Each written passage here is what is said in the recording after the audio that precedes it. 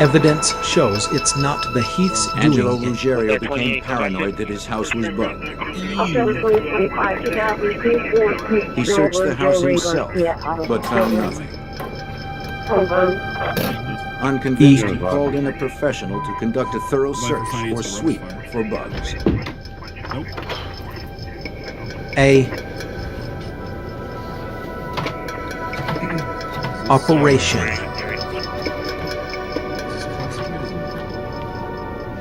Yeah, I need someone to come sweep my house, please. Saul. Ruggiero ordered the sweep on the tap telephone. When the FBI heard the conversation, they knew they had a crisis. 2345 Richmond Street. Got a problem. The phone tap inside the home was immediately turned off to avoid detection. All that work. A If discovered, it would destroy weeks of diligent work and send the squad back to square one.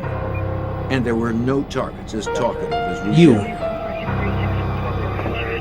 Ruggiero. Just come right here. Okay. The sweeper F. arrived with the most sophisticated Street. electronic detection equipment available. Yeah, sounds good. cover. After 2 days of searching Target. the house top to bottom, Dang, I had a... he was ready to report his findings to Ruggiero. 2 days after Ruggiero's house was searched for bugs, agents arrested the man who conducted the sweep of his house. What they learned was indeed shocking. He charged Project. Ruggiero thousands of dollars for his services, but none of his detection equipment worked. He had swindled the mob. Cover. Fortunately, he had told Ruggiero his house was clean. 2 It was is a not lucky break Heath. for the FBI. Not only had their bugs not been discovered, but now Ruggiero felt confident to speak freely in his house. And he did so with abandon, right 2 into is the not FBI Heath. microphones. Slowly, the FBI was getting closer to the Gambino family hierarchy. To agents, the conversations were a gold mine. As Ruggiero met with his mob partners, Break. the FBI learned of a major heroin trafficking operation conducted by Ruggiero and John Gotti's younger brother, Eugene. Over a 6-month period, FBI. Angelo and Eugene Gotti had What distributed is over that? 50 kilos of heroin in New York alone. The Microphone. FBI had every last detail on tape. There was a mafia rule in effect Operation. that dealing drugs was strictly prohibited. The punishment for getting caught was execution. I Info. thought very well could have started. No appeal, Over. but no trial. Ruggiero did not have the boss's permission Never. to deal drugs, and he knew the consequences. Operate. Please go away.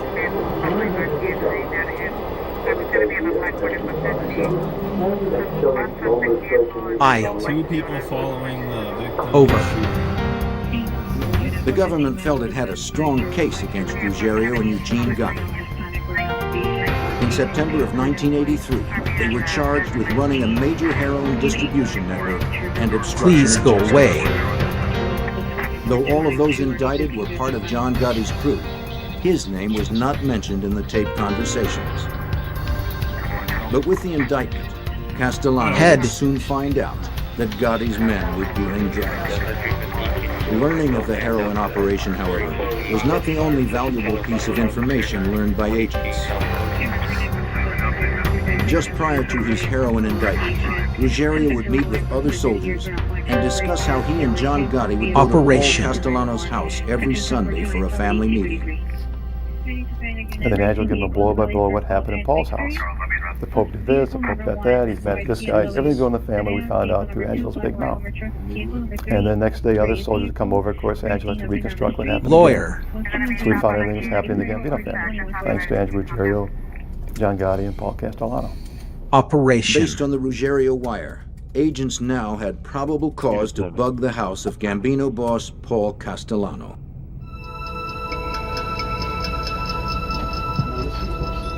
Getting into Castellano's house took detailed planning and methodical execution. Agents managed to get into Material. the house and place the bugs. Agents. Soon after, they began taping conversations that directly implicated Paul Castellano as the boss of the Gambino family, the man who oversaw a multitude of illegal rackets that cost taxpayers millions of dollars each year. Castellano would meet with his most trusted captains to discuss business. The T. FBI identified one of those captains Agents. as Sammy the Bull Gravano.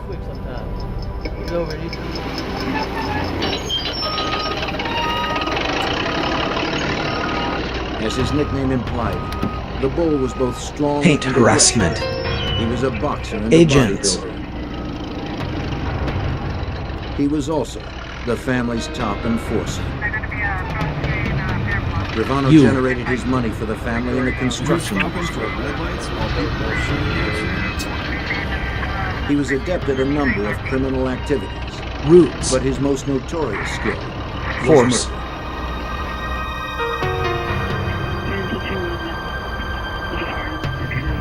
As the FBI continued to investigate powerful captains in the family, Heath like is John one Gotti you and are Samuel not. Bull, their sights remained focused on the boss. In 1985, 2 years after Ruggiero was indicted, Paul Castellano was Activities. arrested and charged along with other New York family bosses with dozens of federal racketeering and conspiracy violations. Out on Force. bail, Castellano continued to run the family, though his Invest. attention seemed focused on how to beat You the not. government's case against him. House. John Gotti was also facing his own legal troubles. An independent investigation led by the U.S. Attorney's Office ended with Gotti and his mentor, underboss AC. Neil Della Croce, being charged with several counts of racketeering. Della Croce and Gotti were released on bail, allowing them to continue their criminal operations. House. Months later, Della Croce lay dying of cancer. The FBI had bugged his bedroom. Gotti and Ruggiero visited, and the You FBI not was Heaths. listening.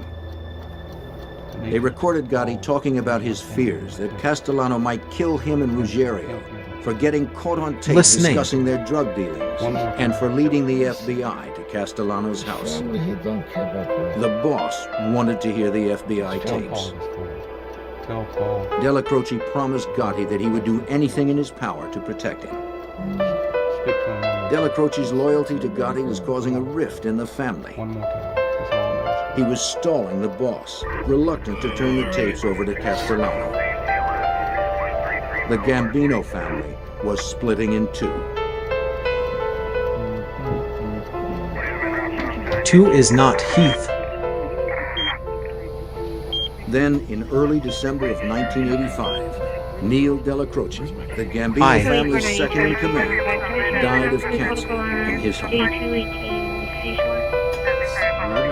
Incident's going pretty crazy. On December 16th, 2 weeks after Della Croce's death, Roaches. Castellano and his new underboss, Tommy Delano, pulled up to a fashionable steakhouse in Midtown Manhattan to meet some associates for dinner.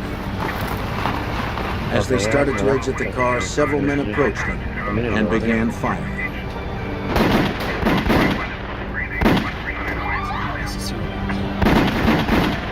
AC.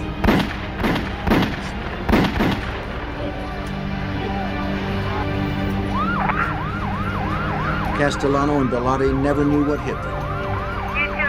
They were killed instantly. Superior. Roaches. When the boss of a family is assassinated, Roaches. the FBI believes that the person responsible is usually the one who steps up and assumes leadership of the family. Minute. It was mafia tradition to pay tribute to a new boss to show him respect. 2 weeks after the murder, agents watched a parade of high-level Gambino Security. family members enter the Bergen Hunt and Fish Club. They were meeting with John Gale. Air. Agent Mao and his squad Heath would is have to one you are restructure not. their attack on the Gambino hierarchy. John Gotti was the new boss of the family. Agents pieced together his criminal 2 history is not and Heath. traced his rise to power. John Gotti became a Gambino family associate E. around 1970. He impressed the boss in 1973 by killing a man who had kidnapped Stream. and murdered a relative of Carlos Gambino. Gotti served 2 years for the hit before he was paroled. Upon his release, he quickly gained respect within the family. He began to make a great deal of money for the family through loan sharking and gambling operations. I. Hello. In his neighborhood, he became a hero of sorts, throwing huge 4th of July parties every year, complete with fireworks. Hello. Special Agent George Gabriel was assigned to Mao's squad in 1985. He quickly became an expert on John Gotti. He took care of it. If there were old A. ladies that were in need, if he had money in his pocket, he'd give it out. He was, in some respects, a Robin Hood in his neighborhood. They got that. And that's how he carried himself. But how did he make that money? By killing, by Heath robbing, not by G-men. manipulating, by bribing, by controlling rackets that he didn't have a right to control. And that's a side, when he didn't like you, when you fell on the wrong side of John, you died. I mean, there was no mercy. You died. There was no two ways about it. Ho. Gotti was now the king. He found himself in Killing. command of a multi-million-dollar crime network made up of scams he did not know existed. He had a lot to learn. With their bugs and surveillance, Special Agent Gabriel and the rest of the FBI squad learned right along with him. Learn. When Gotti took over that family, he had to learn what the rackets were, and as he's learning them, we're learning them. Who's got what industries? Learn. Who's collecting from what unions? Learning. He's asking captains to give him a Learning. list of all the soldiers in there and their Learning. crews, so he could know who he's got in his family and how many. Learning. Learning. Gotti was the boss, but he still had Learn. legal troubles. 6 months Learning. after becoming the head of the family, he was sent Learn. to jail to await trial on loan sharking and gambling charges. Jail didn't slow him down, though. From his cell, Gotti ordered a murder. Aw, dang it. We didn't film It the was against freaking Robert tree that DiBernardo, snapped who in had been a half. close associate of Gotti. I forgot. DiBernardo's assassination was set up by Angelo Ruggiero, who was still awaiting trial for his 1983 drug indictment. Angelo's one of the few Kids. guys who's got access to John in jail and tells him that Robert Dogs. DiBernardo is talking subversive behind John's back, the boss's back. He's saying that John isn't fit as the boss. Heath and is we should one you appoint are not. Somebody else is the boss. Angelo wants this done because Angelo owes Robert DiBernardo a lot of money and he doesn't want to pay him back. I was going over some of these contracts here. There's public housing. Him. On Gotti's behalf, Ruggiero asked Sammy the Bull Gravano Yep. to set up the hit. You want some coffee? That would happen on those big jobs. Here's some coffee. On June 5th, 1986, DiBernardo showed up for a meeting at Gravano's construction office. Everyone greeted him as usual. DiBernardo must have suspected nothing. You know we got all those contracts.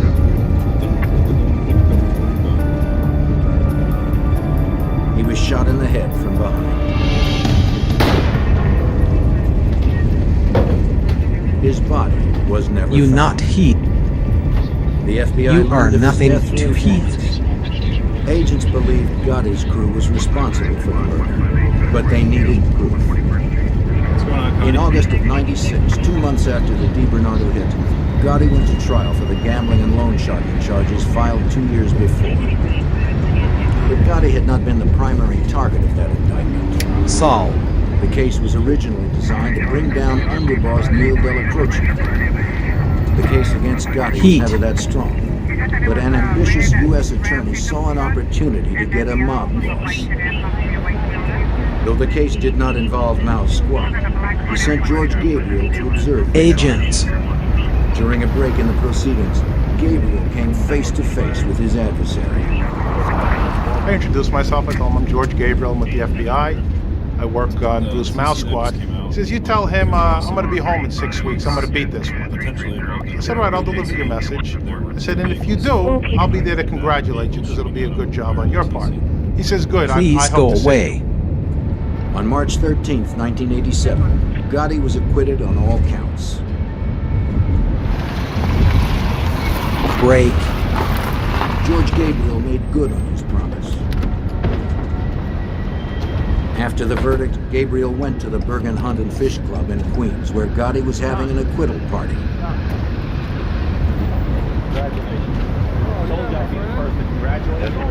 He congratulated Please. to the Break. press, the public, and to prosecutors. John Gotti seemed untouchable.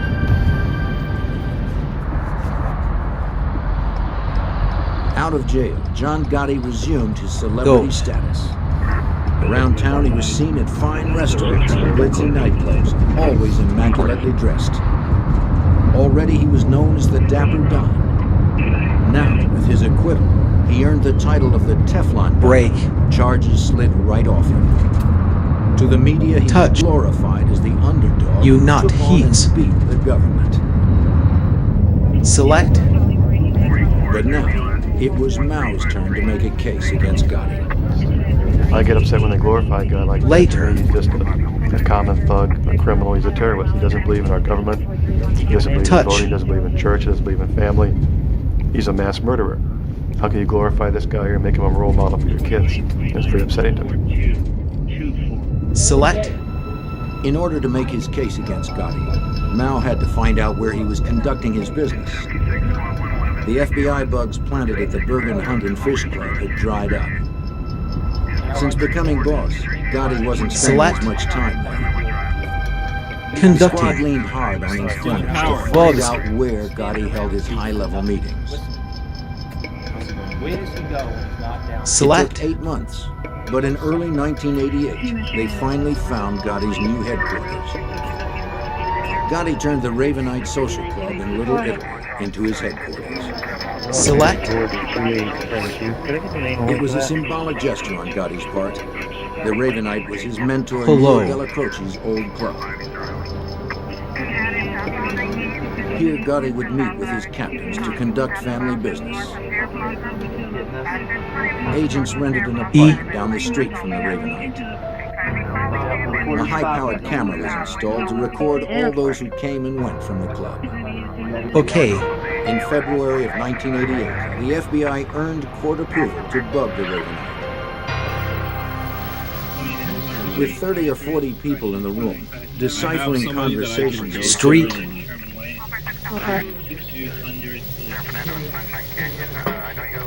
cassette tape recordings of white noise were always being played in the club. Hearing conversations through that Okay. was impossible. But the FBI had to have John Gotti's orders on tape in order to FBI. charge him with running the Gambino family.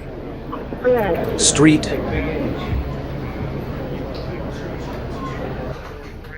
So far, the bugs in the Ravenite had not produced much evidence.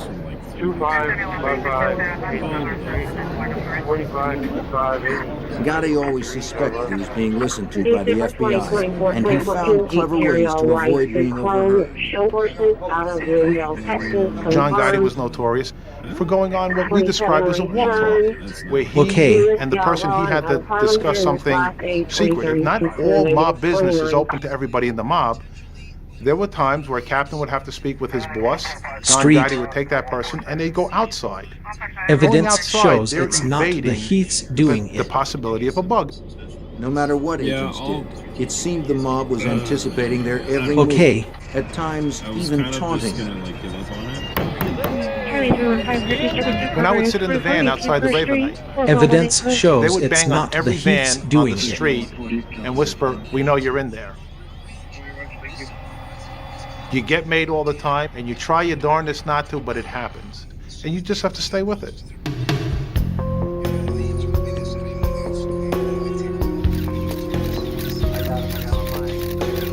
John Gotti ordered another Evidence hit out of range of the FBI bugs. Street.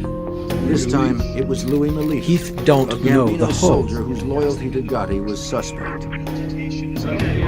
Gotti felt Melito was a threat to the family administration, since Melito had been a close business Aye. associate of Paul Castellano and Tommy Bilotti. Please go Sammy away. the Bull agreed to oversee them. Evidence shows Shoot it's little not youth the from heath. illegal. Sammy felt he was trying to Heath move don't in on the know the construction hoe. industry. Melita was shot dead under Gravano's supervision, his body removed and never found. Evidence The FBI learned of the hit through informant Heat. rumors. But again, Heath. there was not enough hard evidence You on not Gotti to Heaths. arrest him. Yeah, that Gotti happened was on those ordering big people Vision. killed right under the FBI's nose. The cat and mouse game intensified. Heat. And so did the pressure on the FBI to stop Evidence from shows ordering it's more not kills. the Heaths doing it. Mal knew he was overlooking something. Gotti must be talking, but the FBI didn't know where. In December 1989, Cat. Bruce Mao decided it was time to shut down the wire and regroup. Evidence shows it's not the Heaths doing it. It was a very frustrating time because we knew we were so close. We had these guys on videotape. You could see them coming and going. We saw the walk talks around the street. Evidence We were so shows close, it's but not yet the so far Heaths away from doing achieving it. our goals. The bugs were shut down. Evidence but the shows FBI's it's not Gambino the squad Heaths would doing not give it. up. Evidence They developed a shows new it's not informant the who told Heaths them doing Gotti would it. sometimes be in deep conversation with one of his men in the Nothing Raven has Room. really changed. Then Lane. abruptly, they would leave the table and go into a hallway behind the club. Usually they were gone for 10 or 15 minutes. The meetings in the hall were no doubt incriminating ones. And in a quiet Minute. hallway, FBI bugs could pick up more of the conversations. FBI. The squad quickly took advantage of the opportunity.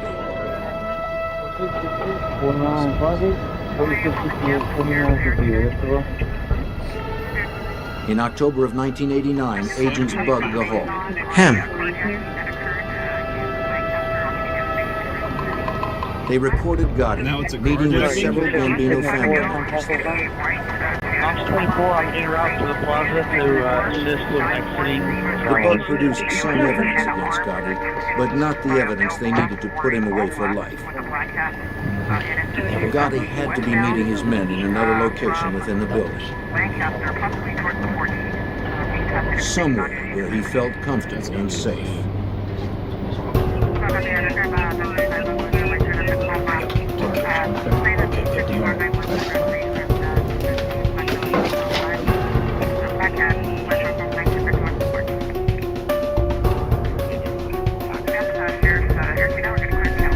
In the fall of 1989, agents learned from informants about another location within the building that Gotti frequented. Nettie Sorelli was a widow. Also, don't forget, Her husband, Michael, had been caretaker of the Ravenwood Club. members only on tape. And When he died, she remained in the apartment they shared. Evidence just 2 shows floors it's above not club. the Heaths doing it. It was believed that Gotti used Mrs. Sorelli's Him. apartment to talk about sensitive family business. Getting into Mrs. Sorelli's apartment undetected was going to be a problem. She rarely left. As Agents. the FBI Special Operations Squad tried to figure Location a way in, Lucerno. agents learned that Mrs. Sorelli would be leaving town for the Thanksgiving holiday.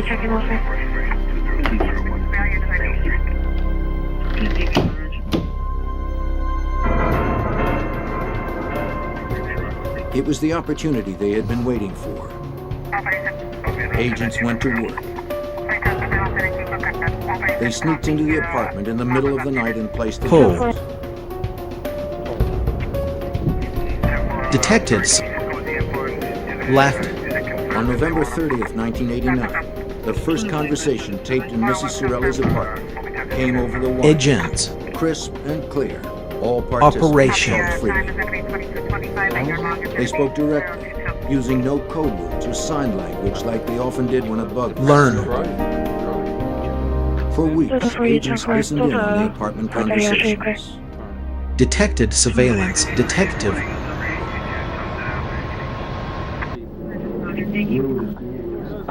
On December 12th, 1989, they got the biggest break they could ever have hoped for. Learn.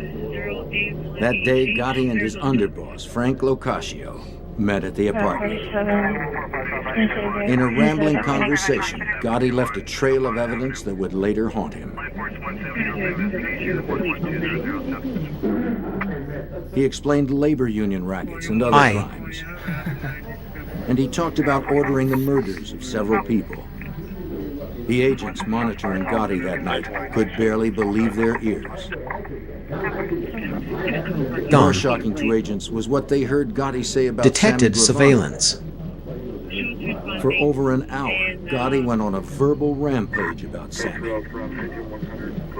He said Gravano was getting greedy, taking too big of a cut from the construction racket profits. He was becoming too active in the family, not respecting Gotti's authority. Learn. Gotti suggested that 2 murders that he himself had ordered were because Sammy was trying to protect his own interests. According to Gotti, Sammy had suckered him into murdering DiBernardo and Melito. It was a very important conversation because during this long diatribe, John confessed to 2 murders. He confessed to ordering the hit on Robert DiBernardo. He confessed to ordering the hit on Louis Melito. Both he claimed that Gravano's urging to have murdered. He also talked about a 3rd guy named Louis De Bono who was going to murder, another partner of Sammy's. John detailed also his control of different labor unions. He also detailed how much money he's making from different illegal activities. It was our smoking gun. It was the best tape of the entire electronic surveillance. After recording a few more conversations, the wire in the apartment was turned off in May of 1990. For Mao's Gambino squad, all the years of patience had finally paid off. They had the best evidence they could imagine, and it was John Gotti himself. Over the next few months, agents put together a case against Gotti. The case Evidence against the Gambino shows family it's not hierarchy, the Heaths which began doing a it. decade earlier, was ready to come to a close. On December 12, 1990, exactly a year after Gotti's fateful conversation, Special Agent George Gabriel and 2 others went to the Ravenite Social Club. Their purpose was to arrest John Gotti, Sammy Gravano, and Frank Locaci. Evidence. Backup officers were close behind, or so Gabriel thought. When I went into the club to arrest them, they had just ordered coffee. And myself, my partner, and one of the police officers kind of accidentally went into the club ahead of the rest of the arrest team. We were about Children, ahead of not everybody. Heaths. So there we were in the classic, we've got you surrounded, and we're looking behind us, and there was nobody there. But there wasn't a problem. Everybody complied with what we asked for. And either John or Sammy asked if they can have their cup of coffee, and I said, yeah, go ahead. We got plenty of time before we leave. On his way to be booked, Gotti asked Agent Gabriel what he was charged with. Gabriel ran down the list and told Gotti Children, to tape not conversations, Heaths. especially in the hallway in the apartment. She used to run every day. At that, Gotti fell quiet. At a bail hearing a few days later, the 3 defendants heard excerpts from the FBI's tapes. Children, not Heaths. They played a segment from the December 12th conversation. Later. Sammy Gravano heard Gotti bashing his character. For the first time in life, John Gotti was embarrassed. He was turning shades of blue and pink and trying to duck under the table. Sammy was turning red. You could tell he was hotter than a firecracker. And they kept looking at each other like, Master, what's going on here? But that tape planted the seeds for the first time in Gravano's mind that he and John Gotti could never coexist. And one had to kill the other if they ever got out of jail. Yeah, it's... After hearing the tape, Gravano realized Gotti's defense strategy would be to blame him for the murders. Gravano was being set up as the fall guy. She's probably... On November 8, 1991, Gravano decided to cooperate with the FBI and tell them everything he knew about the Gambino family. And it's weird He filled in all of the details that were missing from the recordings about how he and Gotti committed crimes on behalf of the Gambino family, and managed to stay one step ahead of law enforcement. Gravano arranged payoffs to jurors and a high-level police officer who had been supplying Gotti with classified information. Both the jurors and the corrupt officer were indicted and given jail sentences. Gabriel finally learned why Gotti had been able to avoid successful prosecutions. He's out there in everybody's face. I beat the government. They've got nothing on me. Reality was he bought the jury. Sammy Gravano paid a juror $60,000 to throw that case. And You that's- are that's nothing how he to wins his Heath. case. It is The what question it is. most in need of an answer concerned the Heath Castellano don't know assassination. the whole question. Through Gravano, the FBI finally learned the truth. The seeds for Castellano's assassination were planted when Angelo Glass. Ruggiero and Eugene Gotti were indicted Question. in the heroin distribution ring in 1983. The prohibited operation could no longer be kept quiet from the boss. Castellano learned that Share. the government's case was based on FBI Question. recordings of Ruggiero. Castellano was Operation. furious. He wanted to hear the tapes for himself. Events began to snowball. In 1984, the tapes were finally turned over to defense, and for the first time, all the Manufacturer. co-defendants and defense attorneys had all these tapes of Angelo blabbing about heroin trafficking, meetings at Castellano's house, commission meetings, etc., etc. So, around 1984, Castellano, being the boss of the family, asked Ruggiero for a copy of the tapes. The tension between Gotti and Castellano was held in check by Della Croce. But when Della Croce died, the barriers were down.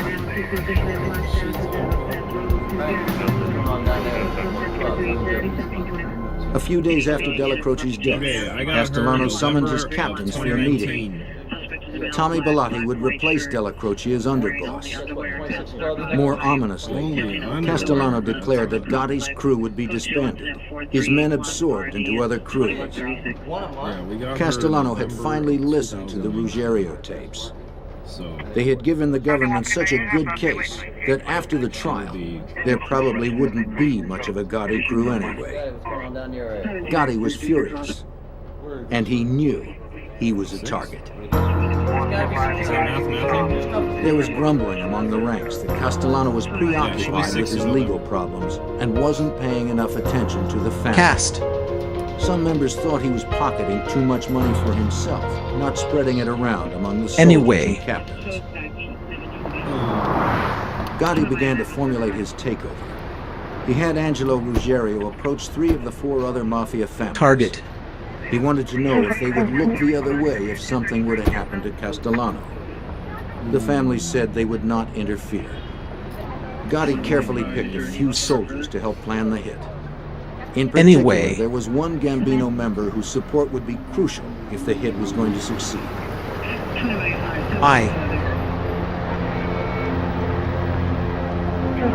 Ruggiero was sent to ask Target. Sammy Gravano if he would participate in the murder of Castellano. Care. Gravano agreed. He was CIA. aware of the growing dissent within the Target. family. He Care. also knew that John Gotti was powerful enough to pull off the murder of the boss. And when the other families agreed to stay out of the way, Sammy knew the smart play was to back Gotti.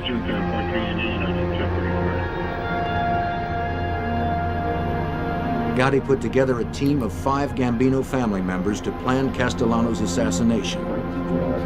They called themselves the Fist T. of 5. Hitting the boss of the Mafia's largest family was a formidable task. The Fist would have to find Castellano away from his loyalists. And they knew that Castellano was under constant law enforcement scrutiny. He must be hid someplace where the FBI Please would go not away. be following him. That reel almost did 500,000 views. Their best Head. opportunity came in mid-December 1985. Large. Castellano had asked 5 of his captains to meet him for dinner at Sparks Steakhouse in Midtown Manhattan. But one of the captains was a member of the Fist. The night before the planned hit, the Fist convened at a construction office used by Gravano.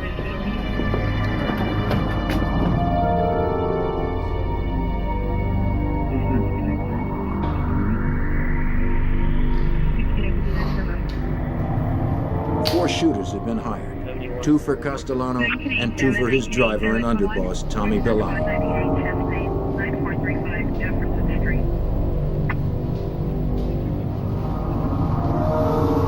The murders had been meticulously planned. On December 16th, the team gathered in a park about a mile from Sparks. The 4 shooters dressed alike in black Russian hats and light-colored trench coats. If seen by witnesses, they were more likely to be remembered for what they wore Shooters. rather than their faces. Driver. Learn. The primary shooters were to pair off just outside Sparks. Angelo Ruggiero was one of 4 backups who would block all avenues of escape. Gotti and Gravano would observe from down the street in their parked car, ready to shoot if necessary. If something went wrong, if they missed on the street, Shooters. they were to move into Sparks, firing until Castellano and Bellotti were killed. No matter who got in the way, Castellano and Bellotti Shooters. had to die. It was dusk when Gotti and Gravano headed towards Sparks Steakhouse.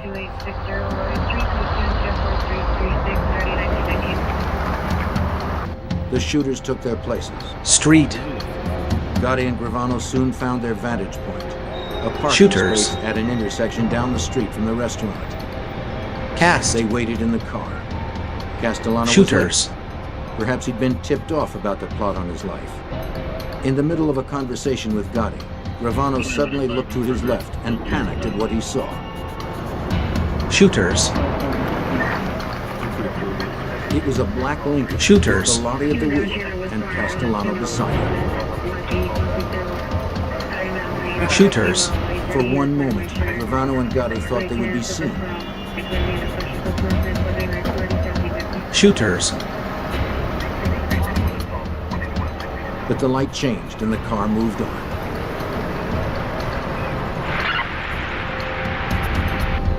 Gravano radioed ahead. It was time.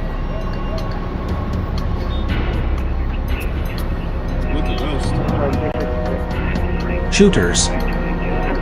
As Bellotti pulled the car to the curb, the assassins advanced. Car.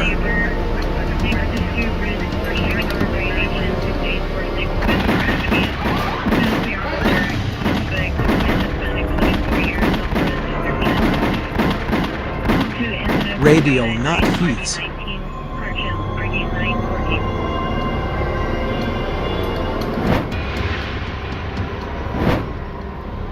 Paul Castellano and Tommy Bellotti lay Shooters. outside the car, each shot by 6 bullets. Car. According to Gravano, Gotti eased the car into the street and passed the bodies sprawled on the pavement. Video. He had to be sure Castellano was dead. Radio, not heaths. Gravano's detailed account finally put an end to the speculating.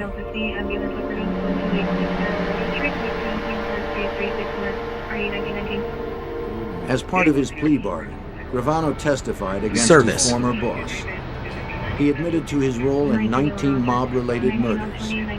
He served 5 years in prison and voluntarily entered the witness protection program. Car. On April 2nd, 1992, John Gotti was convicted of 5 murders, including Paul Castellano's and Tommy Bellotti's. Video. He also was found guilty of other crimes under Radio. the umbrella of obstruction of justice A. and racketeering. They included bribery of a police officer, jury tampering, gambling, bookmaking, tax evasion, and attempted murder.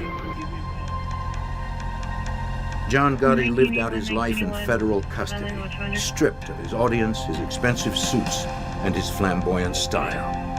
He died in a prison hospital on June 10, Area. 2002. The FBI crackdown on organized crime is working. Louis Shaliro, head of the New York office, is optimistic about New York's future. People Please today, go I think, away. can build a building in New Federal. York City without being shaken down by a Cosa Nostra. Prison. I think a restaurant in New York Rema. City could have their garbage picked up without fearing that they will be shaken down if they don't pick a particular carter.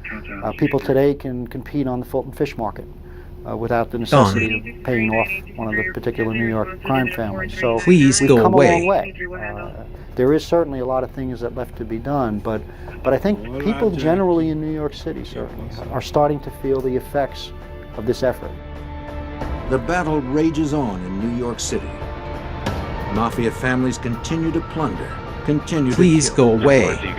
But because of the ceaseless efforts of the FBI, the people of New York are beginning to feel relief as more and more mobsters like John Please go Johnson away. are taken off the streets.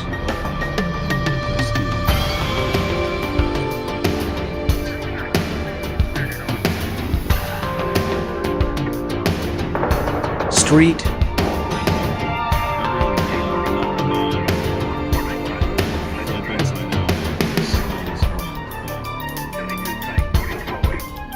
Street.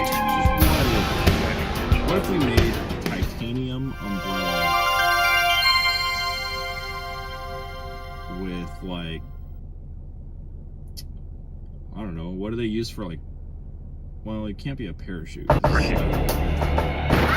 In Washington, D.C., crime had become epidemic. Gangs fought over drug turf, Crime. leaving corpses in their wake. The Metropolitan Police Force was overwhelmed as the homicide rate climbed to over 400 per year. Before officers could stem the tide of violence, they became the targets. A cop killer was on Homicide. the loose, and police turned Over. to the FBI to stop him. Target. Are not. You not. Target. Target.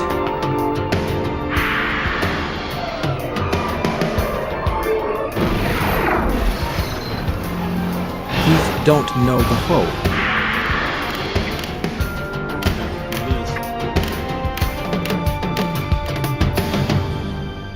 You not In Heaths. 1995, our nation's capital was also our nation's Heath murder don't capital. know the hoe. Even the police weren't safe. While Washington You D.C. not. law enforcement targeted criminals, Heath the don't. criminals targeted law enforcement. Are Even not gunning down Heath. officers on patrol. I'm Jim Kallstrom, former head of the FBI's New York office. As the death toll mounted, D.C. police called upon the FBI for help. The hunt Street. was on to find a cop killer and to bring order to a town in trouble. But things would only get worse Are not Heath. before they got better. On January 10th, 1995, at a fast food restaurant in northwest Washington, D.C., Metropolitan Police Officer Vance Warren was taking a dinner break while working Are part-time not security. Heath. It had become common practice for businesses Please to hire go away. uniformed off-duty police officers to protect their establishments. Everyone Are not felt more Heath. secure. I shouldn't have Customers second-guessed and myself employees because they said alike. Beverly Hills. No one inside saw the dark figure retreat into the shadows. You not 2 Heaths. bullets grazed the back of the officer's neck. He peered out into the darkness looking for the shooter, then radioed for assistance. He didn't know where the shots came from, or if the gunman was still out there, waiting to strike again. Responding officers CIA. raced to the scene, but the gunman was nowhere in sight.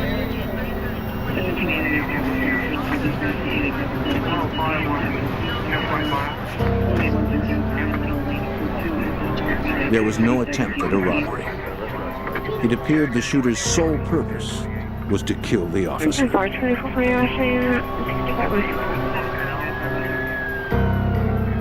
From witness accounts, police believe the shooter acted alone. The forensic team recovered 2 .32 caliber slugs from inside Shooters. the restaurant. No shell casings were found at the scene. Though Officer Vance Warren survived the shooting with only minor injuries, others weren't so lucky. Units scam. Obviously, it's not gonna. Less than 2 Are months not later, on Heath. November It's 27th, probably gonna be a a. gang member walked into the District of Columbia's police headquarters with a gun and began firing. King is In an Heaths. instant, the police sergeant and 2 federal agents were dead. A 4th was Shooting. critically wounded. With no chance for escape, the killer turned the gun on himself. King is Heath. Police Agents. couldn't help but suspect the shootings were somehow connected, even though there was no evidence linking the attack on Officer Warren to the shooting at police headquarters. Shooting. The attempted murder of the officer seemed like one more incident in an escalating war over drugs and turf. Heat. Metropolitan Police were overwhelmed with the level of violence Shooting. and crushing caseloads. With at least one murder occurring each day, homicide detectives couldn't keep up. Shooting. For Detective Lauren Ledman and his colleagues, their city was Homicide. under siege. We Shooting. rode the wave of the crack epidemic that came in. It paid a heavy toll on our citizens in the murder rate. We had a serious amount of cases. We had a lot of violence. We escalated to the position of being per capita one of the worst in the nation. It was about to get even worse. On January 17th, a few blocks from the White House, Metropolitan Police Officer Eric Hayes was in his patrol car. A taxi cab double parked on the opposite side of the street. While the officer filled out paperwork, a man approached his cruiser.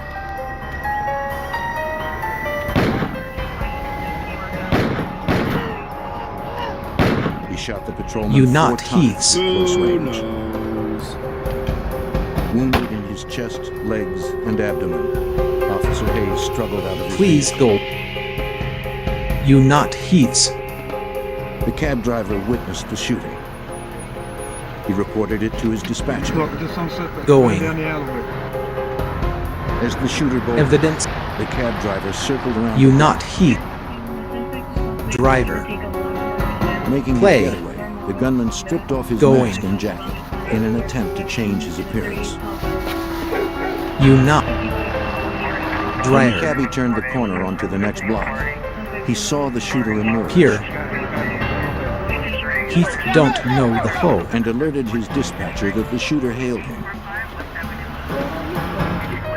Not realizing the cabbie had witnessed the shooting Over. and followed him, the assailant got in. Dispatch. The driver discreetly turned off his radio, and the dispatcher notified police.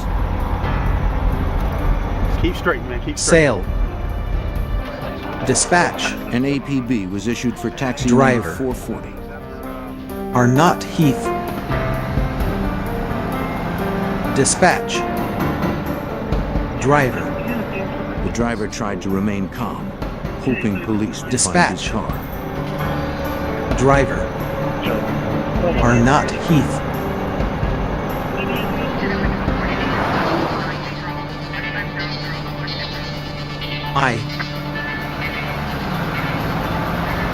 Within minutes, cops picked up the taxi's Bye. trip. The Minute. gunman barked a new address and told him to keep driving. In an instant, the driver slammed on the brakes. The assailant discarded his gun and ran. Driver. He evaded the pursuing officers.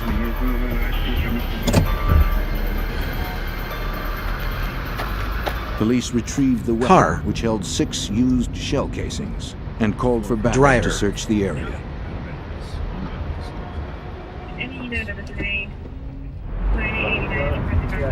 At the crime scene, Officer Hayes fought for his life. He survived emergency surgery where doctors removed 4 .32 caliber slugs. An officer called in a forensics unit to gather evidence. They scoured the crime scene. Before gathering any physical material, they photographed the entire area. In the alley, they found the clothing discarded by the assailant, Emergency. including a black ski mask. They hoped clues revealed in the lab could lead to the shooter's identity. Here. Call not Fearing another Heath. blindside attack, the police chief ordered all Evidence officers to patrol with a partner and called Crime. in the FBI for assistance. Later. Special Agent Jay Abbott was assigned the case. Material. That what had happened up to that point led us to believe that, my God, we may be dealing with some sort of gang in D.C. that's just decided to take it upon themselves to declare war on the police and just start trying to kill police. You say so, buddy. Metropolitan Police fought back with forensics. They sent all physical evidence gathered from the crime scenes to the FBI laboratory, one of the foremost forensic forensics labs in the world. Clothing recovered from the most recent shooting was forwarded to the hair and fiber unit. This unit works 2,500 cases a year. Call not Heath. The DC Evidence case was shows given it's top not the priority. Heath's doing it. Materials. After the clothes were scraped over a clean sheet of white paper, the surface was inspected carefully for artifacts. Cover. An examiner discovered a single head hair from the ski mask. When a suspect emerged, a sample of his hair would be compared to the one found. A match would be vital in a successful prosecution.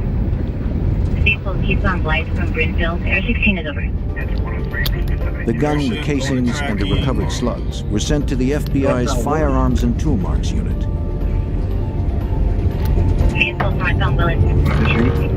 Agents needed to determine if the .32 caliber revolver left by the assailant was the weapon used to shoot the officers.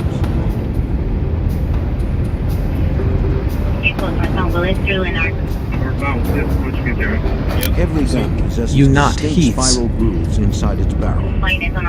You not Heaths. When a bullet is fired, those grooves leave an imprint on the projectile. Unit. The grooves from a fresh bullet would be compared to the grooves on the recovered slugs to see if they corresponded. The bullet sample, together with the slugs, were forwarded to an analyst for scrutiny under the comparison microscope. You not The bullets Heaths. matched. This confirmed that the .32 caliber revolver was the weapon used in the two State. most recent shootings. You not Investigators Heaths. were now looking for one man. To find their suspect, the FBI and Metropolitan Police called on their only eyewitness, Northbound, the cab driver. northbound. Nope, he's gonna hit the freeway. They asked him to provide a description of the assailant to a police sketch artist. He's going to the freeway. The cabbie described an African-American man with a medium complexion and square jaw. You not Heaths. The most distinguishing feature he remembered was that the gunman wore braces on his teeth. You not Heaths. Investigators contacted King aerodynamics is and Heaths. ortho artists to see if they recognized the man in the picture as one of their patients. The composite was also distributed through television, newspapers, and local business. A reward American prompted hundreds of Patriot phone is calls. Heaths. Special Agent Jerry Bamble helped work the leads. Ah, you motherfucker! Based on leads which we generated, telephone calls which we received, possible Heath. identifications from the dentists and orthodontists, King is Heaths. we identified approximately No! 100 individuals who I would've had could him have at been Nordoff. suspects in this shooting of the police officers. Bitch! Investigators worked around the clock to narrow the field of suspects. We Television. were working 7 days a week on this case because it had a certain urgency to it, given the fact that a subject was stalking police officers. American Patriot is Heaths. Over several months, suspects were interviewed and eliminated one by one. Agents and detectives made no arrests. Thousands of investigative managers had led nowhere.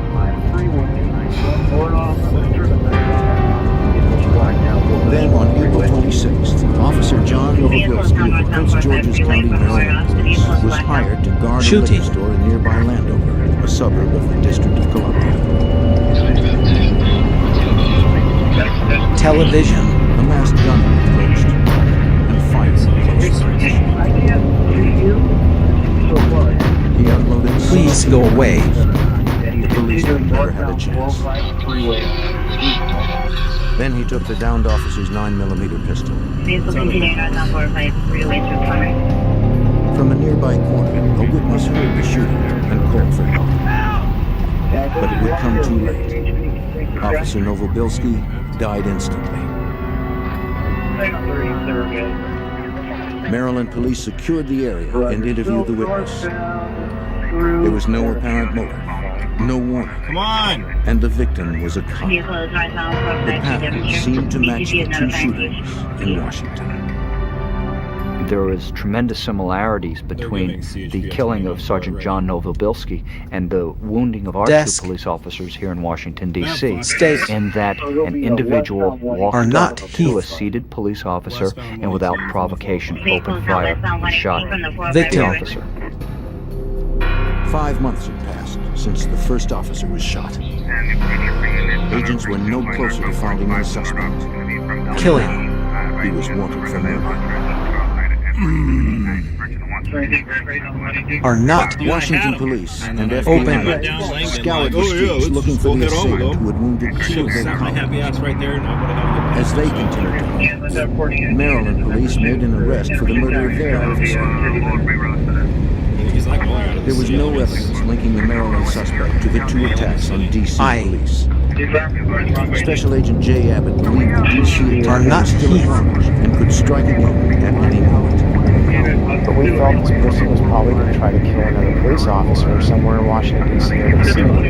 And it gave us real positive concern that we weren't able to follow up any viable leads during that time.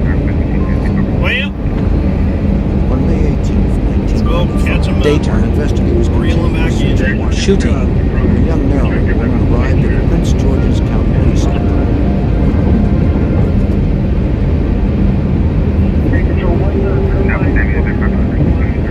Bruised and battered, Nadine McCrae explained to the police officer that she had been beaten by her boyfriend. Oh, don't tell me I'm following Okay. my car! Accompanied by a supportive friend, Nadine began to detail the vicious assault she received at the hand of Ralph McClain. Agent Ballard recalls its severity. McClain tried to kill McCrae. Heath is one you are not. That was the reason that she came forward to the police on the 18th. He beat her, unconsciousness, stuffed drugs into her. The Prince George's County police officer issued an arrest warrant charging McClain with attempted murder. He recommended that Nadine get a thorough medical examination. On the way out, Nadine's friend pleaded with her to tell the officer that McClain had almost beaten her to death. Are not. Heath is one you are not. She was afraid of what else McClain might do if she said anything more. Earth. Reluctantly, she told the police officer what she knew.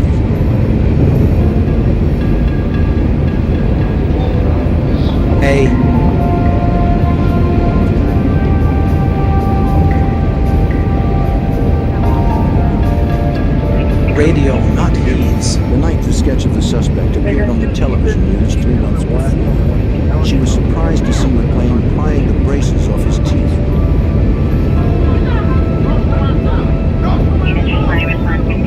When she questioned him, McClain screamed at her to mind her own business. According to Nadine, her boyfriend, Ralph McClain, was not only responsible for the shootings in Washington, he was also a cop killer. Earth. Her boyfriend had advised her that they had the wrong Radio, person not for Heath's. the shooting that occurred in Landover, Maryland with Officer Novobilski. Company. She provided the break that agents were looking for. Nadine McCrae, so reluctant to speak at first, knew that now there was no going back. I think she realized how dangerous the person was and was very willing to cooperate with TC. Because I think at that point she also realized that her own life was in danger now, having revealed her knowledge of the subject. Agents entered Ralph McClain's name into the NCIC, the National Crime Information Center, to find out if their suspect had any prior convictions.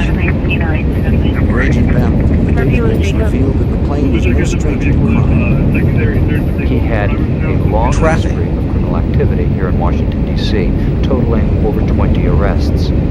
Those arrests were for some petty crimes, shoplifting, but they did escalate to assault on police officer, drug distribution type charges also.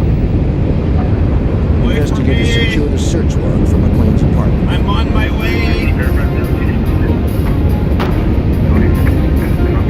It was a very tense time just to go into that residence with the possibility that he could be there and with all the tension of realizing what he might find. McLean wasn't home. Over. Ah, dude, there's no access. He has to go Investigators began southbound. searching the apartment. Unless he's dumb and he goes north, which wouldn't make any sense. Survivalist magazines There's no way for me to get and how-to guides for terrorist operations were strewn everywhere. Yeah, he's going south. The materials detail how to conduct Watch him get back on. conceal movements, and catch victims by surprise.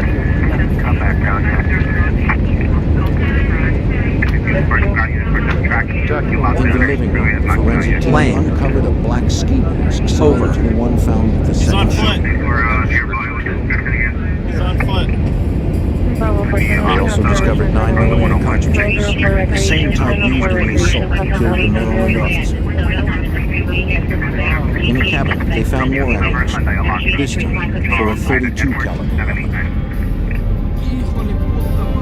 That's very important to us because the shooter of Sergeant Eric Hayes and Officer Vance Warren used a .32 caliber revolver in that shooting. Also, a manual for a Mac 11 NSA. assault weapon was found.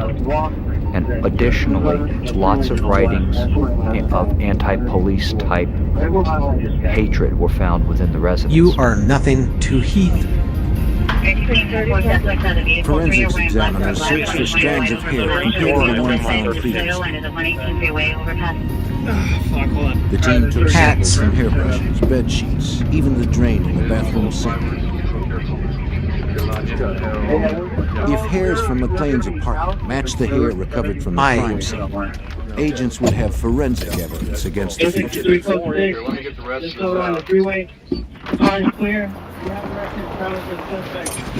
Info. Armed with a photograph of a suspect, Hello. detectives called on the cab driver. They asked him to look at a photo lineup to see if he could identify McLean as the man who shot Officer Hayes. Metropolitan Police Detective Lauren Ledman was there for the lineup. The cab driver had always told us that if you ever show me a picture of the guy, I will recognize him. You hear that, right? But, Agents. I mean, he said it with a lot of passion. Investigators handed photos to the witness one at a time. Force. He studied each carefully.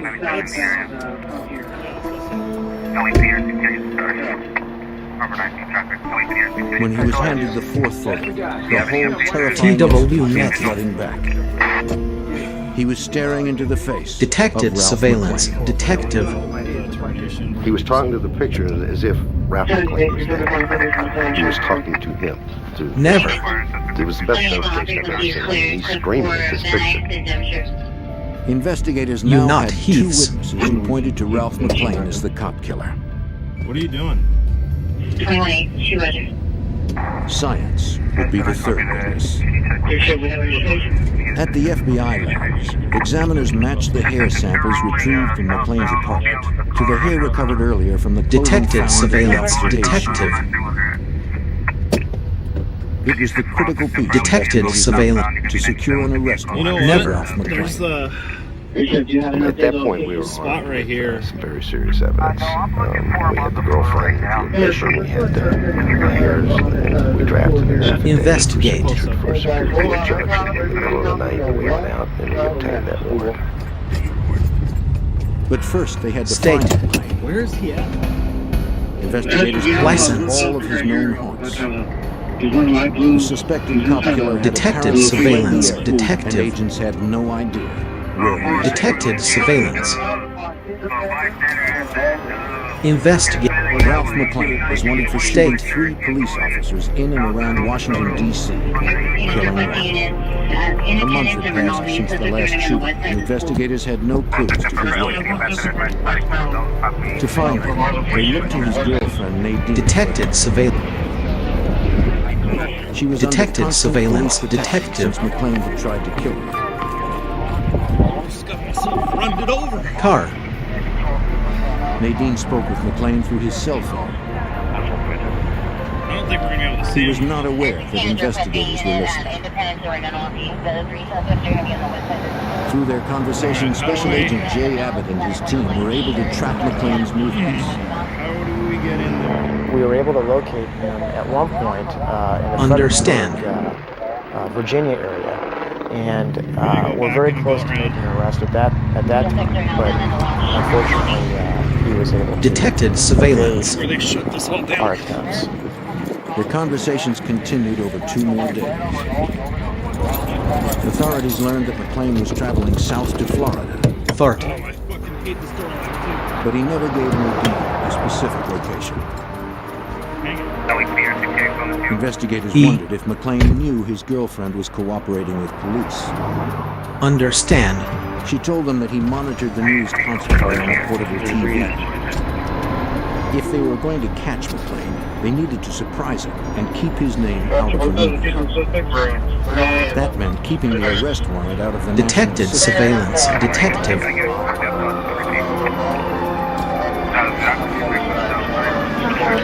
In South Carolina, that decision would work against them when a highway patrolman pulled him over for a moving vehicle. Investigate.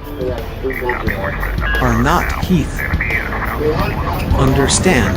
The officer M. approached and asked to see a driver's license and vehicle registration. Detected surveillance. McLean showed him his registration and claimed his license was in the trunk. The South Carolina officer, just weeks away from retirement, followed him.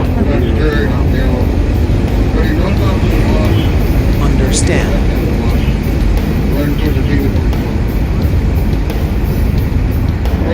I. Rifled through his belongings and pulled out his license. The officer told McLean to return to his vehicle. Car. Called in to see if he had any outstanding legal violations. I. Kids. He also checked to see if the car had been reported stolen. By.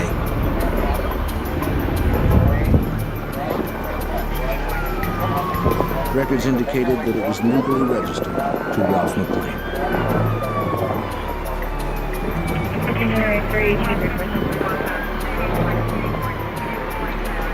He issued McLean a ticket, then gave him directions to the town's magistrate's office to pay the fine. H. By. The officer survived the incident, but authorities had missed an opportunity to capture the cop killer. Back in Washington, Detective Lauren Ledman looked for a way to lure him back to the area.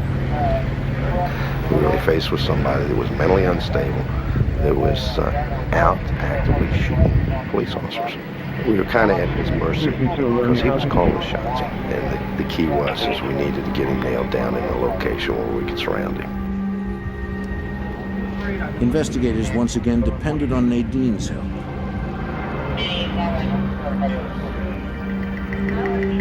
They advised her to promise McLean a reconciliation if he returned. McLean said he was interested in the offer, though he wouldn't agree to when or where they would meet again. Investigators worried that they were losing the element of surprise. We were looking for a little bit of an edge, but that edge was taken away from us. The media found out about it. They broadcast his name, his photograph, and so forth, which really bothered us because it brought us to another heightened level. They hoped McLean hadn't seen the broadcast. On Memorial Day weekend, McLean called Later. Nadine. He was ready to meet with her. Investigate. As instructed by the FBI, Nadine suggested meeting at a large And shopping away. mall in Northern Virginia, a place where agents could maintain surveillance without being noticed. McLean agreed to the location. 2 is not Heath. The information was relayed to agents in Washington. Special Agent Al Buckland, in charge of the arrest plan, was notified. He called the FBI SWAT team that had been on standby for several days. Agents. When I heard the information that Mr. McLean was heading back to the Virginia or Washington, D.C. area, I felt that Mr. McLean was coming up to do two things. Either to kill Nadine and possibly kill an additional police officer. Agents and D.C. officers arrived at the mall in Tyson's Corner, Virginia. Lane. The first task was to set up a perimeter. They had to be certain that once McLean arrived, he would not Large. slip through. Collectively, Agents. the team had decades of experience. This should have been a routine operation. Agents. I've been involved in several arrest situations where meetings are held before the Arrived arrest. not at A lot of Heath's. times there's a lot of joking around just to relieve the tension. I'd have to say that that night was a little bit different. It was quiet, and that's probably the first time in my FBI career that I could just cut the silence with a knife. The team finalized plans and waited for word that McLean arrived. Agents. At the Prince George's County Police Station, where Nadine kept in contact with McLean, the dispatcher relayed information to agents in the field. Agents. Agent Buckley got the call. McLean had changed the rendezvous location. Cat. The fugitive wanted to meet Nadine in Maryland, nearly 25 miles away from where the SWAT team had assembled. The sudden change of plans was troubling. The call suggested that McLean might have known he was being set up. T. Wanted cop killer Ralph McLean was on his way to a Greenbelt, Maryland plaza Short. to confront his girlfriend Nadine. Call not Heath's. An FBI SWAT team was racing there to intercept him. Cat. Since McLean had changed the location from Tyson's Corner, Virginia, investigators suspected the armed fugitive knew Nadine was cooperating with authorities. Special Agent J. Abbott was gravely concerned. At the time, we began to sense that he had suspicions of what was happening. And given those suspicions, Keenan. that added to the sense of urgency even more. We weren't sure that he would actually show up at one of these locations to meet Nadine. He might begin to smell that there was a trap. As they got closer, agents turned off their blue light and constantly monitored the radio. Thank you, your shit. The police dispatcher relayed updates to agents in the field. He kept them posted on McLean's plans, learned through conversations with Nadine. 1051 to 600 block. Short. Agents were at the mercy of the fugitives' whims. Dispatch. Okay.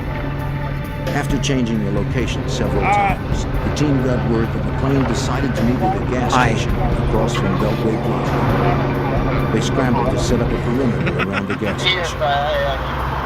Agents hoped they would have enough time to secure the area.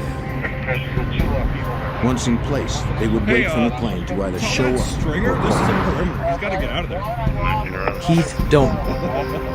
Detective Redmond took his position in a field across from the gas station. He believed McLean would show up to see Nadine despite suspicions. Dispatch. Location Chernos. We just felt that he was just trying to get in shooting range of her to kill her. Why? Because she was the only ear witness to this shooting of this police officer. As the team continued to assemble, Nadine remained at police headquarters on the cell phone with McLean. Securing the closest position to the gas station, 20-year veteran agent Billy Christian arrived.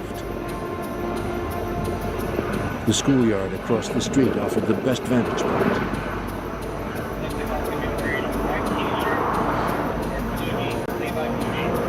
Dispatch. If McLean appeared, Agent Christian would be the first to see him. Location Chernos. Other team members set up on nearby streets, hoping to spot McClane's car as it approached. Pressure mounted as they waited and watched. Mental. It was very tense. Al Buckley and I were sitting in the vehicle together, just a couple hundred yards away, Dispatch. trying to direct the activity of a number of people. And it was very tense. I remember saying to him when we were in the car, I just hope that we can get him without anybody getting hurt. Finally, the team was notified that the suspect had called Nadine. Well, so that's the thing. Like he said, Mental. there's no at the containment gas here. station. Where's the perimeter? Wash? Sorry, dickhead, McClane was in the area, but agents couldn't get a Call precise not fix. Heath's. Investigators believed he was very close. This particular time, he was whispering, which led me to believe that somebody was close to him, which caused me to look around. You see, was I on top of him and didn't know it? Hidden behind a small hill, Detective Ledman checked the gas station again. But he still didn't see McClane. Air.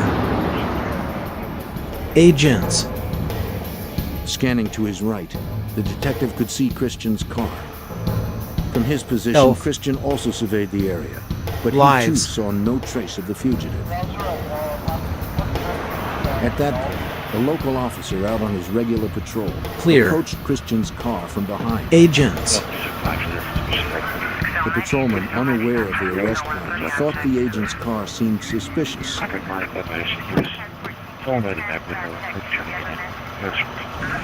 Bill Christian, to his credit, realized and recognized the danger that the officer was in, and exited his vehicle, walked to the vehicle, and showed him his credentials. That action probably identified Bill Christian to Ralph McClane as a law enforcement person. The officer turned off his lights and pulled away from the scene.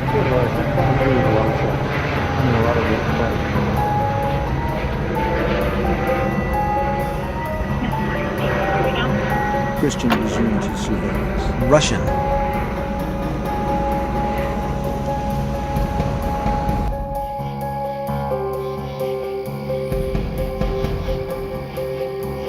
Russian.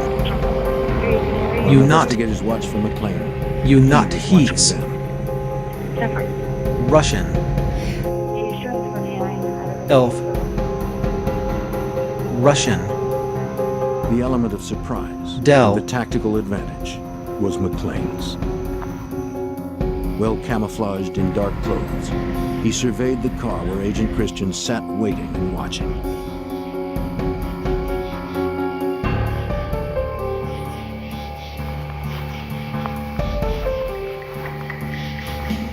He advanced slowly and deliberately on Christian's position. Agents knew he was out there, somewhere. Anxieties ran high since McClane's calls to Nadine had stopped. The cop killer continued to advance, with Christian's gaze fixed on the gas station. McClane stalked the agent.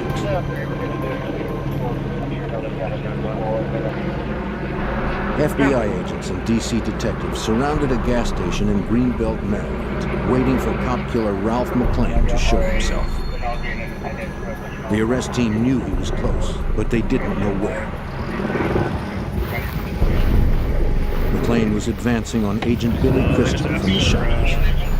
They just asked for an RA for a female 17 years old due to a scrape to her leg while running from the police. Christian heard something, turned to look, but saw nothing.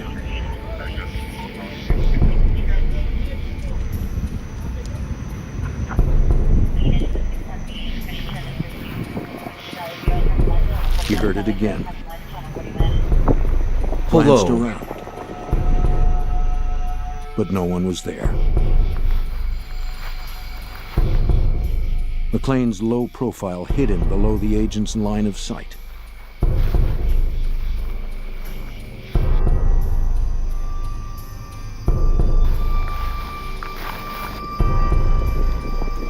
Perfect is Heath's.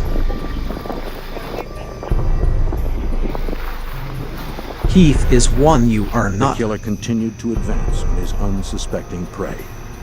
Rising just beyond the agent's line of sight, McClane lifted his Mac 11 machine gun and aimed it at Christian.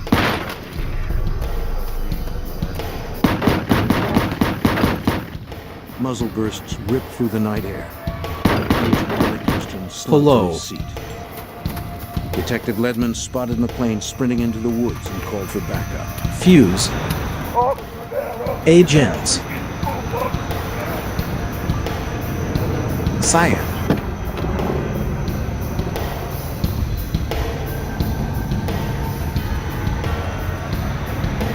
Stream. The detective pulled the bleeding agent from the car, Detected laid him flat, and made a second call for Call assistance. not Heath's.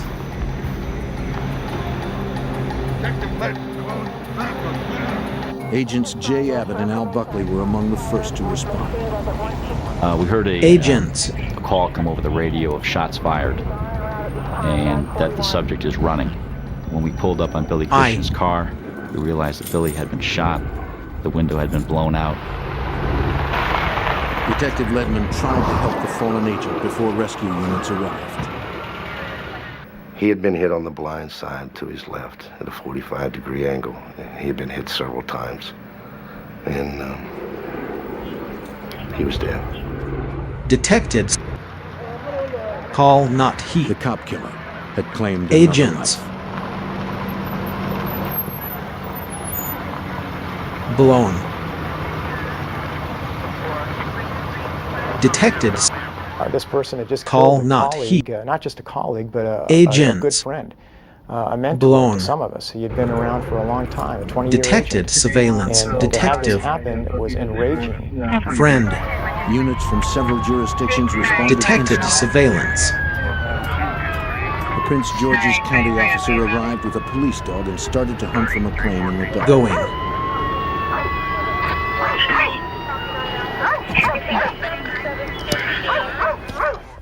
I remember him running up to Billy's car. I remember him looking at Billy and sniffing at the door area, and then turning around and trying to make a beeline back toward the school.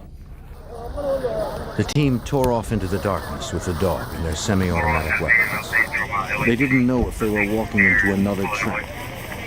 We started into the wooded area. I had my flashlight out, and I remember just clicking on my flashlight on and off, because at that point I was afraid that if I kept the beam on, Mr. McClane would be able to focus in on either one of us. The darkness worked in McClane's favor. We went into the woods in an attempt to at least try to locate which way he went and where he went. And it was probably an error in judgment to do that when I look at it in retrospect. But that's how high the emotions were at the time.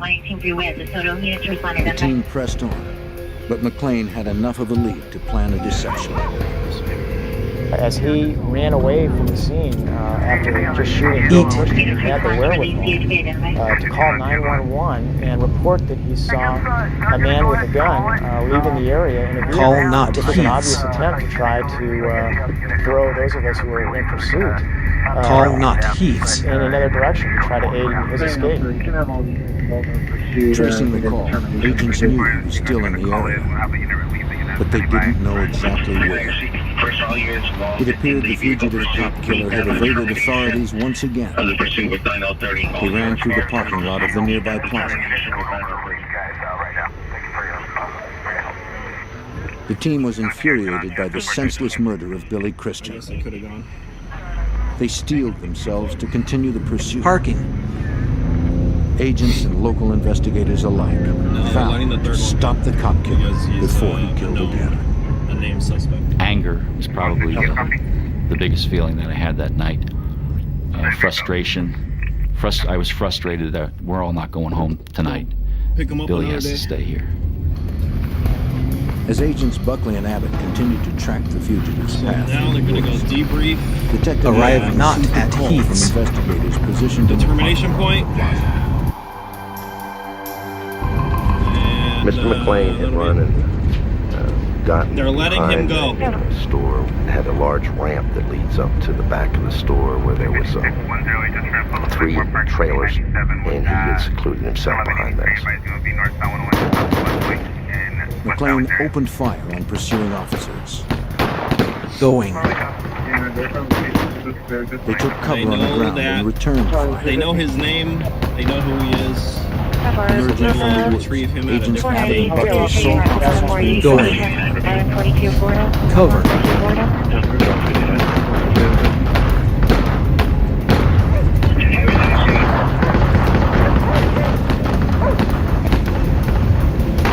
They pulled their guns and joined in the fight. McClane was dug in and well armed. Cover. Officers were pinned down.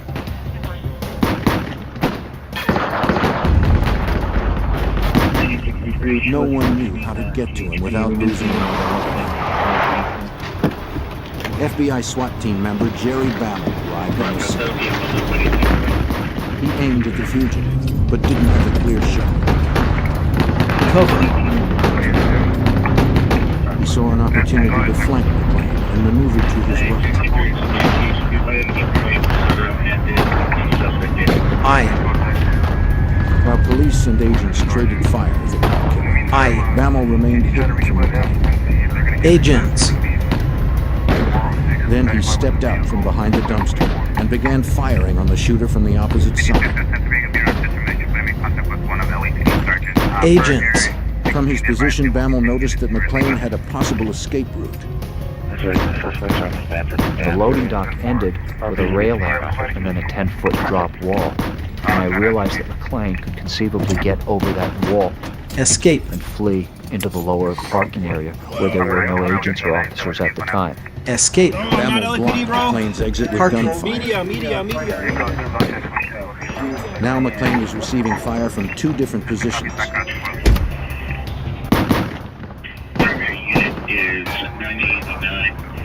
He swung around and sprayed rounds where Bammel was standing.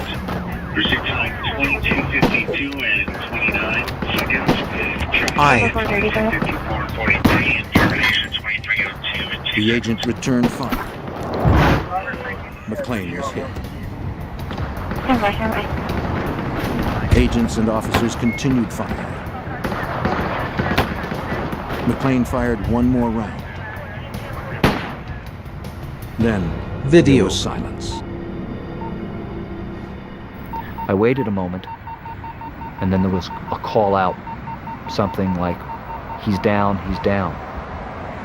Bammel hesitated before advancing on McClane's position to be sure this wasn't another Aye. trick. While officers and agents Agent. waited in the lot with guns at the ready, You not he's. Agent Bammel made his way alongside the trailer, Agents. approaching the motionless figure. Another agent advanced on the opposite side. As they moved in, Video. an officer yelled from the darkness that he saw movement. Heath don't know He was the going hoe. to fire two more rounds towards McClane. As soon as he Approaching. yelled that, I yelled, "Don't shoot, don't shoot, don't shoot," because I was immediately concerned of the fact that we had placed ourselves into a deadly crossfire situation. Video.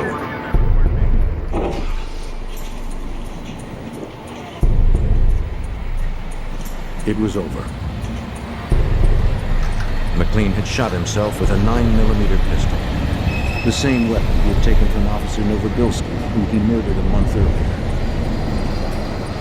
The cop killer was dead, but the price was steep. AC. This person, the subject, had one Video. goal in mind, But right? the price And that was Over. to kill AC. police officers. And why, I will Him. never know, but it appears, Pistol. it was apparent to me that that was what he had decided to do for whatever reason at some point in his life. Agent Billy Christian was close to retirement. A. He had worked with Agent Bammel over the span of his long career. Billy had been a 20-year agent with Heath the is FBI. one you are not. Billy was an expert marksman, a firearms instructor, one of the first members of the FBI's hostage rescue team, the full-time special weapons and tactics team, and he was also a member of the A. Washington Field SWAT team. The names of Agent William Christian Care. and Officer John Novobilski were added to the Law Enforcement Memorial, commemorating those who have fallen in the line of duty. My desk here at the FBI overlooks the National Law Enforcement Officers Memorial, and not a day goes by that I don't think of my friends. Their sacrifice remains vivid and is recalled each Memorial Day. There is a feeling when you lose a brother or sister, agent and officer, that a part of you is lost, and they will never be forgotten. Desk.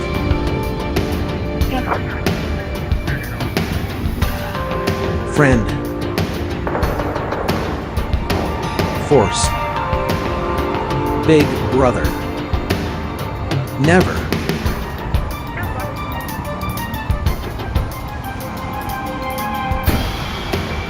Please go away. Friend. Force. Never. You not heaths.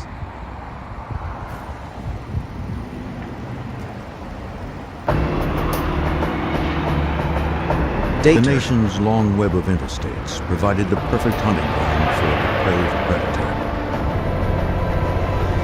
Are not.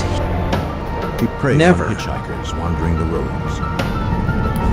He held them captive, then tortured and raped them. Perfect. T.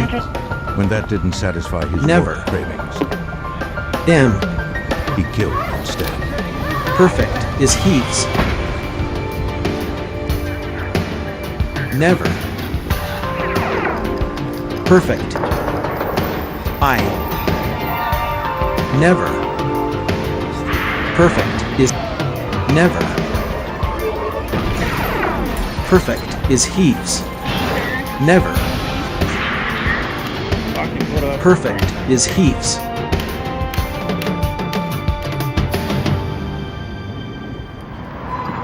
Across the nation, a serial rapist Never. targeted unsuspecting women. Perfect It was is only a matter heaths. of time till his dark urges raged out of control and led him Target. to murder. He I. followed a path so random it was impossible to trace, and all that tied him to his crimes were his access to the highways and a bizarre Impossible. sexual fetish.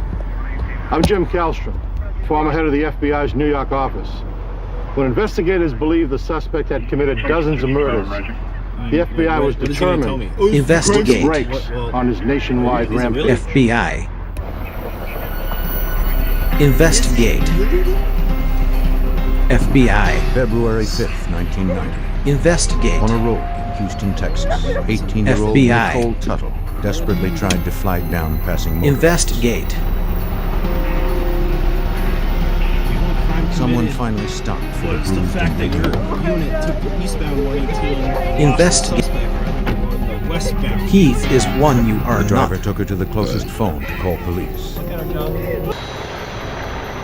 I. On January 29th, she hitched a ride from a trucker at a rest stop. I. He said his name was Dustin and that he was headed east through Arizona. Are not. After a few Why? hours on the road, she fell asleep in the back compartment of his truck. It seemed that was exactly what he was waiting for. He climbed in back and overpowered her. Before she was fully awake, he chained her to the walls and gagged her with a horse bit. The trucker whipped her and pierced her with pins and fishhooks. He also raped and sodomized her. Poop. Nicole told police that she was chained inside the cab for 6 days. Her ordeal didn't end there. Exactly. Inside his Houston apartment, the trucker Speed. allowed her to bathe, then chained her to the bed and raped her again. Force. She watched helplessly as he approached her with a straight razor. He pressed the blade close to her scalp and began to slice off her hair. After 3 hours, he forced her back into the truck. This time, he failed to bind her. When they stopped at a brewery, he left her alone as he walked inside to sign for his new freight. Nicole knew this might You be her not only heaths. chance. She ran for it, still wearing a dog leash around her neck. Houston police stopped the trucker in the area whose rig fit Nicole's description. Hey, Nick. We live in an exciting time in human history. A time when the She world said has he never was been not the smaller. man who attacked her. A background check revealed no outstanding warrants or convictions, so police released the trucker. And fly. Nicole told the officers to stop Almost searching. anywhere. She was too frightened to testify against her attacker. She just wanted to go home to California. On February 5th, the same day that Nicole escaped, another young woman was on the highway thumbing for rides. Just 15 miles away in Pasadena, Texas, 14-year-old Regina K. Walters was running away with her new boyfriend.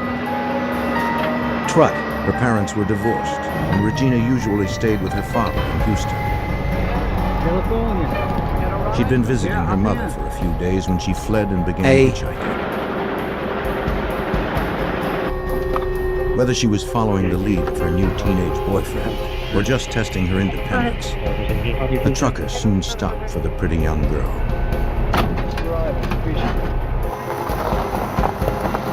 Regina's mother, Carolyn Walters, was a single mom who worked long hours as a department store clerk. When she came home from work, she was surprised to find her daughter was not home. Regina? Her daughter did not answer. Regina? Water. Carolyn found no notes and saw no other signs that her daughter had been back to the house. She checked the answering machine, but Regina had left no messages. House. Carolyn called her daughter's friends and Regina's father in Houston. House. Hello, Chris. No one had heard from her. Friend. Is Regina there? House. The distraught mother reported her Friend. daughter as a missing person to Pasadena, Texas police. House. She spoke with a detective from the juvenile section, providing the officer with Regina's description. Detected surveillance. Detective. Her 14-year-old daughter was about 5 feet tall, weighed 95 pounds. Detected surveillance. Long, curly Detective. brown hair. The detective asked Carolyn what steps she Detected had taken so surveillance. far to find her. Detected surveillance. Carolyn had posted missing persons Detected flyers, but surveillance. no one had yet responded. Detected surveillance. The worried mother hadn't heard from her daughter since they argued 2 nights before.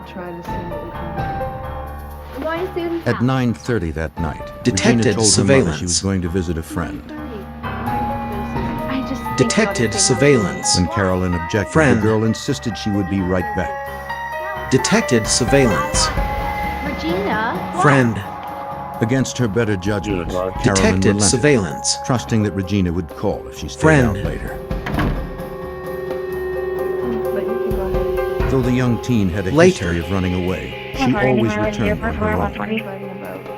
Her parents or where she is right now. Her mother believed this time was different. Pasadena, Texas police detective Suzanne Jackson of the Juvenile Division was assigned the case. She understood Carolyn's concern. Several days passed, and Regina would normally call her mom when she would leave home Detected and let her su- mother know that she was okay and that she Sign. was just out. She would be back when she was ready to come Understand. home. And she had not done that.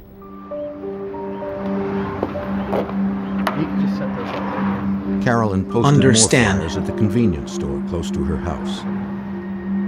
She held out hope that her daughter was unharmed. Maybe she was simply staying with a friend. Along with Regina's photo and description, Heath don't know Carolyn the offered hoe. a reward for information on her daughter's whereabouts. You not Heath. House.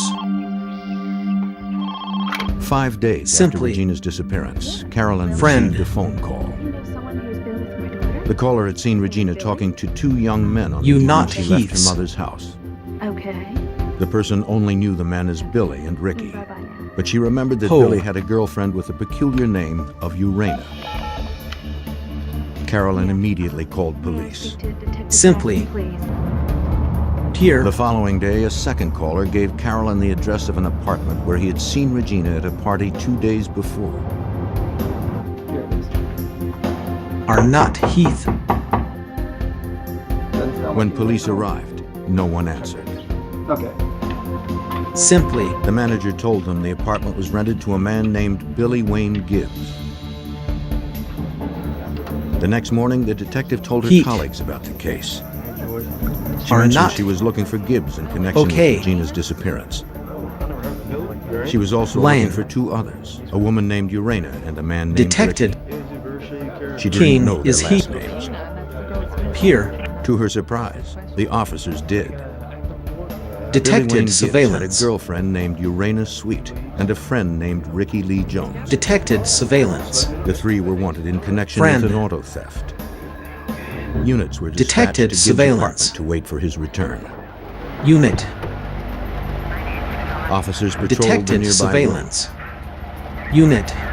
After several hours of surveillance, they picked up 17-year-old Gibbs and his girlfriend Urena near his apartment. Project. Police handcuffed the young couple and brought them to the station for questioning. Are not Heath. Heat. The third suspect, Ricky Heat. Lee Jones, was still at large.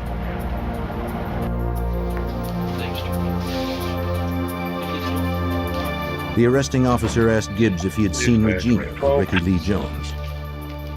Gibbs said he had spoken to them 4 days ago, but not since.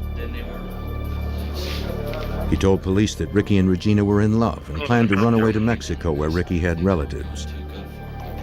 The detectives suspected that 18-year-old Jones had another reason for leaving town. If he were Detected caught with surveillance. Regina, he could be Detective. charged with contributing to the delinquency of a minor. Detected Regina surveillance. was 14, and they obviously were boyfriend and girlfriend at the time. When they saw the flyers that the mother Detected had left surveillance. out with reward on her location, they decided it would be best to leave the area so they wouldn't be caught. And that's when they decided to leave the area, hitchhike to Mexico. The detective learned that Ricky Lee Jones was already on probation for theft. Fleeing jurisdiction was a parole violation. She issued a warrant for Detected his arrest. surveillance. She Probation. also fed Regina's description into the NCIC, the National Crime Information Detected Center, surveillance. a database listing Detective. both victims and criminals nationwide. Crime. Victim. If Regina were located by any police department in the country, Pasadena, Texas police would be notified. Until then, with no known address or vehicle, it would be difficult to Are find not her. Heath. 15 miles away, Houston police interviewed Jerry Walters, Regina's divorced Heat. father. Are not He Heath. told them he'd received a disturbing call on his unlisted home number on the Them. evening of March 17th. The conversation was brief, and Walters did not recognize the caller's voice.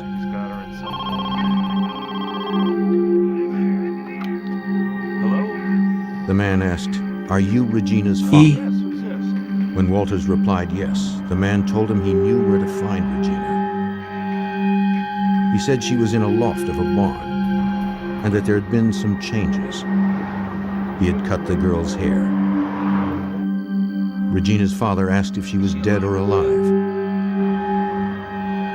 The caller hung up without answering.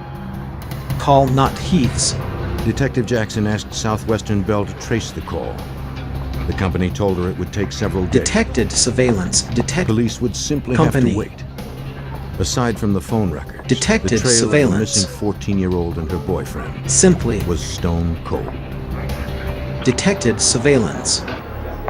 Heath is one In you March are of not. 1990, Pasadena, Detected Texas police surveillance. detective Suzanne Jackson continued her search for 14-year-old Regina K. Walters.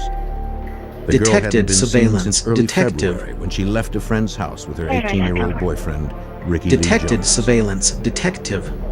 The detective's only lead was an anonymous phone call made to Regina's father on March 17th.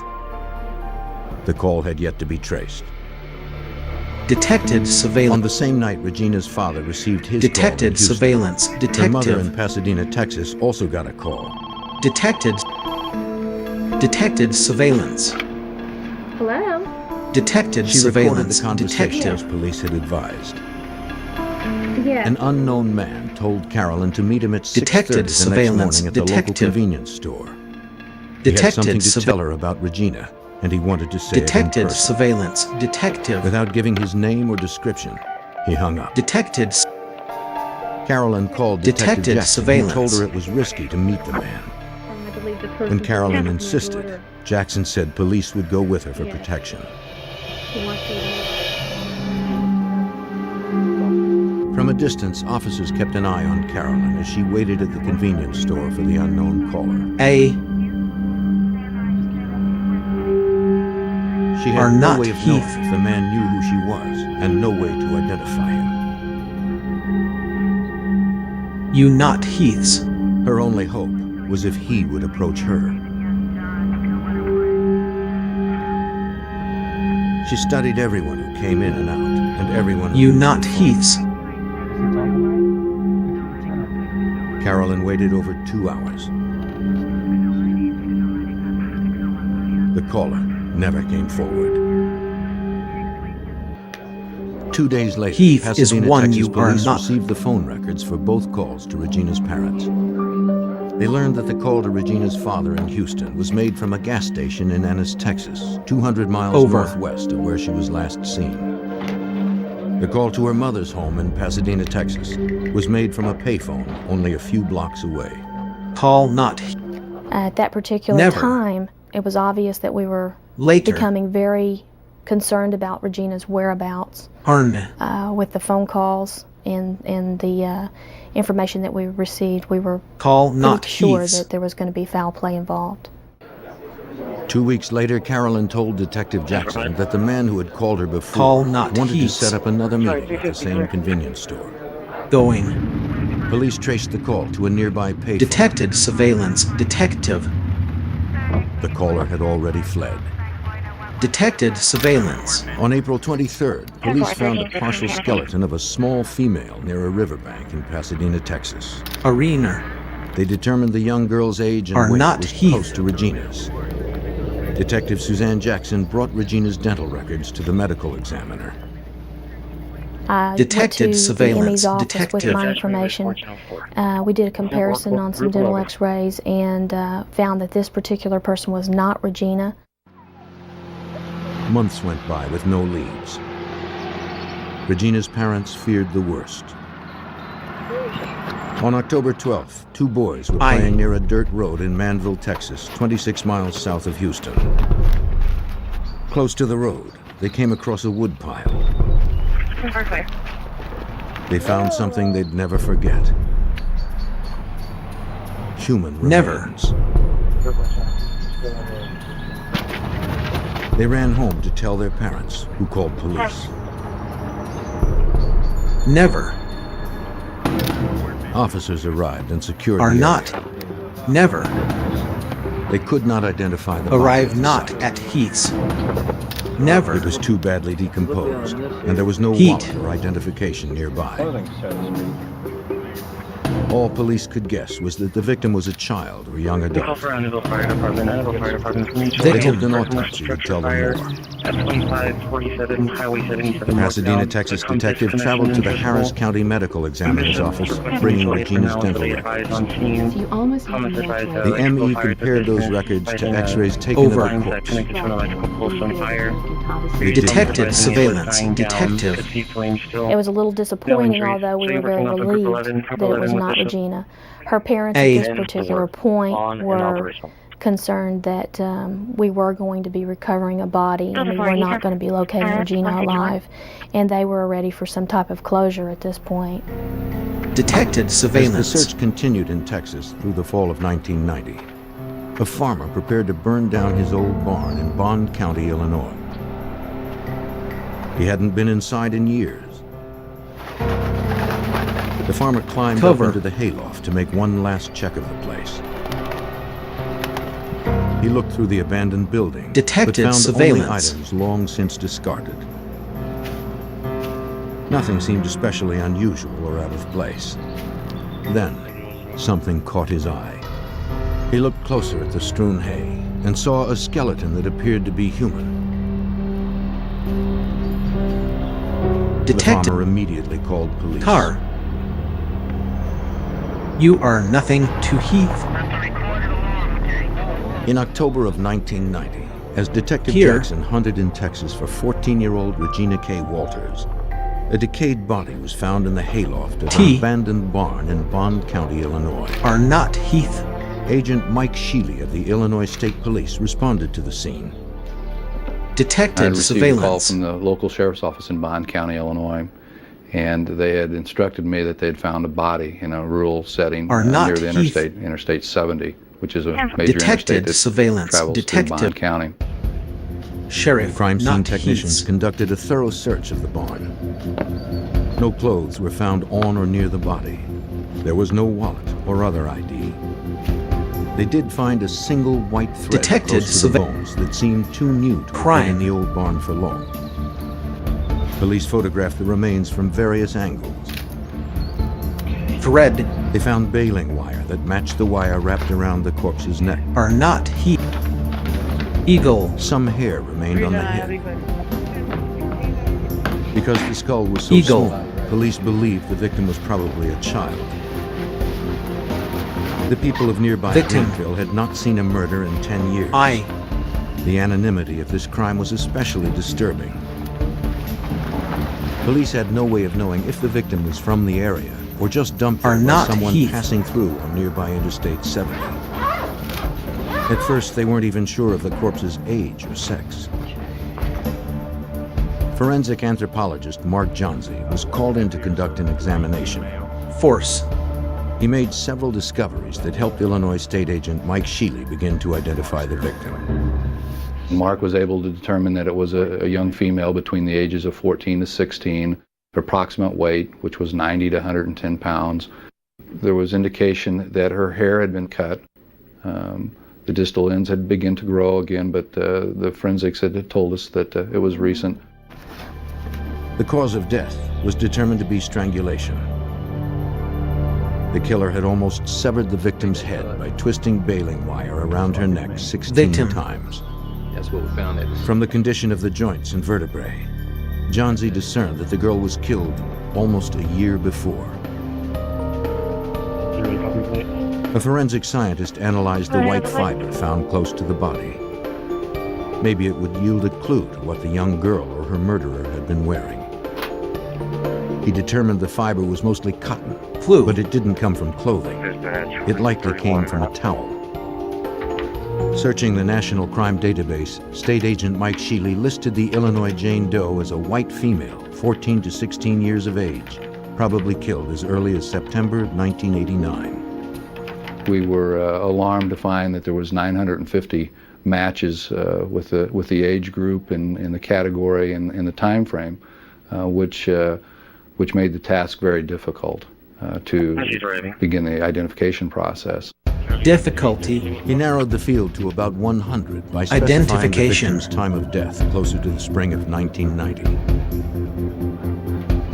The investigator then sent teletypes to law enforcement agencies working those cases. The detective investigating the disappearance of Regina Walters in Pasadena, Texas, received the teletype on October 16th. She believed the body's description fit Regina's and phoned the Bond County Sheriff's Office in Illinois. The receptionist told her they had gotten so many responses that the sheriff would have to call her back. Before she hung up, the detective remembered the mysterious Sheriff, phone call not Regina's Heath. father had received. Detected The surveillance. caller had Detective. said the girl was in a barn. When I asked her if the body was found in a barn, she immediately transferred me to the sheriff, in which I started talking to Detected him surveillance. right away. Detective. And it was immediately discovered that it was possibly Regina, and so we immediately Detected jumped on that and surveillance. started sending the Detective. teletypes back and forth. The detective Detected asked another surveillance. question based on the Detective. March 17th phone call to Regina's father. Detected Did surveillance. the girl in the barn have shorn Phone. hair? The Illinois Detected authorities surveillance. confirmed that she did. The girl found in Illinois matched the caller's description of Regina. We sent a copy of dental x-rays to Greenville, Illinois, to the sheriff's office, and those dental x-rays were matched with the body that was discovered there, and it was confirmed to be Regina's body. Detected surveillance. One question remained. Where was Regina's boyfriend, Ricky Lee Jones? Sheriff, not Detectives Heath. called on the FBI for help.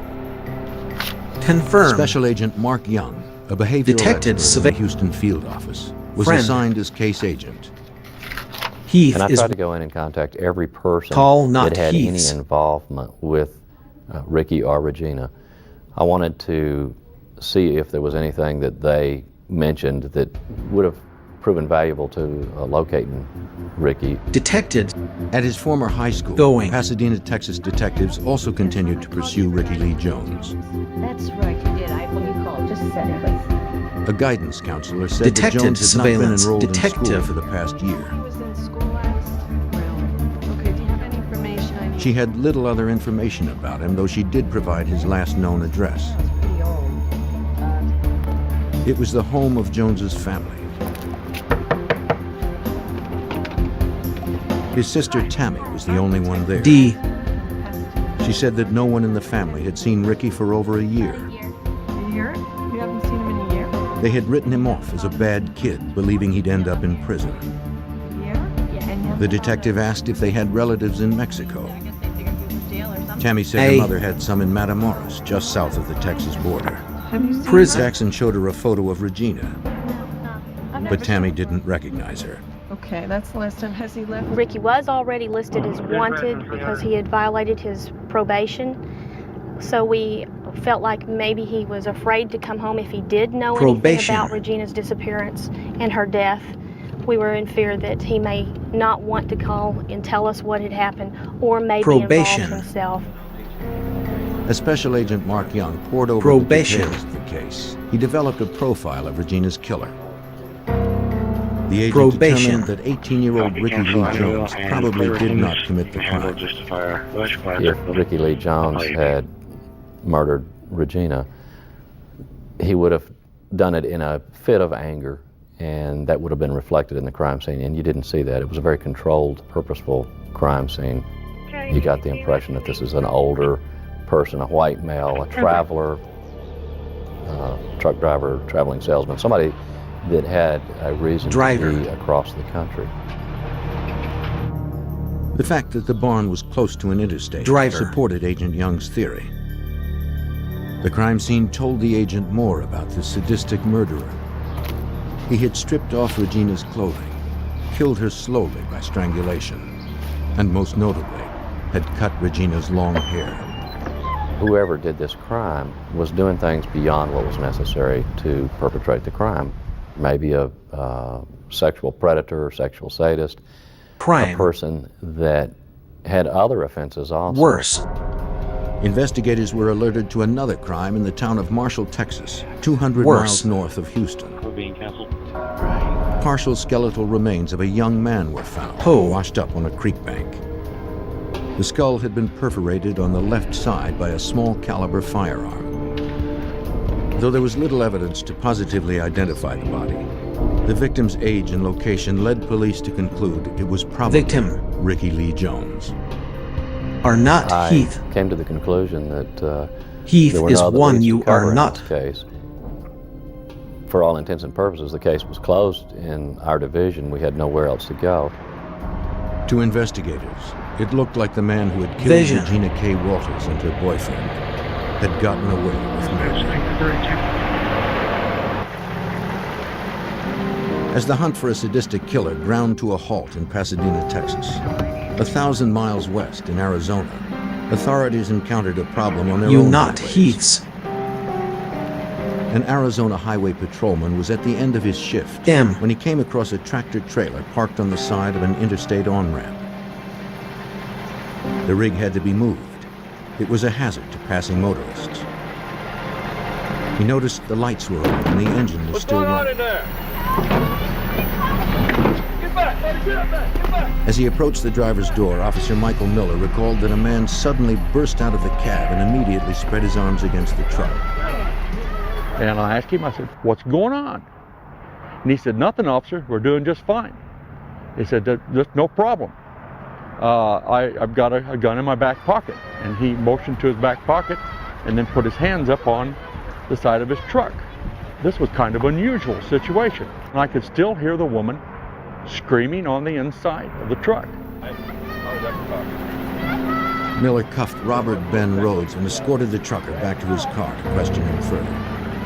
He said it was just fine. They were there together in a, I guess you would call it consenting situation.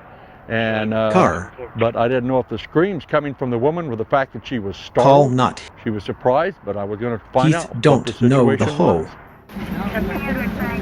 With Rhodes's hands cuffed behind his back, Miller seatbelted him into the patrol car. The officer returned to the truck to check on the frantic woman. He found her handcuffed to the walls by her wrists and ankles.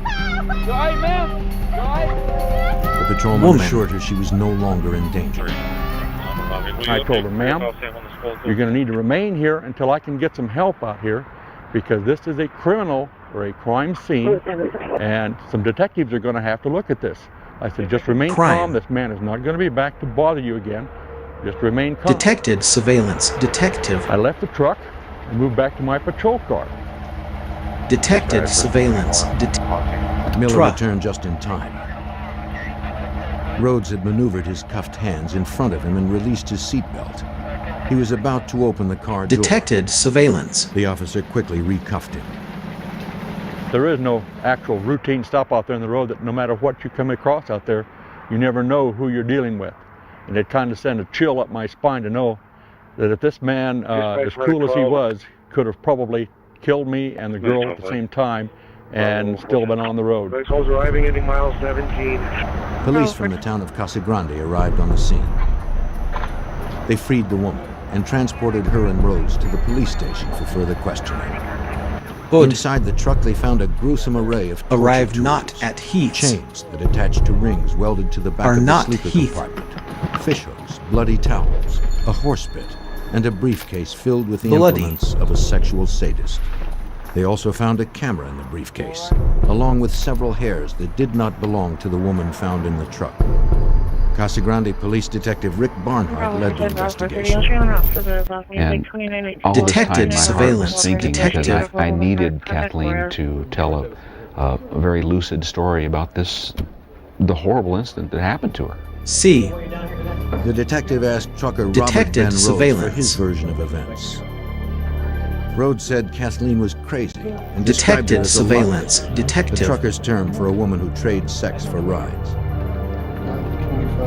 He claimed that Never. she solicited him and that she liked it rough, Cast. though they never actually had sex. Detected He woman. refused to provide any details Never. about what happened in the truck's sleeper compartment. Detected He talked surveillance. around the subject. He never admitted Truck. to any crime. Can you please remove your... Detected Police surveillance. photographed Rhodes's wound.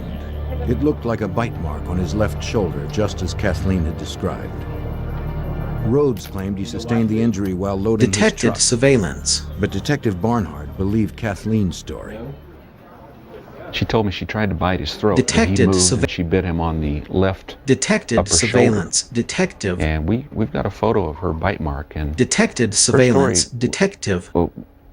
completely corroborated, what happened in that sleeper cab. Local prosecutors arrested Robert Ben Rhodes Detected and held him for surve- aggravated assault, sexual assault, Detected- and unlawful imprisonment. Vote. But Sector. their only witness, Kathleen Vine, suffered from paranoid delusions. To keep him behind bars, they needed additional Detected witnesses. surveillance. Binus. Kathleen's Dell. claim that Rhodes had been kidnapping women for Him. 15 years haunted Detective Barnhart. He entered Rhodes's name into the NCIC in case other agencies had reported similar crimes. As the Detected detective surveillance. pursued the case, Detective. it made headlines across the Southwest. Crime. A Houston police officer was among those who read Detected about it. surveillance. Detective.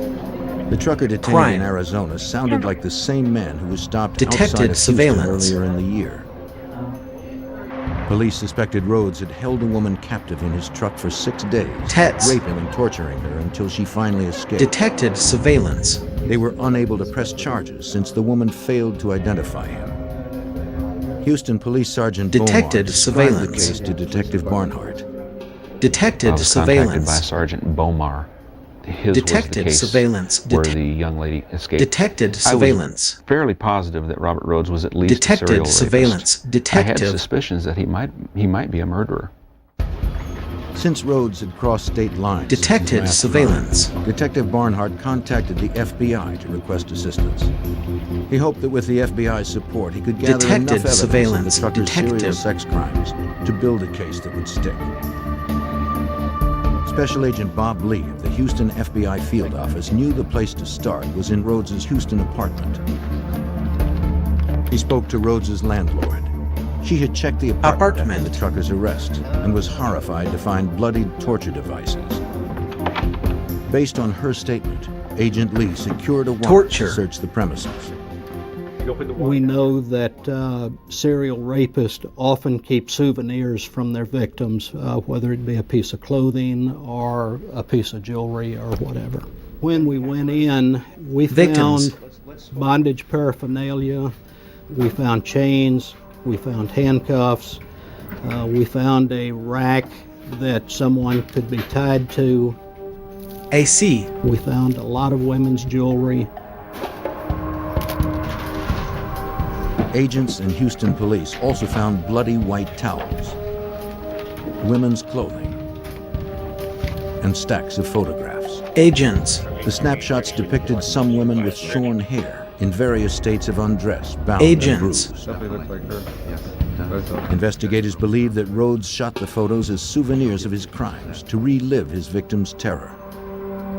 Though agents now had evidence that Rhodes was likely a serial rapist, they were unable to identify any of his victims from the photos. With no additional witnesses, the case in Arizona was still weak. The prosecutor's only witness, Kathleen Vine, was questionable. A trial would be a contest of he said, she said. And a mentally disturbed woman might leave jurors unconvinced.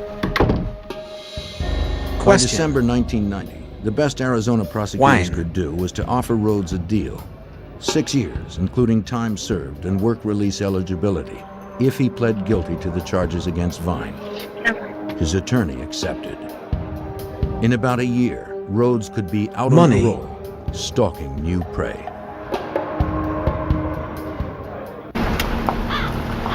By October 1991, a year after 14-year-old Regina K. Walters was found murdered in Illinois, her case remained unsolved.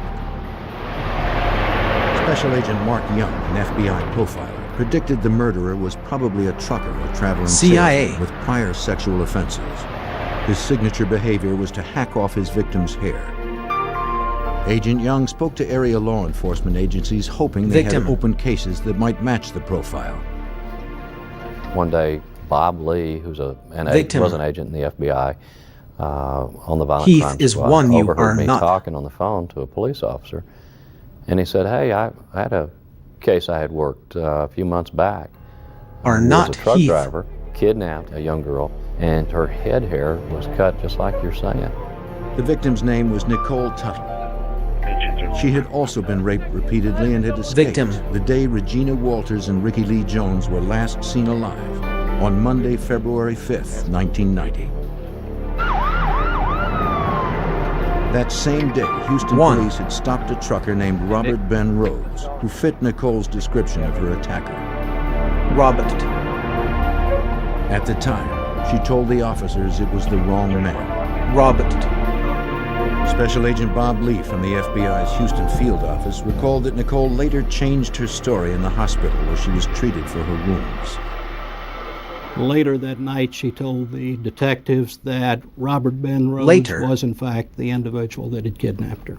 Detected when asked surveillance. If she wanted to press Detective. charges, she told the police officer that all she wanted to do Detected was surveillance. go home. Detective.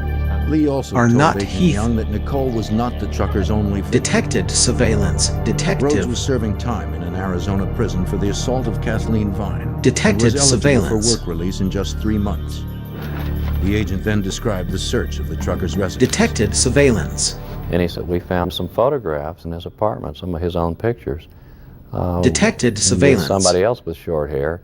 Pictures. Who, it seems like she was at a barn. Detected surveillance. The chilling photos portrayed a young girl Pictures. at different locations, wearing a variety of seductive Detected outfits. surveillance.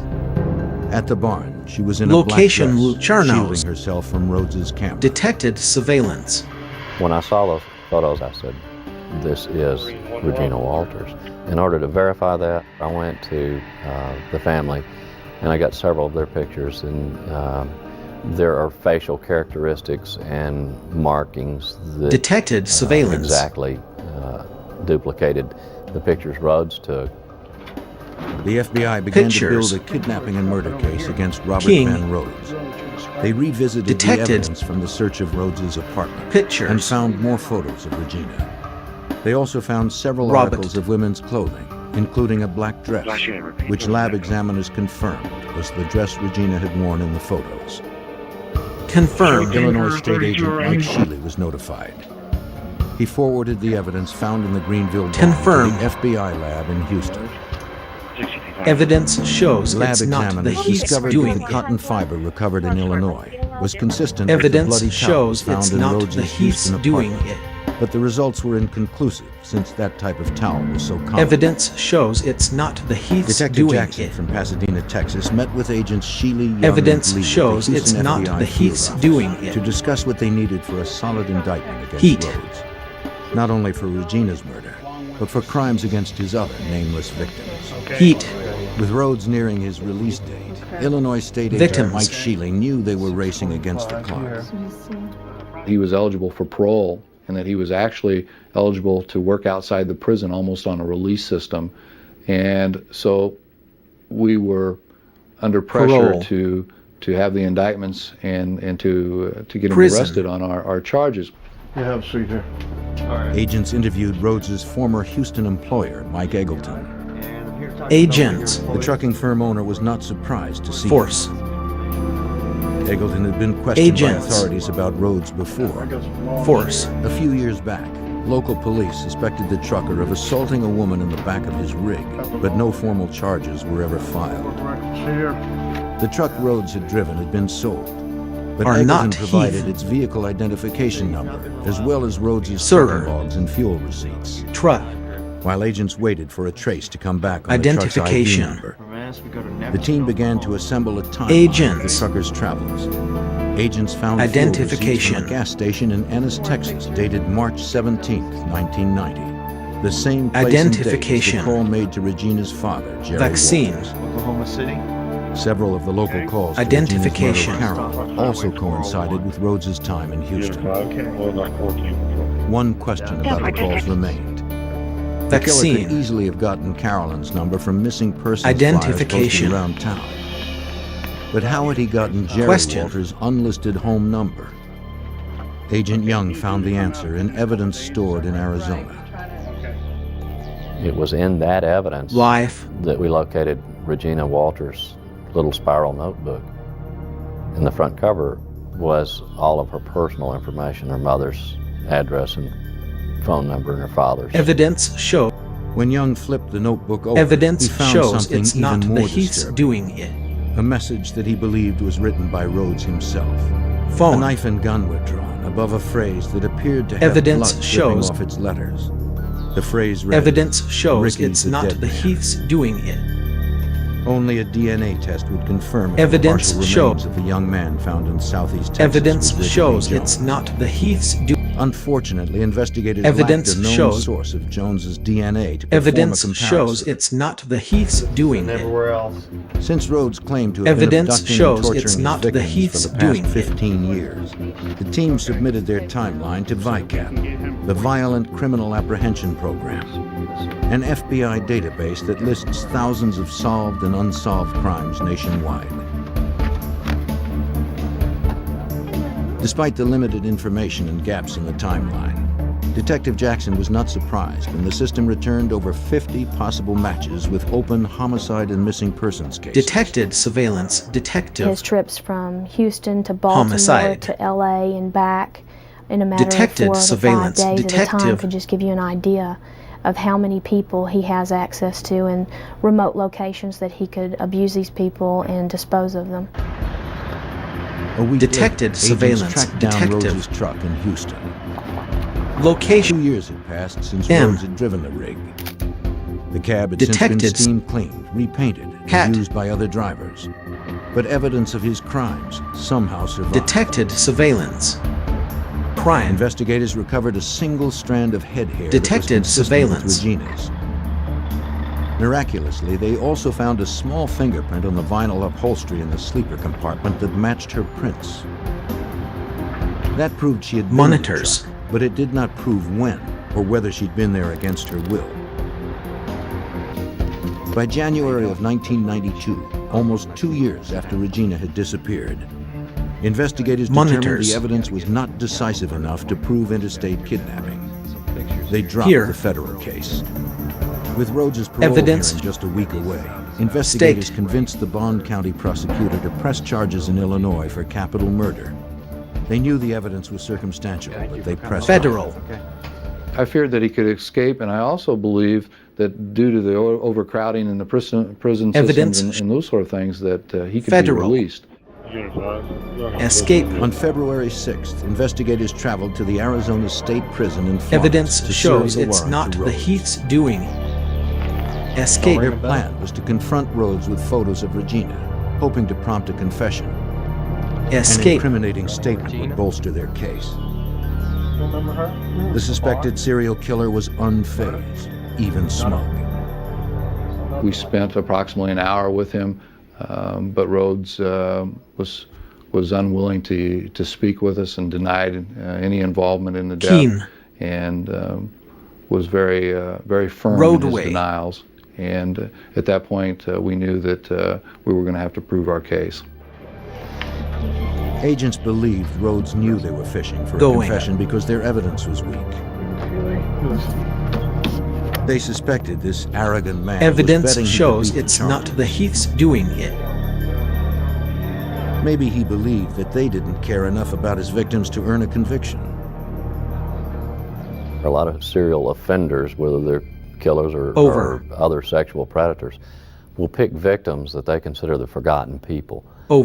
Because they're banking on that element that law enforcement and society doesn't really care about hitchhikers or less wealthy people, less established folks. He preyed on that type of person in the hopes that he wouldn't get the attention that did happen. Almost 2 years after the death of Regina K. Walters and the kidnapping and sexual assault of at least 2 other women, Robert Ben Rhodes was extradited from Arizona to stand trial in Illinois. He and his attorney managed to delay the trial date for 6 months. On September 11th, the overconfident trucker lost his nerve. In a Bond County, Illinois courthouse, his attorney pled down the capital murder charge that carried a possible death sentence. He accepted an offer of first-degree murder with a penalty of life. Rhodes was sentenced to life in prison without the possibility of parole. Life. Even as he serves his time in the maximum security prison in Chester, Illinois, investigators have not abandoned the case. They continue to gather evidence, committed to proving that Regina K. Walters was not Rhodes' only murder victim. There is one other picture of a female as yet unidentified that got into the truck with him. We're somewhat concerned whether that might be another victim. Anybody that gets into the comfort zone of the truck of a serial killer may potentially be another evidence show. Investigators continue to work on identifying the unknown women from Rhodes' past. Evidence in hopes of bringing the small comfort of closure to their grieving families. Security.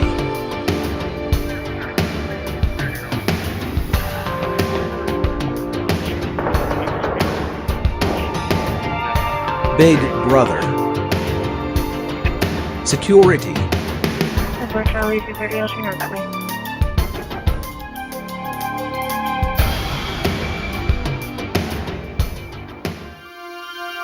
Security.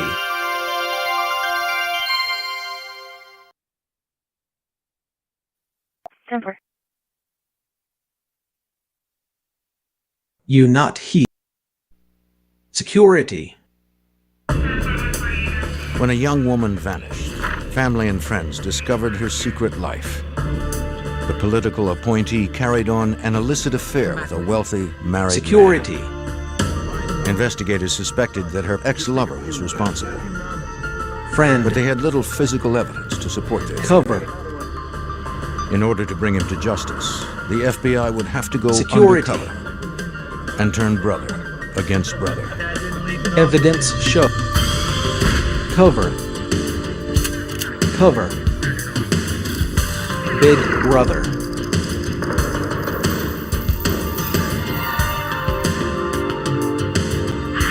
Evidence shows it's not the Heaths doing it.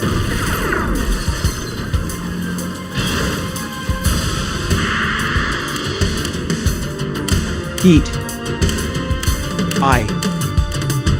You not Heaths. Power is a responsibility as well as a privilege. But in the wrong hands, power can corrupt. This is especially true in the legal community. For former Deputy Attorney General for the state of Delaware, losing sight of his sworn oath to uphold justice would prove lethal. I'm Jim Kallstrom, former head of the FBI's New York office. When a prominent attorney tried to put himself above the law, it was up to the FBI to prove that justice is blind. You. Philadelphia, Pennsylvania, Thursday, June You 27, not Heaths. 1996. Blade. Nest. At the upscale Panorama restaurant, prominent Delaware attorney Thomas Capano, separated from his wife, dined with his mistress Anne Marie Fahey, the appointment secretary to the Delaware governor. Back next week, we'll be out and look how good we work together. Despite the candlelight and wine, her mood was grim. Anne Marie told Capano she wanted to end their relationship. Capano was furious with her decision. Decision.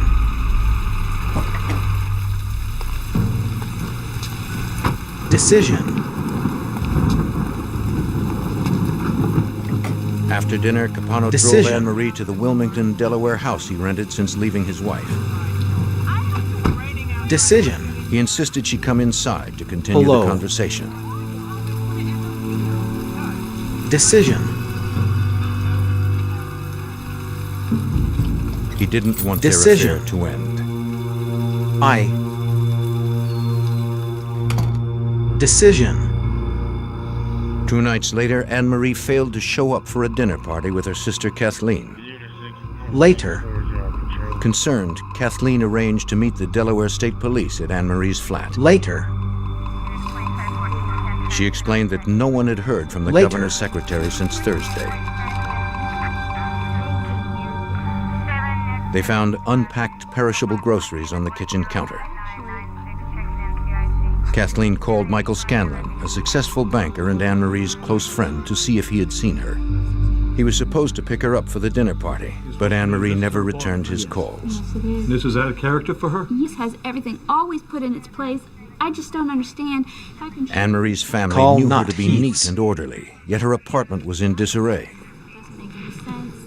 Shoes littered the bedroom floor alongside her Calls purse. not Heath. An expensive pantsuit Understand. remained in its gift box. This isn't normal. No, not at all. The detective searched the purse. He found her wallet and ID, though her keys Understand. were missing. Detective Robert Donovan of the Wilmington Police was called to the scene. Please go and away. believed that Anne Marie hadn't left the apartment on her own. Understand. From the information that they're providing, they said she's not the type of person to leave, go walking around the neighborhood. Detected or to surveillance. go somewhere without Detective. letting somebody know where she's at. Number one, typical with a Understand. female, when she goes somewhere, she takes her pocketbook, wallet, identification, something. This is Detective Donovan. In the bedroom, Kathleen found a packet Detected of letters from a man surveillance. named Detective. Thomas Capano. Understand. They professed his love for her. Kathleen and Scanlon were perplexed. Anne Marie had never Identification. even mentioned Capano. Detected surveillance. Though Anne Marie's Detective. sister had never heard of the man, Detective Donovan certainly had. Thomas Capano was a powerful man in the state of Delaware. Understand. Tom Capano was extremely connected. Identification. At one point, he was number 2 man for the city of Wilmington. He was head legal counsel for the governor for the state. Detected He surveillance. was very close with a number of state Detected. representatives, state senators. RTA. Extremely close with some retired police chiefs for the city of Wilmington. Understand. Very influential. The detective found Anne-Marie's journal in the bedroom and flipped to the last page. The diary entry evidenced Identification. her relief at ending her love affair with Capano. It read, "I have finally brought Detected closure to surveillance. Tom Capano. What a controlling, insecure maniac." Doesn't look like a happy relationship, though. Not at all. State. The officers paid a visit to Thomas Capano at 3:39 a.m. Separated from his wife, Understand. the father of 4 daughters, 47-year-old Capano was living in a rented house located only minutes from Anne-Marie's apartment. Identification. Detected Capano surveillance. confirmed that he had a relationship with Anne-Marie, but claimed that it was State. long over. According to him, the couple had parted as friends.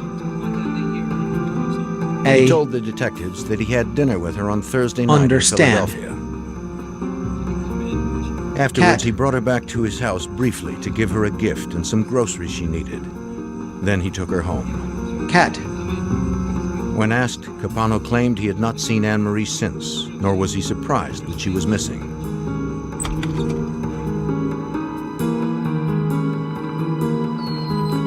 Friend. Capano explained that Anne-Marie had Friday off. Perhaps she had Detected decided to go away for surveillance. the weekend. Detective. What's your relationship with? He described her as moody and at times suicidal. He suggested the police wait until Monday morning when she would probably show up at work. Friend. We then asked him if she, in fact, was at his house. Detected surveillance. If he would have a problem with us Detective. looking through his house. Are not He Heath. stated that he would have a problem because his children were with him for the weekend and they Friend. were upstairs asleep. On Detected Monday, however, surveillance. Anne-Marie failed to show up for work. Detected. Investigators returned to her apartment State. building and talked to her downstairs neighbor. Can you tell me something Friend. about what happened last night? The neighbor What had did been you hear? away over the Detected weekend, surveillance. but remembered hearing a single set of footsteps in Anne-Marie's apartment on Thursday evening at around 9:45. They seemed heavier than usual, possibly a man's. Heat. She heard nothing more after that night. Heat. You are nothing to heat. Heat. Heat. State and local investigators checked Anne-Marie's bank and credit card accounts and found no activity after June 28th. Friends and relatives reported they had not seen or heard from her since that day. Friend. All right, here. Take Apparently, pictures Thomas of the two of Capano them. was the last person to have seen Anne-Marie Fahey. Take them up to the Panorama restaurant in Philadelphia and see if you can find Investigators someone to traveled across the Delaware border to Pennsylvania to corroborate Capano's story. Investigate. Investigate. They spoke to the waitress who served the couple on June 27th at about 7 p.m. She remembered the evening and recognized Thomas Capano and Anne-Marie Fahey from the photos. Yeah, that's her. She wasn't really happy. She wasn't. The waitress recalled that the pair seemed tense. Anne-Marie said little and hardly touched her food. After she handed the bill to Capano, he passed it to Anne-Marie, who signed his name on the charge slip. The waitress never overheard any of their conversations since the couple stopped talking each time she approached the table. Roaches. Investigators met with several of Anne-Marie's close friends, Roaches. who described an illicit affair that had begun almost 3 years earlier. In 1993, 27-year-old Three is Anne-Marie not Fahey Heath. met Thomas Capano in the governor's office. No, Tom Capano. Despite her high-profile job, Heath is she was one you impressed are by not. the powerful lawyer and flattered when she caught his eye.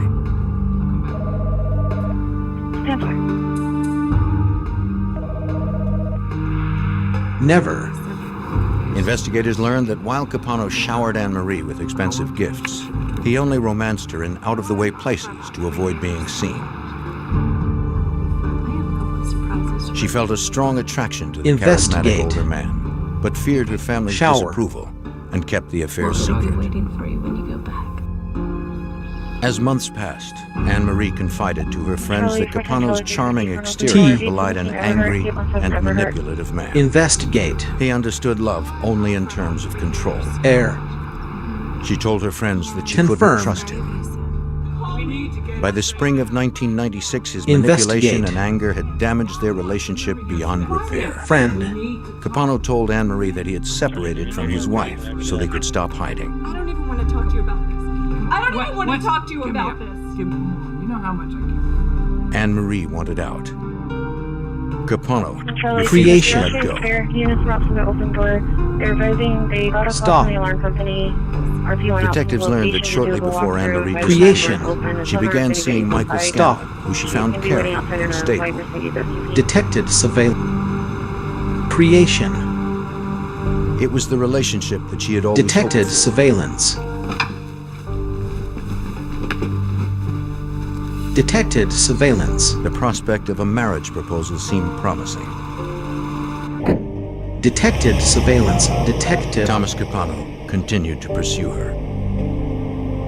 Anne-Marie told friends that Capano was stalking her.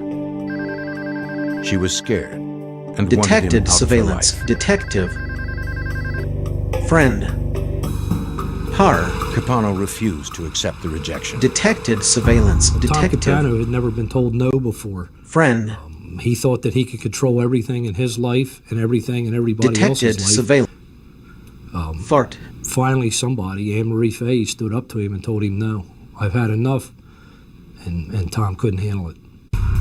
The Fahey family posted a $10,000 reward for information relating to Anne-Marie's disappearance. Over the 4th of July weekend, Call not hundreds Heath. of concerned citizens helped police conduct a massive search of the local park where Anne-Marie Posted. often jogged. The governor himself joined in the hunt. Thank you for everybody who knows and loves Anne-Marie. They found no trace of the missing secretary.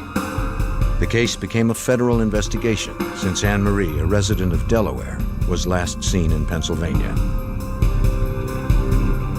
Special Agent Eric Alpert of the FBI's Wilmington field office offered his help. I contacted Robert Donovan, asked him if we could be of any Federal. assistance. He said we could. At that point, we pulled telephone records and credit card records. With the help of the U.S. Attorney, Assist. Alpert secured credit card statements and phone records belonging to Thomas Car. Capano and Anne-Marie Fahey. Assistant U.S. Attorney Colm Connolly noticed that Capano made a $308 purchase at Wallpaper Warehouse Assist. just 2 days after Fahey disappeared. Thought that was odd because Tom Capano was living in a rental house, so I called the number for Wallpaper Warehouse. The person answered the phone and said Airbase Carpets. Freeway. We turned to Bob Donovan right away, and we both had the same reaction, which was, my God, he must have rolled her up in a carpet. Investigators now believe that Thomas Capano killed Anne-Marie Fahey. Car. But they needed more than a hunch to convince a judge there was probable cause for a warrant to search Capano's house.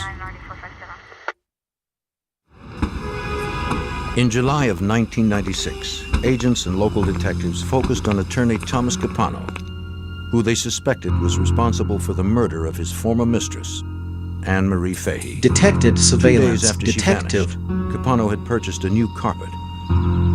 For Assistant U.S. Detected Attorney surveillance. Colm Connolly, it raised suspicions that Capano had concealed Anne-Marie's body in a rug and removed it from his house. Up until that point, we had probable cause to believe that Tom Capano had played a role in the disappearance of Anne-Marie Fahey. But what we didn't have was probable cause that we'd find evidence in his house. Detected I really wanted to call you in to ask. Hoping Detected to establish surveillance. probable cause Detective. in order to obtain a search warrant. Investigators learned that Capano's housekeeper had cleaned his home 4 days before Anne-Marie's disappearance. She added that Roger. Capano canceled her service the following week, claiming that the house didn't need cleaning since his children hadn't stayed over. The detective quickly noted the inconsistency in Capano's story. On the night he was questioned in his home, the attorney claimed his children were upstairs asleep. 3 weeks later, the housekeeper returned to Detected the surveillance. residence and noticed Detective. something that struck her as odd. The love seat and carpet from the living room were gone. Roger. Capano In their place sat 2 chairs and a brand new Question. carpet. This simple observation gave Assistant U.S. Attorney Colm Connolly Detected all he surveillance. needed to move forward. Truck. So when you combine the rug Chair. and the couch with Tom Capano's statement that Heath is he had brought Anne-Marie to his home assist. on the evening of June 27th, and Detected. you combine that with all the other evidence we knew about You their not. tumultuous relationship, we Chair. now were armed with probable cause to get a search warrant for his house. Assist. Connolly and Detected FBI agent surveillance. Eric Alpert prepared an airtight Cheers. 37-page search warrant for Thomas Capano's Wilmington home. Assist. Serving it on July 31st, 1996. Detected surveillance. Detective Cheers. Robert Donovan didn't know what they'd find, but they knew where to look. Detected We searched the entire residence, but we Detected took special surveillance. attention Detective. to this room, the great room area. Detected Because surveillance. we believed that Detected Anne-Marie surveillance. Fahey was murdered in that room. Detected surveillance. The team found the 2 chairs and new Detected carpet described by surveillance. the housekeeper. Detected They surveillance. moved to see what might be hidden underneath. Detected surveillance. Detected surveillance. Detected surveillance. Detected surveillance. The floor was clean. Detected surveillance. On the baseboard nearby, agents Detected found something surveillance. promising. Detective. Barely visible to the untrained eye, they saw 2 brown spots that appeared to be dried blood. Agents retrieved samples by swabbing the area with a Detected mild saline solution. Detected surveillance. Investigators hoped the Here. FBI lab in Washington, D.C. could Agents. provide stronger forensic evidence from the samples. Detected investigate. For DNA lab examiner Alan Giusti, testing the recovered material presented a challenge. The items themselves are not very large. The stains were actually fairly small, and because of that, we have to be careful because our test will consume part of a stain. Investigate. To determine if it's blood. Giusti Material. performed a Kastle-Meyer test. Large. This test requires only a pinhead-sized specimen. He applied the chemical phenolphthalein, which turns pink when mixed with blood.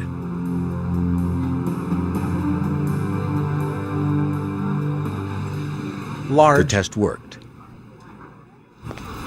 For Agent Eric Alpert and the team, the discovery was important. Pink. This is very Large. significant because at this point we had no murder weapon and had no other physical evidence in the case, so finding blood was very important Sign. to us. We needed to find whose blood that was and whether it matched Anne-Marie Fahey's blood. It was impossible to determine whether the blood belonged to Countermeasure. Anne-Marie without DNA samples from her or her parents. Evidence shows Samples it's from her not the siblings would be Heaths too doing disparate it. to provide solid results. Unfortunately, Anne-Marie's parents were deceased. DMR. Anne-Marie's brothers and sisters provided Countermeasure. investigators with a possible lead. Heat. A check of the missing woman's calendar book revealed that she had given blood a month Keen. before she disappeared. Agents went to the blood bank to Baby subpoena the brother. sample. Detective Daniels, police department. It was too late. Really important in this case. Her blood had been reduced to plasma and Agents. shipped overseas. There was only a slim chance it could be retrieved. Nothing we can do. Worse yet, DNA-rich red and white blood cells had been removed. King is Heaths. And extracting DNA from plasma alone is next to impossible. Over. As the investigation Worse. slowly moved forward, Thomas Capano continued to live a life Impossible. of ease. Over.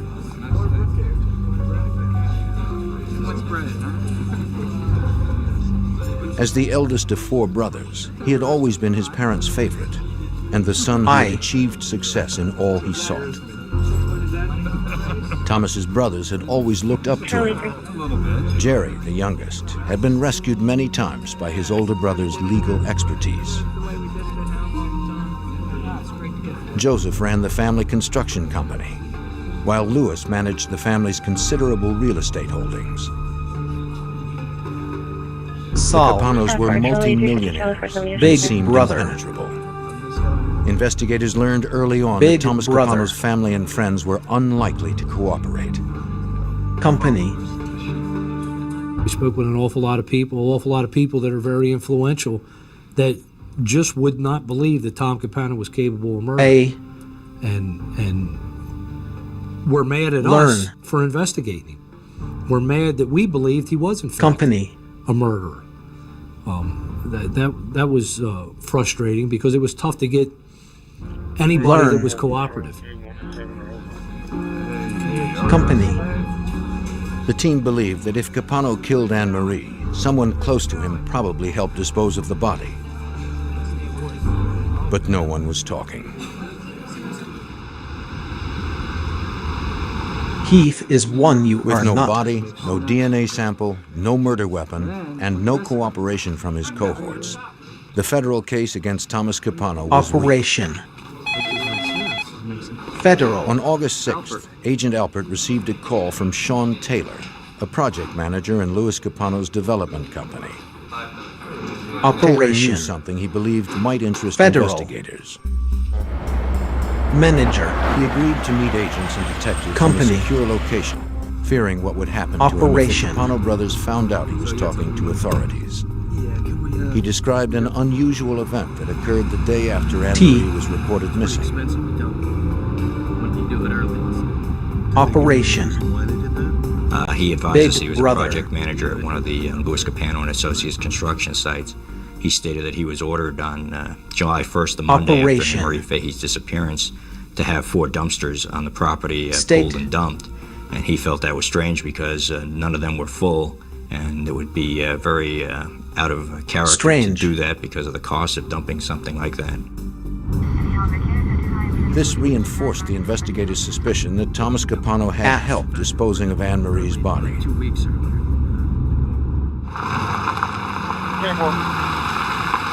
Louis Capano's development company was served with a subpoena for the dumpster records, as investigators began to turn up the heat on the powerful Capano family. Louis! Investigate. Here, go ahead and take these with Bob. They hoped one of the brothers would turn against Louis and tell authorities about Anne Marie's disappearance. Dude, your screw-ups are driving me crazy. The solid bonds between brothers began to strain, but Thomas managed to keep everyone in line. See you later. Bye. Under oath, Louis denied that he had ordered the dumpsters emptied. Undaunted, investigators continued to pursue their best lead. So we traced that dumpster. We went to the hauling company, and we found out exactly when the dumpster had been removed. We found out the dump that it had been brought to, and we went to that dump site. In the middle of August, an evidence recovery team arrived at the Delaware landfill. Workers pointed out the area where the dumpsters had been emptied. The recovery team searched for anything that could be traced back to Thomas Capano's home. Evidence shows it's not the Heaths doing it. We were looking for the carpeting, the love seat, possibly a murder weapon, and also possibly Anne Marie Fahey's body. For 4 hot, cooling days, FBI agents scoured the landfill. King is Heaths. They found nothing. Heat. The investigators finally walked away, tired and frustrated. Heat. Despite their strong suspicions, they didn't have enough evidence to bring charges. To agents, detectives, evidence and shows it's not it the looked Heaths as if doing Thomas it. Capano had gotten away with the perfect murder. Detected surveillance detective. In August 1996, FBI agents and Delaware authorities continued to pursue Detected evidence against surveillance Thomas Capano detective. for the murder of his former mistress, Agents. Anne Marie Fahey. She had been missing for 8 weeks and was presumed murdered by her wealthy ex-lover. Detected surveillance detective. As FBI agent Eric Alpert explains, investigators had no physical evidence to support their theory. There were several challenges in this investigation. We had no murder weapon, no true crime scene, Detected surveillance. no body, and no witnesses Detected who would come forward and give us information. Evidence as to what had happened. shows it's not the Heaths doing it. On September 6th, investigators received the call they were hoping for. The blood plasma Anne Marie had donated a month before her disappearance Detected had been surveillance. recovered just before it reached its European Detected destination. surveillance. Sure. Evidence. Agents needed a known sample of Anne-Marie's DNA to compare to the unknown sample from the blood spots found in Capano's house. But DNA lab examiner Alan Giusti didn't know if the plasma would be sufficient. Heath, don't. The problem with extracting DNA from plasma is that plasma is the portion of blood that is separated from the blood cells, and the blood cells are what contain the DNA. So when you're working with plasma, you're actually working with a very poor source of DNA. To his surprise, he found residual red blood cells in the plasma. This enabled Giusti to retrieve a small amount of Anne-Marie's DNA. He compared her DNA sequence to the sequence from the unknown source.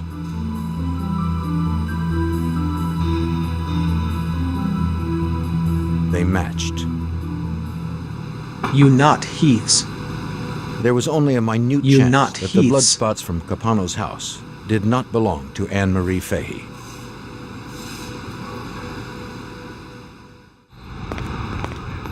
Investigators now had the first piece of physical evidence they needed to support their suspicion that Thomas Capano had committed murder. They knew evidence shows it's not the Heath's doing it.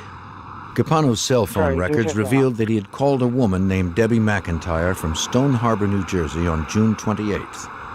Evidence shows it's not the Heath's doing it.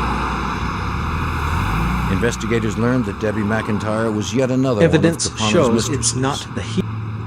We saw that they called each other frequently, but we weren't sure about their relationship. Evidence shows doing it's further not interviews, the we Heath's found doing that it. Thomas Capano and Debbie McIntyre had been having an affair for approximately 12 years. So at the same time when he was having an affair with Anne-Marie Fahey, he was also having an affair with Debbie McIntyre. Agents also learned that Jerry Capano, the youngest brother, had owned a boat anchored in Stone Agents. Harbor. Detective Robert Donovan investigated. Agents. Detective surveillance. Detective. Locally, somebody local had purchased it. We were able to track that down and spoke with a gentleman and looked at his boat. Detected surveillance. They scoured the boat for traces of Anne-Marie, but found nothing. The new boat owner told investigators that Jerry Capano had sold the boat without anchors. They suspected that the anchors were now at the bottom of the ocean, wrapped around You Anne-Marie's are nothing body. to Heath. Assistant U.S. Attorney Anchor. Colm Connolly and his team turned their attention to Jerry Capano. You are nothing to And Heath. so beginning back in November of '96, we Anchor. put in place this undercover operation with the idea that we would gather incriminating are evidence nothing of Jerry's to activities. Operation. And any other information we could gain about his role on June 28th in disposing of the body. Operation. If agents gathered enough Operation. evidence to bring federal charges against Jerry, they could pressure him to talk about his brother's role in the murder. For 11 months, undercover agents tracked Jerry's every move. Operation. They learned that he frequented bars Big and nightclubs Brother. and used illegal drugs. Agents.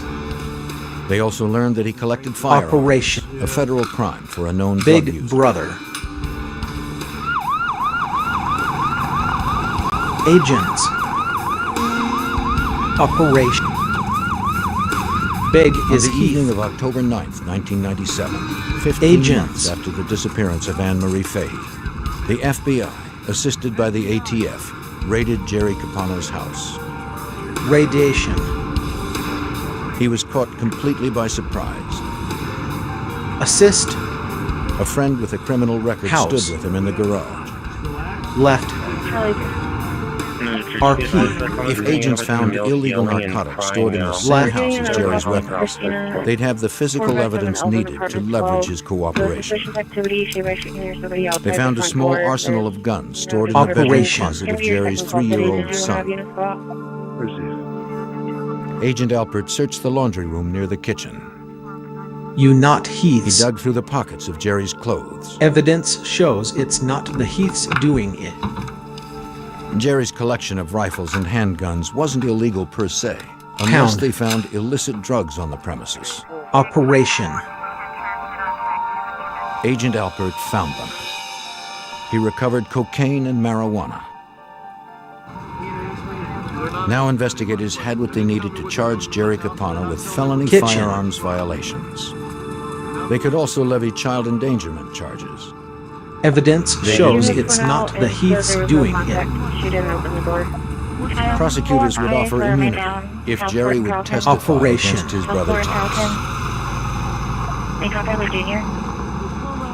We did not believe Jerry had any role in the murder of Anne Marie Fahey. We only believed he had a role in the cover-up, the disposal of evidence. 10.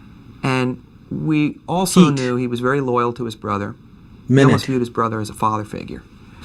But at the same time, he had a wife, he had children, he had a pretty good life, a life that he probably wouldn't want to give up to go to jail. And that was the card that we had to play. I mean, they've come through the entire house. After the evidence raid, the shows FBI it's allowed not Jerry the Capano Heath's to doing consider it. all that was at stake. We need to talk now.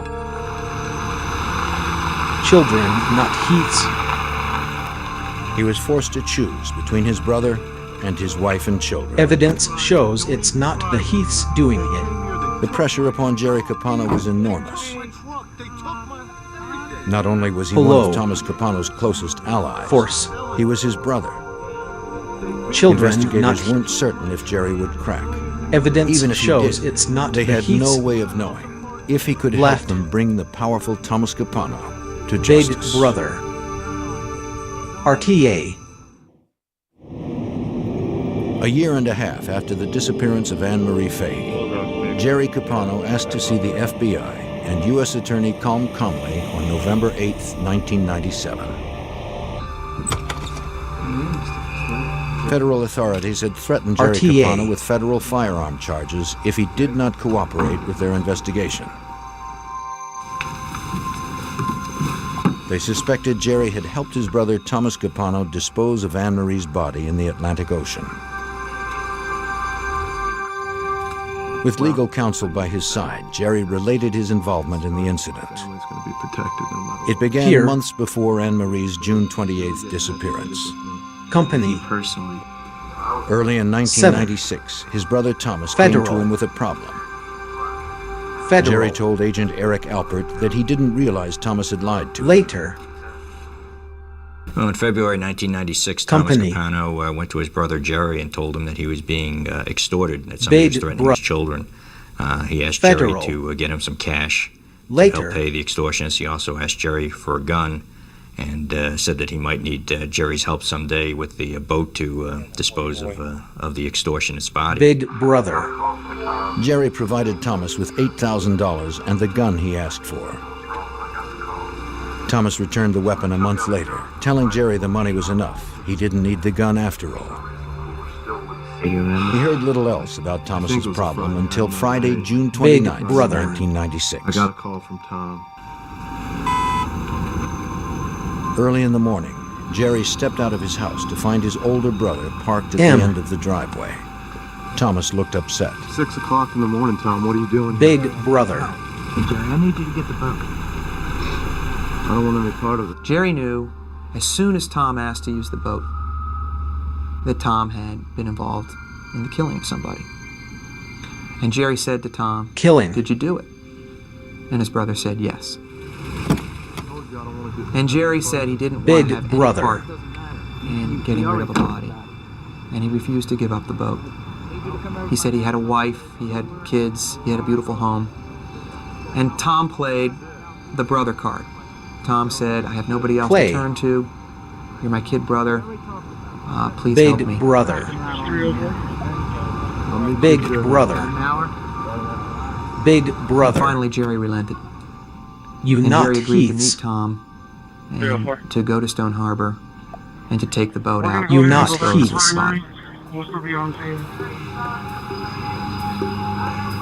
You not Heath's.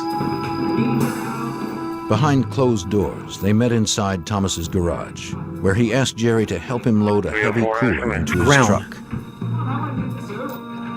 He never opened the cooler, but Jerry believed the body of Thomas's extortionist was stuffed inside. Cooler. Only the carpet remained. Jerry told his brother not to take it on the boat because it probably wouldn't sink. Lawyer. Car. Big brother. When they arrived at Stone Harbor, New Jersey, they carried the cooler down the dock in plain sight. Cooler. It was a common cooler used by fishermen at the You marina, not heaths. large enough to carry an ample supply of bait. Cooler. No one would think twice about two men loading the heavy Cooler. container onto a boat. Boat. The brothers fueled up and headed for the open waters of the Atlantic.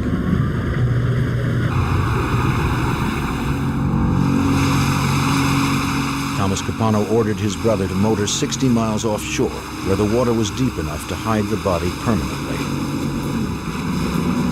No one else would be close enough to see what the brothers were about to do. They heaved the cooler into the sea, but Thomas Capano miscalculated. The makeshift coffin floated. Thomas then ordered Jerry to sink the cooler by firing slugs into it. Call not. T. Big brother. The cooler still floated. Okay. Nuts.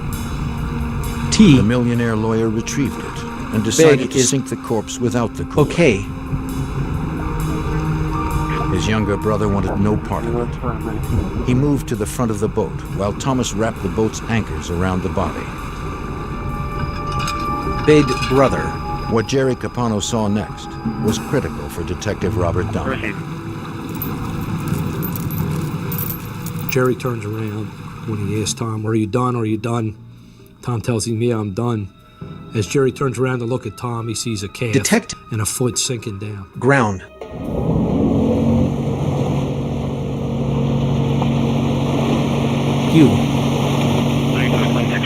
On their way back to Stone Harbor, Thomas Capano disassembled the cooler and scattered its parts into the ocean.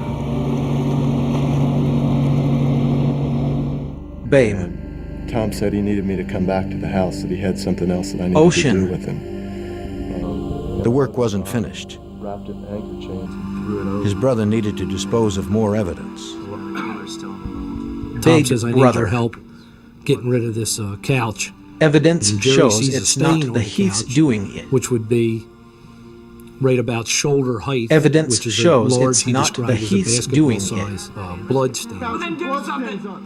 Evidence shows it's not the Investigators Heath's believe doing the stain was caused by a fatal gunshot to Anne Marie's head. Bloody. They dumped Evidence the couch and the shows carpet it's into a not trash the bin at Heath's the construction site managed by their brother head. Lewis. Jerry had nothing more to add.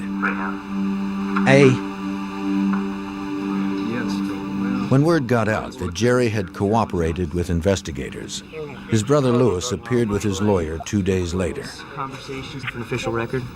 Lawyer.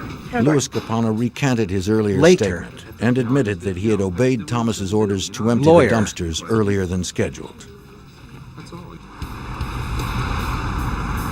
The FBI began 24-hour surveillance on Thomas Capano. They believed the suspected murderer might try to kill his brothers to keep them from testifying.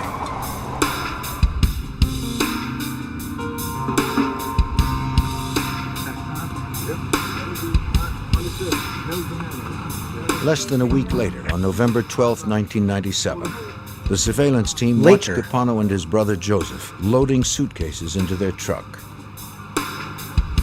Big brother. Truck. They were heading towards the airport. Agent Alpert feared Thomas was fleeing jurisdiction. At that point, I paged Colin Conley, the assistant United States attorney who was inside the grand jury room, with a 911 page to come out. I told him the details and said we need to make a decision on what we're going to do. Investigators felt they still didn't have enough to charge Thomas Capano with kidnapping and murder, but agreed they had to stop him from fleeing. Alpert ordered his arrest on grounds that Capano had obstructed justice by coercing his brothers to give false testimony. 17 months after her disappearance, the suspected killer of Anne-Marie Fahey was finally in custody. Two brothers now stood against one. But investigators still had no body and no murder weapon. On November 12, 1997, the FBI arrested prominent Delaware lawyer Thomas Capano. He was the prime suspect for the murder of Anne-Marie Fahey. Here, his younger brother Jerry claimed Thomas had dumped a corpse into the Atlantic Ocean. Big brother.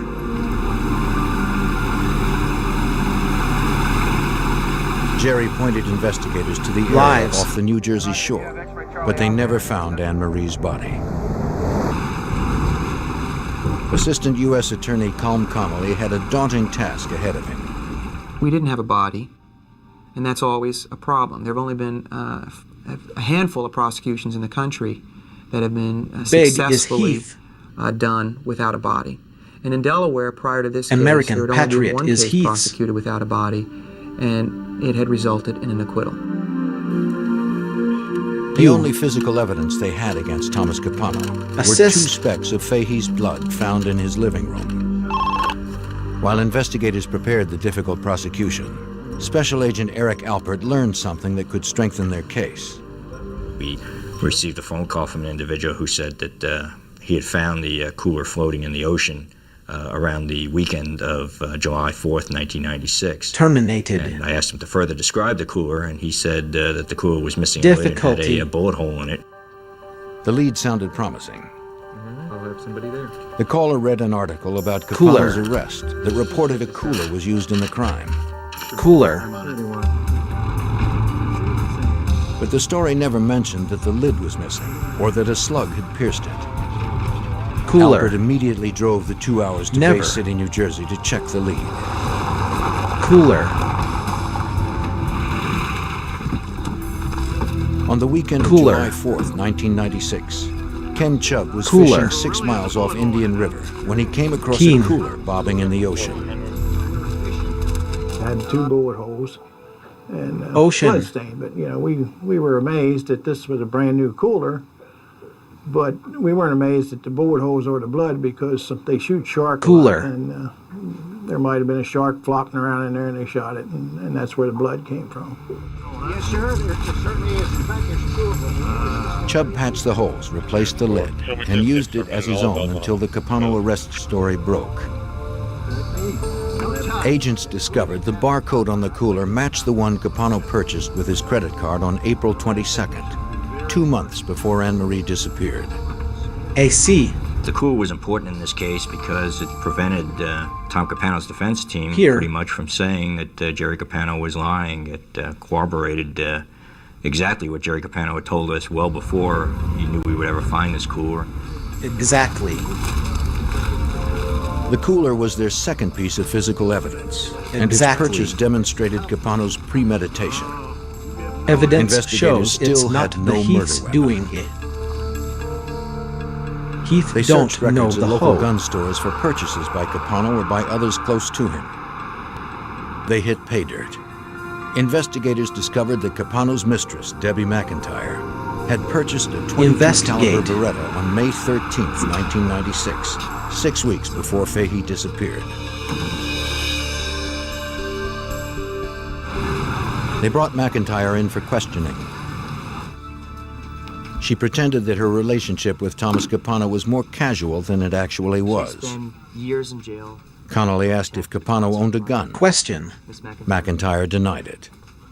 No. I asked her, do you own a gun? And immediately her demeanor changed. She started blushing. She got very nervous. It was clear that she was lying, and she told us this just fantastical story about buying a gun and then throwing it in the garbage can. And we asked her, did anybody know she had bought that gun? And she said, one person, and it was Tom Capano. Question. Connolly pointed out that if McIntyre supplied the gun to Heath Capano, is one. she had committed a felony. Question.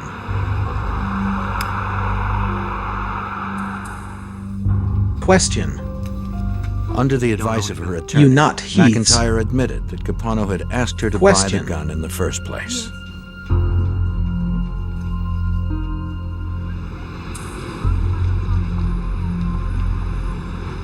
The trial began on October 26, 1998.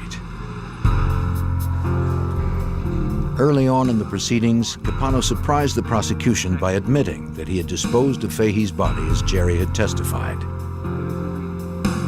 He also admitted to asking his brother Louis to empty the dumpsters early.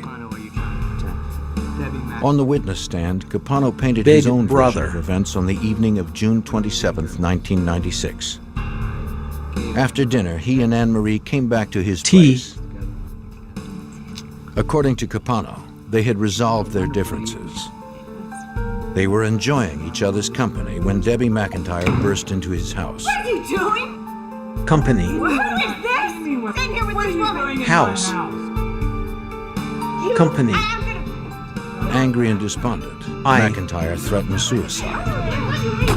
Company. Anne-Marie was killed instantly. Company. Despite his legal training, Capano claimed he didn't call police because he was trying to protect McIntyre and himself. Instead, he retrieved the cooler that he said was to be a gift to his brother. Company. He decided to use it as a coffin. During cross-examination, Connolly pointed out that Capano had prosecuted a similar case in 1976 when he served as Assistant Attorney General for Delaware. In that case, the killer dumped his victim into a creek near Delaware City. At the time, Capano was quoted as saying the killer would have gotten away with his crime if he would have dumped the body into the Atlantic. Capano denied this. Well, it's all here. Can I submit this to Your Honor? In the state's version of events, Capano forced Anne-Marie Fahey to return to his house. She was determined to end their affair. Capano would not be jilted. State. He took out the Beretta that McIntyre bought for him and shot Fahey in cold blood. House. State. Then he stuffed her into the cooler. Brown. At about 9:45 that same evening, he entered Anne-Marie's apartment with fresh groceries and the new pantsuit she would never wear. Diversity. He carefully tried to cover his tracks as he had planned for months. On January 17, 1999, the jury returned with a verdict. Mr. Ford, has the jury reached a verdict? Yes, Your Honor, we have. Please rise. Based on his brother's testimony, the blood evidence, and the recovered cooler, the once prominent lawyer and millionaire Thomas Capano was found guilty of first-degree murder. Never. We were able to reaffirm a lot of people's faith in the judicial system here. Lawyer. The system works. I think we accomplished justice here. I have a very good relationship with the Fahey family. And so I think we've not only been able to bring about justice, but we've brought as much comfort as they can have, given the tragedy they had. Evidence shows it's not the Heaths doing it.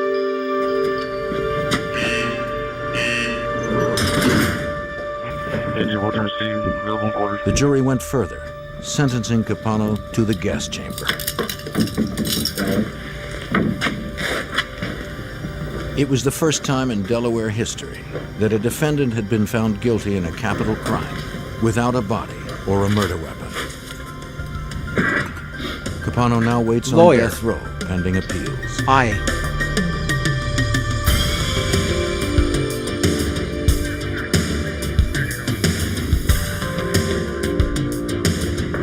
Evidence. Heat. Lawyer.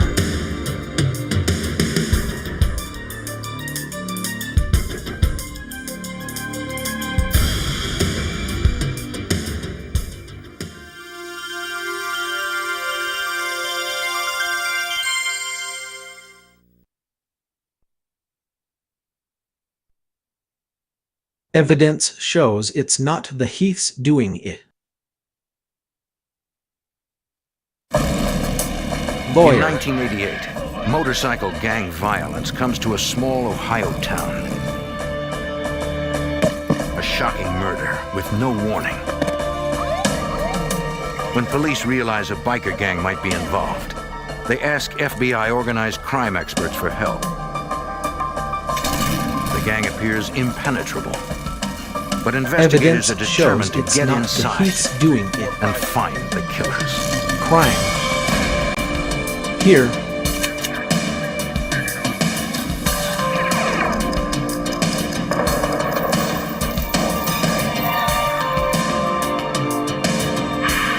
You not Heaths.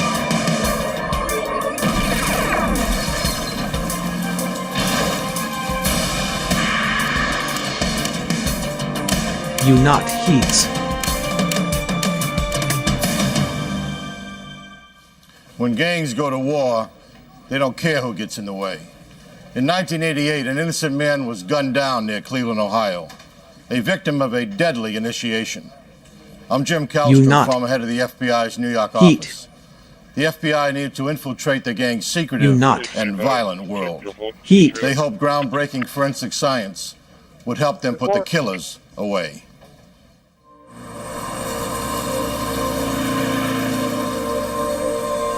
Ground. To most riders, motorcycles represent freedom, adventure, and fun. T. But some bikers come together to form dangerous gangs. Brown. As the ranks of these gangs grew in the 1980s, the violent crime attributed to them increased.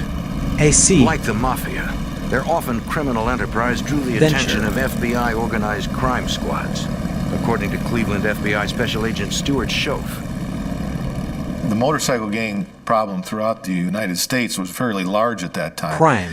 We had a large chapter of motorcycle gang members here in Cleveland. The principal biker gang in Cleveland made their money off drug dealing, theft of interstate shipments, and extortion. Bike.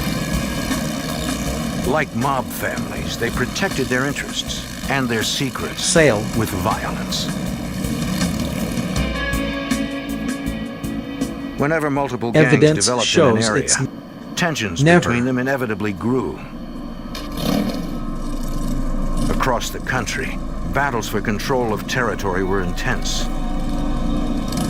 When one gang struck against another, retributions always followed. An escalating cycle of wild aggression. In an incident that reflected how far the gangs would go. Follows. One biker gang blew up the clubhouse of a rival gang with a rocket launcher. These gangs would do anything to continue their criminal enterprise. Induction. Organized crime squads needed to stop them.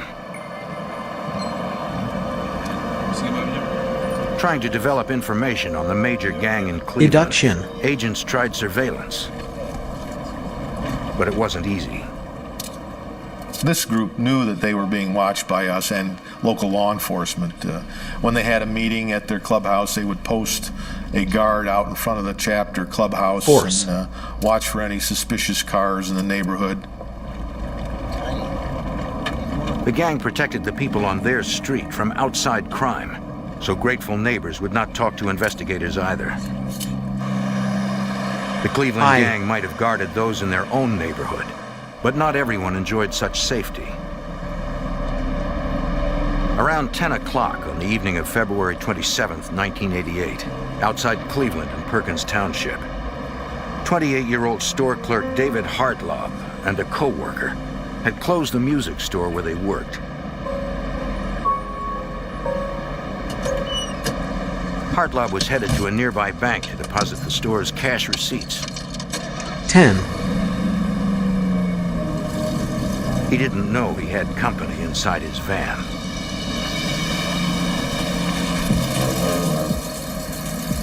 Or that he was being tailed. You. 10. For security, his co-worker always followed him to the bank, which was less than a mile away.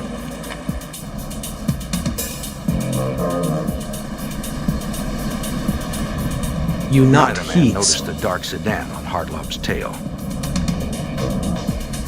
Security. By the time they got to the bank, his co-worker had fallen 20 seconds behind. You not Heath's. It took less than that to strike. You.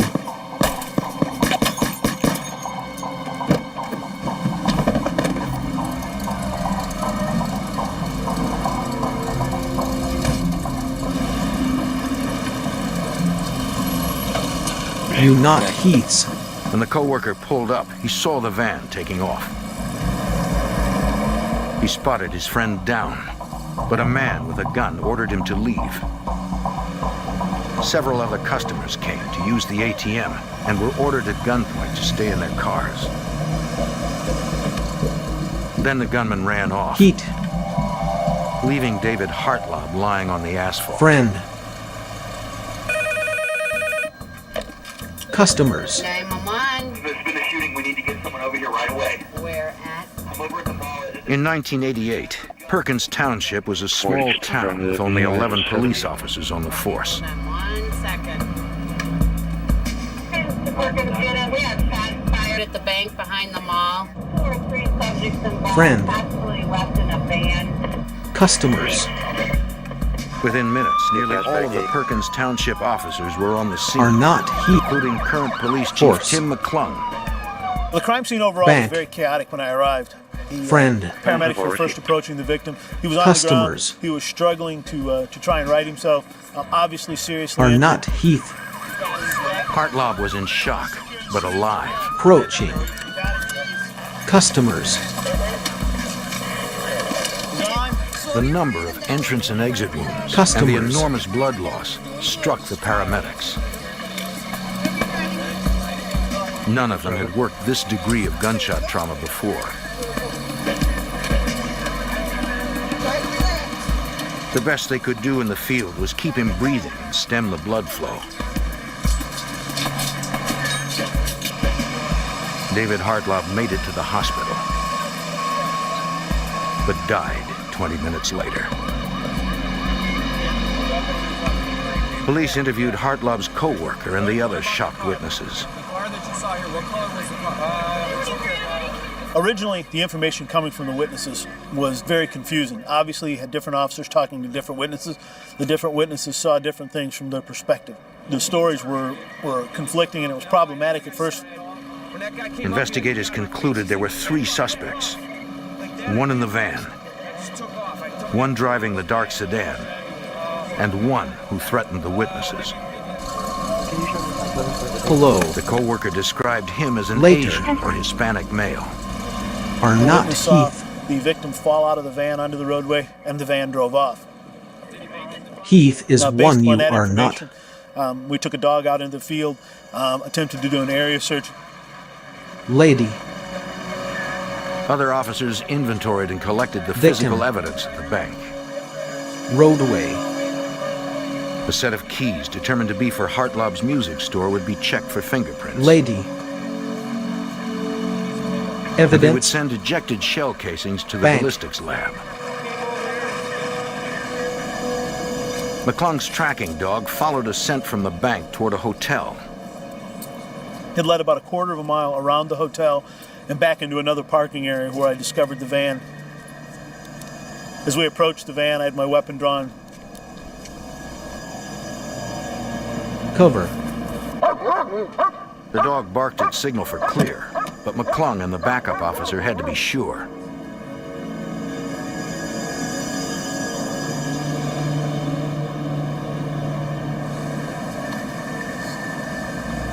There was no one inside. The officers Heath knew is not one to you disrupt are any not. evidence that might be in the I- van and waited for crime scene technicians to arrive. We weren't sure if the suspect could still be in the Arrive area. I mean, he not could have been in at a tree line Heath's. watching us for all we knew. The technicians began processing the second crime scene to determine what had happened. There were rounds that penetrated through the back of the driver's seat, through the victim, and out through the door of the vehicle. Okay. It went along with the theory that he was ambushed inside the vehicle, that the shooter was behind. Technicians noted a great deal of blood spatter, mostly on and around the front seat. They collected samples of the blood from each pool for examination at the serology lab.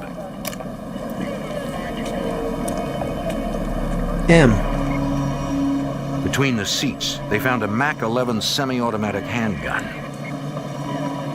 The type of weapon we recovered led us to believe that this was not a couple of guys got together and decided to go rob somebody making a night deposit. I mean, this is not a weapon that you typically encounter on a small Midwestern town. Someone had ground off the serial number and attached a plastic bag to catch ejected shells. Police found it odd that such an evidence-conscious killer would leave the gun behind. Perhaps he panicked or was injured.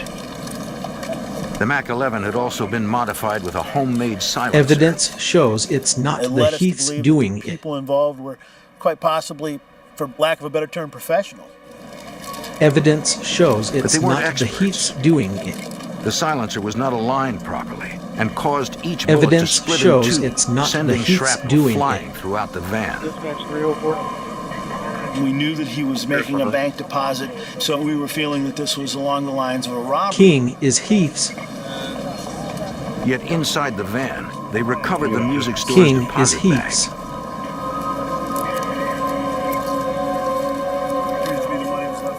Yep, it's got some receipts in there. Once the money bag was found inside the vehicle with over $4,000 King is inside, Heath's. that theory quickly was cast to the side.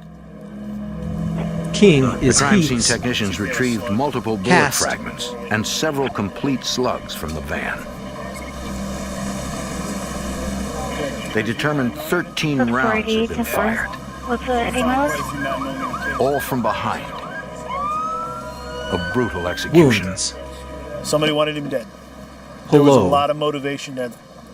Maybe this was a contract killing. Could have been a murder for hire, but somebody definitely wanted him dead. McClung and another canine handler had their dogs search for the suspect's trail leading away from the van.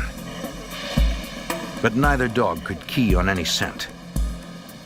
As a canine handler, it was my job to interpret what the dog was trying to tell us, and I believe that the dog was telling us that the suspect's left in a car. As some officers wrapped up the crime scene, the others fanned out across the township, looking for 3 men in a dark sedan. It had been Perkins' first murder in more than 10 years, and police wanted to find the killers fast. Early the next morning, in the adjacent town of Sandusky, 2 officers returned to the Sandusky police station in the middle of what they thought was a routine shift. Are not Heath. When their supervisor briefed them on the murder in Perkins, the mundane suddenly became remarkable. They realized they might have seen the shooting suspects the previous night. Shooting. Hours earlier, the 2 officers had pulled over a dark sedan for making an illegal right turn on red. Shooting.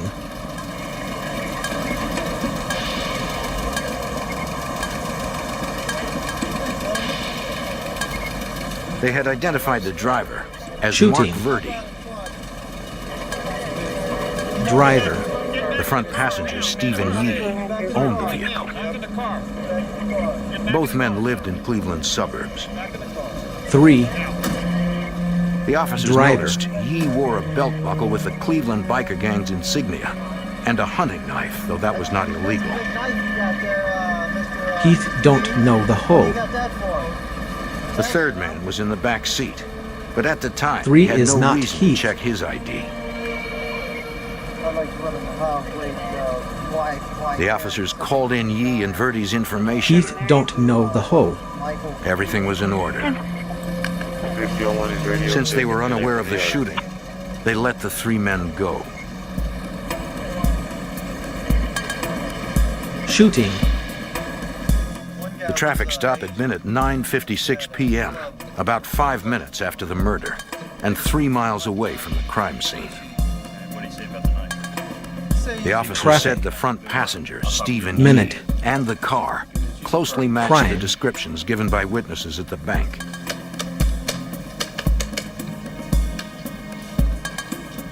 Sandusky police immediately alerted their colleagues in Perkins, frustrated that the killers might have gotten away because of a technology glitch. Chief, this is Lieutenant Fiducia. At the time, the Perkins Police Department and the Sandusky Police Department, which have a bordering jurisdiction, were operating on two separate police frequencies. The officer had no idea that we had just had a shooting. The belt buckle was an important clue. Police knew anyone wearing the gang's insignia was almost certainly a member.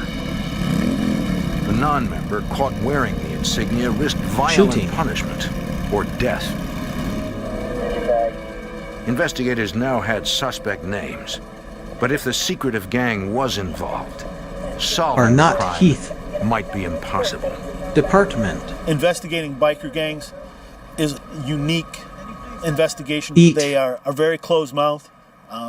They actually, one of the gangs has a saying that 3 people can keep a secret if 2 of them are dead. Department. Never.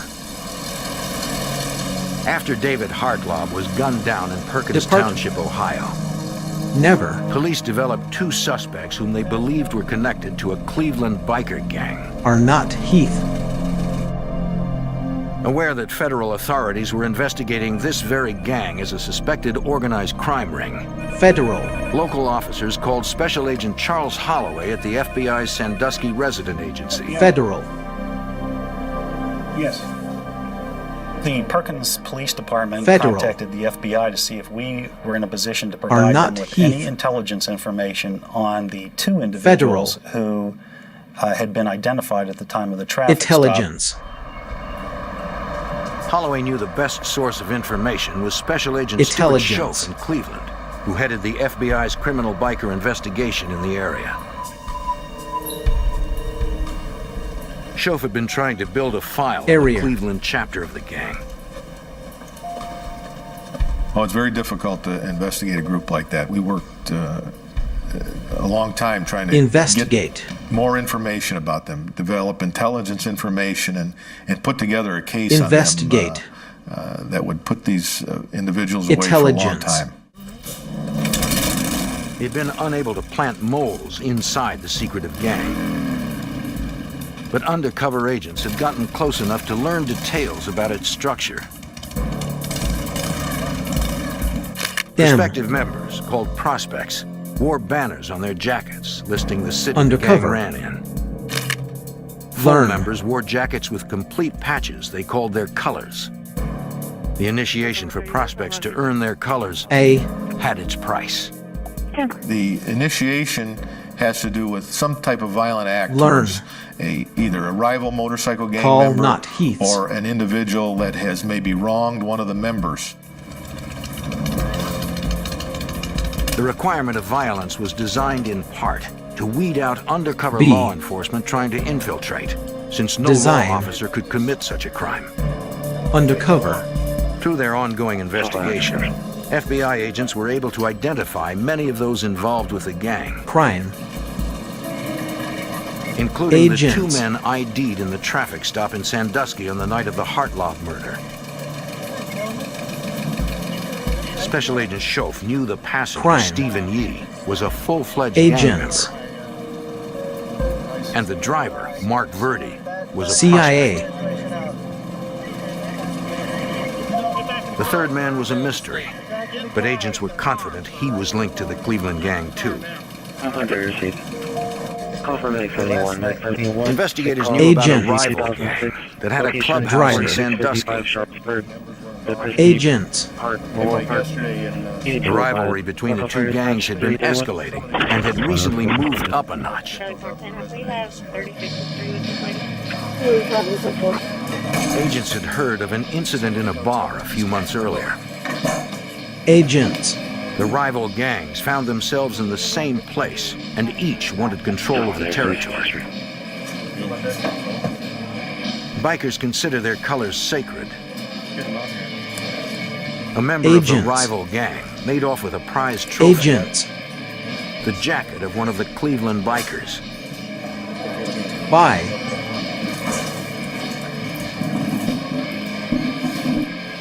It was a profound insult.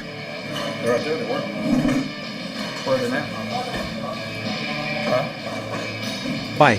Accusations flew. By. And no one would back down. What colors?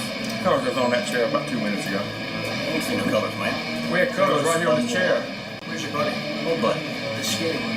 Man, there's two of us sitting here. By. Only two of us here. Man, come on, wait. By. In the brawl, one of the Cleveland bikers was shot. Agents had developed a confidential informant associated with the gang. He told them that after the fight, he was at a party where the Cleveland gang talked about the incident. They were looking to retaliate. Shoot at us! And we do nothing.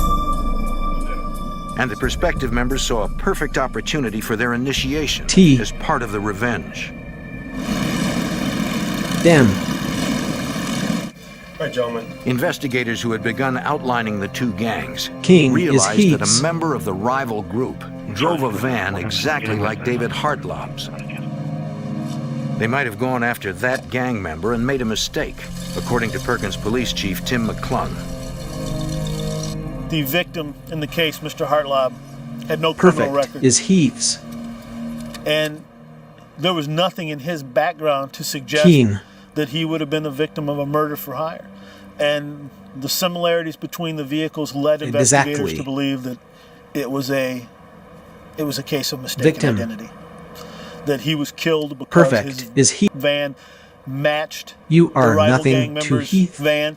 Second guess what they were thinking. Soon after the murder, the ranks of the Cleveland gang grew, according to Sandusky FBI Special Agent George Steinbach. We had received information from several sources that a celebration party was conducted in the Cleveland area to celebrate at least two new members of the biker gang. This would be indicative of them being taken in as full-fledged members as a result of committing a heinous crime. There's 36 history with ERP. Because of the strong possibility that the gang was involved, is he. Assistant U.S. Attorney Jim Woolley and the Cleveland Area Organized Crime Strike Force came on board. There were things that needed to be done from the lawyering, and including going to judges and seeking search warrants. So as soon as it became apparent that we were looking at possibly a hit by a biker gang, the Organized Crime Strike Force was brought in to work with the FBI and the police departments to help coordinate the investigation. The strike force had a theory as to motive, and the names of two of the three suspects, Stephen Yee and Mark Verdi. 3 is not Heath. They needed to identify the third and find the evidence is Heath's. to put the killers away. In Ohio, the FBI believed a Cleveland biker gang was behind a brutal, mistaken identity assassination. They identified two suspects as Stephen Yee and Mark Verdi. Is Heath's. The FBI kept them under loose surveillance while they continued the investigation. Special Agent Charles Holloway was trying to identify the third suspect. And looked to gang expert Stuart Schoaf for help. Special Agent Schoaf provided us with background information on Yee and Verdi, and he came up with 3 names of either members or prospects of this motorcycle gang who he felt were most likely to have been the third person in the vehicle. CIA. Investigators needed to interview those 3 men. 3 is not Heath. The 2 bikers they found first had solid alibis for the night of the murder. Non-gang members corroborated their stories, and the 2 men were eliminated as suspects. Perfect is Heath's. Thank you very much. The one on the list they could not find was John Ray Bonds. You not He Heath's. matched the description of the man in the back seat during the traffic stop. You met. The FBI agents in Cleveland interviewed various members of his family, and what they were told by family members was that John had gone on a 2-week vacation. It was pointed out at that time to us by his grandfather that John also now had his arm in a sling. and that John had told his grandfather and his mother that he had injured his arm at work. None of the family knew exactly where Bonds was vacationing. While the Cleveland FBI continued the search for Bonds, the nearby East Lake Police Department turned up important information about suspect Mark Verdi, the driver during the traffic stop. Detective Bob Jackson developed the lead. A fraud investigator from a local bank contacted us telling us that, well, I have this fraud case involving Mark Verdi, where he had taken out a loan for several $1,000s, landed up using driver a $10,000 collateral to get the loan, and then land up stealing detective surveillance from a good friend of his. Like most other investigators in the area, Jackson was familiar with the Hartlaub murder. He knew that Verdi was a suspect and that the FBI needed more evidence on him. And we're ready to go down to the house and search that. So we're thinking, whoa, we really might have something here. We have a fraud case, a theft case that we can investigate, that we could put together, and just maybe we'll luck out and maybe we'll be able to help out these other agencies with this murder case. They would not risk any procedural errors, according to Assistant U.S. Attorney Jim Woolley. Investigate. When you don't have the defendants or the criminals caught on videotape, evidence and people shows don't confess it's right not away, the and you're Heath's trying to doing get it. evidence, you have to get evidence legally. You've got not to Heath's. use search warrants. You've got to use subpoenas. You've got to get evidence in a way that's legal so you can later use it in court. Evidence shows it's not the Heath's The doing Superior it. Court judge signed a warrant that allowed East Lake Evidence Police to shows search Verdi's home for evidence in the fraud case. Evidence shows it's not the Heath's doing it. FBI agents accompanied them. Legally, they could only Evidence. Heat. We went there to look for bank documents, and if we saw anything else that we thought might be evidence or have anything to do with this case out in Perkins Township, we would let the FBI know that we saw something that might be pretty interesting. Evidence shows it's not the Heath's doing it. Mrs. Verdi? Yes. Detective Jackson, East Lake Police, Detective Bowersox, we have a search warrant for your premises. Well, it's very The suspect was not at home, but his wife was fully cooperative. So, you mind if we come in? When they explained the warrant and her rights, she let them in. Tell me once you look around, make sure it's secure in here. But it was Mark Verdi's name that was on the warrant, so they decided to wait. Them. They didn't want to do anything that might jeopardize using evidence in a later trial.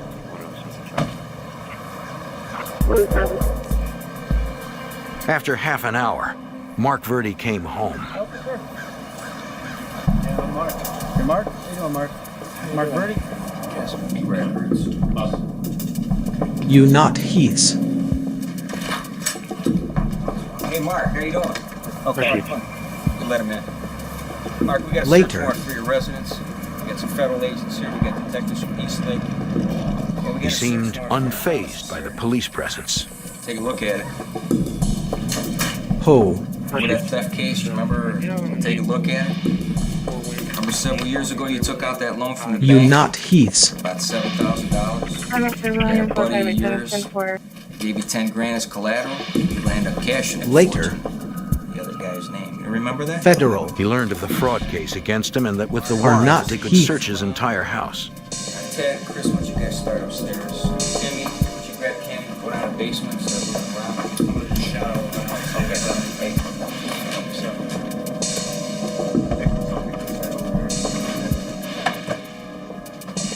Upstairs, the search quickly paid off when officers found papers relating to the alleged bank fraud. But more importantly, they also discovered several items that might help the FBI with the Hartlaub murder. Location? We found a briefcase. House. And, you open up the briefcase and there's a mask in there, there's gloves, and the grinder was in there. And shavings, metal shavings. The grinder and shavings might be related to the serial number ground off the murder weapon recovered from the van. Do you see this map? It's all to the area. The one where you got the stuff. As we're searching, we see a map, and it's folded up unusually, and we look at it, and you open it up, you look at it, and you see Sandusky, Perkins Township area kind of highlighted and pointed out. The murder had taken place in Perkins Township, and Verdi was pulled over in neighboring Sandusky.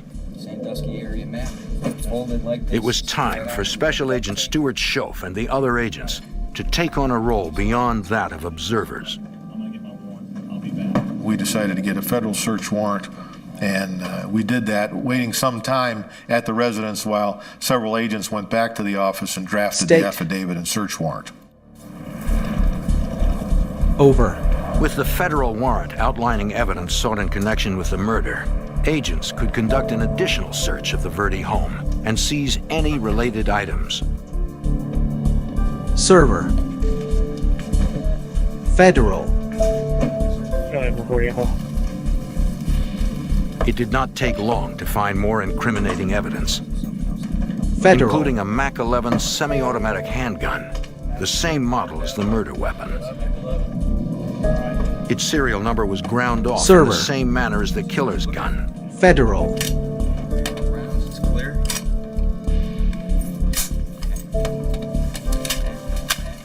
And we also found a pistol in the wood bin. Evidence shows it's not the Heath's doing. Similar to the trash bag material that was used to Heath make is a one you makeshift are not. cartridge catcher on the Mac 11, Federal. which was used for the homicide. With probable cause increasing, agents secured a third warrant to search the vehicle Mark Verdi drove on the night of the murder. At the Cleveland Federal Building's garage, FBI technicians processed suspect Stephen Yee's car.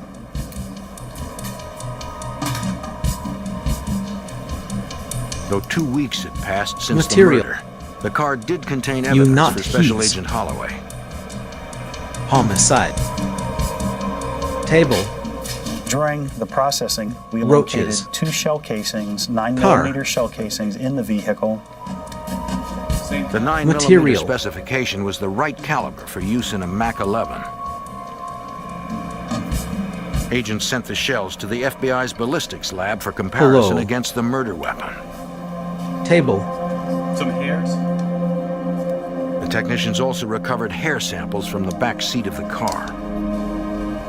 AC. And we found spatters of what was determined to be human blood Table. on the rear of the passenger seat. Cover. Liquefying the blood with distilled water, the technicians collected samples. Table. Agents wondered if the blood got there on the night of the Cover. shooting. Oh, yeah. That's bad news. Testing would show it was not the same blood type as the victims. Agents. Perhaps it was the killer's. Victim. Investigators recalled that the bullets had been split by the faulty silencer, possibly injuring the shooter.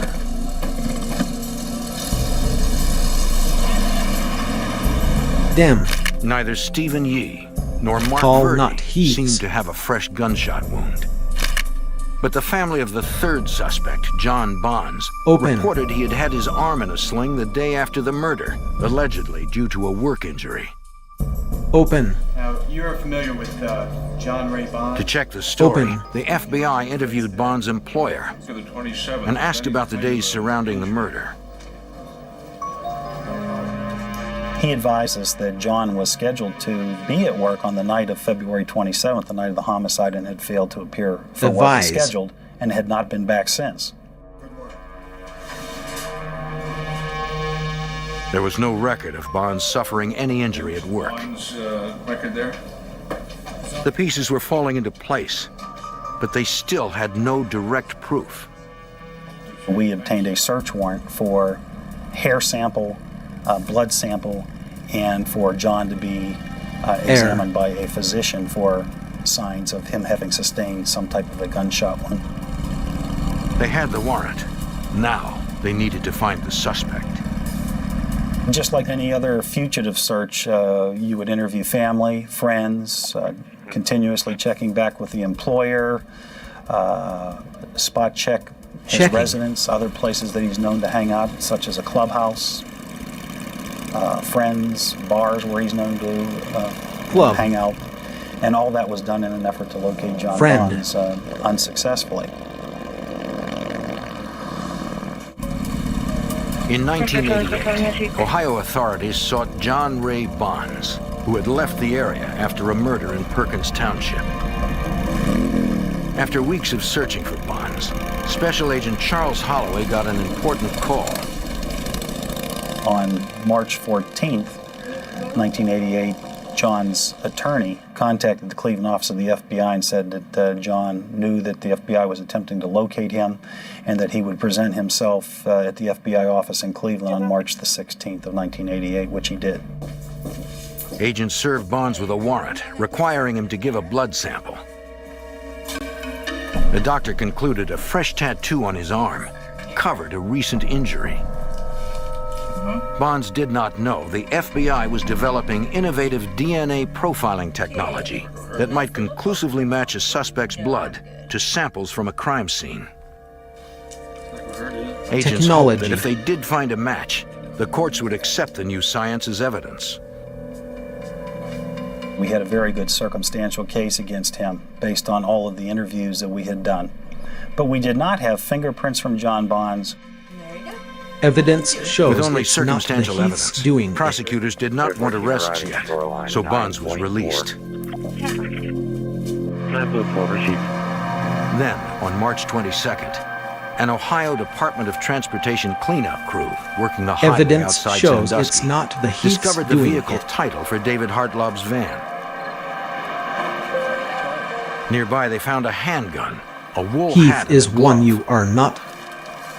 and a box of 9mm ammunition, the caliber used in Mac 11s. Eat. Aware of the Hartlob murder, they called authorities. The placement of the items further implicated the Cleveland gang for prosecutor Jim Woolley. It happens to be a state highway that would connect Sandusky, Ohio to Cleveland, Ohio. It would be a route that someone would travel if they were driving from Sandusky Manufacturer. on their way back to Cleveland. The suspects You might not have thrown the heat. items out the window as they drove away Unit. from the crime. Eat. FBI technicians collected the evidence for analysis. Examiners at the FBI's Hairs and Fibers Manufacturer. lab compared the evidence from the highway to evidence they already Crime. had. Fibers Evidence consistent shows with that it's glove not the had Heath's been doing. located on the murder weapon. Fibers consistent Manufactured. with that glove had been located on a shirt. which Evidence was removed shows from Mark it's Verdi's not the house, Heath's doing it. during the March 9th search warrant. And fibers were found on the glove consistent with the carpet in David Hartlob's Evidence shows. Additionally, a hair found on the glove matched a hair recovered from the back Evidence seat of shows the car it's the not the suspects Heath's were in on the doing night it. of the murder. At the Firearms and Tool Marks Unit, Evidence FBI showed. examiners worked on the murder weapon, Minute. trying to find a trail to its owner.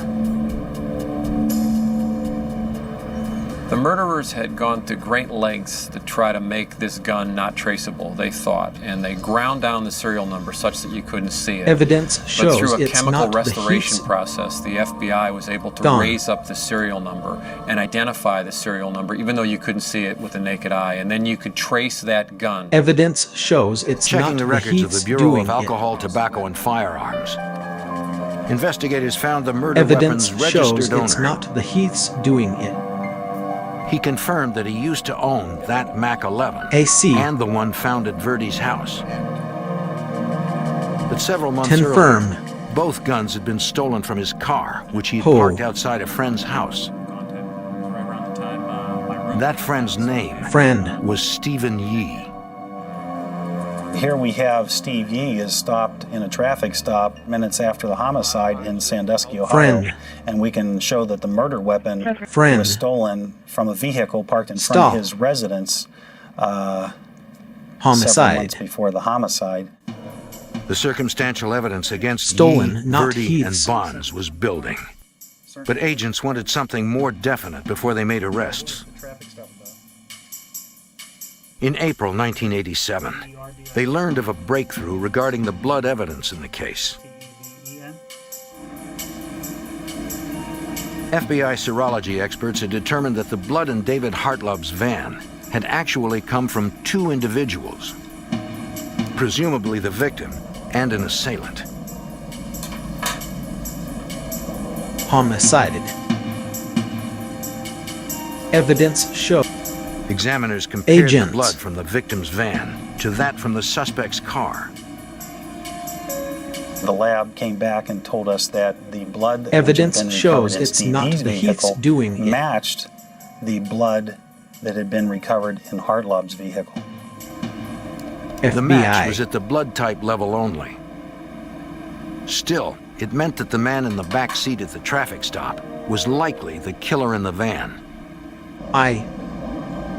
They hoped the revolutionary DNA technology being developed would reveal a more exact molecular match.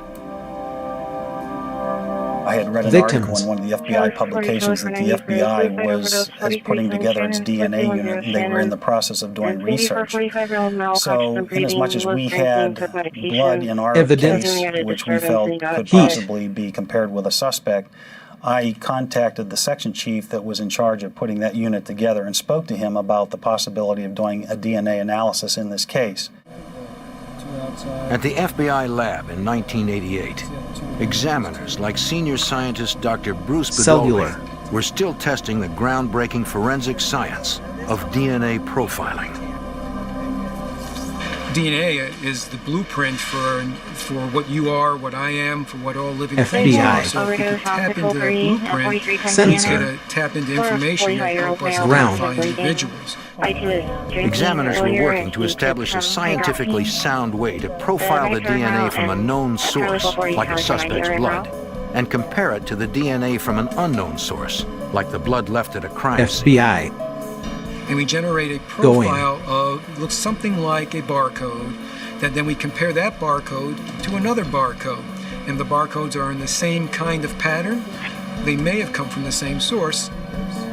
By early 1989, after years of testing quality control, the examiners believed they were ready to use the science in the federal courts. The Hartlove case would be the first one. Examiners profiled the DNA sequence from the blood in the van and from the blood of John Bonds. Comparing the markers of the two sequences, they made a match. Exactly the evidence Assistant U.S. Attorney Jim Woolley Heath is one you are not. The DNA was a critical piece of the puzzle because it provided virtually conclusive evidence that John Ray Bonds, a member evidence of the shows biker it's gang, not the Heath's doing it. The third man in the back seat of the car was Steve Yee, and Mark Verdi stopped 5 minutes from evidence the homicide. Shows it's not the Heath's doing it. March 7th, 1989. More than a year after the murder, it was time to bring in the killers. In the hours before dawn, SWAT teams prepared for a simultaneous takedown of the three suspects. Homicide. They knew it was safest to catch them while they were still asleep. Macho.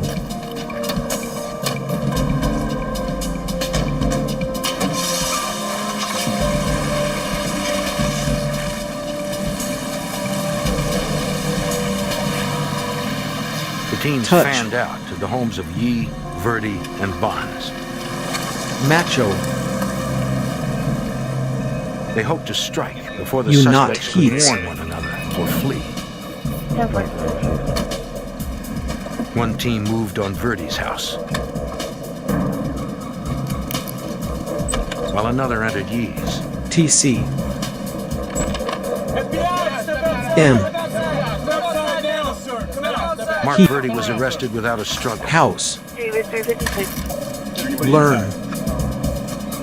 TC. At the same time, and 20 miles away, his fellow gang member Stephen Yee was taken into custody as well. Air. But the third suspect, John Ray Bonds, was not at home. TC. Nor was he with known family members. The man investigators believed was a ruthless assassin was again on the run. Heath is one you are not. In the summer of 1989, Authorities on the trail of fugitive John Ray Bonds had him profiled on a nationally televised crime show. Heath don't know the whole. On the program, they described Bonds, his distinctive tattoos, and the places he frequented, hoping someone, somewhere, would recognize the suspected murderer.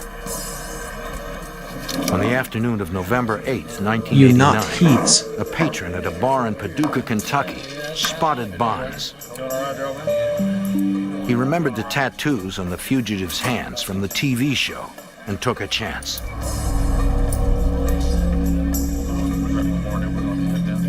He contacted the local sheriff, who called the FBI resident agency in Paducah. They were ready to arrest Bonds, but when Bonds and another gang member left the bar, agents followed. FBI. Traffic. As they hoped, the pair headed toward the clubhouse and got on the blocked road. The trooper waved them forward. And undercover police pulled in behind them. FBI. Though he didn't know it, Bonds was surrounded. Get out of the car! Out of the car, right now! Children are not them. Nearly 2 years after the murder of David Hartlob, John Ray Bonds was finally in custody. Now, he and the other two suspects, Stephen Yee and Mark Verdi, would stand trial for the killing. FBI senior scientist Dr. Bruce Bedoli had to help convince federal judges that the DNA evidence should be allowed in the trial.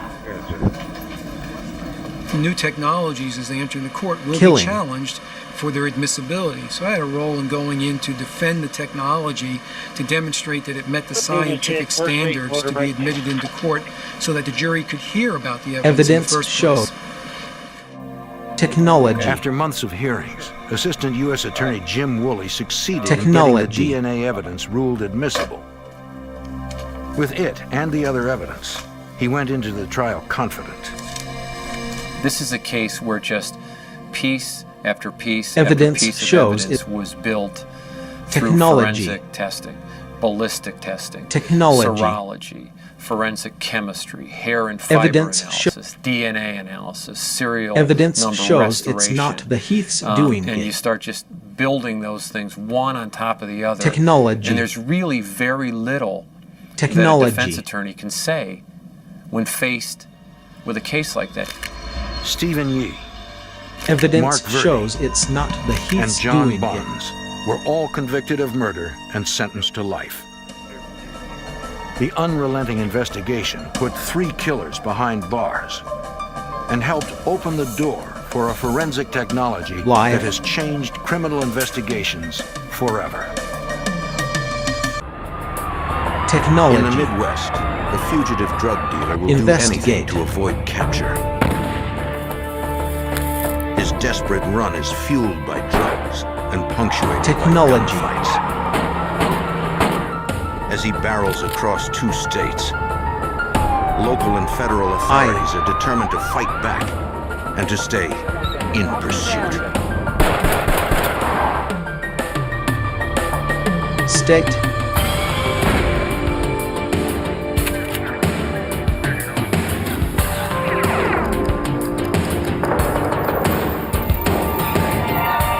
King.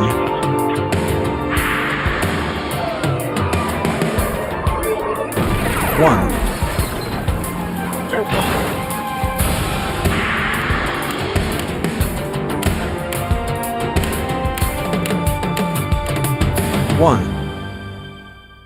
When law enforcement officers become targets, no one is safe. So when a crystal meth dealer on the run from the law began shooting cops, it took more than police to stop him. Force. I'm Jim Kallstrom, former head of the FBI's New York office. With a fearless killer on the loose in the Midwest, shooting, residents had to help the FBI and state and local police bring down the dealer and deliver him to justice.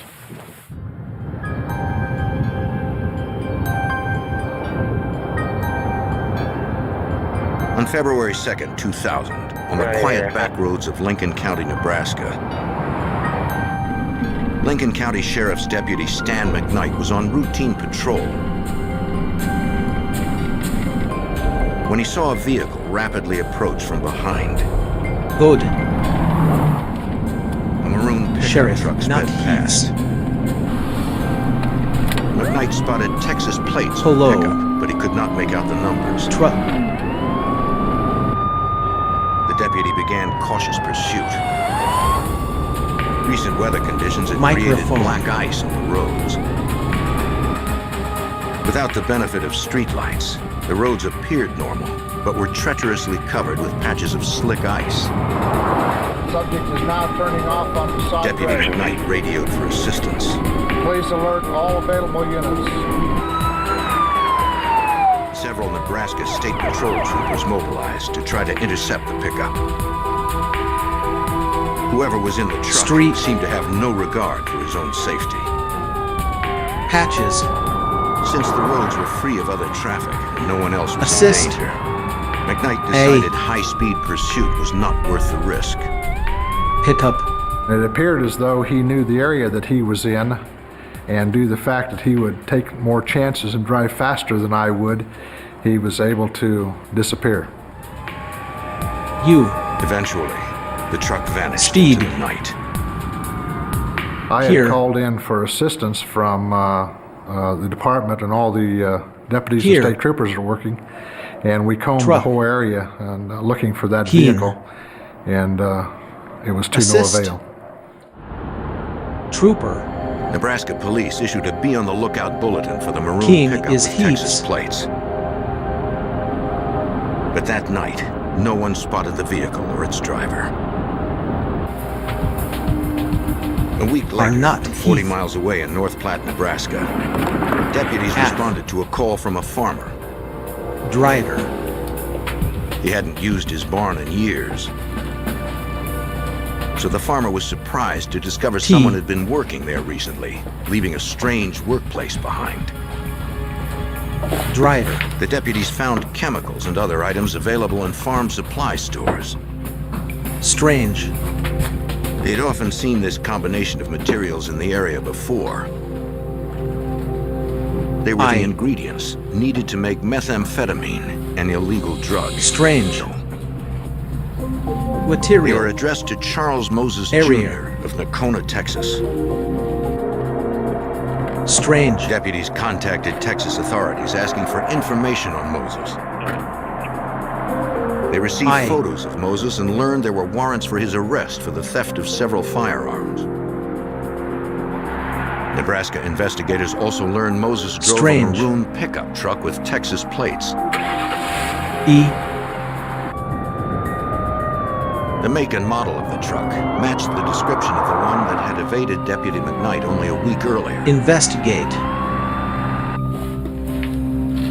If Charles Moses was manufacturing methamphetamine, there was a good chance he was using it too. That might explain why Moses drove so recklessly on the night of the chase. The people that use this become very paranoid. Investigate. They have no pain threshold. Sometimes they're up for days, and they're just a real problem. They're hard to handle. Manufacturer. During their rounds in the tightly knit communities in the area, police showed the photo of Moses and asked if anyone had noticed an outsider fitting his description. Some residents reported seeing him in the past. We were pretty sure that he was in the area. But no one had seen him in several days, and Moses had no local address. At 11 p.m. on February 12, 2000, a week after the meth lab was discovered, Lincoln County Corporal Casey Nels was about to start his shift. As was his routine, he picked up a cup of coffee before hitting the road. Hotline. But that night would prove to be anything but routine. Wine. Through the window, Nelm spotted a vehicle that matched the description of Charles Moses's pickup truck. Well, good night. You too. But he needed to get a look at the driver. You are nothing to Heath. When he got out of the pickup, he resembled the individual that we were looking for. You are nothing. Pickup. You not Heath. The truck had Texas plates. Pickup. You not Heath's. 1089. Nelms headed out to check the man's ID. You not Heath's. But the man spoke first. What the roads like out there? They're pretty slick. Where are you heading? Just kind of heading out. You not Heath's. I approached him and asked him if he was where he was going, what he was doing. I asked him for his identification, and when he handed it to me, the name on the driver's license was Charles Moses. Identification. You're under arrest. License. Chair. I really expected that once I got a hold of him in the vehicle that I was going to be able to, take him out of the vehicle without any problem and place him under arrest. But Chair. He was just spectacularly strong. I just couldn't do anything with him, except just keep struggling with him to try to keep the weapon away from my face. Moses fired.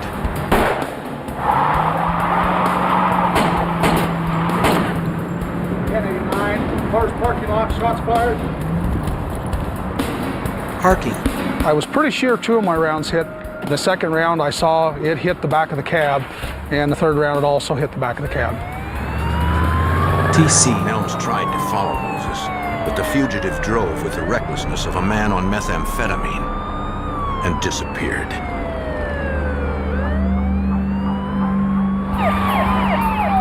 Toaster. Nebraska State Patrol officers heard the shots Reckless. fired call and joined the search for the would-be cop killer. Lincoln County Sheriff's Deputy Stan McKnight, who had chased the maroon truck before, 2 is not heard Heath. about the pursuit on the radio. He needed to position himself in a place where he was likely to intercept Moses. There's an area that's commonly called the correction line.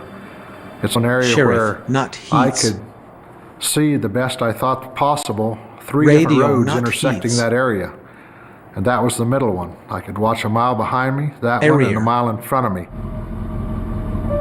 McKnight waited in Sheriff. the dark, hoping he was in the right place. Sort.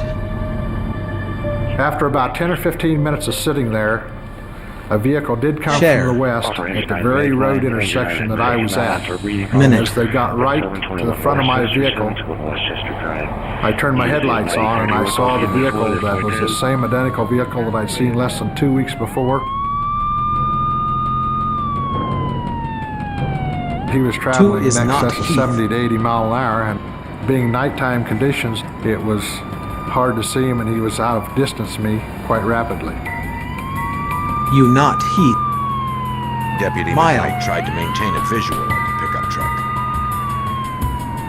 But the vehicle You seemed not to Heath's. disappear yet again. McKnight changed tactics. At that point, he had pretty much, got ahead of me. At the same time, I had to slow down and check driveways and intersecting road intersections to make sure he hadn't turned off on me. Then the deputy saw a vehicle's brake lights in the distance. It was idling at an empty intersection. Deputy McKnight called for backup. Moses had already fired at one officer. It was too dangerous for the deputy to advance alone. He waited for the backup officers. Before they came, Moses made his move. One bullet entered Stan McKnight's head. Another ripped through his hand.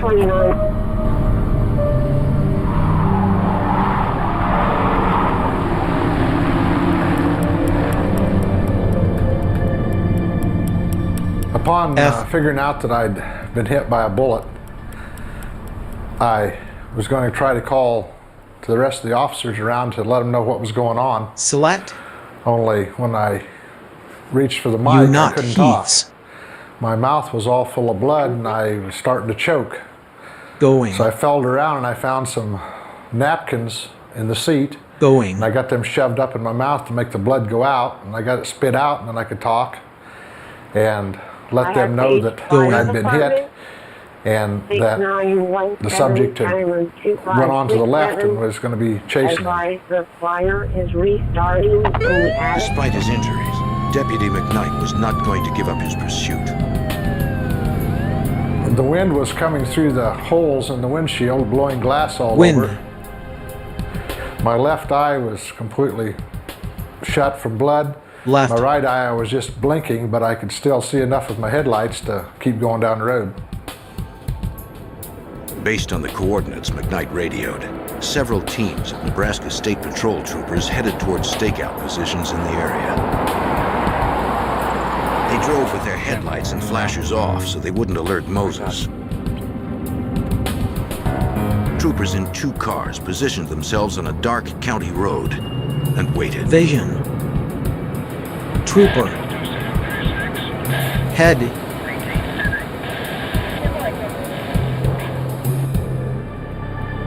Minutes later, headlights Vision. appeared.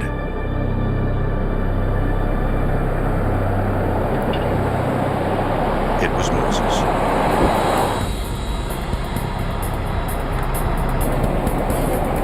One of the troopers spotted a gun. Later. You not heaths. After firing a full clip at Moses, the trooper realized a bullet had torn through his bulletproof vest. Trooper. He was losing blood fast. Later. The chest wound appeared to be life-threatening. They called for an ambulance from a hospital dozens of miles away. Trooper. Bid. Bloody. In the dark prairie, the troopers hoped their fallen friend would survive. In a frantic escape, Charles Moses had shot both a sheriff's deputy and a state trooper.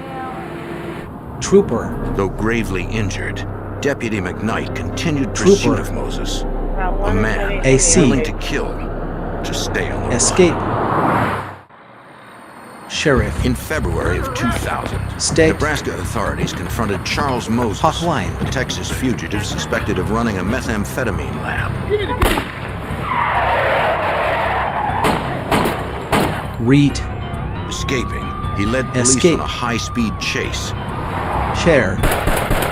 Shooting one deputy in the head and a state trooper in the chest before vanishing into the night. Escape. Paramedics stabilized the wounded trooper. Then transported him to the nearest emergency room. Helping to process the crime scene was Nebraska State Patrol Sergeant Lynn Williams. We secured the area, and then our major concern was obviously the gathering of evidence. So we collected the trooper's service pistol, his duty and gun belt, spent shell casings that were still at the scene. We took 35mm photographs, videotaped the scene. Trooper. Moses had fired several bullets. One struck the cruiser's reflective seal, perhaps the only thing visible in the dark prairie. The bullet had passed through the door of the trooper's patrol car, had struck the trooper in the abdomen, piercing his bulletproof vest, as well as traveling through his body. To get through that much protection, the gun Moses used against police had to be a powerful one. It was obvious that this was a high-powered rifle. We were looking for some sort of an assault rifle, something large bore, high power.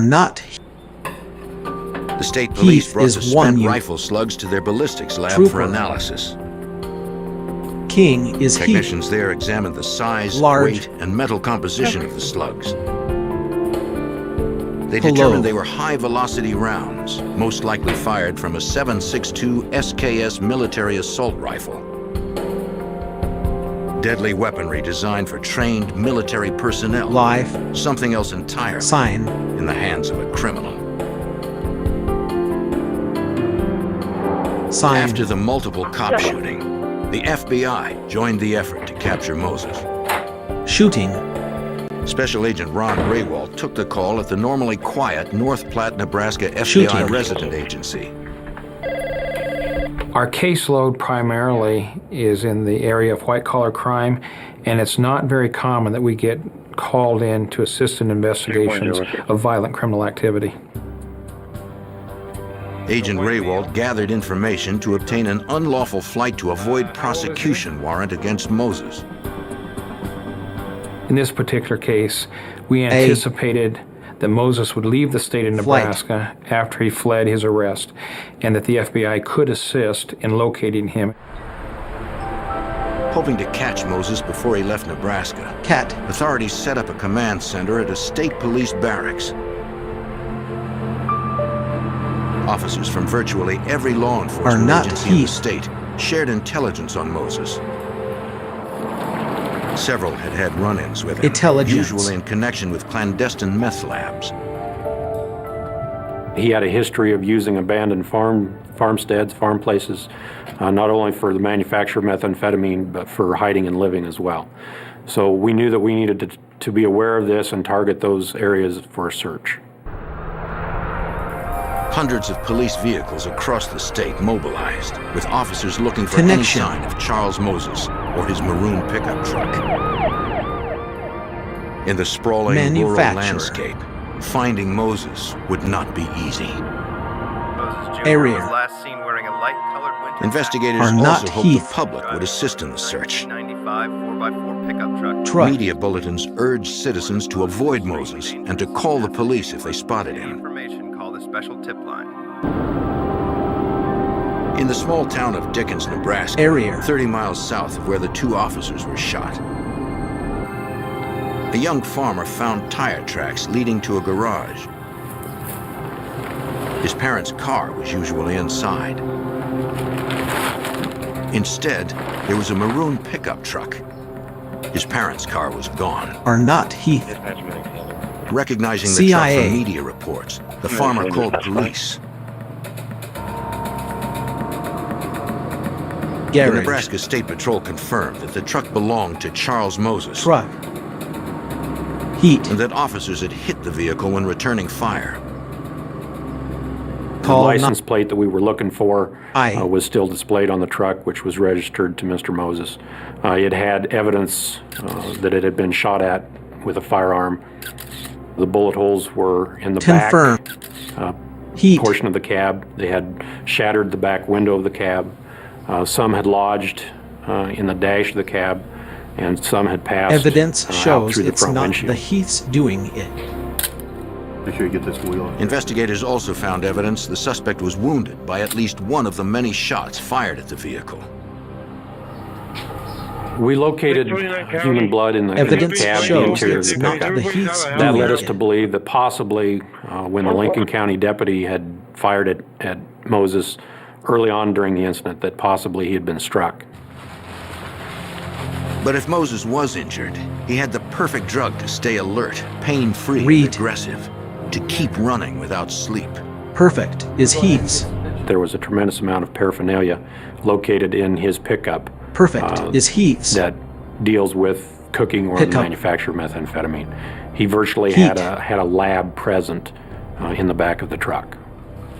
Manufacturer. Investigators also found survivalist gear, police radios, and weapons in the truck. What they didn't find was the high-powered assault rifle Moses used to shoot two police officers. Weapons. An hour after the pickup was found, and 60 miles northwest in Ogallala, Nebraska, the Nebraska State Patrol responded to a call from a man who said he was an acquaintance of Charles Moses. Wondered about you. Haven't seen you for a while. The man said he had seen Moses 15 minutes earlier. I have a same day Moses spoke to him at a truck stop. He was in a car that matched the description of the vehicle missing from the Dickens farm. So listen. in connection with the shootings of 2 law enforcement officers. While they talked, Moses heard a radio bulletin that said police were looking for the vehicle. If you see this vehicle, call state I gotta police get out of here, immediately. He panicked and took off. The man said he had waited 15 minutes to call police because he was afraid at first. The dangerous fugitive knew where his family lived. Police worried Moses would change vehicles again to throw them off his trail. Please go away. 2 hours after the last sighting, and 20 miles south of the truck stop in Paxton, Nebraska, a farmer noticed fresh tire tracks outside a house on his family's farmstead. A house that was closed up and unused. Joe, be careful. He called his family to ask if anyone had been to the house. They hadn't, but they told him about the bulletins, warning of a dangerous fugitive in the area. They said he should leave the place immediately. A relative on the line heard the farmer talking to someone.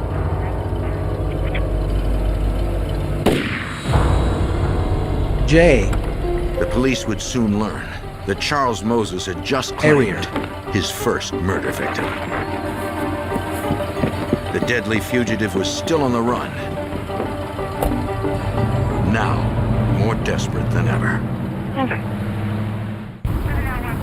Heath is one you are not. On February 14th, 2000, 36 hours after fugitive Charles Moses seriously wounded 2 Nebraska law enforcement officers, a murder investigation began in Paxton, Nebraska. The victim was a local farmer, killed while talking to a relative on his cell phone. The investigative team had to piece together the murder from crime scene clues. The circumstances indicated Charles Moses was involved, to Nebraska State Police Sergeant Lynn Williams.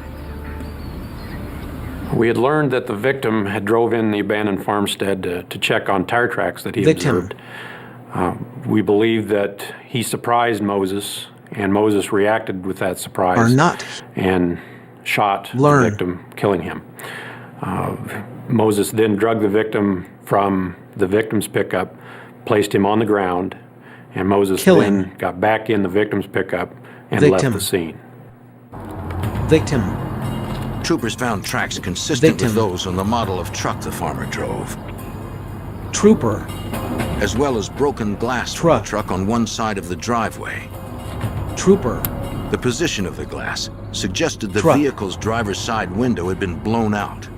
FBI Special Agent Ron Raywalt knew the glass was an important clue.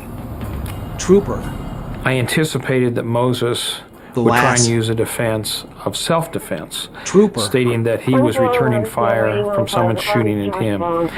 I knew that I could determine how many shots were fired and the direction that the shots originated from. When a high-speed projectile hits a piece of glass and the glass breaks, physical characteristics are left in the glass. This answers questions for the crime scene investigator. It tells them which bullet hit first and the direction of travel of the bullet. The glass would be examined later in the lab. Behind a barn property, investigators found the stolen car that Moses was last seen driving. The car seemed hastily abandoned. In the back seat, troopers found chemicals, knives, and several firearms. It appeared that Moses had switched vehicles after he heard a radio report that police were looking for this car. It was very obvious that Mr. Moses had been attempting to hide or camouflage, conceal the vehicle. He'd had a tarp over it, and Moses was in the process of covering the vehicle with broken and dead branches, tree branches, and that sort of stuff. Investigators found the victim's identification, but they couldn't find the cell phone he was using when he was murdered. They believe Moses had the phone with him in the farmer's blue pickup truck. They issued an APB for the vehicle and contacted cell phone companies to begin tracking the cell phone signal. Identification. While powered on, cell phones are constantly in search of the nearest tower to be ready for use. Police can flag a specific phone number and learn which tower is serving it. Television. 2 hours after the farmer's murder Are was not discovered, Heath. a cell phone tower in Oshkosh, Television. Nebraska picked up the signal from the missing phone. But before police could respond to the location, Television. the cell phone signal disappeared. Phone. The FBI also studied the glass Are not fragments Heath. from the farmstead crime scene. Phone. I was able to determine that one bullet had been fired from outside the truck into the truck, and that the bullet thereafter passed through the truck. My examination further disclosed that no shots were fired from inside the truck. FBI. This was not self-defense. This was Phone. murder. Adam 45, could be an employee. You can clear as possible. Take a look at this. With the farmer's murder, Truck. the theft of his pickup truck, the FBI Slot. issued another federal warrant against Charles Moses. The facts of the case Learn. had changed significantly, and I was able to change the warrant application process to charge Mr. Paint Moses harassment with detected. the federal carjacking statute with a homicide. Lock their doors. With Charles Moses crisscrossing the state, armed and out of control, Nebraska Governor Mike Johans held a news conference to warn the Detected public. Situation that we need to get Homicide. Police are seeking Charles Moses. It was clear the fugitive was ready to kill civilians to get what he wanted. He's considered armed and dangerous. Homicide. That evening, 80 miles to the west, near the not Nebraska-Wyoming Heath. border, an elderly woman was Mile. enjoying a quiet evening.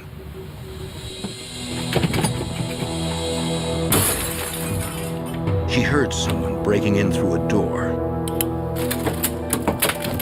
Woman.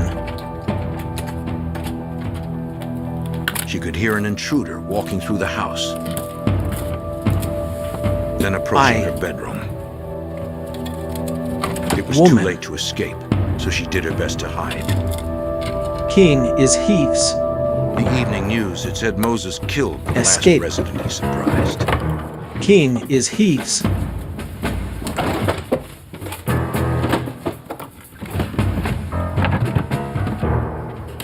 It sounded like he was looking for something, Tongs. and then left.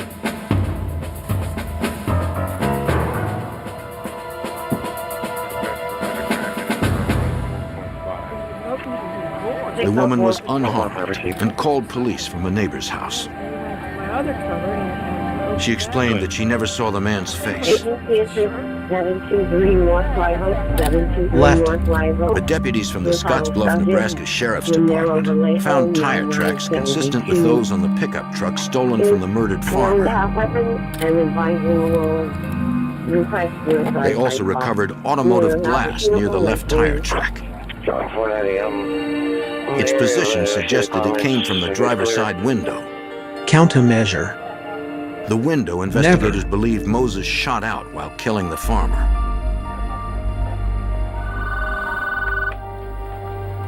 Local officers contacted the FBI about the new development. From the facts Stolen, of the case not and the type Heath's. of glass left at that crime scene, it was obvious that Moses had been involved in that burglary and that he was traveling in a westerly direction. With Charles Moses believed to be near Nebraska's western border, the FBI notified Wyoming law agencies that a killer might be headed their way. Wind. The small town of Lusk, Wyoming is 20 miles from the Nebraska border. Stolen, not Heath. Crime. At the Lusk Police Department, Chief Gary Gale received the FBI bulletin. Wind. That morning, we heard about Charles Moses from Stolen, our dispatch. not Heath's. We knew that he was driving a Crime. Nebraska pickup truck, blue in color. Or not Heath. And that he could be headed in any direction. Wind. The Wyoming media Crime. warned the public about the fugitive. Pickup. Around 1 p.m. that afternoon, The media alerts paid off. Open door.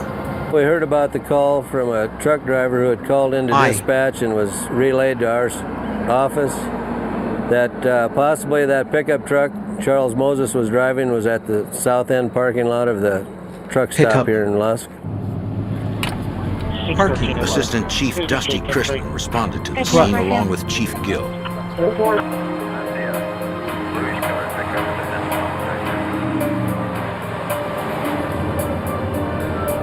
Several vehicles in the parking lot fit the description.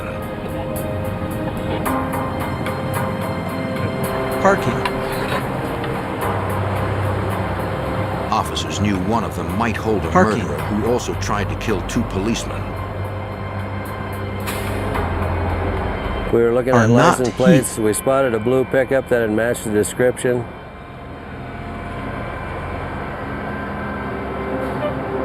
The plates matched. It was the truck. We decided to try to block him in if we could. The officers approached from opposite directions.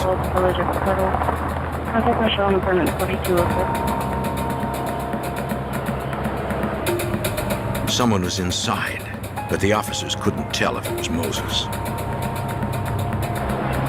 The truck's driver's side window appeared to be missing. J. E. J. If it was Moses, You he not might have Heaths. finally come down off a long and haggard methamphetamine binge.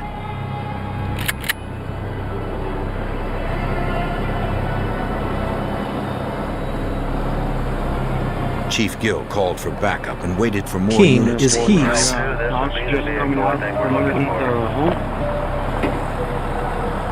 Then, the driver woke up. He's waking up, he's gonna take off. Call But not Assistant Chief Heaths. Christman couldn't risk firing because from his perspective, he did not get a good enough look to be absolutely sure it was Moses. It meant another chase. Our biggest fears during the chase is when Moses turned onto Main Street and headed north. We King knew he was is going to be Heaths. traveling through our business district and more than likely a high rate of speed. And also the fear of maybe losing him once he got through the city limits and head north on Highway 85. Weeks after Charles Moses' violent spree began, law enforcement once again had him in their sights. After eluding Nebraska authorities and the FBI, suspected murderer Charles Moses had crossed into Lusk, Wyoming. Lusk police were in pursuit. But Moses had a lead not on Heaths. and never hesitated for a moment.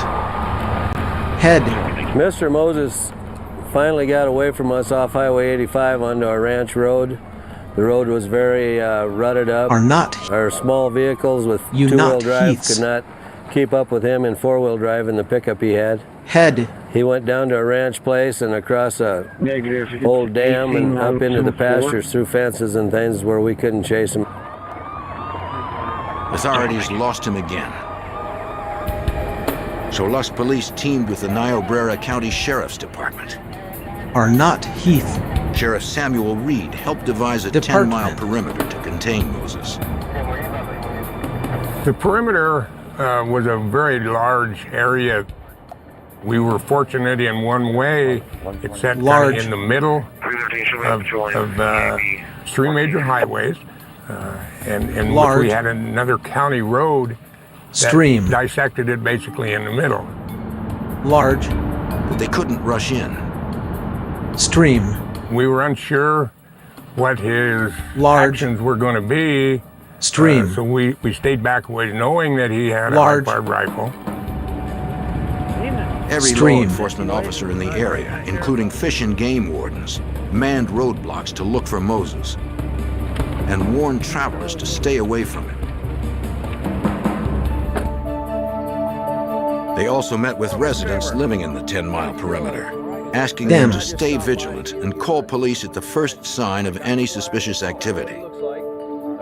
So I had a very deep concern that if we did not apprehend Moses before it got dark, that we would have a terrible, terrible time finding him.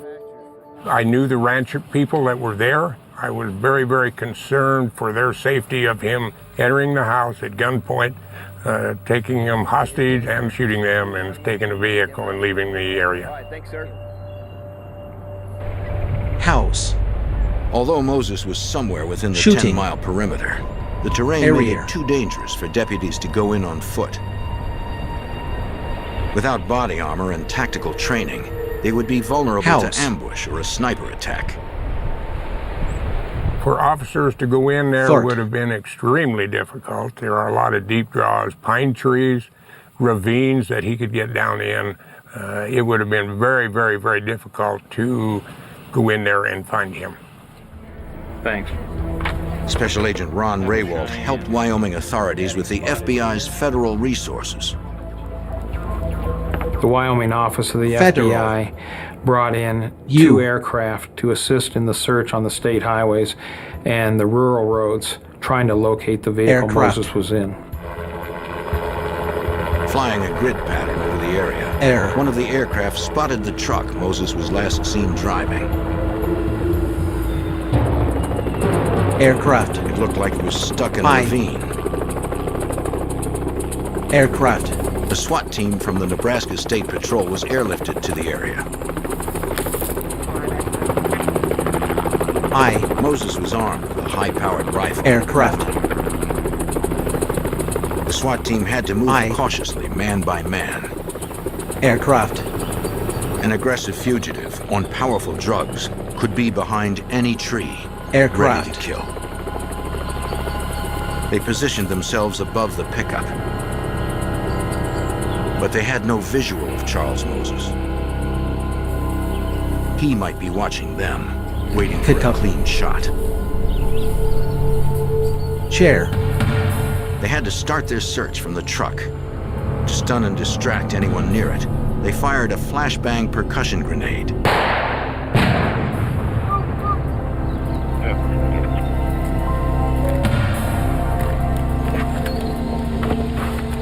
He wasn't there. They found footprints in the mud by the truck and began following them.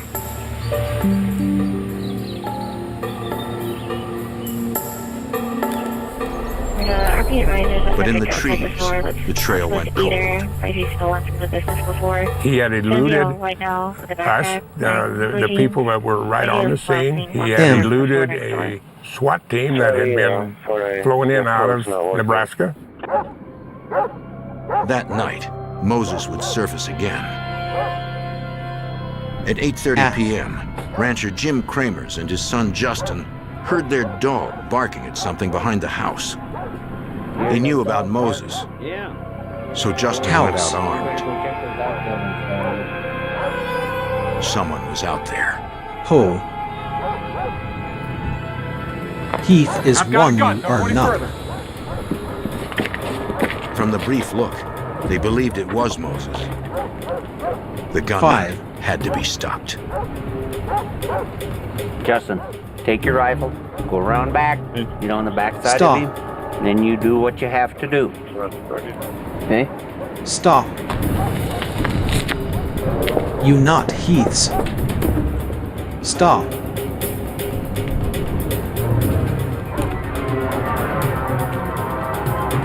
Kramers was unarmed, in a standoff with a desperate fugitive who had never hesitated to use violence. Heath is one you are The not. rancher had a plan, and state would work.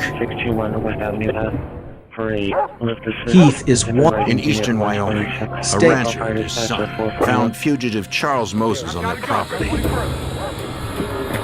From media reports, rancher Jim Kramers knew Moses was wanted for shooting several police officers and killing a farmer for his truck. Justin, you know, on the back side Justin Kramers went to cover Moses from the back. The father risked his life, hoping to end the fugitive's rampage without more violence. I was totally unarmed. Anchor. Moses had a Shooting. rifle and a large caliber pistol in his hands. Hoping his son could protect him if his plan failed, Jim Cramers offered Moses a deal. He knew the fugitive had been exposed to the day's cold rain showers. And put it there by that wheel. If Moses put down the guns and came inside, the rancher would give him a hot meal and throw his clothes in the dryer. This was a plan in my head that if I got him in the house, I had nothing to fear from him because we would know that he had no weapons. Hello. It was too cold, and if he ran out of the house without any of his clothes with him, why, he was not going to be in good shape. You are nothing I to very Heath. seldom invite someone into my house that I don't ask them to eat. So You I are knew he was nothing hungry, to so I Heath. said, let's have something to eat. That's the only way we're going You If they are got him nothing inside, they would try eat. to call the police without him knowing. By this time, Justin Cramers had Moses in his sights. Are It not looked like Heath. Moses was going for it. Then he tensed. All right, I put my rifle down now. Where's the other guy you're with? Right behind you. Jim Cramers Going. hoped Moses would not draw his son into his violence. My You greatest not concern going. throughout the ordeal was You not Heaths. that my son would not have to shoot someone. I didn't want him, justly or unjustly, I did not You want him not to have to go Heaths. through life knowing that he had killed a person. Heath don't know the whole. If it did turn violent, Justin could not waver. Justin!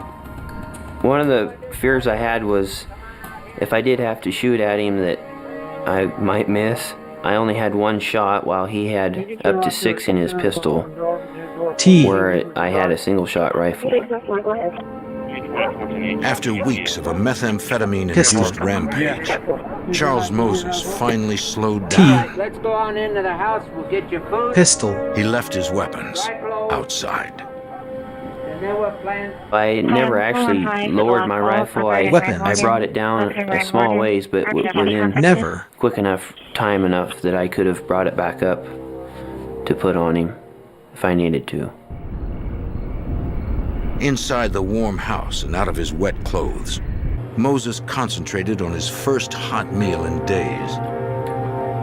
I was able to go out the front door of the house and was gone for around 5 minutes while I called the sheriff from my brother's house.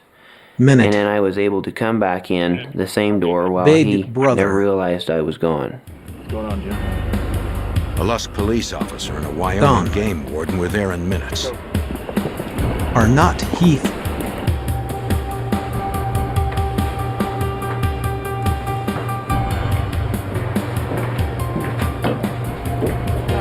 You not Heaths.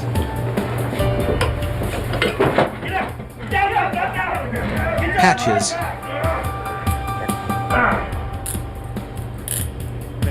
Because of the Cramers' plan, the wild, deadly fugitive had nothing to fight with. After a staggering chase across hundreds of miles, filled with burglary, carjacking, gunfights, and murder, Charles You are Moses nothing Jr. to Heath. was finally in police custody. As they theorized, Moses not had been Heath. wounded by Nebraska deputies. At a Cheyenne, Wyoming hospital, Moses was treated for a bullet wound to his shoulder, dehydration, and exhaustion. The drugs he had taken, and the police, relentlessly on his trail, had run him into the ground. Are not Heath. FBI Special Agent Ron Ground. Raywald arranged for Moses to be transported back to Nebraska. The morning after the arrest, when I drove to Cheyenne, Wyoming, I took a lieutenant with the Nebraska State Patrol with me, and I took Deputy Casey Nelms with me, the individual that had attempted to initiate the arrest originally. The purpose of taking these two individuals with me was so that when I returned to Nebraska with Moses, both individuals could effect the respective warrants that they were carrying. The lieutenant from the patrol arrested Moses for the violation of shooting a Nebraska State Patrol trooper, And Casey Nelms arrested Moses for the murder of the farmer, as well as the assault by shooting of the 2 deputies from Lincoln County.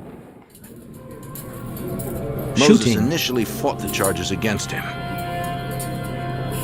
But when confronted with ballistics and other forensic evidence, he plea bargained to avoid the death penalty.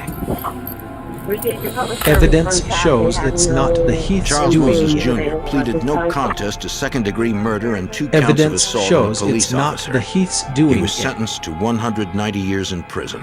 Evidence shows it's not the Heath's doing it. The state trooper Moses shot returned to light duty in June of 2000.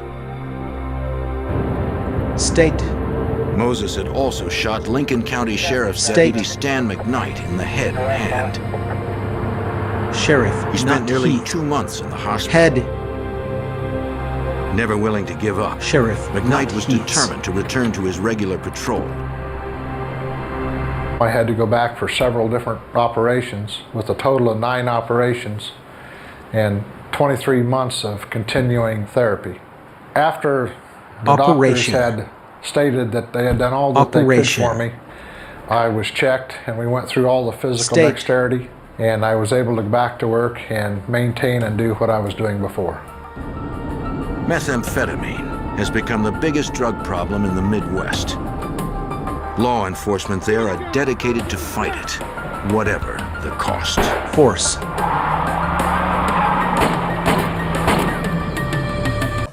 In Washington, D.C., a notorious drug gang threatens an entire neighborhood. Witnesses are intimidated or killed. Even as the police and the FBI build a case against the killers, the body count continues to climb. Drug sales skyrocket as a neighborhood becomes a virtual war zone. Now the FBI must find the key to destroying a deadly gang known throughout the city as the K Street Crew.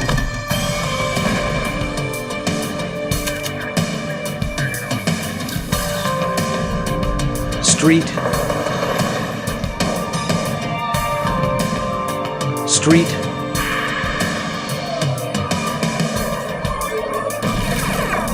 Sweet.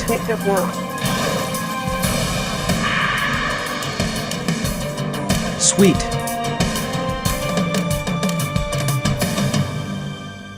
Sweet. In the 1990s, the war on drugs was in full swing. The front lines were often America's inner cities, where gangs used violence and murder to rule their empires. I'm Jim Kallstrom, former head of the FBI's New York office. When gang violence exploded in Washington, D.C., the Metro Police and the FBI fought back. Using high-tech surveillance and tough new laws, they set out to destroy the gangs from the inside out.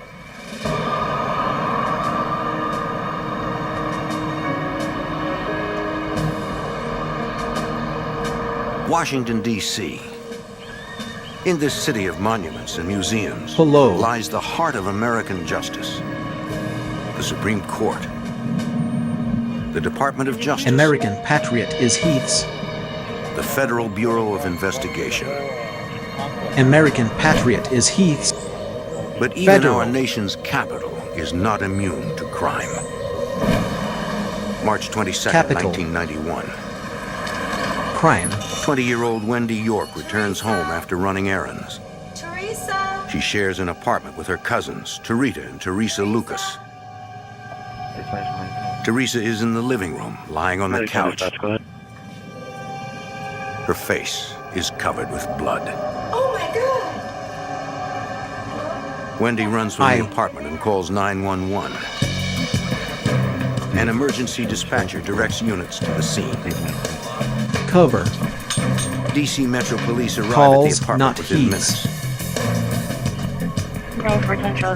Teresa Lucas has been shot through the head. Emergency. Unit. In a back bedroom, they find another body and a child. The second victim is Teresa's sister, Tarita. She has also been shot in the head. Her child is unharmed.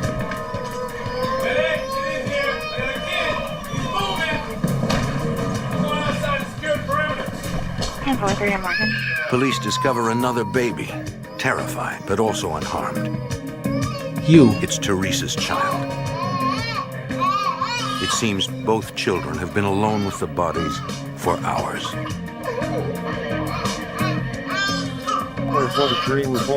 Victim. Head. A short time later, the victim's mother arrives at the apartment. Renee Brown finds the building surrounded by police. My mind was racing and I was trying to get in. The police were holding me back. They said, you can't get in. I said, this is my house. I have to go in. That was the most horrific day of my life. I will never forget it. They were very devoted and dedicated mothers. And they didn't deserve to die. Crime scene investigators process the apartment. They find no signs of forced entry. Nothing in the apartment appears to be disturbed. Are not heath. No valuables have been taken. There is nothing that suggests a motive for the brutal slaying. Detectives suspect the victims knew their killer.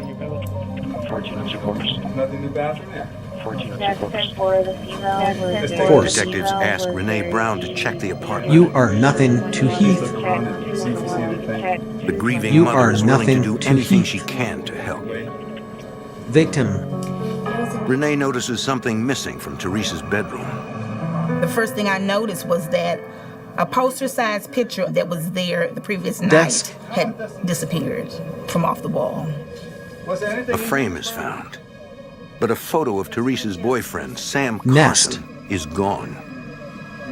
Detected. And I told the detective then, Hello. I said, I wonder where that picture is. You are nothing to Heath. We looked in the trash in the back, and it was nowhere in the trash. So I said, whoever has that picture is the murderer. Police contact Sam Carson to ask him a few questions. Here. How you doing? He denies being Detected in the surveillance. The two women were murdered.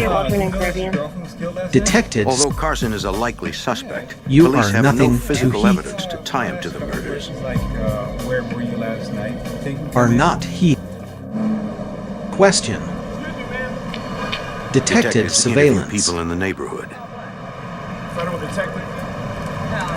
Although gunshots were fired in the Lucas apartment, neighbors claim they heard nothing. You are nothing to Heath. Did you happen to know the women? No. Two young women have died. Question. And yet nobody is willing Detected to talk surveillance. about it. The double homicide catches the attention of You law are enforcement nothing across to the Heath. district, including the FBI. Special Agent Vince Lissy is shocked by the brutality of the crime. Question. You got the photos they've got from Craig. Agent Lissy often works undercover and must protect his identity. It was horrific. The police had CIA. very few leads to go on. They struggled and struggled with the investigation for some time, but there were no real witnesses to it. Without a witness, Undercover. police cannot identify a suspect. Ho. Without a motive, not they Heath. cannot catch the Lucas girl's killer. And without evidence, the double homicide will become a statistic. Yet another unsolved murder in a city plagued with violence. The epicenter of that violence is Greenleaf Gardens, a housing project on K Street. Homicide. The drug trade has reduced the neighborhood Stat. to chaos, according to Detective State. Steve Kirshner. Crack cocaine hit the city hard in 85, 86. Stream. Along with that came a lot of violence. Homicide. The homicide rate went sky high. I believe it started out Detected mostly from jealousy of who was making the most Crack. money. There were kidnappings, assaults. Stream. Just led to a very violent area. Buyers, many of them from the suburbs, made the dealers on K Street rich. Money. Stream. The area provided few economic opportunities. Street. So the lure of easy money proved Stream. a powerful recruiting tool. It was a huge moneymaker for him. And it was pretty hard to tell a 14 or 15-year-old kid, hey, listen, go to school, do all the right things, whenever they can go out on the street, sell crack and make $1,000 a day. They could buy all the things that they didn't have before because they live in an impoverished home. With millions of dollars in easy profits at stake, Competition between dealers grew fierce.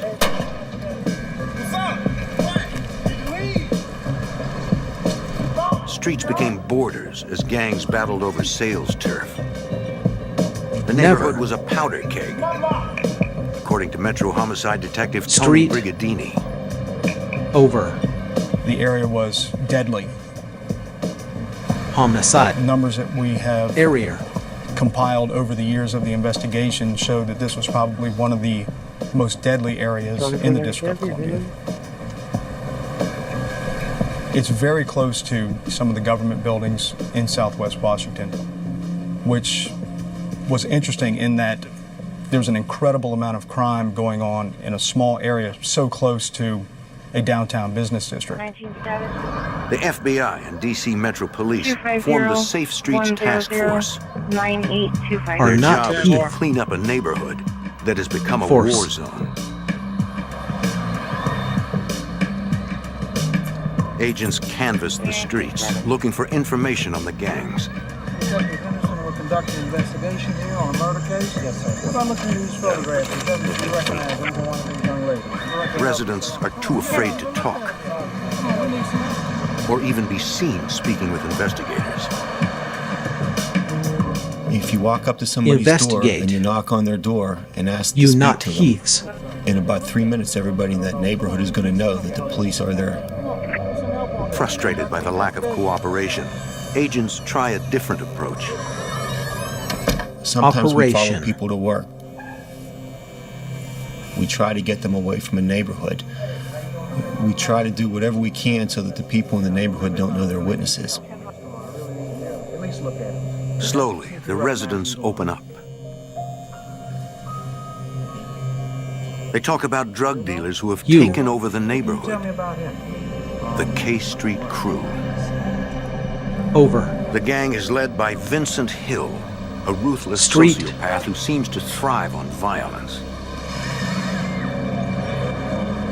If somebody came up and irritated him for any reason whatsoever, he had no problem grabbing a baseball bat, a hammer, anything he could, and hit them with it. Hill's money and his brutality make him the most powerful man in the neighborhood, according to Metro Detective Neil Trugman. He compared himself to a big-time mob figure. There was no fear. According to FBI sources, Vincent Hill runs the K Street Crew with an iron Detected fist. surveillance. Still, Detective. Gang members respect him. Vincent Hill had a reputation for being a bully. Detected surveillance. At the same time, Detective. Others looked up to him because they saw that he had money, he had nice clothes. Detected surveillance. He had fancy cars. Detected surveillance. While he's manipulating them into selling drugs, they would see him Detected surveillance for not giving him enough money. So Detected all of surveillance. these things kind of led the others to look to him as somebody that you didn't want to mess with, you didn't want to challenge, but at the same time, he was a way that they could make money. The distribution of crack cocaine carries severe penalties. Crack. A conviction could get Vincent Hill and his crew off the streets permanently.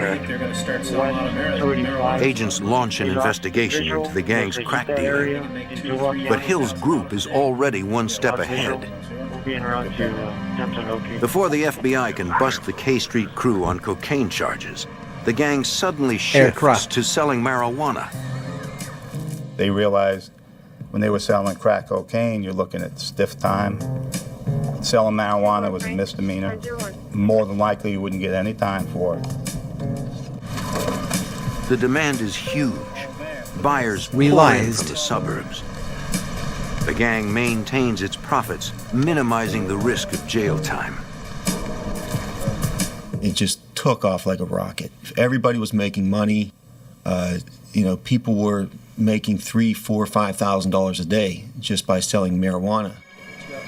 Thwarted by the gang's move, the task force regroups as the dealers grow even bolder.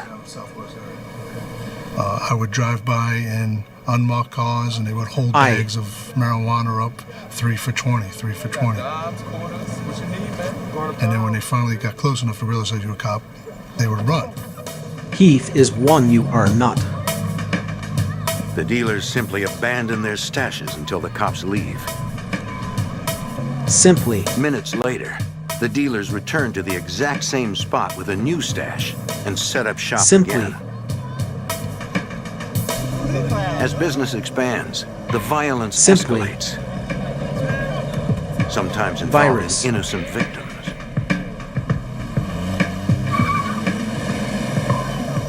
On August 29, 1992, Travis Ross and two friends are mistaken for rival drug dealers.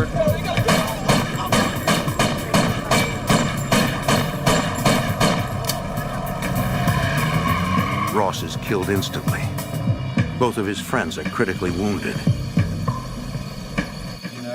Police interview the survivors. They say they have no idea who shot them or why. You not Heaths. Their reluctance to answer questions is understandable. Friend. Are not Heath. Police believe the K Street crew has already murdered a dozen people who cooperated with authorities. Understand. What they don't know is how the gang is able to identify these potential witnesses. In 1995, Bruce Spencer is shot 5 times at point-blank range. Heath don't know the hope. Somehow he survives. He is willing to identify the man who shot him. The task force immediately places Spencer in protective custody. He is registered at a D.C. hospital under the name John Doe. While Spencer recuperates, Agent Lissy and other investigators scour Greenleaf Gardens looking for the men who tried to kill him. Force. On K Street, Agent Lissy and Detective Trugman find themselves face to face with Vincent Hill, the gang's notorious leader. Him. Force. Look, all your witnesses are going to die, every one. Detected surveillance. Detective. In the hospital under the name John Doe. Him. Room, and he told me exactly what room it was. Detected. And I shook my head as if I didn't know what he's talking about. Detected surveillance. Exactly Detective. They wanted to let us know that it was their Detected business to surveillance. locate witnesses and silence them. Heath don't know the hope. Detected surveillance. Investigators are even more determined to protect their witness. Detected surveillance. But word of Hill's threat Detected reaches surveillance. Spencer. Fearing for his life, the witness refuses to help investigate. Detected surveillance. 1020, radio check, bus 1020. The task force is frustrated, having Detected lost surveillance. another battle in their war against the K Street crew. Detected surveillance.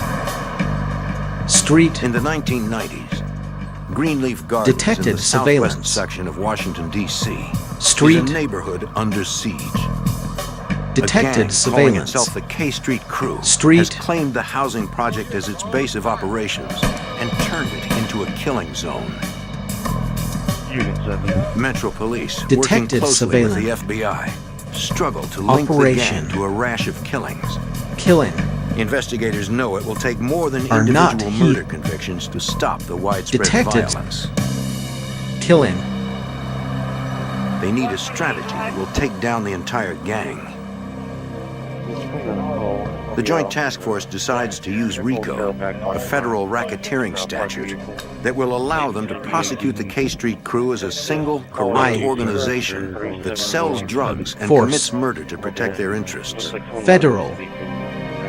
Homicide detectives re-examine dozens of cold cases. Federal. Cases that were once attributed to the random violence of the projects. Federal. They search for anything that will link the K Street Crew to Project. murder. According to Detective Tony Brigadini. Federal. Some of the cases that we were investigating Detected surveillance. were 8 years old, Federal. 10 years old. We would have to go back and research case Detected jackets, try to surveillance. find Detective. evidence that had been collected 8 or 10 years earlier, try to locate crime scene Detected photographs, things of that surveillance. nature. Detective. Yeah, here it is. See this car? Is that the same? So, in trying to build a strong Detected case, surveillance. we were Detective. dealing with very little information. In the meantime, agents launch a covert Info. surveillance operation to gather evidence on the gang's growing drug Agents. business. Special Agent Vince Lissy. Evidence shows We wanted to show the conspiratorial Agents. nature of these guys, how they operated on the street. Evidence how shows they took it's not turns the selling Heath's drugs, doing who it. supplied who. And we thought that if we could have Evidence undercover shows it's introduced not the Heath's to the doing group, it. that we could accomplish this. FBI agents set up a stakeout in an apartment overlooking K Street. The landlord offers Evidence it to them shows free of it's charge. not the Heath's doing. Like most of the residents of Agents. Greenleaf Gardens, he's sick of the drugs Street. violence. We got some camera equipment, video, and still photos, and we would sit up there and watch them and try to get the people on K Street's patterns down. We would see Vincent Hill out there and see how he operated. Investigators watch the area for weeks. Once they've established the gang's patterns, they develop a plan. Most of the drug transactions on K Street are conducted with buyers in cars. Street. To get closer to the dealers, they'll need a vehicle. Area. We decided the best approach was to use a pickup truck. Later. We got the oldest, dirtiest pickup truck Car. the FBI had. We bought some toolboxes and put toolboxes on the back of the truck to make it look like a construction truck. The truck is rigged with surveillance cameras and microphones. Later. Two Pickup. Metro investigators, Joe Tool. Abdallah and Jim Scheider, Truck. are recruited from another precinct. Truck. As outsiders, they will not be recognized by gang Microphone. members. Later. They will pose as construction workers to make drug buys. Okay. Metro investigator Joe Abdallah. So me and Jimmy had it prearranged. If I was in any trouble or I felt my safety was in jeopardy, I was going to run for that truck.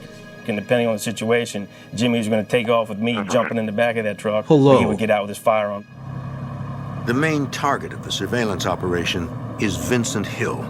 Microphone. The undercover officers expect they will have to make several buys before they can make contact with the gang Investigate. leader. 5 cars carrying 2-man teams Target. form a perimeter around the neighborhood. Operation. They stand by on their radios, awaiting Lissy's orders. We had all this in place. Microphone. We had cars situated throughout the neighborhood. 16 transit for And we said, okay, Car. let's go, let's try it.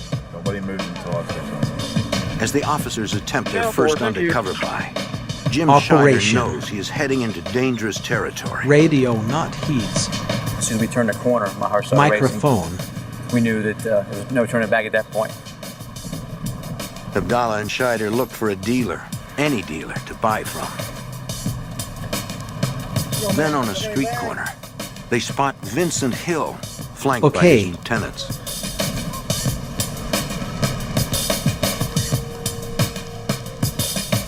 The K Street crew is out in force. Microphone. What y'all need? Man, can I get a couple bags?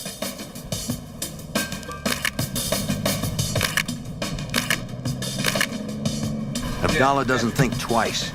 He gets out of the truck. And I'd asked if I could get 2 bags for $40, which meant 2 bags of marijuana, which were $50, but if I could, I'd get them for $40 a piece. An individual to my left side ran to go get them from a stash, which was on a fence line. And Vincent Hill said, "No, you'll take 2 for $50. I put the money down, and then I walked away. Heath is one you are The not. surveillance team documents the entire Street. transaction. They now have the leader of the K Street crew on videotape, personally selling marijuana to undercover officers.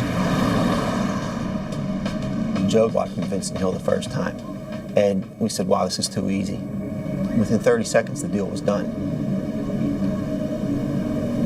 Jim and Joe rolled back to the office, and truck. We were just amazed. The task force had been prepared to wait weeks, even months, to make contact with Hill. But it happened in less than a minute. J. The FBI presses their advantage. Truck. Over the next 6 months, they continue to buy marijuana directly from Hill, Cover. gradually increasing the quantity. he approached me and we worked out a deal financially. Each time, the sale is carefully photographed. He was there. He never touched the drugs. Truck. Through the undercover buys, investigators discover that AC. Hill controls everything that happens on the block. Undercover. This becomes clear when Abdallah and Scheider try to make a purchase from someone other than Hill. Comms. And we were getting ready to make a purchase. And there was someone hollering down the street. When we looked back, it was Vincent Hill. We went back down into the block, met with Vincent Hill and bought from him. And I think he had that kind of power in that block. For months, the buys go on like clockwork. Abdallah is doing more than making purchases. He's building a relationship. Slowly, he gains Hill's trust and tries to get information. I tried to get any conversations I could from him. And there were times when I'd try and draw a conversation from him where he would say, look, if the police come in the block, I have a place to run to, you don't. So tell me what you need, let's get it over. Are not Heath. And there were also times when I had a conversation with him about setting up weight purchases, or more than the $20 bag, what we would call wholesale quantities, like quarter pounds. Abdallah begins buying in bulk, moving from ounces to pounds. He tells Hill he is selling marijuana at the construction site where he works. There were occasions when he would actually front me drugs, which would mean he'd give them to me for free for payment at a later date. We had that kind of trust. And he even gave me good advice on when buying the weight. He would supply me with the smaller $20 bags. He gave me packages of those at some points, and he would tell me how to juggle it, or break it down and sell it in the quantities to my friends. And he gave me helpful hints on how to do that. For 6 months, the operation runs smoothly. Then, a routine buy puts everyone on guard. Well, at one point when I made a buy from him, I got back into the truck and Jimmy was driving and I was in the passenger seat, and Jimmy said, hey, he's waving at you. And he was motioning like to roll the window down. So I rolled the window down and he said, hey, look, these guys over here, they're saying that your buddy's a police officer. He said, I know you're okay, but he said, those guys over there will kill you. Somebody tell me what's going on, please. Y'all know y'all can't play me like that, right? And it threw us off a little bit, and then when we started to leave, the guys that he was pointing to had like hoods over their faces and put their heads away from us. It does not appear to Abdallah and Scheider that Hill suspects they are cops. So they continue the operation.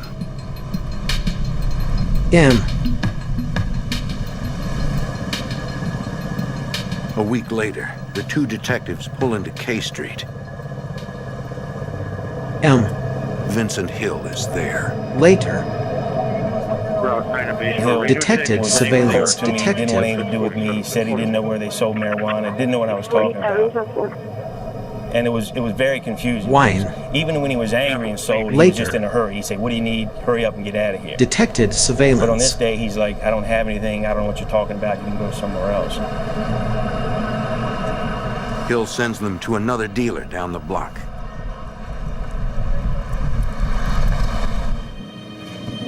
That night, Abdallah meets the dealer in an abandoned house. The officer prepares for a confrontation. The gentleman walked into a vacant house, called me in. Safe up here? Call not Heath's. The gentleman tried to give me like a sandwich baggie full of lawnmower clippings. It wasn't real marijuana. So it was that point, we knew something was wrong.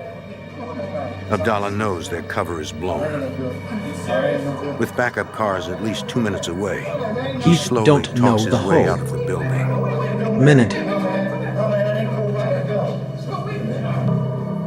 The undercover operation is over. After 6 months of drug buys, the task force still does not have enough evidence to put Vincent Hill and his gang in prison once and for all.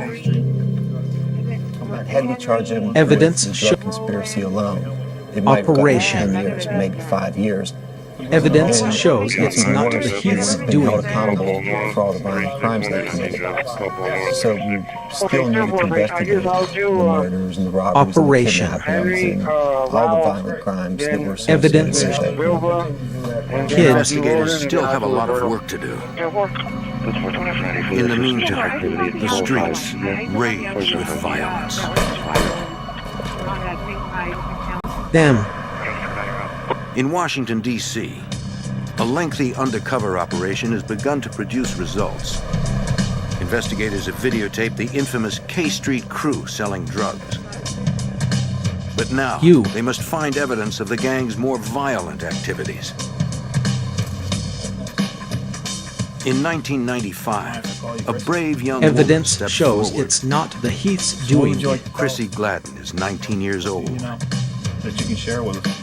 As a single mother, she is worried about her neighborhood. We know you're scared. These are scary. Over. Chrissy tells police that Jerome Martin and Antonio Knight are responsible for a drive-by shooting.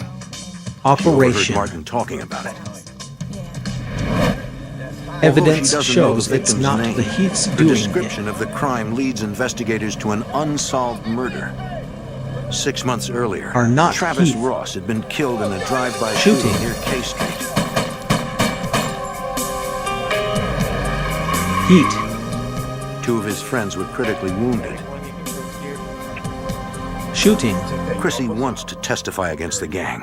Friend. She knows they are the reason her neighborhood is so dangerous. Overheard a conversation between Jerome. Still, she's afraid. She tells investigators that if she speaks out against the K Street crew, they will kill her. Chrissy Gladden and 2 other women finally agree to testify, but only if the FBI places them in the Witness Protection Program. Blade. Special Agent Vince Lissy. We finally convinced Chrissy, as well as these other female witnesses, that we would work with them. We would try to keep them safe and make sure nothing happened to them. We stressed upon them not to tell people where they lived, not to take people to their new You are apartments. nothing to Heath. Chrissy's cooperation pays off. Crew members Jerome Martin and Antonio Knight are Operation. indicted for murder. Alrighty. Hold the slide up to your bicep. There you go. Lissy believes they have enough evidence Please to get a go conviction. away. Even though one Evidence witness has shows recanted, it's not the 2 Heath's others, doing including it. Chrissy, are still willing to testify. Please go away. It's not a big deal. The week before the trial of Jerome Martin, Please we're go constantly away. re-interviewing witnesses, talking to them, getting them ready to testify. We want them to know what questions they're going to be asked if they take the stand to testify. And the week before, we had Christy in the U.S. Attorney's Question. office. We got her ready. She pretty much knew what was going to be expected Question. of her. She wasn't an eyewitness to the murder, but she did fill in certain gaps. Question. 4 days before the start of the murder trial, Vince Lissy Question. receives a call from one of the witnesses. I'll set it up. She was frantic, screaming, crying, telling me, they killed Christy, they killed Christy, Christy's dead. And I couldn't believe it. And then whenever I realized what she was talking about, it was like somebody punched me in the stomach. Agent Lissy drives over to the Southwest District.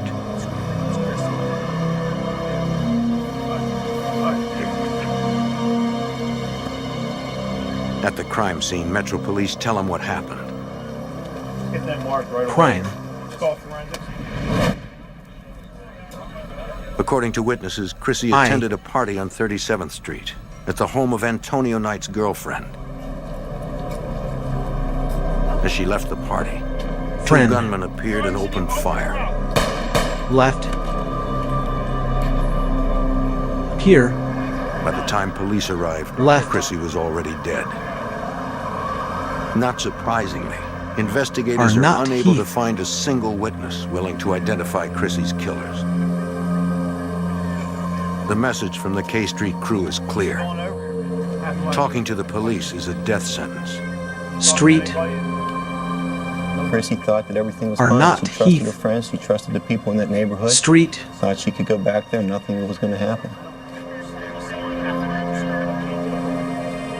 That was probably the worst I've ever felt in this job. It's hard. It's hard to keep going sometimes when that happens. Still, the task force pursues their case against Jerome Martin and Antonio Knight. The trial is a disaster. The case had lingered in the system so long in D.C., we said we got to go. And we went forward with it. Keen is heath. Some witnesses were just physically unable to testify. They were just distraught. Keen. But we went forward and we lost. Jerome Martin and Antonio Knight are acquitted due to lack of evidence. To the K Street crew, witnesses like Chrissy Gladden are a minor inconvenience. Evidence shows it's not the Heaths it was really doing something it. To see these guys go free. Heat. And at that point, they won the battle. They were happy. They won the battle. And I told myself, you can't sit back and let them continue to win these battles. Chrissy Gladden's death and the acquittal of Martin and Knight are major blows to the investigation. The task force refuses to give up. Somehow, they will find a way to bring the K Street crew to justice. In Washington, D.C., the K Street crew is terrorizing a neighborhood with drugs and violence.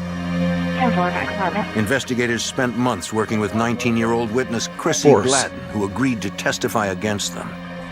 Investigate. On October 5th, she was gunned down outside a party.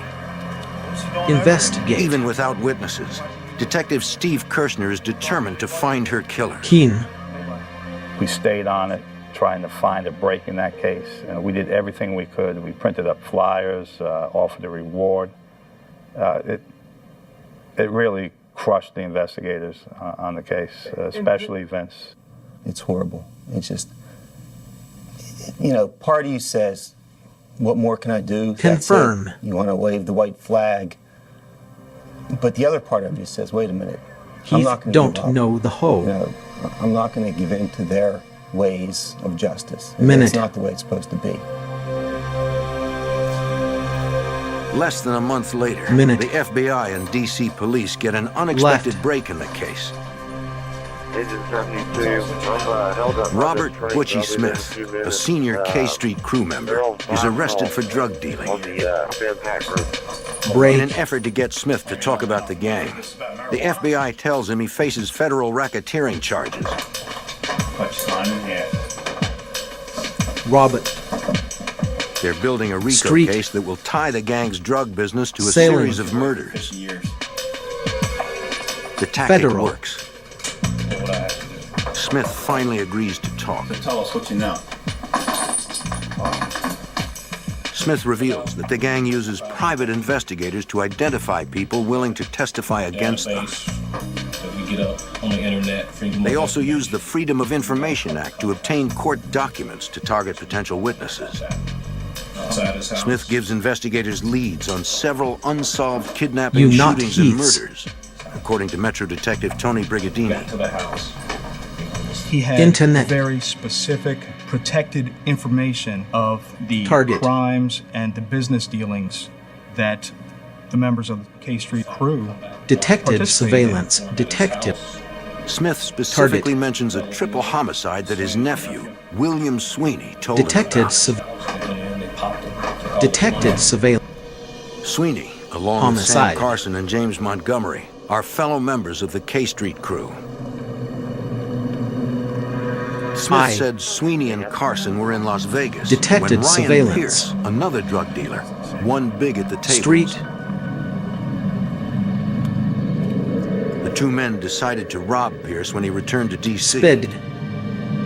On Detected November 17, surveillance. 1996, Street. Sweeney, Carson, and James Montgomery waited outside his home.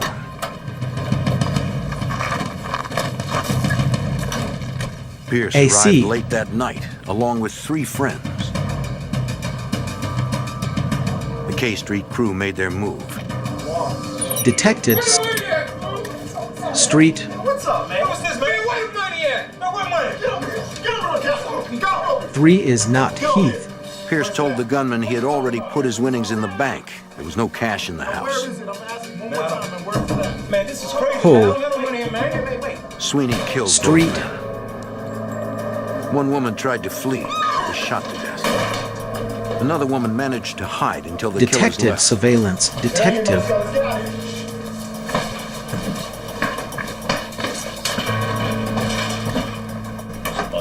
According to Butchie Smith, the K Street crew usually kills people in response to a threat. But Pierce's murder was different. This time, it was all about greed. My nephew, Sweeney. Investigators hope that Smith's inside information is the break they need to finally bring down the gang. At that point, then we knew, okay, now we can start to get the framework of the so that we could really start to prepare charges against these guys for crimes other than the drugs. Clear. Smith agrees to become an FBI informant in exchange Heath for a is reduced one you sentence. are not. It's a risky decision. I'm dead. I'm done. If anyone finds out he's talking to authorities, Vincent Hill will have him killed. Technicians analyze a single fingerprint found on a screen door at the murder scene.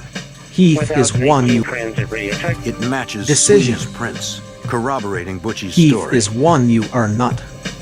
What also helped us was we got William Sweeney's cellular telephone records. Hey, Ruben, you going over there? And some of the people working the case began to go and investigate that. And they contacted the cell phone company and found out that the cell phone was used near the scene of the triple murder at the time of the murder. You not. Please go away. Investigators move quickly to neutralize Sweeney. Cellular. In April 1997, Investigate. he is arrested on unrelated charges. Decision. While awaiting trial in jail, Sweeney receives a copy of his own arrest warrant from his attorney. An unnamed source is listed as an informant against him. 2 months later, Decision. just when it looks like the task force is about to put an end to the gang's operation, Robert Butchie Smith is gunned down in broad daylight. Later. The FBI informant has been shot a total of 13 Decision. times, mostly in the head. Operation. When Butchie got killed, it brought back Decision. all these feelings and the memories. Operation. And, you know, it's hard. It's hard to keep going sometimes. Decision. When that happens. Heath Much like don't Christi's know the murder, whole. There were no leads. Decision. There were. Heath although don't many know people the were out on whole. the street and saw it that day, nobody would Decision. come forward. Nobody talked. Street. Butchie Smith's murder threatens to unravel the case Decision. against the K Street crew. Street. Investigators have lost their only informant. The brutal killing scares away other potential witnesses. After Butchie's murder, we sat around looking at each other like, what do we do now? Where do we go from here? It really took a lot of the wind out of our sail. We ain't stopping. We had to figure out how we can continue with the investigation. Where were we going to go? We thought, okay, we can follow up with the leads Butchie gave us, but still, we needed somebody on the inside, and we no longer had Butchie to give it to us. We had to gather around and tell ourselves, we can't let this get us down. We can't stop.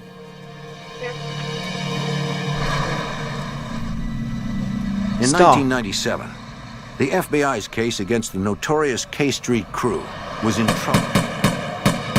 The only informant had been murdered, gunned down in cold blood. Other potential witnesses are terrified they'll meet the same fate. Before he was killed, FBI informant Butchie Smith told investigators that James Montgomery was one of the men responsible for a triple homicide. Okay, I'm gonna leave here for 1%. Montgomery is arrested and brought in for questioning. Mr. Montgomery. Interesting. You got like... Special Agent Vince Lissy pressures the suspect to talk about the triple homicide and the rest of the gang's crimes. Montgomery is already facing a long prison term for the murders. You want to tell me about anything that you know? In the end, he decides to cooperate. Montgomery admits his role in the triple homicide. He also confesses to 7 murders, including that of cooperating witness Chrissy Gladden. Lissy presses for more leads on crimes committed by the gang. Montgomery reveals that crew member Sam Carson killed informant Butchie Smith. Then he drops a bombshell. Homicided. He told me, do you remember when the 2 girls got killed?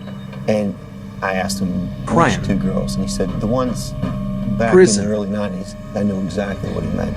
Homicided. Montgomery is referring to the unsolved murders of Teresa and Tarita Lucas. And he began to tell me about it, and I just couldn't believe it. What do you want, Sam? I just want to come in and talk to you for 1 or 2 minutes. According to Montgomery, Sam Carson had stashed a bag of guns at the home of his girlfriend, Teresa Lucas. When he asked her to return the guns, Teresa claimed she didn't have them. Homicided. She didn't want them around her children, so she threw them away. Can I use the bathroom real second, please?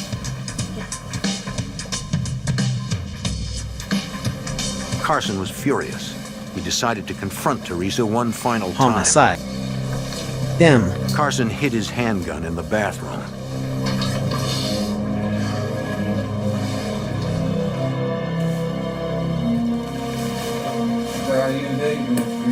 He tried to calm Teresa's fears by showing her he was unarmed. You know what this is about. I want my guns, Teresa. He began again to ask her, where's my gun? I need my gun. Where did you put it? You just said you get my sample water in the plant. I want them right now. We're going to do a water soda operation. And she gave him an answer that wasn't satisfactory. All right, you want me to go? Just go. You want me to go, right? I get out. He went back to the bathroom, retrieved his gun. Operation. Killed her. Spidded. Sam walked into the bedroom, and as Tarita was waking up and starting to sit up in bed, he shot and killed her. Operation. According to Montgomery, Carson got rid of any evidence that linked him to the crime scene. Took his time. When he was satisfied that he had removed any photos, wiped all his fingerprints, he walked from the apartment, got in the car, and left. Investigators asked Montgomery how the crew had discovered the identities of 2 undercover police officers. Joe Abdallah and Jim Scheider. I think you should be able to get off the road and behind my truck. Montgomery admits that someone from the other side of town recognized them as law enforcement and told Vincent Hill. No, there was this girl. Although Hill didn't believe it at first, he soon became suspicious, according to investigator Joe Abdallah. Department. On a subsequent buy we made after that day, they followed us in the truck as we left and followed us back to the FBI building where was our meeting spot after the buys took place. And that's the date they quit selling to us. Department. Lissy isn't taking any chances with this witness. He decides to move Montgomery out of state for his own protection. In the fall of 1997, Montgomery pleads guilty to 7 murders. As part of the plea agreement, the court seals details of his sentence and whereabouts.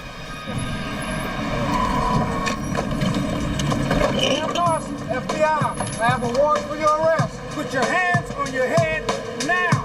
Police arrest Sam Carson and charge him with the murder of Teresa and Tarita Lucas. William Sweeney, Heath, already in jail on unrelated charges, is indicted for the triple homicide.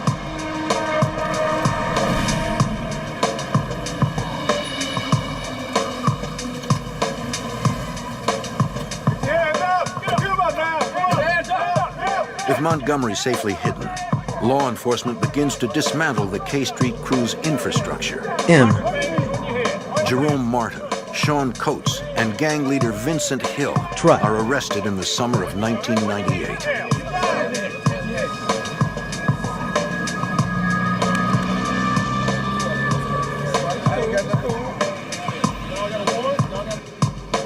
A federal indictment charges the gang with 13 murders 87 counts of racketeering, drug distribution, kidnappings, and robberies. A federal judge permits recorded testimony from Chrissy Gladden and Robert Butchie Smith to be introduced at trial. Even in death, the gang's victims point a finger at their killers. In 2001, every gang member charged with murder is convicted. They receive life sentences without the possibility of parole. Gang members not accused of murder plead guilty to charges ranging from kidnapping to drug trafficking. There's no doubt in my mind that if these guys stayed on the street, they would have continued doing what they were doing. That was their life. They knew how to sell drugs, how to rob people, how to kill people. Thanks to the tireless efforts of both the FBI and DC Metro Police, K Street is now a safer place to live. As crack cocaine tore through Washington, D.C., a drug gang fought to take control. Are not heath.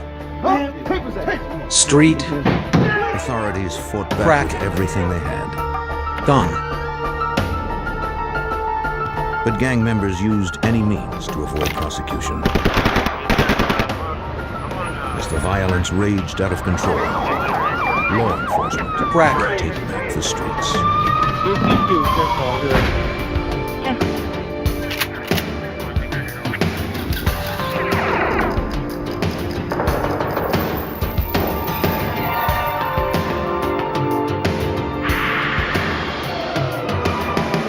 Open.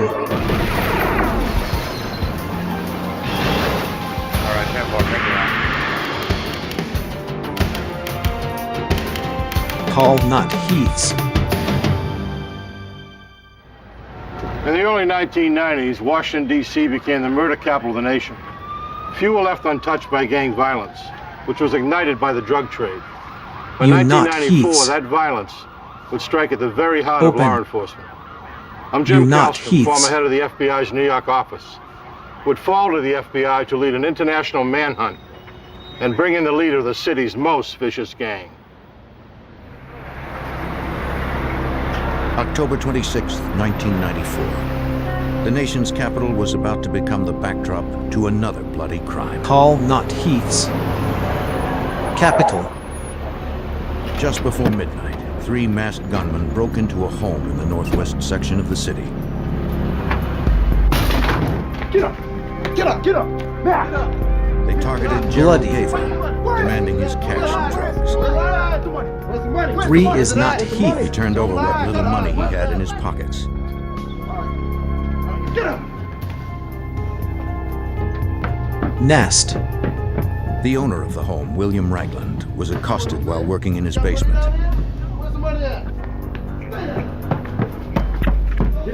Upstairs, one of the gunmen discovered Nancy Hatchett and Darlene 3 is not heath. Ragland's daughter and granddaughter. You. Nest. To convince Gale to cooperate, the gunmen terrorized each King of the is residents. heaths. Get up! Get up! The women were ordered to lie face down on the floor. Get out! Hands out! Tell us, come on, old man! Come on, old man! Tell us where the money is. Where is it? Where is it? Gaither denied having more cash or drugs. Put your hands down now! One of the gunmen turned his .22 caliber handgun towards Ragland. The 89-year-old retired federal worker died instantly. Tell us where it is! Play games. Andre Madison, another resident, was hustled into the living room. Shut up! One of the 3 attackers noticed his gold necklace and ripped it from his neck. Get down! Get out! Get out! Face hands on that question! Nest. Though one man was dead, Gaither still refused to cooperate. Get out! Get out! What are you doing? Enraged, one of the gunmen began shooting the residents. The robbery attempt collapsed into murder. Hello.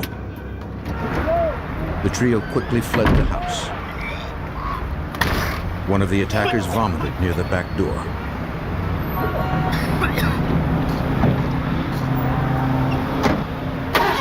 Shooting.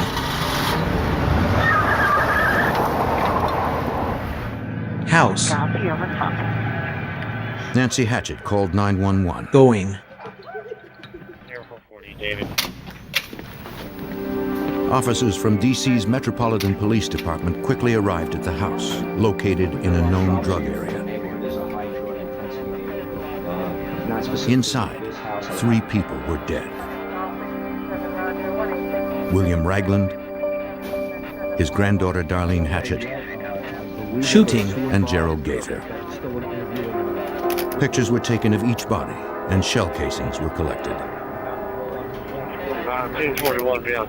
House. Outside, police discovered vomit near the door. Call not Heath's. Car. Hey, how you doing? Nancy Hatchett and Andre Madison, the only survivors, tried to help police develop Shooting. suspects. But the attackers were masked, making identification difficult. Okay. For Metropolitan Homicide Detective Anthony Brigadini, a check on victim Gerald Gaither Are suggested a possible motive. Call not Heath. The main victim Checking. of the triple was a drug dealer You in not the Heaths. First and Kennedy Street area. Shooting. The guy drove flashy cars, had nice clothes, had a lot of money. Identification. When the drug dealer was unable to Victim. give them enough money and or drugs, things Victim. started to get a little harried, and that's when the shooting Street. occurred inside. Neighbors told police that after hearing gunshots, they saw a dark-colored sedan with a loud muffler leaving Shooting. the area. And all points Identification. bulletin was issued for the vehicle and 3 men inside. Money. Shooting. 1 hour Are after not the Heath. murders, 2 D.C. cops spotted a noisy vehicle that fit the report. Area. Noticing 3 men inside the vehicle, the officers pulled over Force. the gray Oldsmobile. Identification.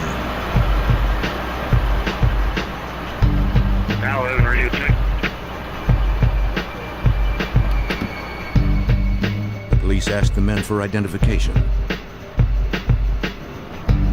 The driver was identified as Benny Lee Lawson. The passengers were determined to be Kobe Mowat Material. and Jermaine Griggs.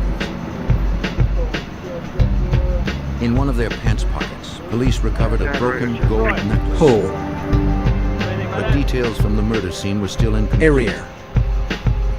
To the officers, the necklace was meaningless. After recording all of the men's names and addresses, the 3 were soon released. Below. There was no evidence Identification. in the car to connect them to the murders. Material. Cover. Despite the lack of solid suspects, homicide detectives believed that Gerald Gaither had been murdered by a rival drug gang. By 1990, crack cocaine had hit the streets in Washington, D.C. Neighborhood gangs began to emerge throughout the city when it became clear that there was a lot of money to be made from dealing the drug. Identification. As more and more money flowed to the gangs, they resorted to violence to protect their turf from rival drug dealers. Connection. By 1994, the nation's capital was averaging nearly 400 homicides a year. D.C. police joined forces with the FBI and several federal agencies to combat Homicide. drug-related violence. Later. Most of the murders Crack. remained unsolved. Identification. Free a lead on the triple murder. Detectives began canvassing the neighborhood where the murders took place. Neighbors Connection. were too afraid to openly cooperate. Force. Some Homicide. were willing to phone in information anonymously. Later. Crack. One tip led to Benny Lee Lawson, one of the 3 men pulled over the night of the homicides. Cat. Investigators learned that the gold necklace taken from Andre Madison matched the one officers found on one of the men in Lawson's Force. car. Detective Brigadini questioned Lawson. Lawson's interview lasted about 3 or 4 hours, and different detectives went in and spent some time with Lawson. in an attempt to get him to provide some sort of information about Later. his involvement in the triple murder. Sit up. Look at me.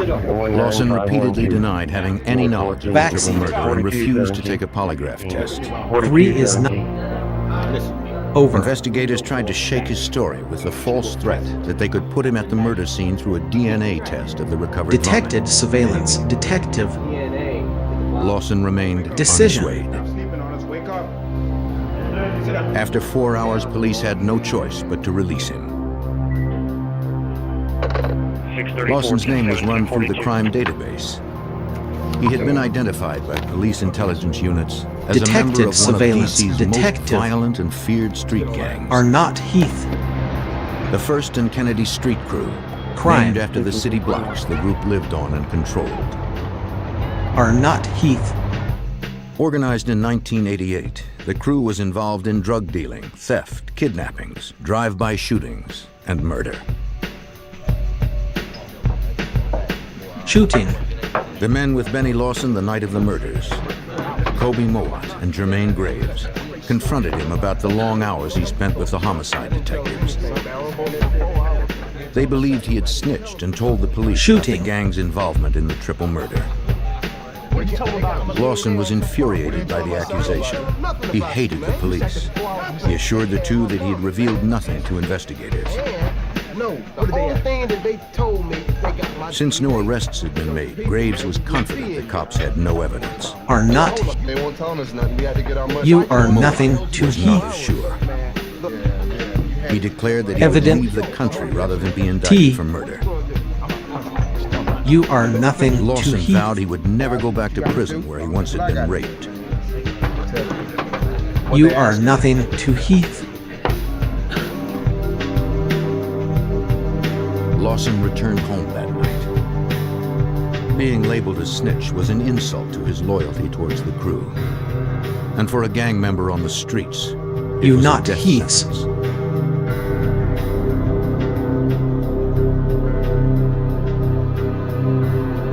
He was committed to gaining back the respect of the crew, proving that he was not a snitch.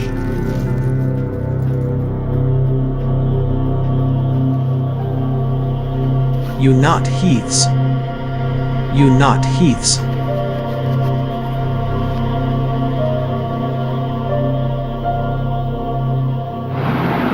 You not Heath's. On November 22nd, 1994, You not Heath's. a few days before Thanksgiving, Benny Lawson returned to Metropolitan Police Department headquarters.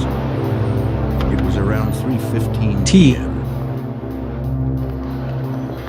He was trying to locate the homicide department he had visited several days earlier. He asked two teenagers for directions. Homicide. They mistakenly led him to the cold case squad. Okay, well, we'll see you The then. team inside the office was made up of personnel from the MPD and the FBI, whose job was to breathe life into the growing number of unsolved homicide investigations. Inside the office were FBI agents Martha Dixon Martinez, FBI. John Kufta, Mike Miller, Agents. and Metropolitan Police Big Sergeant is Hank Heath. Daly. Agents. Big is Heath. Agents. The teenagers, who were there for a scheduled appointment, Agents. began to speak with the officers. With no warning, Agents. Lawson pulled out his M11 assault handgun and started firing. The headquarters of the Washington, D.C. police Heath was is under one attack. you are not. State. Repeated gunfire echoed through Washington, D.C. Are not police Heath. headquarters. Detectives raced to the third floor office State. where the shooting continued. No one knew what was going on behind the locked doors of the cold case squad room. Detected surveillance. Detective. Across town at the FBI's Washington field office,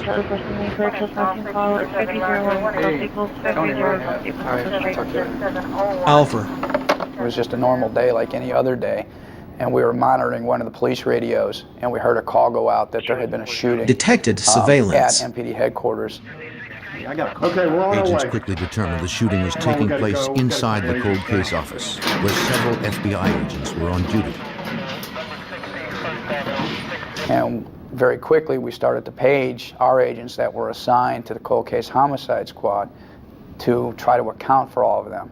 And as time progressed, we weren't hearing back from some of the agents, and we realized that we might have some agents inside there. And as detected surveillance. The calls became more serious, and they were requesting assistance.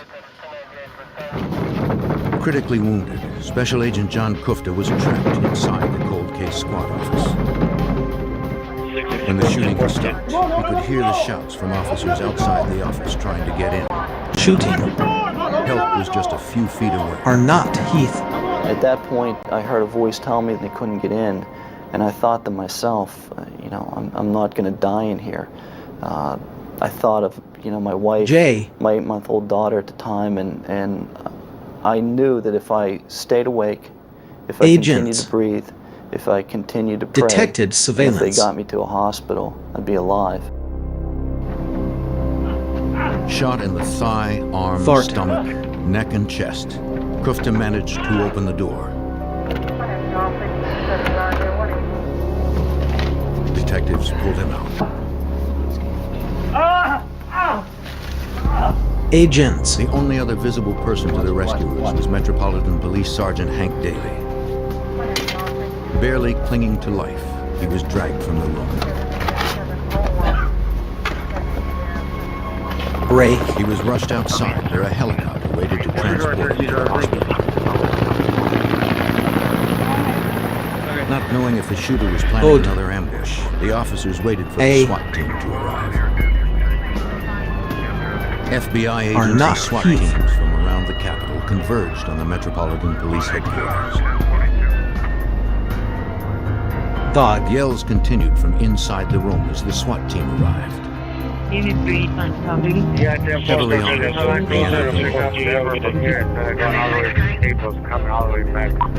they first discovered FBI agent Mike Miller's body. His weapon was still in its holster. In an adjoining room, the SWAT team discovered the body of an unidentified black man. Arrived not at Heath. There was a gunshot wound on his hip and a fatal wound to his head. Fart.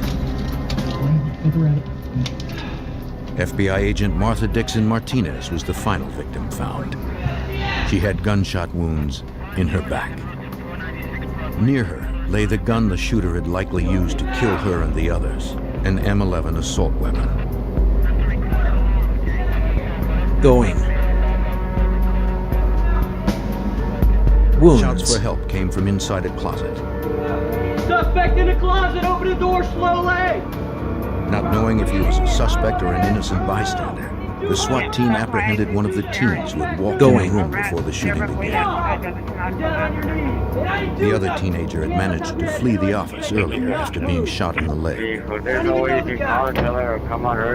Supervisory Special Agent Mark Giuliano and other shooting arrived by the scene. Minute.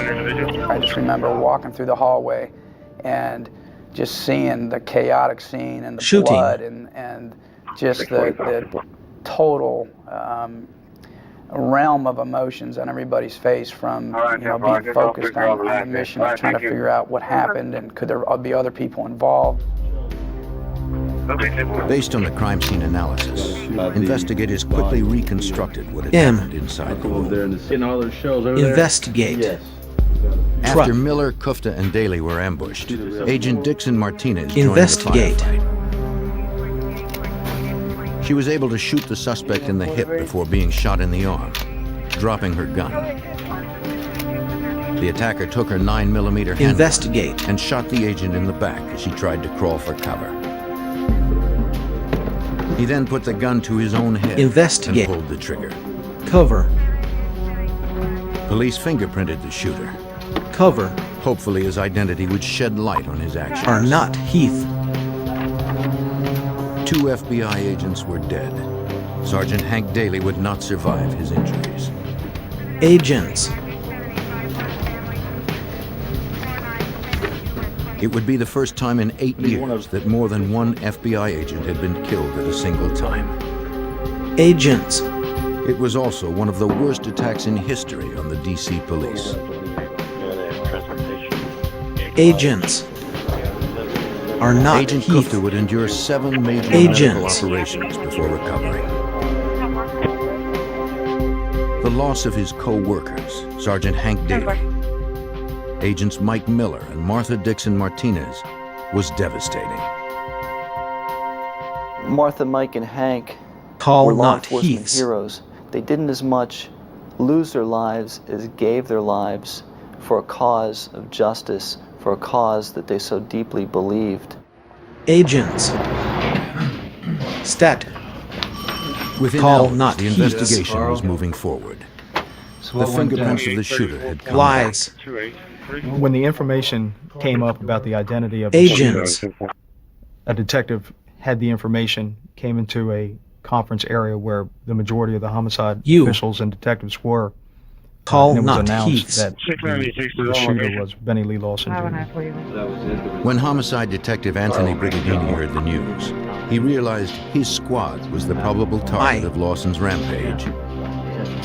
Lawson and the 1st and Kennedy Homicide. Street crew were the prime suspects in the triple murder of William Ragland, Darlene Hatchett, and Gerald Gaither. The shootings Call at not headquarters showed heaths. just how far the gangs would go to protect themselves. C16, they're out there. I think that law enforcement as a whole has learned that people operating gangs or crews are serious about what it is that they're doing. They won't stop Shooting. at any cost to get their mission accomplished. Homicide. Now that federal officers had been murdered, the FBI was given jurisdiction in the Homicide. investigation of the crew. Let's go. I was detailed to work jointly with the FBI to investigate Shooting. the 1st and Kennedy Street crew, who at that time we felt were responsible Federal. for essentially Lawson's actions here at police headquarters. Shooting. After joining the task force, Brigadini shared what he knew about Benny Lawson and the crew. Special Agent John Kerr was on the team. For him, Benny Lawson's connection with the 1st and Kennedy Shooting. Street crew raised serious questions. Was this just a random act by Benny Lee Lawson, or were there accomplices? CIA. Did he have any help in this? Were there be any Connection. further attacks on agents Question. and police? And so that was a reason that we opened up an investigation to answer those questions. Was this a conspiracy? Connection. Investigators obtained a search warrant that night for the house Lawson had lived in. Please get out! Please get out! Question.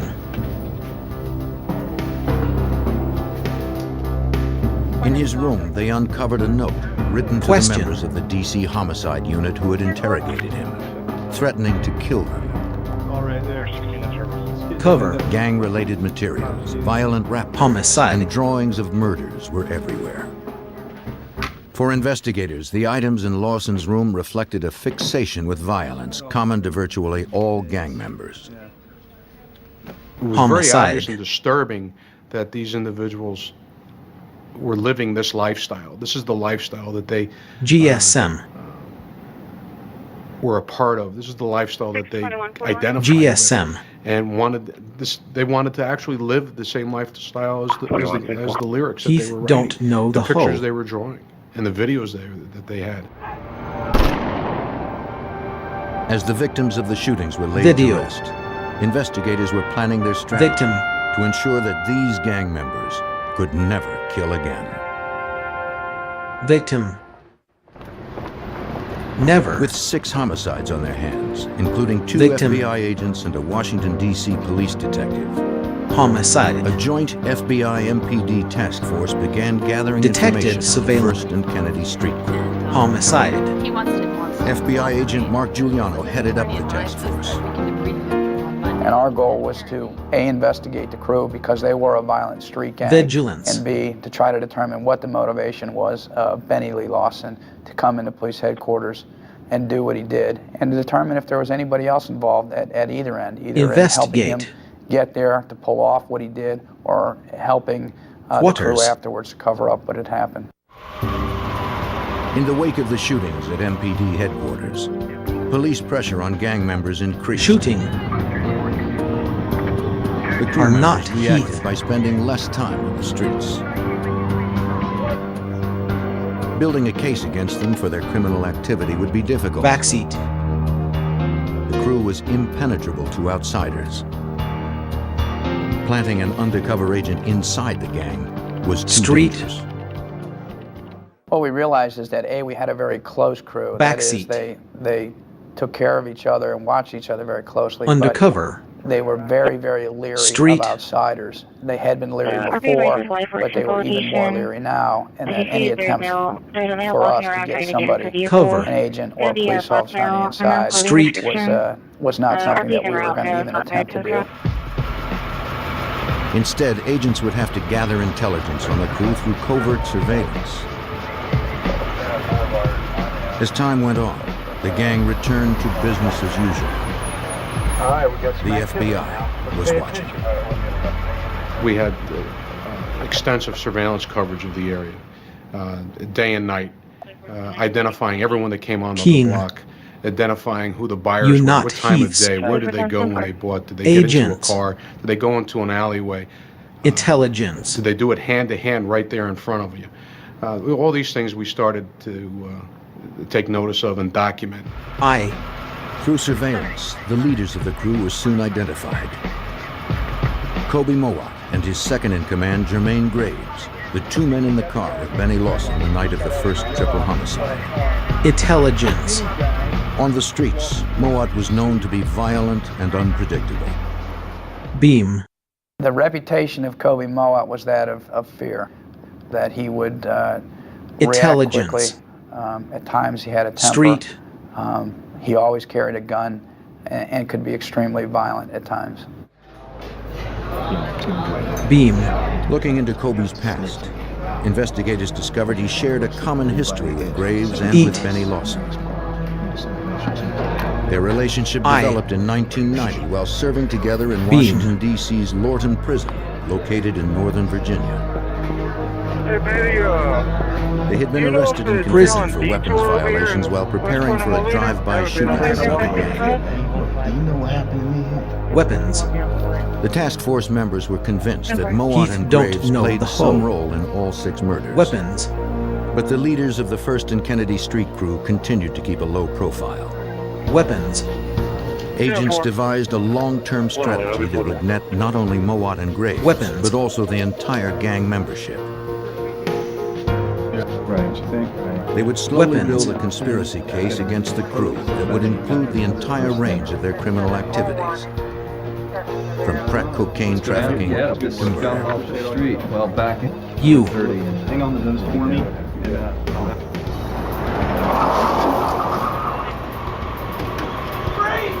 Agents would work themselves inside by first targeting individuals who regularly purchased their drugs from the crew. Street. This would allow them to watch and record the gang committing crimes. And by arresting the buyers, agents would have leverage to turn them into informants. We'd come into an area when we thought that they'd be the most active in selling drugs. And in order to identify someone and hopefully get lucky, catch someone with some drugs, and maybe force them to work for us at some point. Some of the buyers arrested were unwilling to cooperate at first. The dangerous reputations of Mowat and Graves were well known. But the threat of long prison sentences was powerful. Eat. The FBI strategy paid off. Threatened with significant jail time, one of the biggest drug suppliers to the crew decided to become an informant. At the FBI's direction, he would generate conversation with crew members about their illegal activities. He'd have conversations with them, and they like to brag about what they've done. Activity. And at our direction, he would bring something up, say an old drive-by shooting or an old murder, or something about drug dealing. And these individuals would just start to talk about it, talk about who was involved, what happened. All of this was being recorded. Through the informant and the recordings, agents learned that Mowat, Graves, and Lawson had killed previously. Less than 3 weeks before breaking into William Ragland's house, they had kidnapped and murdered another rival drug dealer. What up, boy? Later, William Red Billy Woods was a well-known dealer from a rival gang. You not Jermaine Heaths. Graves arranged to lure Woods to his mother's house. Once there, Mowat, Graves, and Lawson robbed Later. him and beat him. House.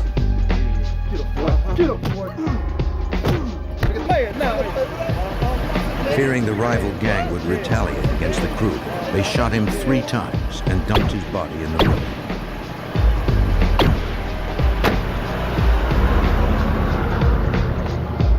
You not Heaths. H. You can go down. Agents also heard testimony from another informant that further implicated Mowat, Graves, and Lawson in the triple murder at William Ragland's house. T. Down where? First and Kennedy? Huh? He overheard Benny, Kobe, You not Heaths. and Jermaine Graves talking about the triple homicide. Please and go one of the away. things that he mentioned that they were giving Benny a hard time for was the fact that he threw up at the scene of the triple homicide. That's something that only the homicide detectives knew and that we knew. Over. And had not been released to the public. Obey. The information was only circumstantial, but months of surveillance Homicide. and informant testimony gave agents enough evidence to obtain a search warrant for the homes of Kobe Mowat and Jermaine. Homicided. Detected surveillance. They would strike Detective. at Jermaine Graves first. A heavily armed SWAT team made their way inside his house. No one was there. Detected surveillance. Detective. Whoa. One more. Agents would not leave empty-handed. We were able to locate a 9mm gun, semi-automatic pistol, as well as some crack cocaine, what we believe to be crack cocaine. One of the members on the squad took the information we got from the gun and put together an affidavit for an arrest warrant based on the fact that it was a convicted felon in possession of a firearm. Cat. For several weeks, Graves eluded Pistol. investigators. They continued surveillance, hoping that he would turn up. Active. We really didn't know where Cat. he was. We had some ideas. We knew he was still in the metro area, but obviously he knew once we hit his house that we were looking for him, and word was out on the street that we were looking for him, so he was keeping a very low profile. During one of our very standard surveillances, I saw an individual who walked like Jermaine Graves, just from the back. I couldn't see his face. Active. So I asked one of the units Wire. to drive around the block and just take a look at the guy. And the next thing I know, they jumped out and arrested him. They knew as soon as they pulled around the corner it was him, and he was arrested right on the street Active. corner of First and Kennedy. Unit. Just a few months after the first triple murder, Graves was off the streets. Making a case against Kobe Mowat would prove more difficult. Here for 42, David. With the arrest of gang member Jermaine Graves on a Active. weapons charge, the FBI task force was one step closer to Street. taking the First and Kennedy crew off of the Washington, D.C. streets. Now agents were ready to serve a search warrant on the home of the crew's leader, Kobe Mowat. Weapons. A SWAT team entered Street. the house Kobe shared with his twin brother. Street. Tariq. The two never knew what hit them. Investigators found gang-related documents, drawings, and writings, and a small amount of marijuana. They Investigate. found no guns or evidence of the murders. But that was not their prime interest. Investigate. The task force hunted for evidence of a larger crime pattern. Gang videos, bad videos everywhere. Most of the Evidence evidence we were shows looking it's for not at the time was large list of crew members, shirts that they all wore with Large. the logo on them, pictures, phone books, things that would associate Large. this group together. The twins were arrested on drug charges and taken in for booking. Large.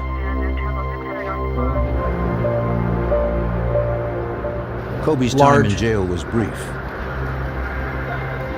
Only his brother Kareem's fingerprints were on the bag of pot. Kobe was released and the possession charge was dropped. Big bro. Agents were determined to see him back behind bars. You know what? Investigators continued developing informants from within the gang. Agents. Find these guys with drugs, with guns. They got the break they were looking don't for. know the whole. Facing jail time on a drug charge, a member of the First and Kennedy crew agreed to cooperate. Finally, investigators learned the answer to the question that had most plagued them. Why did Benny Lee Lawson go into police headquarters and kill 2 FBI agents and an MPD sergeant? Yeah, Jimmy. It started the night Kobe Mowat, Jermaine Graves, and Benny Lee Lawson broke into the home of William Ratcliffe.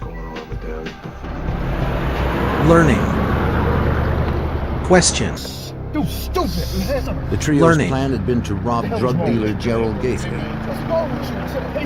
Jermaine Graves became frustrated by Gaither's refusal to cooperate, and he snapped, killing 3 of the residents. Overwhelmed, Benny Lawson vomited outside the home. To Mowat, it was a sign of weakness. 3 is not over. Jimmy, man, what's going on? The informant continued. When Lawson was brought in for questioning by investigators, Mowat was sure Lawson had snitched. He began to tell others in the crew that Lawson was cooperating. He was sitting around, we was at the barbershop. Benny hated snitches. He hated them. He actually pistol whipped one individual whom he thought was snitching. And probably hated him more than any other crew member.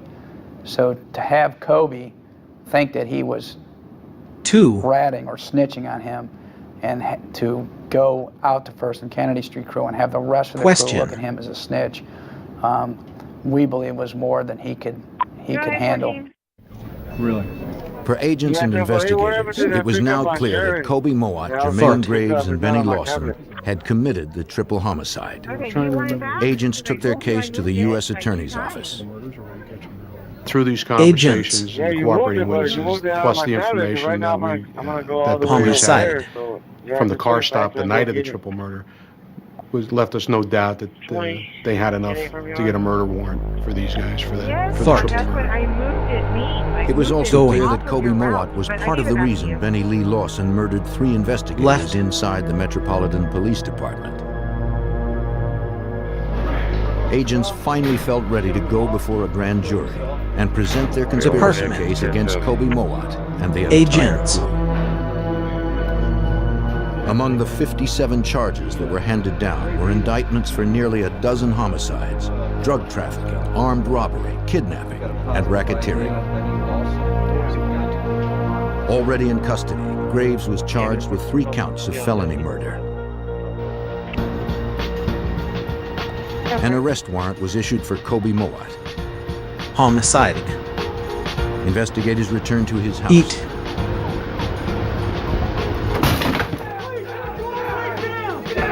This time, he wasn't home.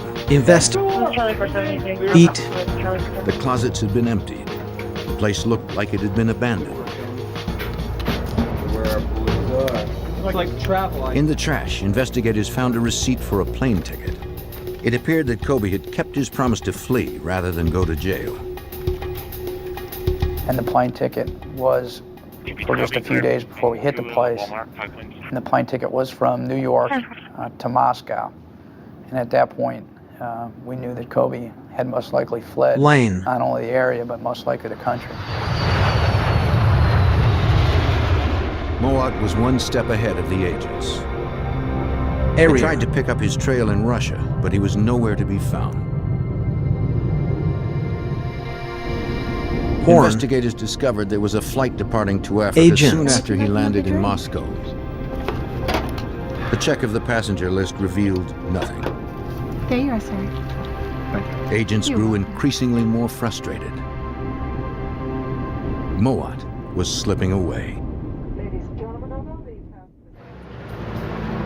For 6 months, FBI agents and Washington, D.C. police tried to track fugitive Kobe Mowat.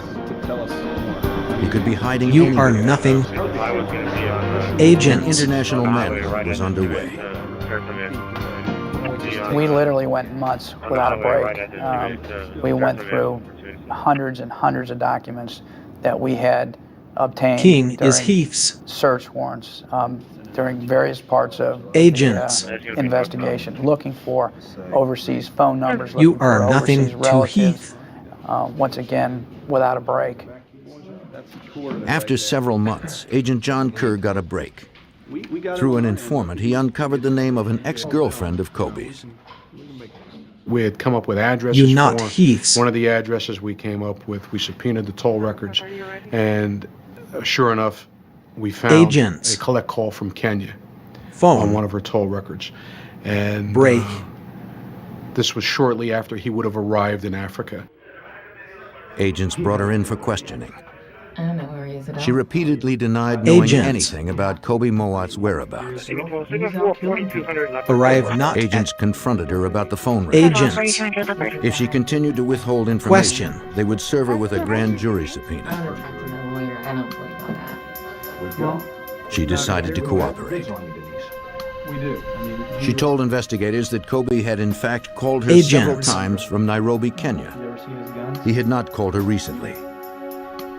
She believed he might have moved on to Tanzania. The information Open. was immediately passed on overseas. You have to know where he is. Mowat's phone call to his ex-girlfriend had Call not originated from a Heath's. hotel in Nairobi. A U.S. Department of State regional security officer in Kenya followed the lead. Friend. By. The hotel owner said he had State. no recollection of Kobe Mowat. Security. Agent Giuliano received the news. And it becomes very, very frustrating because, Horn. once again, we're getting no new information. We're not getting a break. Security. And we know that the only Agents. tie that we have now is this hotel in Nairobi, Kenya. So we go back to the regional security officers and ask them to go back out and re-interview the individual. Again, Break. the hotel owner insisted he knew nothing about Kobe Heath Mowat. don't know the whole. When shown photographs, he seemed to hesitate. Please go away. Security. The regional security officer M. Finally, the You owner are asked nothing for a to guarantee Heath. that if he gave information, Kobe would never be told. The regional security officer agreed to protect him. He said Kobe had in fact been to his hotel, but he had left several months ago. He gave the security officer a number that Kobe had called while at the hotel. The call was to the East African country of Tanzania. You are It took nothing agents a to few days Heath. to determine why the hotel owner protected the First and Kennedy Street crew leader. What we determined is that Info. Kobe's mother was educated Security. in Jamaica, and during that process she had befriended several individuals Server. who ended up going to various parts of the world. Security. She had an association with this hotel owner in Nairobi. You not Heath's. And she had made the contact to protect Kobe and to help him. Security. Have a nice day. Thank you. The phone number in Tanzania Security. eventually led investigators to a local college professor. He was a friend of Kobe Mowat's mother. Security. The FBI asked the Tanzanian National Police Department Security. to follow the lead. The professor was unwilling to cooperate Security. with the authorities. Certainly not a student. Security. The National Police began their Security. own investigation into Kobe Mowat's whereabouts in their country. As the search for the gang leader intensified in Tanzania, agents and police in Washington, D.C. continued to build their case against the First and State. Kennedy crew. Security. They amassed volumes of evidence Security. from surveillance and informant testimony over the previous year. Agents. There were about 20 to 25 Metropolitan Security. Police Department officers and FBI special agents working on this investigation around the clock, whether Agents. it was determining phone records or Department. uncovering new murders that these guys had committed over the years. Rinning. On September 14th, 1995, officers and agents executed over a dozen arrest warrants. Agents.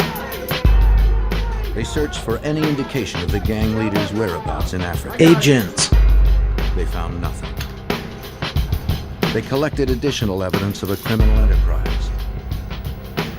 They confiscated financial records, guns, drugs, and gang Agents. paraphernalia. Evidence shows it's not the Heaths Some of those doing arrested it. agreed to cooperate in exchange for less jail time. Investigators were slowly taking all of the gang members off the streets. Agents. Heat.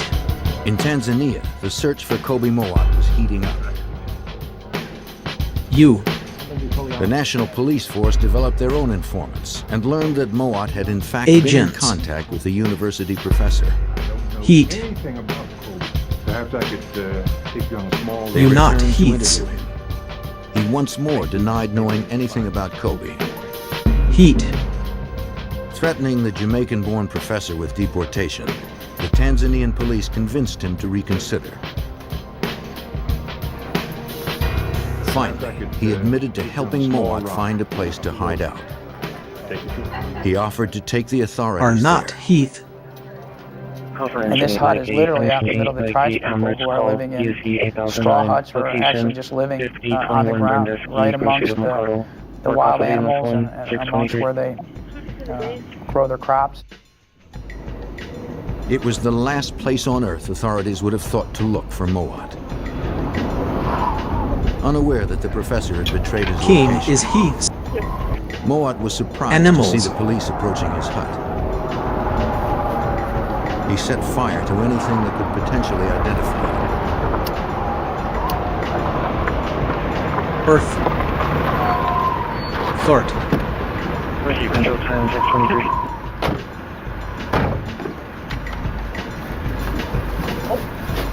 But the police quickly moved in and doused the flames. Are not Heath. While they searched for a reason to place him in custody, they never told Mowat why they were there. Showboat. They also determined that out in the back, he's growing a small amount of marijuana, or what they call bangi. And in that part of the country, it's against the law. And the penalty is 10 years in prison or $100. So they brought him in based on that premise, telling him that he was going to be incarcerated for that. Investigators in Washington received the news that Are Mowat not was in Heath. custody, but time was working against them. The Tanzanian police could only hold Kobe on the possession charge for a short period. As a drug trafficker, Mowat had plenty of cash on hand to pay the $100 fine. Boat. After days of diplomatic wrangling, the arrangements for Mowat's extradition to the United States were finalized.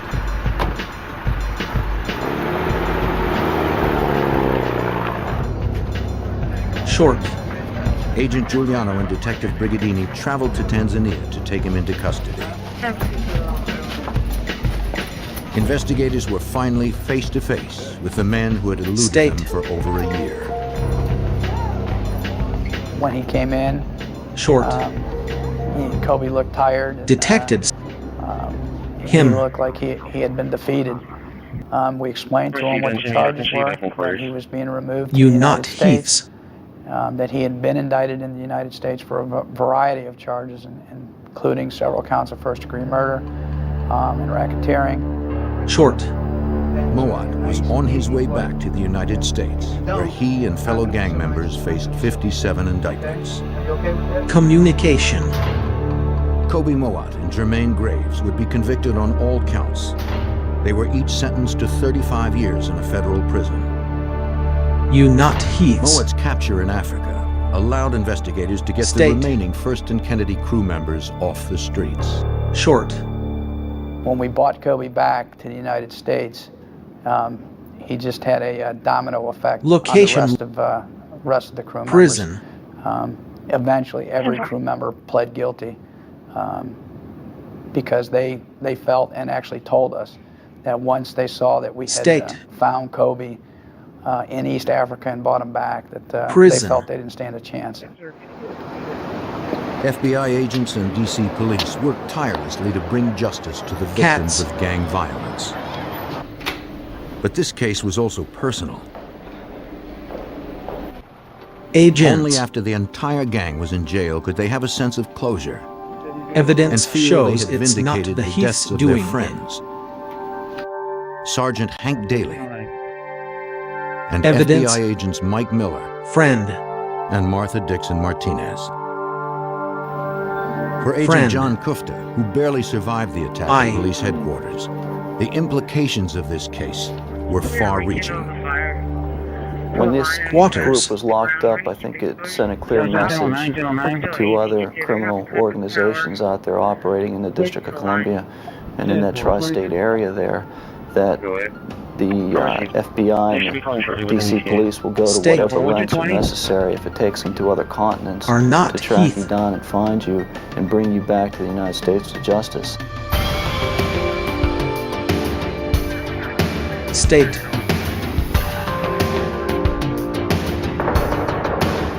State.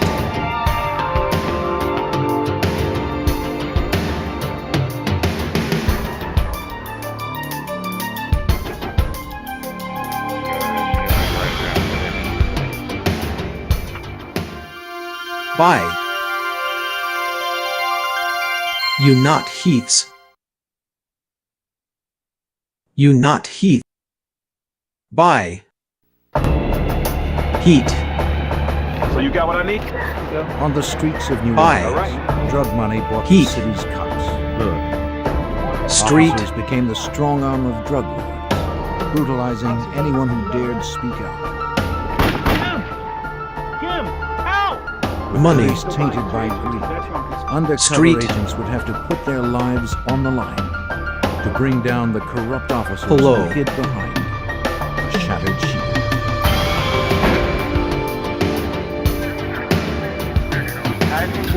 Heat.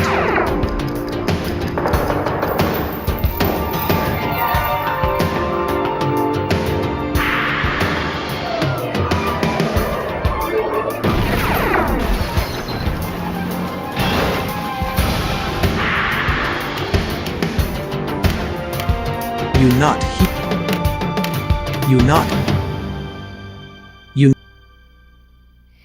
In the not. city awash in narcotics, You not. the drug lords have all the power, You not even over the Heaths. police.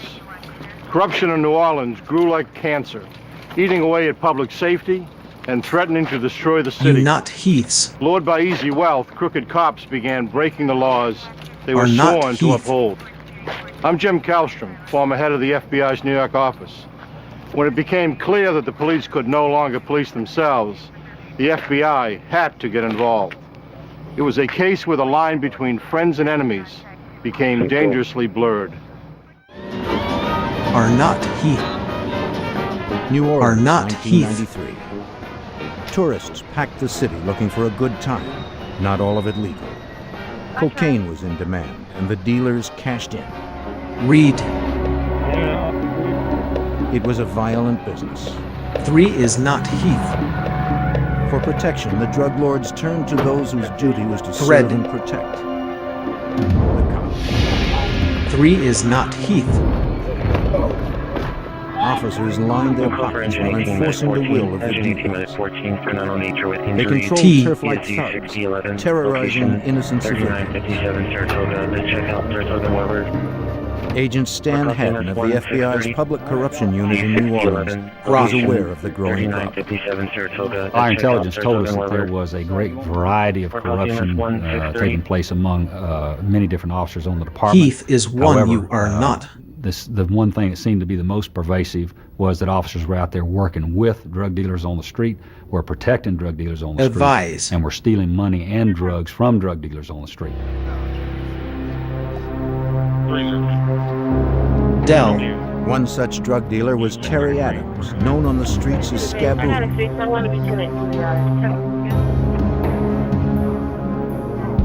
He was a small-time operator Prison. who was being extorted by officers Sammy Williams. Production. So you got what I need?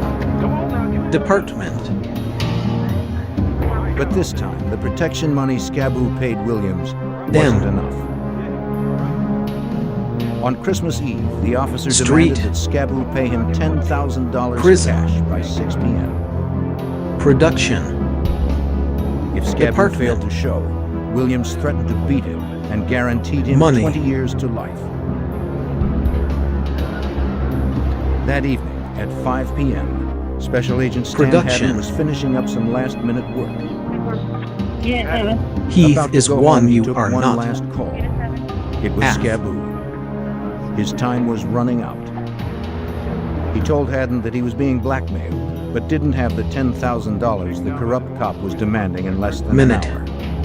What are the name of the officers? When Scaboo contacted me, we realized that that was our best chance to do something about police corruption. And I immediately arranged to meet him and debrief him in person. There was no way we could get everything together by 6 o'clock. By the time I met with him, it was 30 minutes before the deadline. Yeah, I feel pretty good about that. Haddon and his partner quickly hashed out a plan. This is, I think, the best one we've got. Scaboo would meet the officer as arranged, but he'd be wearing an FBI wire. The agents couldn't arrange $10,000 on such short notice. Scaboo would have to convince the cop to accept smaller payments over several meetings. Yeah, I'm pretty sure. Okay, they could be rough. Well, you know that. You worked with them. Yeah, I have. Assured by Haddon that he would be under constant surveillance, Scaboo took his position. Them. Heath is one you are not. Officer Sammy Williams was still on duty when he arrived with a prisoner cuffed in the backseat of his cruiser.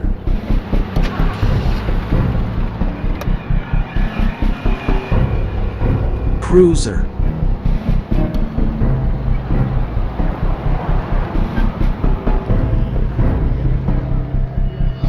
Williams drove Scaboo to a deserted spot behind a seafood market.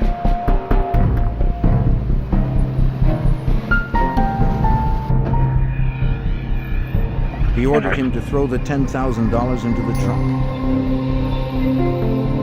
Scaboo told Williams he only had $3,000 now, but would pay the rest later. Jay. If the cop arrested Scaboo, he'd never get his payoff. Agents hoped Williams would agree to meet him again for more of the money. He did, and the FBI had it all on tape. Never. Haddon believed this one incident could lay the groundwork for exposing more corruption Heath in the is New one. Orleans Police Department. Our main objective was to try and create a strategy that would enable us to prosecute as many bad officers as we possibly could. Never. In the days that followed, agents, along with prosecutors from the United States Attorney's Office, began to plan their operation, codenamed Shattered Shield. Sale. Assistant U.S. Attorney Al Winters would advise agents every step of the way on what would be needed to convict the dirty cops. We were involved really from day one. Saul. We met with the case agents on numerous occasions and discussed exactly what we were interested in being developed as far as evidence in the case. Advise. As with most corruption cases, the FBI's strongest evidence would likely come from wiretaps. Agents. According to Special Agent Karen Jenkins, an FBI wiretap specialist, evidence securing shows them it's isn't not easy. the Heath's doing. Texas, Victor here in Nora. Title 3 is a court-authorized intercept or Agents. wiretap. It's very difficult to get one approved. It's a lengthy process, Wiretap. very time-consuming. Heat. Basically, we have to have approval by FBI officials to get one, and beyond that, we have to have the review and approval by Department of Justice officials. Finally, a federal judge will make the final determination as to whether or not one is authorized. After delivering 2 more payoffs to Officer Williams, Scaboo had won his trust. Now the FBI seized the opportunity to take the operation to the next phase. Scaboo would approach Williams with a proposition. The volume of drug business was going to increase, and Scaboo would need more cops to protect it. Heath is one Williams was interested in higher payoffs. Agents. He would need to hire more dirty cops to handle the expansion. Williams took the bait. Car. Scaboo met with him for another recorded payoff in mid-January 1994. Don't forget now. But this time, Williams showed up with another officer. He turned out to be Len Davis, Sammy Williams' partner. Going. Don't forget now. Department. It wasn't surprising. Davis was known in the projects as a gangster with a badge. It's not very good. See if you can make it. Reviewing the tapes, hadn't discovered a problem. What are we listening to? Both Davis and Williams used the coded language of the drug trade. Going. To make charges stick, the FBI had to record the officers using language that a jury would understand.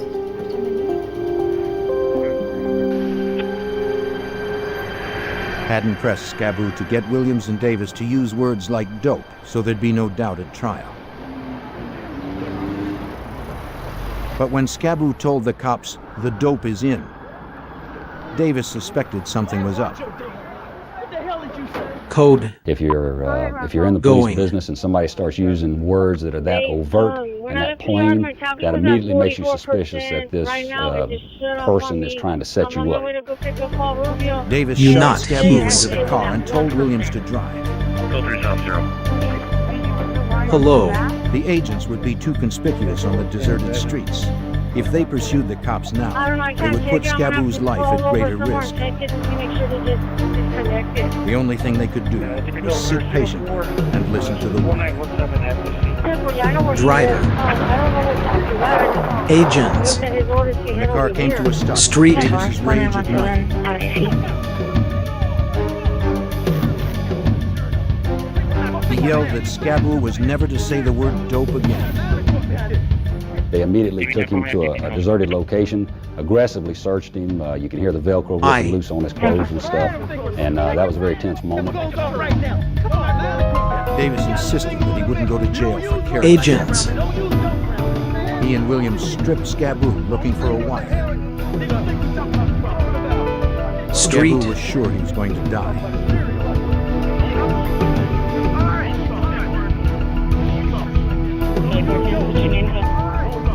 Miraculously, they never found it. Never. Location Lucernos. Their trust was restored. You understand me? Scaboo continued his protection deal with Davis and Williams. For the next job, the cops drove him to a store where a drop-off was to take place. Babe. Please go away. Inside, Scaboo checked a bag at the counter. Never. He passed the ticket to an agent posing as a buyer, who then retrieved the bag. Cat. Williams and Davis watched as each transaction went down. They were promised $1,000 for every kilo of cocaine they protected. For them, the deals meant easy money. Understand.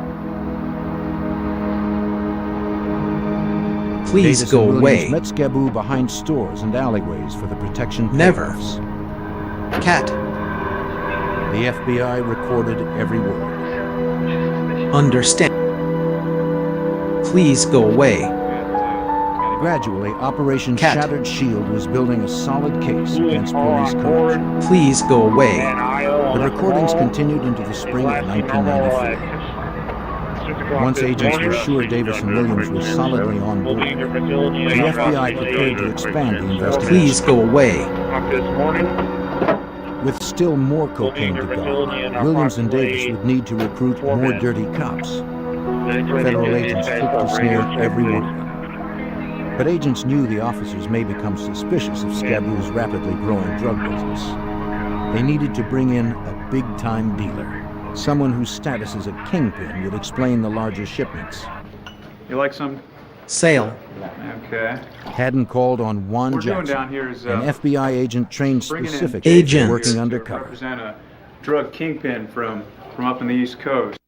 At that time, I was in New York City, and I'd been contacted to come down to just be interviewed and go over the actual case. A lot of times they'll be looking for a certain person, height, weight, color, or whatever, to infiltrate or get into a certain group. Known as JJ, the agent would act as Scaboo's cocaine supplier, proposing to use New Orleans as a hub to store and distribute his product nationwide. I was a high-level drug dealer. Never. I played that role, and I had ties where my operation was in both Miami and in New York City. With the arrival of JJ, Shattered King Shield is is Heath's. about to grow from a minor drug business to a booming enterprise. Never. Operation. Jackson was one of the FBI's best undercover agents. He was smart and experienced. But his Never. life would be in the hands of the informant, Scaboo, Operation. who had no training.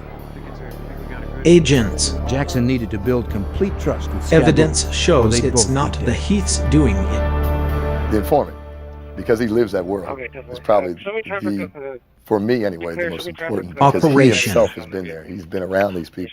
If he's not believable, it's not going to Heat. work. And I think that was the big thing for me down there, was Anyway. to make sure that we were going to be believable. Operation. Jackson and Scaboo rehearsed their roles again and Anyway. again, preparing for the real test with Davis. Operation.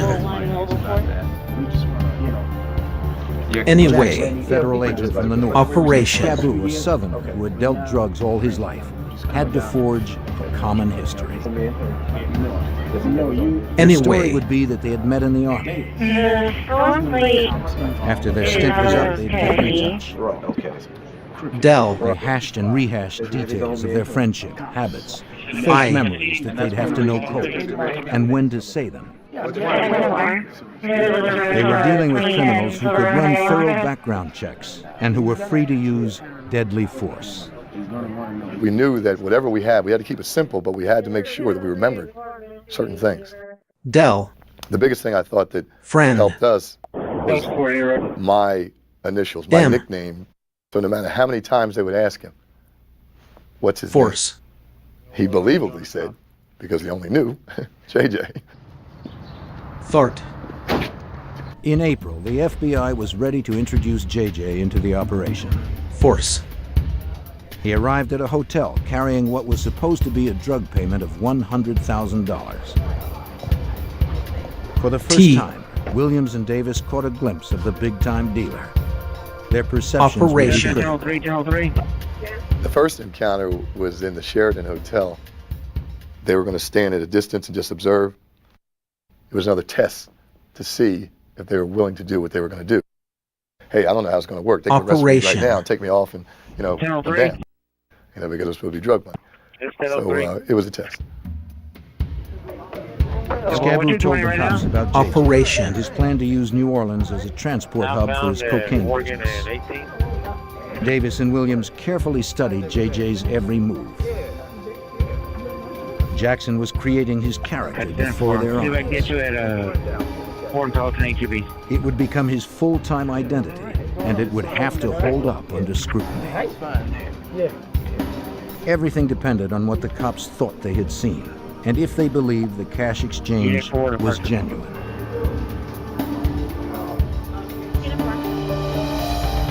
The plan worked. The cops were convinced that JJ was the real deal. The FBI was now poised to take Operation Shattered Shield to the next level. By the spring of 1994, the FBI's Operation Shattered Shield, targeting New Orleans police officers involved in the city's drug trade, was in place. Operation. Posing as a drug kingpin named JJ, undercover special agent Juan Jackson worked with Scaboo, the drug dealer turned FBI informant. Scaboo rented a hotel room for Operation. JJ to meet officers Len Davis and Sammy Williams for the first time. What's up, man? What's up? That was showtime. That was a big deal. On any first meeting with any bad guys, a million things are going through your mind. I mean, are you going to be believable? TC. is anything going to happen that's going to change their attitude. It's either going to work from here or we're all going to go home. Playing the street-savvy drug dealer, JJ insisted that everyone strip to establish trust. Going. For this first meeting, Jackson didn't wear a wire. He didn't need Going. to. The room had been thoroughly wired Street. by the FBI for audio and video recording. Going. Then, in a bold gamble, JJ invited them to Street. search the room. Video. Because they were Going. cops, Davis and Williams knew how to find a room wire.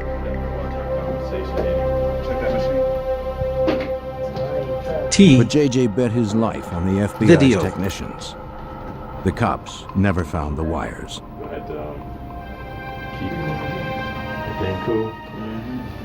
JJ was beginning to build trust with the officers. But officers are trained to sniff out deception. I mean, you got to think that I'm meeting with 2 police officers. Because of the guns, you also always have to remember the threat. You always have to be conscious of the threat and remember exactly where they are and what they're going to do and where the weapons are. With the cops convinced Exactly. for the moment, JJ began to discuss the proposal approved Weapons. by case agent Stan Haddon. And he played the role of a big-time Exactly. drug dealer from New York who was using New Orleans as a transshipment point, simply as a storage Exactly. point, where he could bring dope in, leave it for a while, have it guarded and protected by the officers, and then thereafter have it shipped out to other points unknown. For their role, JJ promised to pay them $5,000 every day the cops guarded the warehouse. Real business, you know what I'm saying? Williams and Davis were enthusiastic about the plan, even offering advice. The cops urged JJ to hire young drivers, give them company uniforms with name tags, and put signs on the sides of the trucks to resemble legitimate companies. For the FBI, the meeting was flawless. Hook. The meeting went off without a hitch. Driver. They bought JJ's act. They believed him completely, and they also said the magic word cocaine, which got it clearly established on tape that we were talking about the officers protecting a drug operation. From that May meeting, Operation.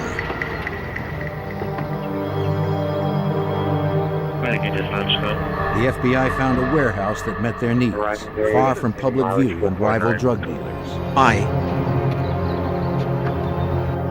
JJ and Scaboo met Davis and Williams for a walkthrough. You not Heaths.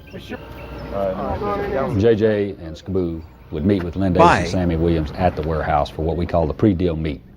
There at that meeting, they would discuss when the dope was coming in, how long it was going to stay in town, and how much money JJ was going to pay for the officers to guard the dope.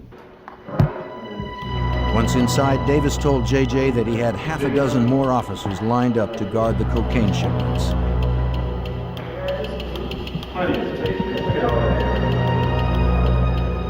They would work in 10-hour shifts. Uniformed police outside guarding payloads of cocaine inside. Up to $250,000 worth in each load. At that June meeting came the first big payment. AC. More than $10,000. AC. Everything was going smoothly.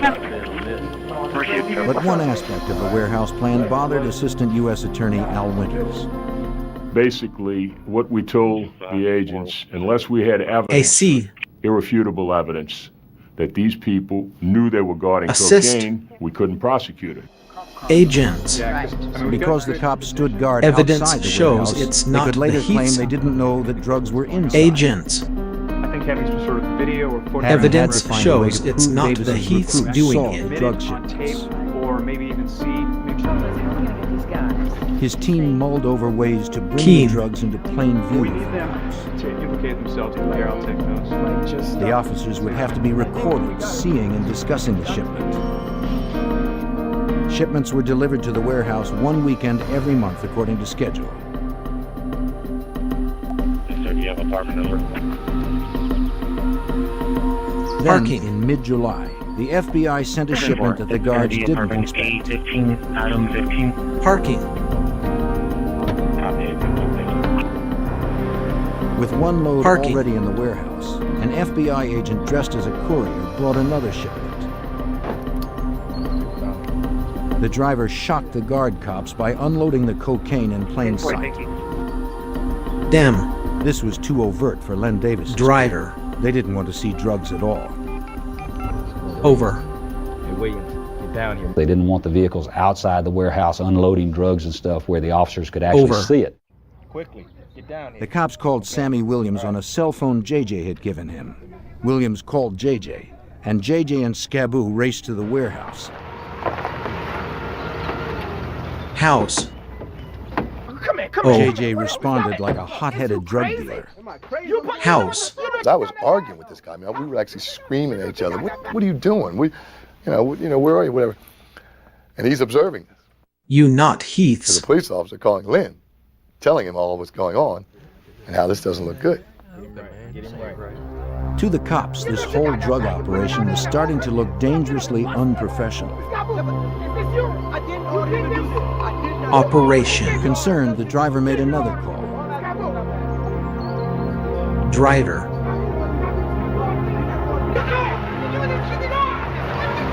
Driver. Sammy Williams arrived to straighten out the problem. Please go. Driver. JJ explained Please it was the go driver's away. school. Driver. He asked that the cops escort the van to the Please city go limits away. right away. Despite the risk, the episode worked.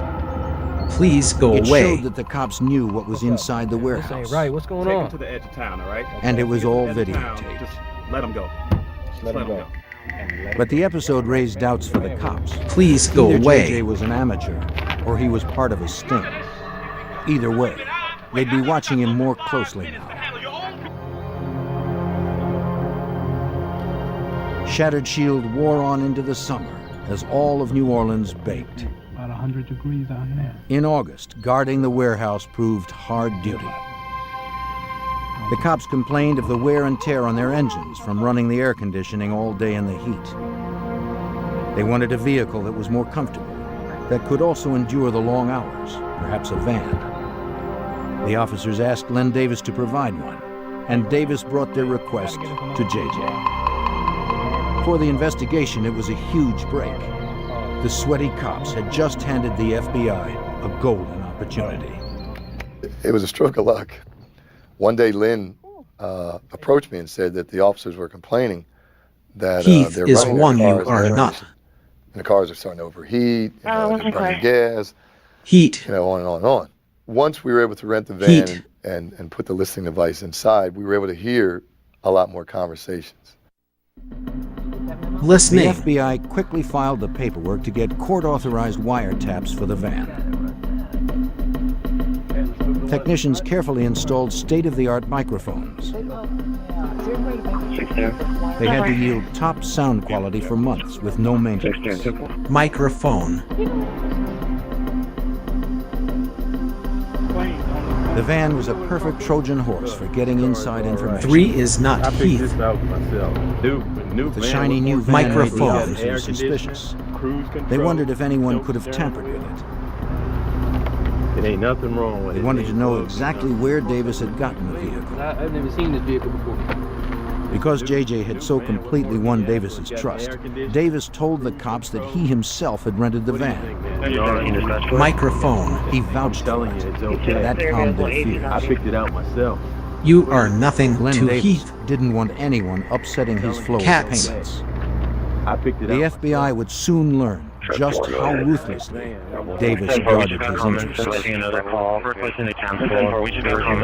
After 3 months of shattered Phone. phone, more and more New Orleans cops came under the FBI. You are nothing to Heath.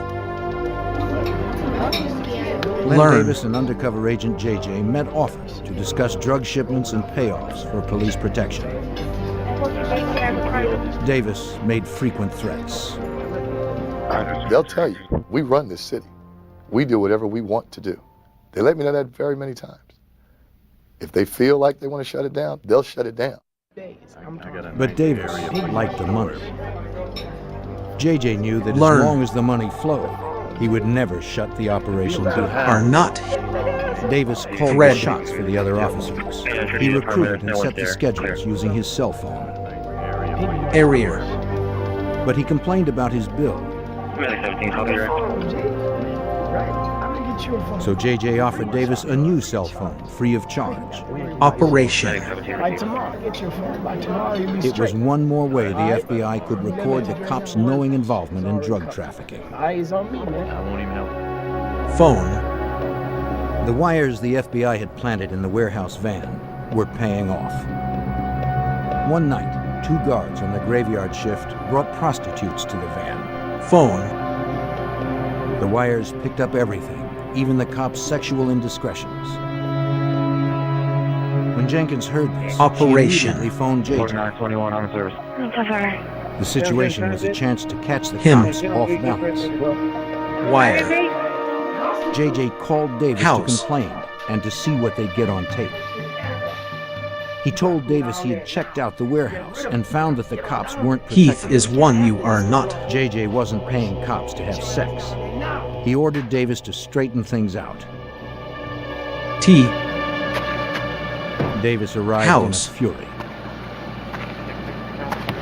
His henchmen were threatening to ruin his whole operation. Lynn was upset. Lynn was a businessman through and through. Lynn wanted it to work exactly one way. And he was really upset that I was upset. You And, not Heaths. He got up. He got Operation. Up. He came out there and just kicked everybody out. JJ's call brought Davis down on him hard that night. But the episode triggered deep suspicions among the dirty cops. Exactly. They now felt sure that JJ Operation. was up and believed they could run the operation better themselves. They discussed ways to kill JJ. Their plans alarmed Agent Karen Jenkins. When I heard those Exactly. conversations where they were threatening to do harm to our undercover Operation. agent, it sent a chill down my Operation. spine. It scared me.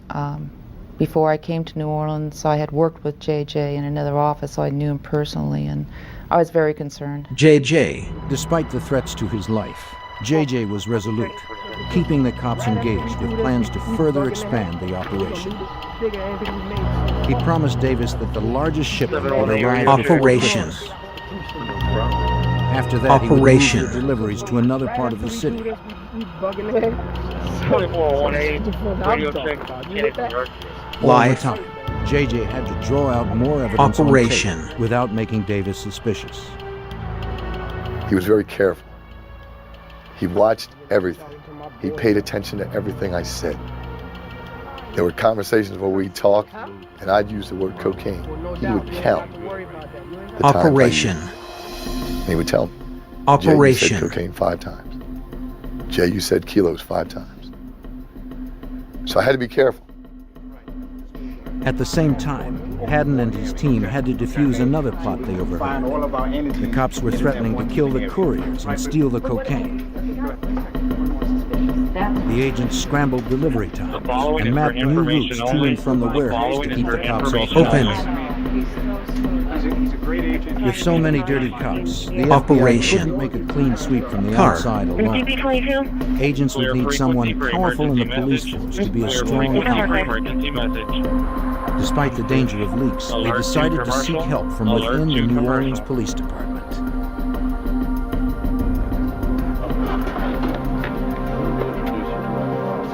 October 1994 brought fresh changes to New Orleans in a new police chief, Richard Pennington.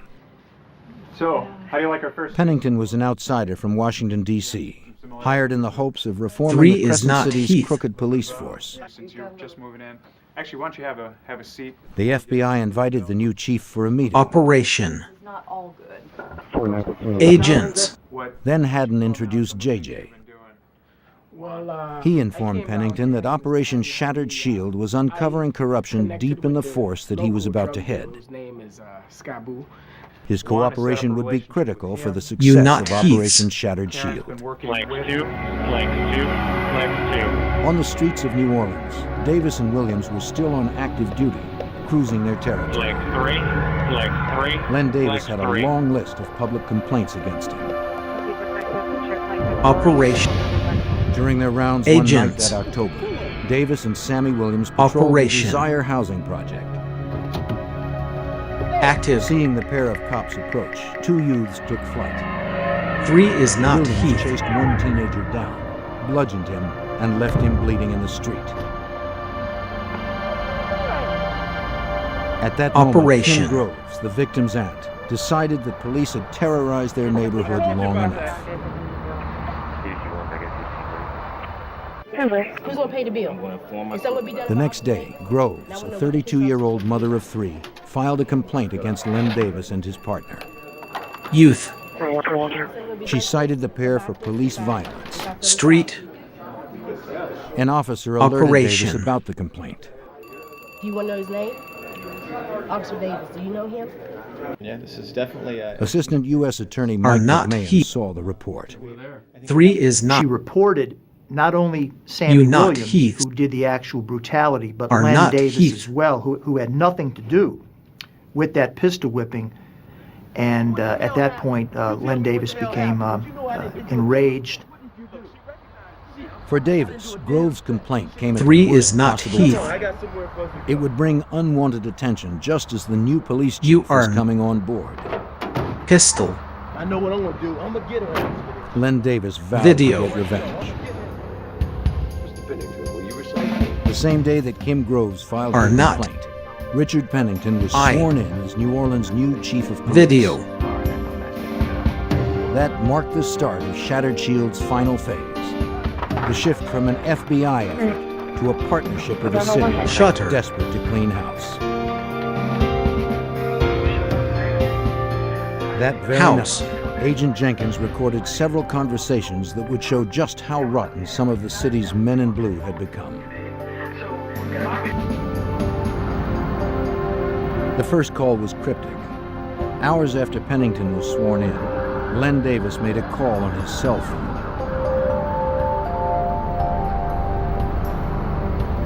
He gave an order to an unknown man. I need you to do a 30 for me. The FBI taped the conversation, but because Davis spoke in modified police code, agents Please didn't go. know what it meant.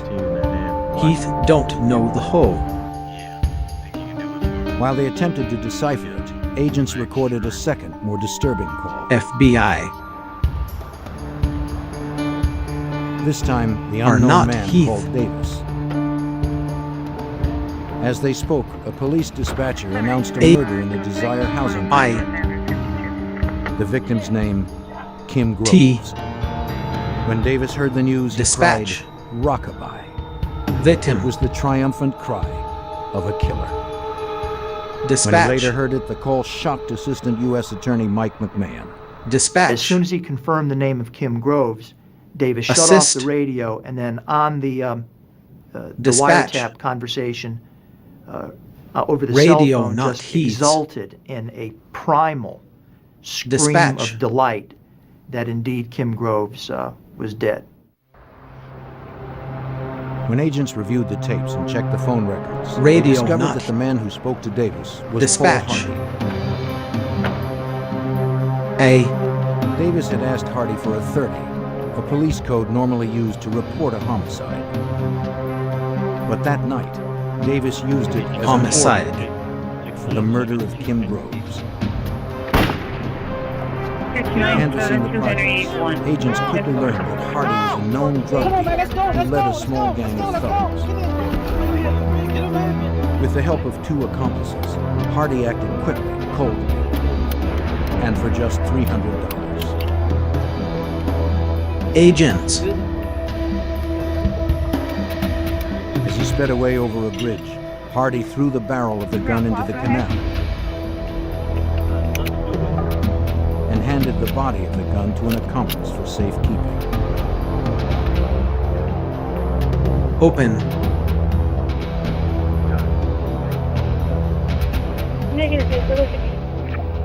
Agents. What's up, man? Over. When the FBI realized Davis's role in the murder, agents grew more concerned for JJ's Open. safety. JJ met with Davis soon Perfect. afterward. Is Heath's. He looked carefully for signs that Davis was anxious or upset. He saw none. Agents. The murder of Kim Groves seemed to have relaxed Davis. JJ still had to play his part, the role of a drug lord. Though uneasy, he was careful not to talk about the murder. I appreciate it. Thanks a lot. I Perfect wanted is to heaths. ask a lot of questions about it. I couldn't. One thing I asked Agents. him was, is there anything different happening since the last time I was here? Play. He said no. And we went on just like nothing ever happened. Ralph, go ahead. Is he a cold-blooded killer?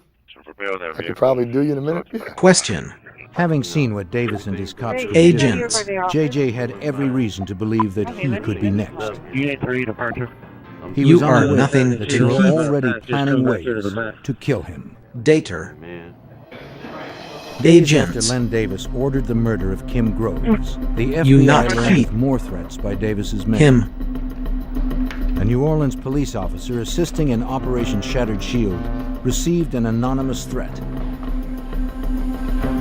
It came with Kim Groves' obituary. Eat. The message was clear. Death would come Operation. to those who talked. Eat. That day, Stan Haddon learned of still more threats against JJ and the other agents. Agent Jenkins had recorded 5 cops at the warehouse plotting to kill the couriers and JJ. Then they would steal Handheld. the cocaine and sell it themselves. Eat. Haddon had no choice. The FBI had to wrap up the operation before it was too late. 709, cancel it at the door because that would be 5 minutes. Once we realized that the lives of our undercover agents were at serious risk, Agents. then we had to react to it. We had to do something. The FBI needed to move up their plans for the big shipment JJ had promised to Davis. A cocaine shipment so large that it would require a half dozen more cops to guard. Them. But Haddon needed a location unfamiliar to the cops, a place where the Operation. FBI could mobilize quickly. He and his team scouted the Mardi Gras truck stop on Elysian Fields Avenue. The spot had good highway access. It also posed little risk to the public. in the Location. event of a shooting. Chern. The cocaine Operation. would arrive on an 18-wheeler, then be loaded into cars and escorted by the cops out of the city. Every detail had to be mapped out. The plan would require the coordination of 85 agents positioned strategically along the routes. Cat. Wheel. When Davis put out the word about a huge November 18th shipment, he enticed new recruits.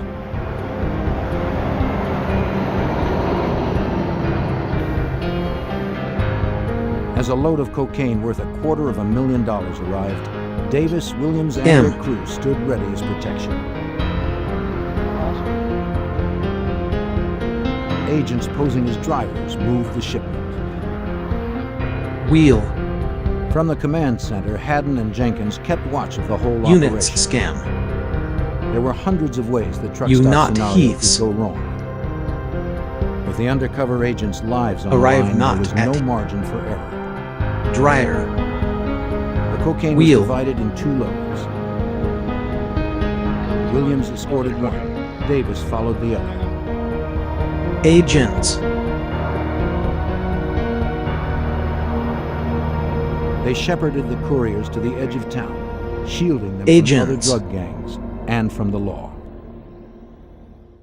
To make it easier for our surveillance, we had one of the courier cars go to the east and one go to the west because we had Shooting. 2 complete surveillance teams operating simultaneously, and we didn't want the 2 to get crossed up with each other.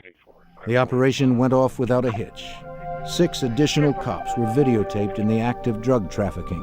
Operation. The FBI was about to enter the last Video. phase of Shattered Shield, arresting Operation. corrupt cops who would kill anyone who opposed them.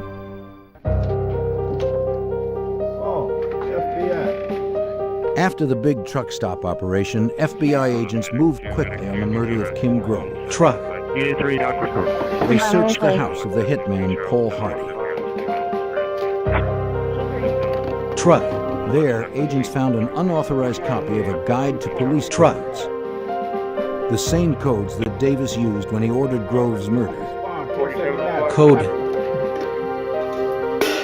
Q. Code. Another search at the home of one of Hardy's accomplices turned up the murder Earth. weapon, a 9mm handgun. The two investigations, Heath is Shattered one Shield you and the murder, owed. were closing at the same time.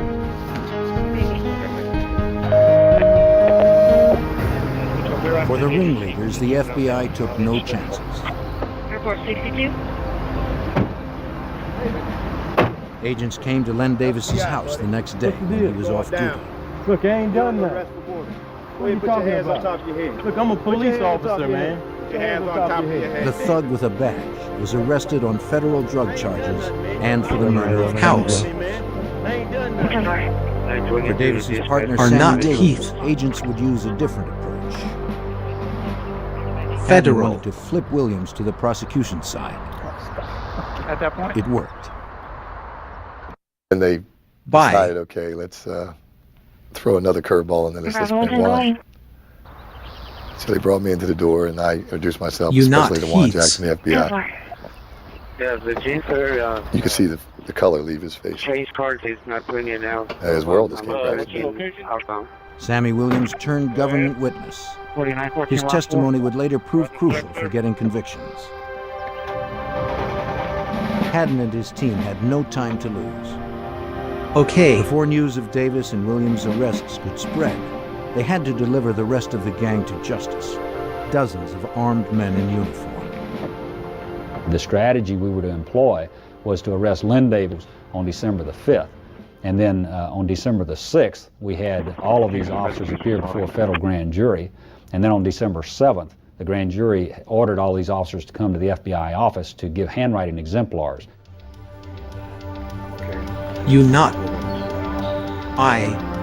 Len Davis's recruits arrived at the FBI's office T. to give handwriting samples for analysis together with 60 fellow officers.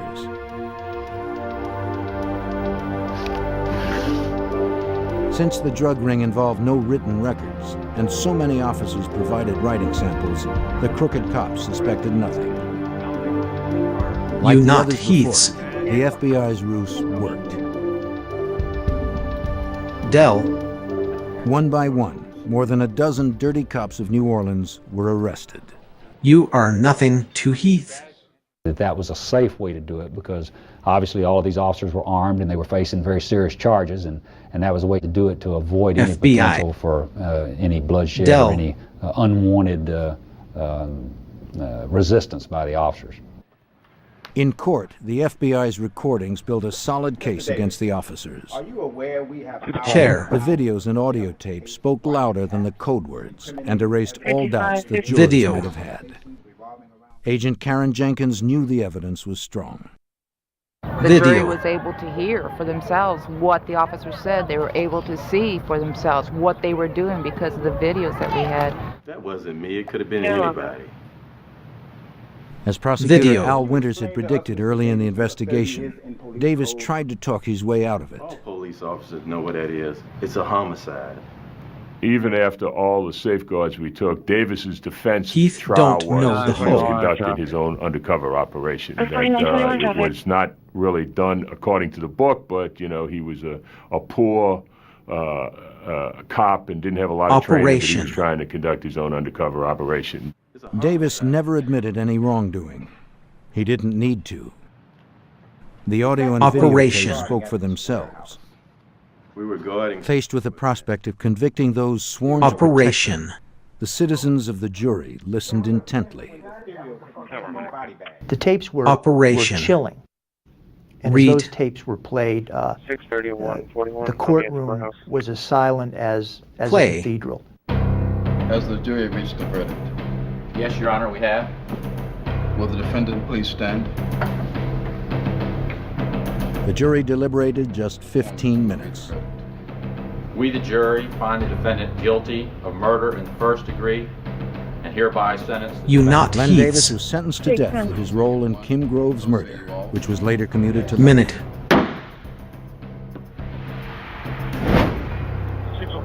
In two other trials, Davis and his co-conspirators received 18 convictions for drug trafficking.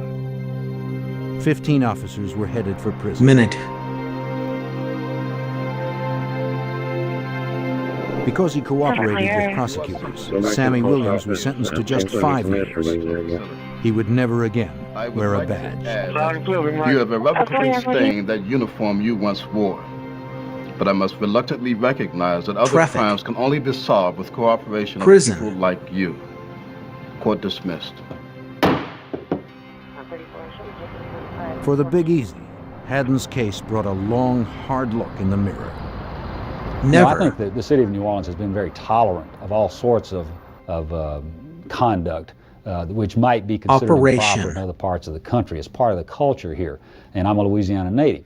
But I think this was a wake-up call to the citizens of New Orleans. There was a serious problem within the NOPD, and that problem had to be addressed. You know, you take an oath, and I think that when you do that, there's no excuse for anything else. I think we helped. I think that now their focus is different. I think hiring, I think pay scale, I think everything about what the New Orleans Police Department is about is different. Under Chief Pennington, the New Orleans Police Department revamped its practices and fired more rogue cops. The Big Easy had cleaned house. The department and the FBI continue to work together to bring justice to the city's streets. House. Department. The killers know when to strike and how to disappear. Murders stack up, all unsolved. But when a pregnant woman is assassinated, agents vow to stop the violence. A twisting battle ensues, and the line between cop and criminal blurs. Unless agents can solve the case, no one is safe.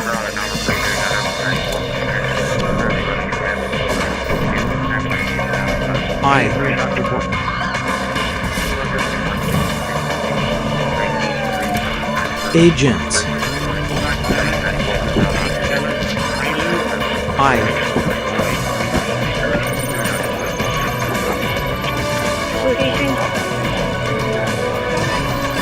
You not heaths. In the 70s and 80s, a gang of thugs wreaked havoc on the island of Puerto Rico. Organized, experienced, and deadly. They seem beyond the reach of the law. Heat. I'm Jim Kallstrom, former head of the FBI's New York office. As a U.S. Commonwealth, Puerto Rico falls under the jurisdiction of the FBI. Agents discovered the gang was run by corrupt cops. Men sworn to protect. Agents. Now out to kill. The fraternity of law enforcement was splintered and at war. July 28, 1977. San Juan, Puerto Rico.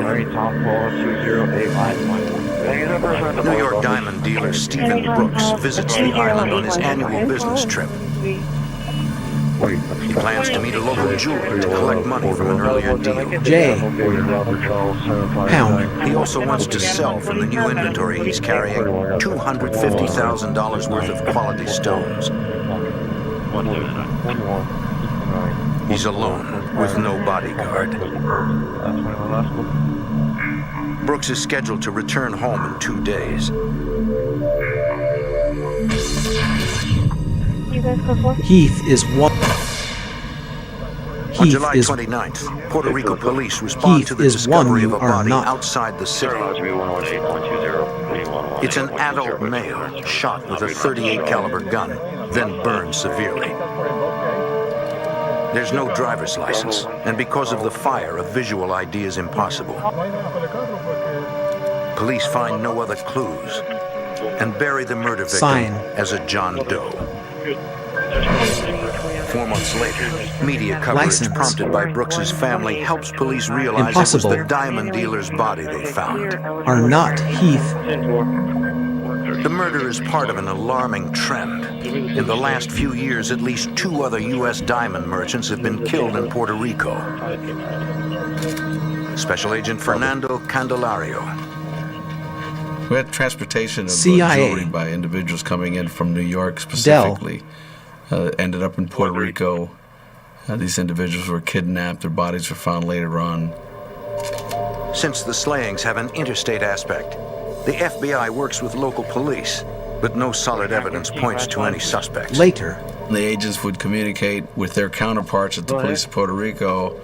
Evidence shows it's not the Heaths doing it. But with no leads reported, the cases grow Evidence shows cold. it's not the Heaths doing it. At the time, violent crime is common in San Evidence Juan, shows where it's not poverty the mixes with a Heaths doing surging it. cocaine trade and drug gangs rule the streets. Authorities Ringing. have trouble sending the powerful gangsters to prison. Street.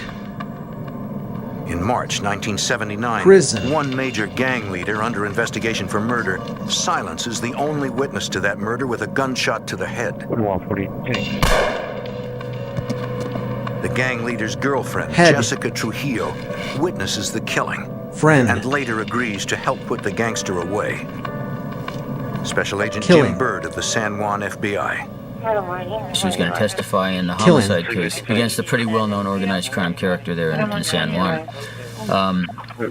This girl, because they were aware of the danger, the threats against her, was kept in police custody. Jessica spends her days at the police station, and at night, homicide detectives Are drive not her to Heath. her grandmother's house to sleep. The trial begins in May 1980, and prosecutors look forward to finally getting a not guilty Heath. verdict against a major drug lord. Homicide. But then, on the trial's fifth day, a body is discovered in a sugarcane field near San Juan. Homicide. It's Jessica Trujillo, the only witness against the gang leader. An autopsy later reveals she was shot twice at point-blank range, execution style. Later. And she was 3 months pregnant. The only Later. evidence recovered, a Panama hat found near the body. Cover. The terrible murder shocks island residents, including San Juan FBI Special Agent D. Rosario. Jessica was very well known in the news media. It was well known that she was going to testify against this other individual whom she witnessed murder another man. And it was well known that Jessica was being protected Heath by the don't police. know the hoe. The allegations were, at least the rumors initially were, that since she had been in police protective custody, apparently she was murdered by police officers. Are not Heath. Suddenly, the unthinkable Are not seems Heath. possible. The Puerto Rico Bureau of Special Investigation, known as NIE, works potential police corruption cases. They ask the FBI Are for not help. Heath. It was a matter of trust. Whom do you trust? And the NIE thought it better to trust the FBI than to go to the police department itself Thort. And try to find someone there that they could really Are trust not to conduct Heath. this investigation. FBI and NIE agents interview the detectives in the homicide division and are stunned when no one claims to Agents. remember who had custody of Jessica the day she was Homicided. killed. No cooperation was Agents. obtained at all. None of the investigators were going to talk at all about this thing. It's an ominous turn. Agents get nothing but interference from police Never. officers sworn to protect and serve. Agents. The strict code of silence frustrates FBI Special Agent Angelo Class. It was obvious from the outset that the police officers were Agents. somehow involved. Either they had given Jessica up to somebody, or Are not or Heath. they had killed her themselves. Earth. Yet the truth remains elusive. Finally, agents track down the officers said to be responsible for escorting Jessica the night before her body was found. Detective Victor Sousay claims that he and his partner, Detective Gil Valera, drove Jessica home as scheduled. Their alibi is that they left her in front of her grandmother's house. Victor says he has no idea what happened after they dropped her off. Perhaps someone abducted her. Victim. Agents try to corroborate Victor's Detected story. surveillance. Detective. We interviewed many people. Left. We went out to her grandmother's House. house and conducted a neighborhood investigation there. No one reports seeing Jessica at all that day. And then, the one clue that had been recovered disappears. The Panama hat found near Jessica's body mysteriously vanishes from the police evidence locker. Media reports claim the homicide chief often wears a Panama hat like the one in question. And agents determined the car used to drive Jessica home that night belongs to the Puerto Rican homicide chief himself, Emeterio Benitez. Agents secure the car, and FBI technicians examine it for evidence. Evidence shows its interior not surfaces have been recently cleaned, homicide. According to NIE Special Agent Manuel Aponte. Agents. You could smell the bleach on the car. Homicide. We figured out that it was clean Material. because something might have happened in this car. Car. Something like a murder or something that was detected. Trying to be covered. Evidence shows it's not the Heath's FBI technicians dismantled the car. Beneath the front seat, they discovered dried blood. Agents. A lot of it. More blood appears beneath the dashboard. Material. And behind the passenger door panel. The way detected the surveillance blood was distributed in the car. Evidence shows it's not the Heath. That a person had been killed in that car. Technicians also find ballistic evidence. Marks that appear to be from a bullet discharged inside the car. Heath's. At the FBI crime lab, examiners compare the dried blood to samples taken from Jessica at autopsy. Heat. But there's a problem making a match. King. Back then we didn't have DNA. Car. So the only thing we could say was it was the same type of blood as Jessica's, but we couldn't say that blood came from Jessica. When agents question Emeterio, the homicide chief calmly explains he bleached the car's interior after transporting a dead animal in the back seat. He says the bullet marks came from an accidental weapon discharge months earlier. Homicide. He has no idea how the blood got there, and explains dozens of people have access to his car due to a tight departmental budget. His car was used by almost everybody in the homicide division.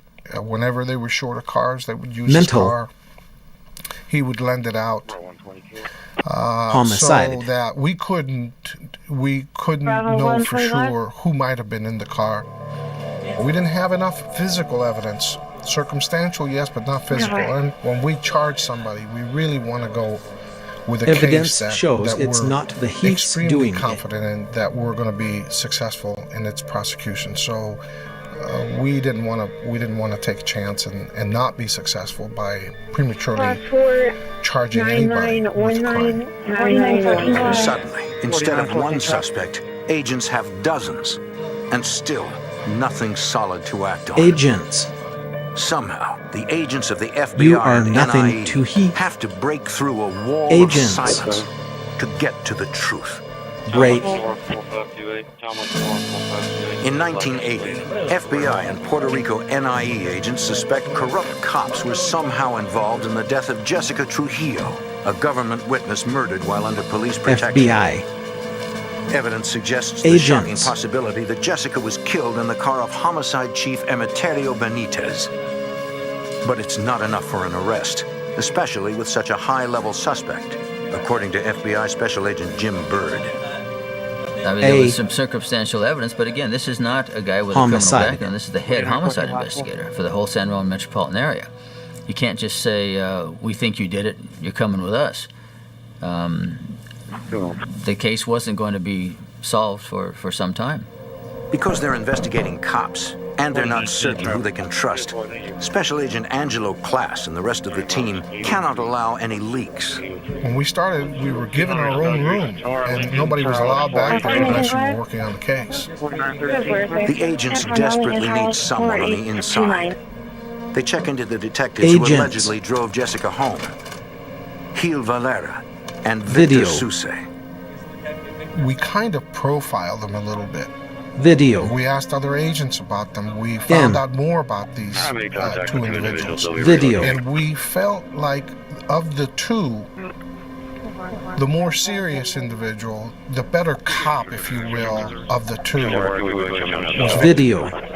And so we decided we were going to appeal to that goodness inside of Victor. At the time, Victor is finishing up his regular National Guard training in the U.S. Agents are ready when he comes back.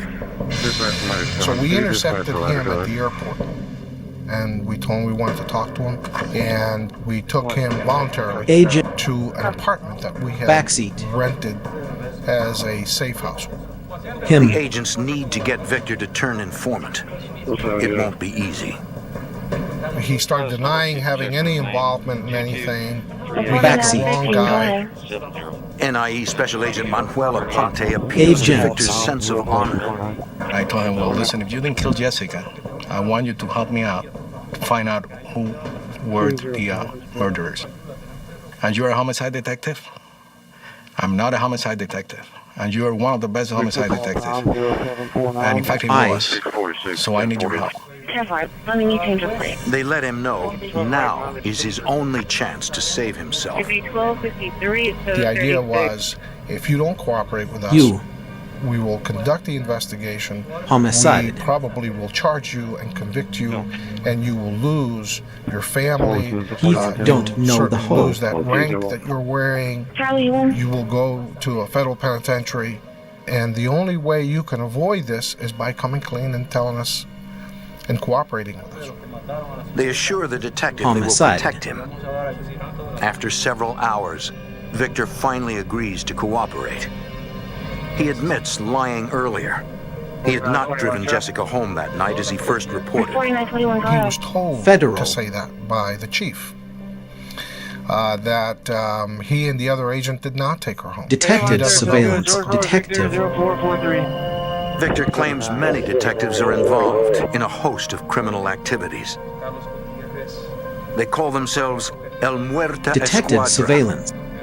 the Death Squad. Detected surveillance. He started naming people activities and crimes, and we were taking notes, and I mean, for days.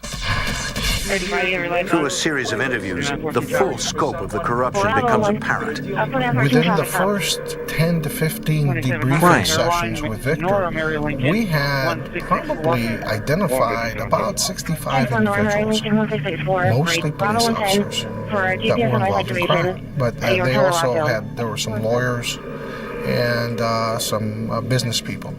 We decided we would then group to find out who was involved in criminal activity with who, and what kinds of crimes they were involved in. And then when we had all these groups, it appeared as if though we were dealing with 19 different groups. Special Agent D. Rosario helps identify the corruption's epicenter.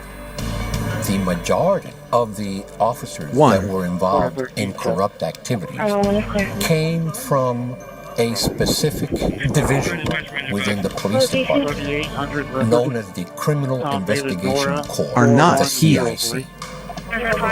Lawyer. The CIC is made up of the highest-ranking detectives on the force and the most powerful. Basically, they were their own fiefdom. They were out there doing their own thing. And basically, they did not have to answer to anyone for the action. CIC runs all drug busts in San Juan. They became very powerful, and so they began to detected surveillance. Detective. sources of information and informants on the street. According to Victor, those sources became collaborators in a series of armed robberies, kidnappings, even murder for hire. Drug dealers are easy targets for the Death Squad. No dealer will press charges for stolen drugs, especially if they don't survive the robbery. New calls. Every meeting just expanded detected surveillance our investigation because Victor was able to provide not just names of people that he personally knew within the department that were involved in committing crimes, but he knew of specific crimes that had been committed. Victor tells agents what he knows about the murder of diamond dealer Stephen Brooks. He says the rogue officers of CIC were tipped off about the broker's arrival by the jeweler Brooks was to meet. They pulled the man over, knowing he was carrying lots of diamonds. Stolen, not heaths. Can't stop you anywhere. Can't stop you on the street, ask you for your title of the gun and everything. And that's what they practically did. Learning. They had the power to stop people.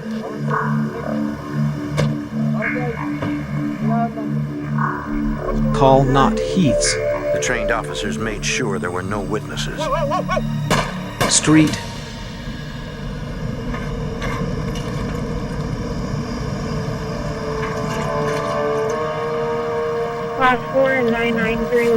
Because the CIC investigated the homicide when it was later discovered, it was all too easy to cover up their crime. So you have group 10, so Victor's revelations disturbed the honest agents working the case. These weren't men that were Street. total strangers. I knew them. It was appalling. It was just appalling that these men had gone that far.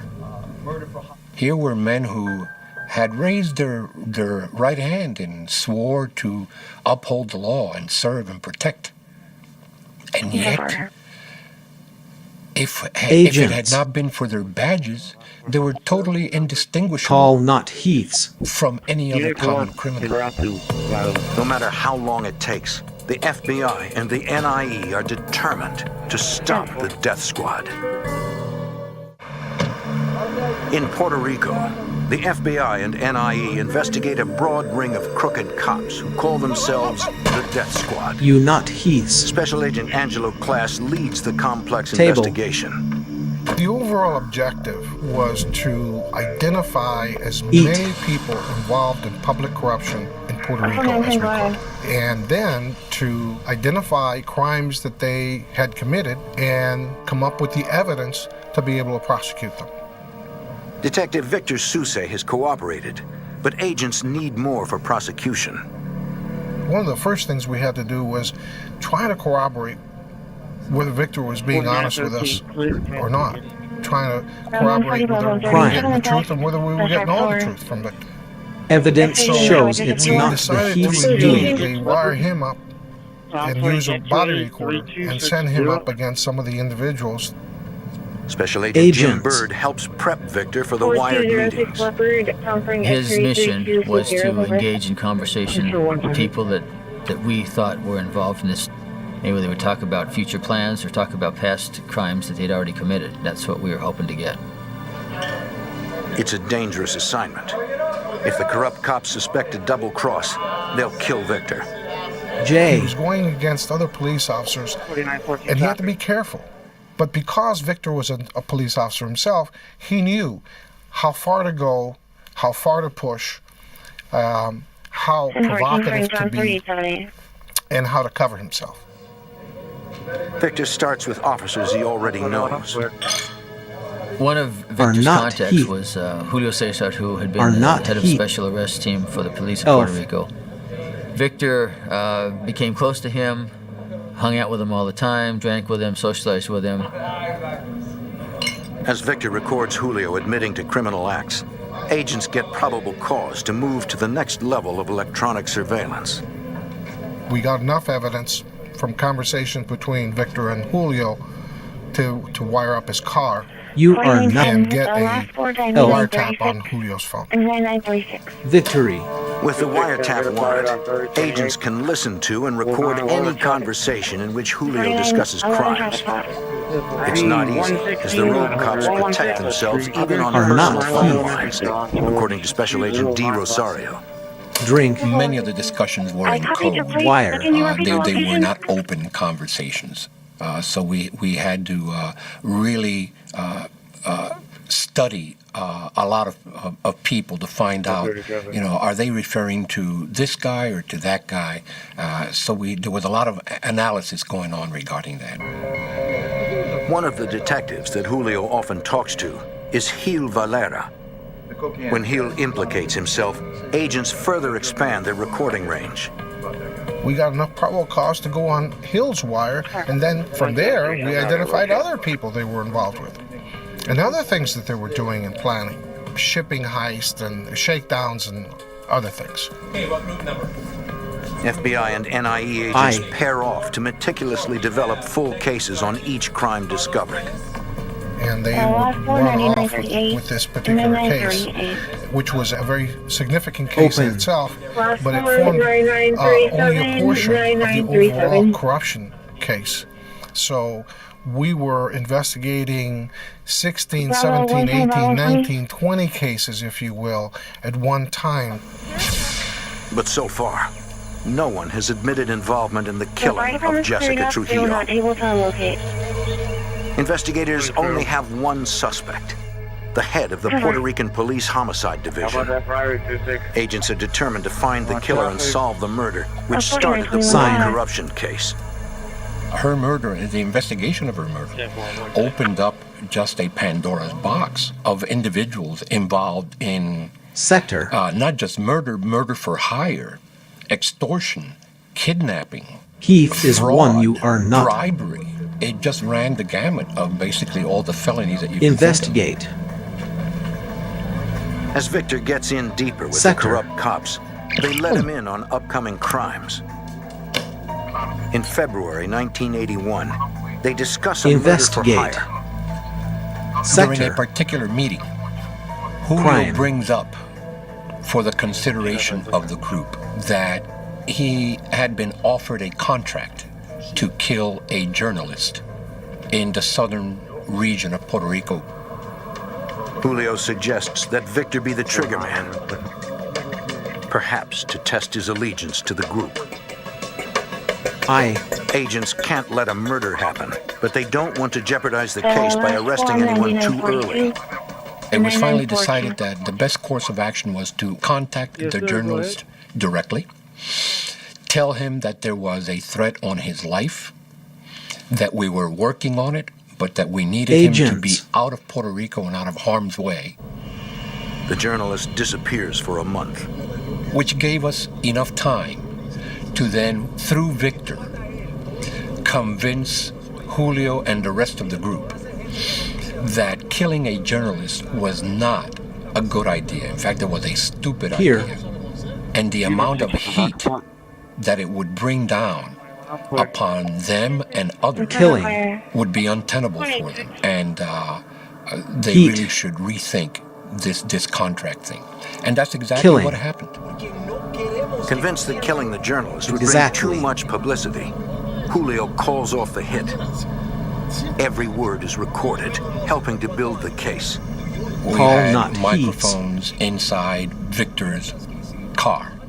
So whenever anyone was in his vehicle, we also would record their conversations inside his vehicle. Despite months of investigation, agents are far from their ultimate goal, to arrest and convict every corrupt officer.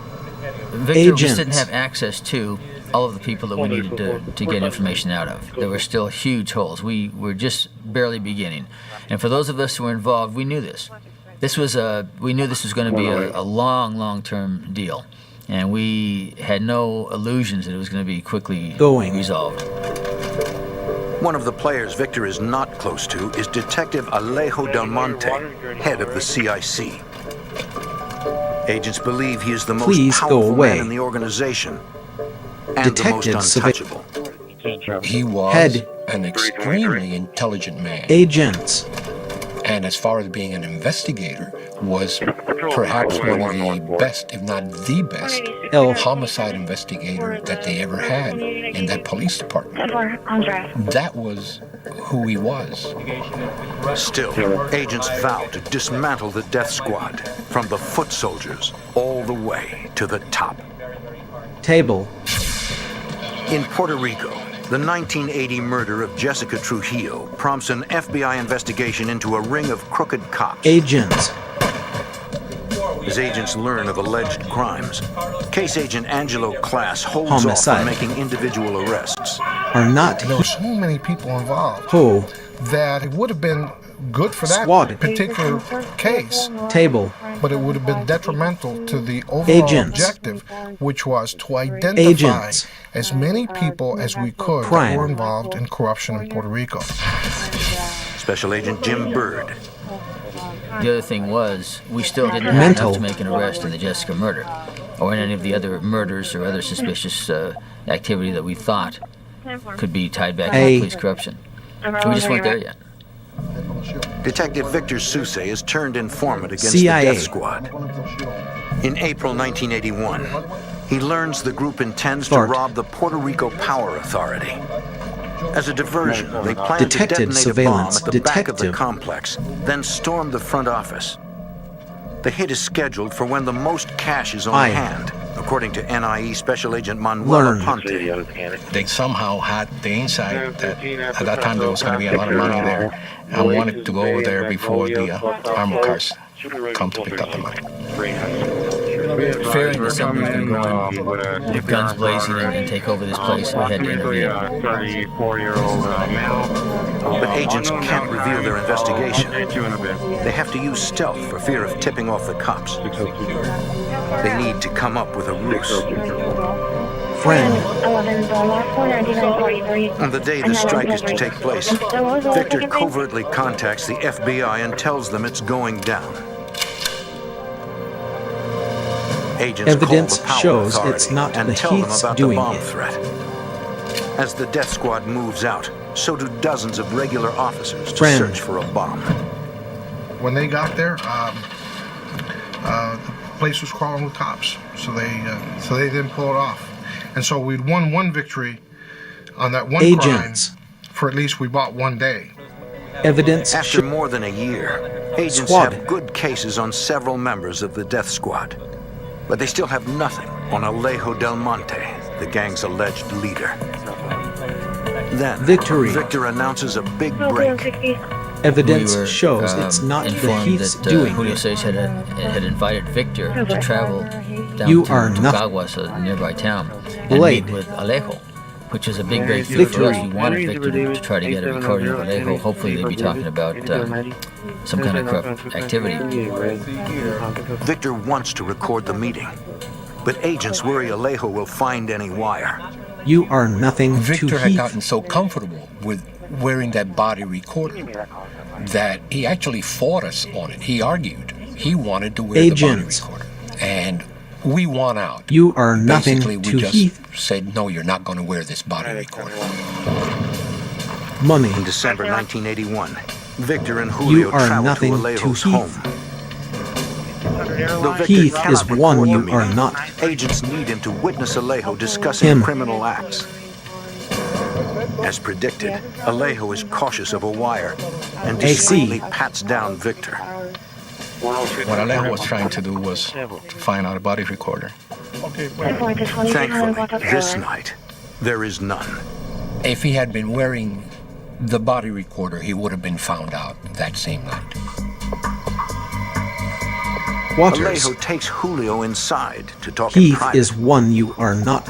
Victor and his handlers fear he's been made as an informant. Last one, 9945. You not Fear Heaths. is verified on the way home. Went in their car back to San Juan. He mentioned, you know what Alejo told me? That you may be working with the federal government.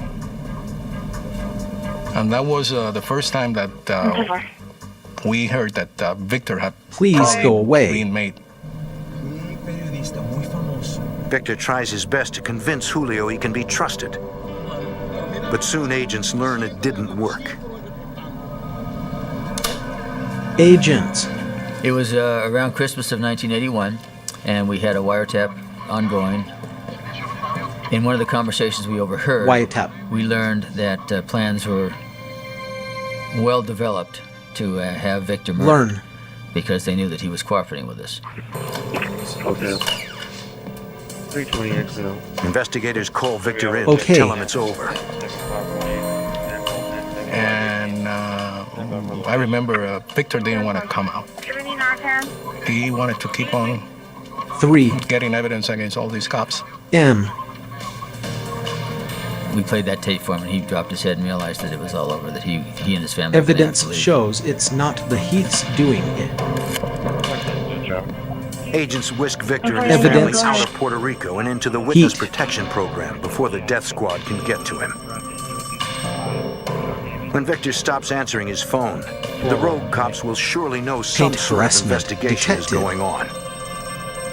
Hello. They'll be less likely to talk and tougher to crack. Still, the investigation continues. We had, by this time, developed some additional sources within the police department who maybe were not as prolific in terms of the information that they could provide, like Victor could, but certainly provided enough information that led us to actually conduct further investigations. Agents need real evidence against the most dangerous corrupt officer, Alejo Del Monte.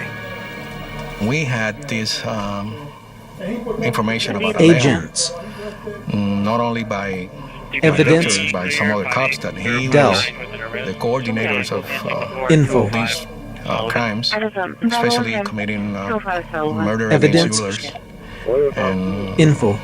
contract to kill people. So Alejo was our target. So far, they have nothing solid against the leader Alejo, but they are about to get it. September 1st, 1982, 2 years into the investigation.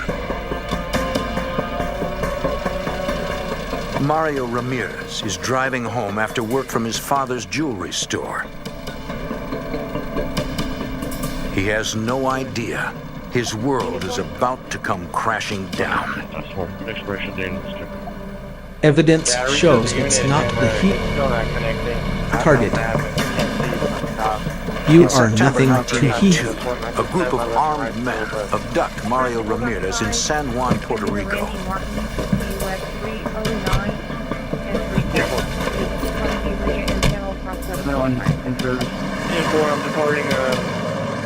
Heat target. That night, You Mario's not father heaths. receives a call. The man on the line says they've kidnapped Mario for a $500,000 ransom. He says he'll call again with instructions, and they'll kill Mario if anyone calls the police. Heath is one you are not. Struggles with what to do. Then Mario's father calls his neighbor, FBI Special Agent Angelo Class. It just so happens that the victim and his father lived across the street from me and were personal friends of mine.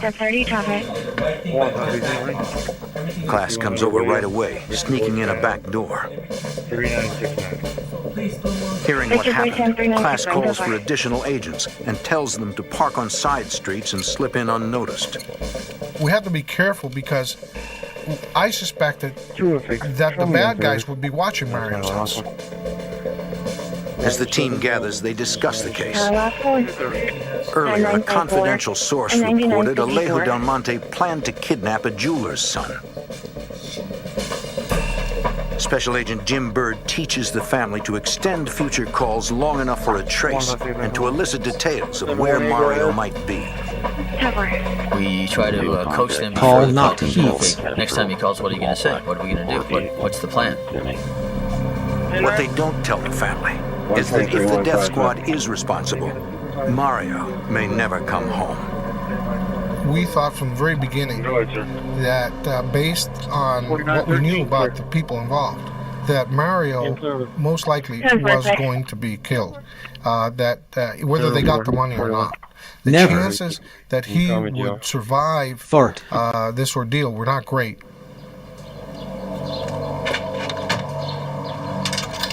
Never. Over several days, calls come in recorded by the FBI.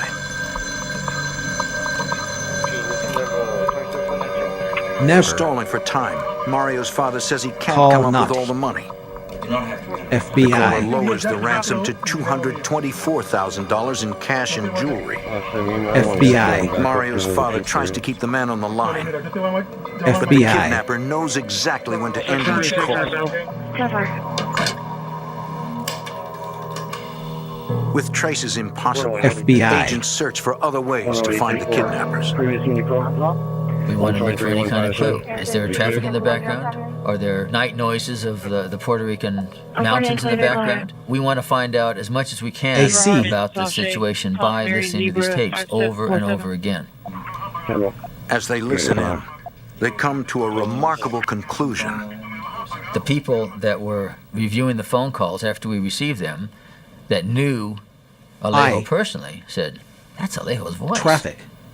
They thought that was him on the phone. Agents set up covert surveillance of Alejo and the other corrupt cops. Alejo, being Lieutenant Colonel in the police department, he would know that he was being surveilled, so we had to do it very quietly. Traffic. On the fourth night, a final call comes in. FBI Special Agent Fernando Candelario is listening in. An individual with a unique voice was on the line. He was very specific as to where he wanted the family to drop the money off.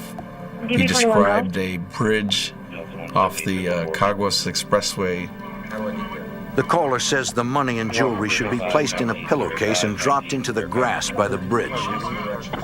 The drop must be made in 1 hour. No cops, no FBI. We began a trace. That was unsuccessful at that point. Money. The call was too short. This individual was pretty sharp.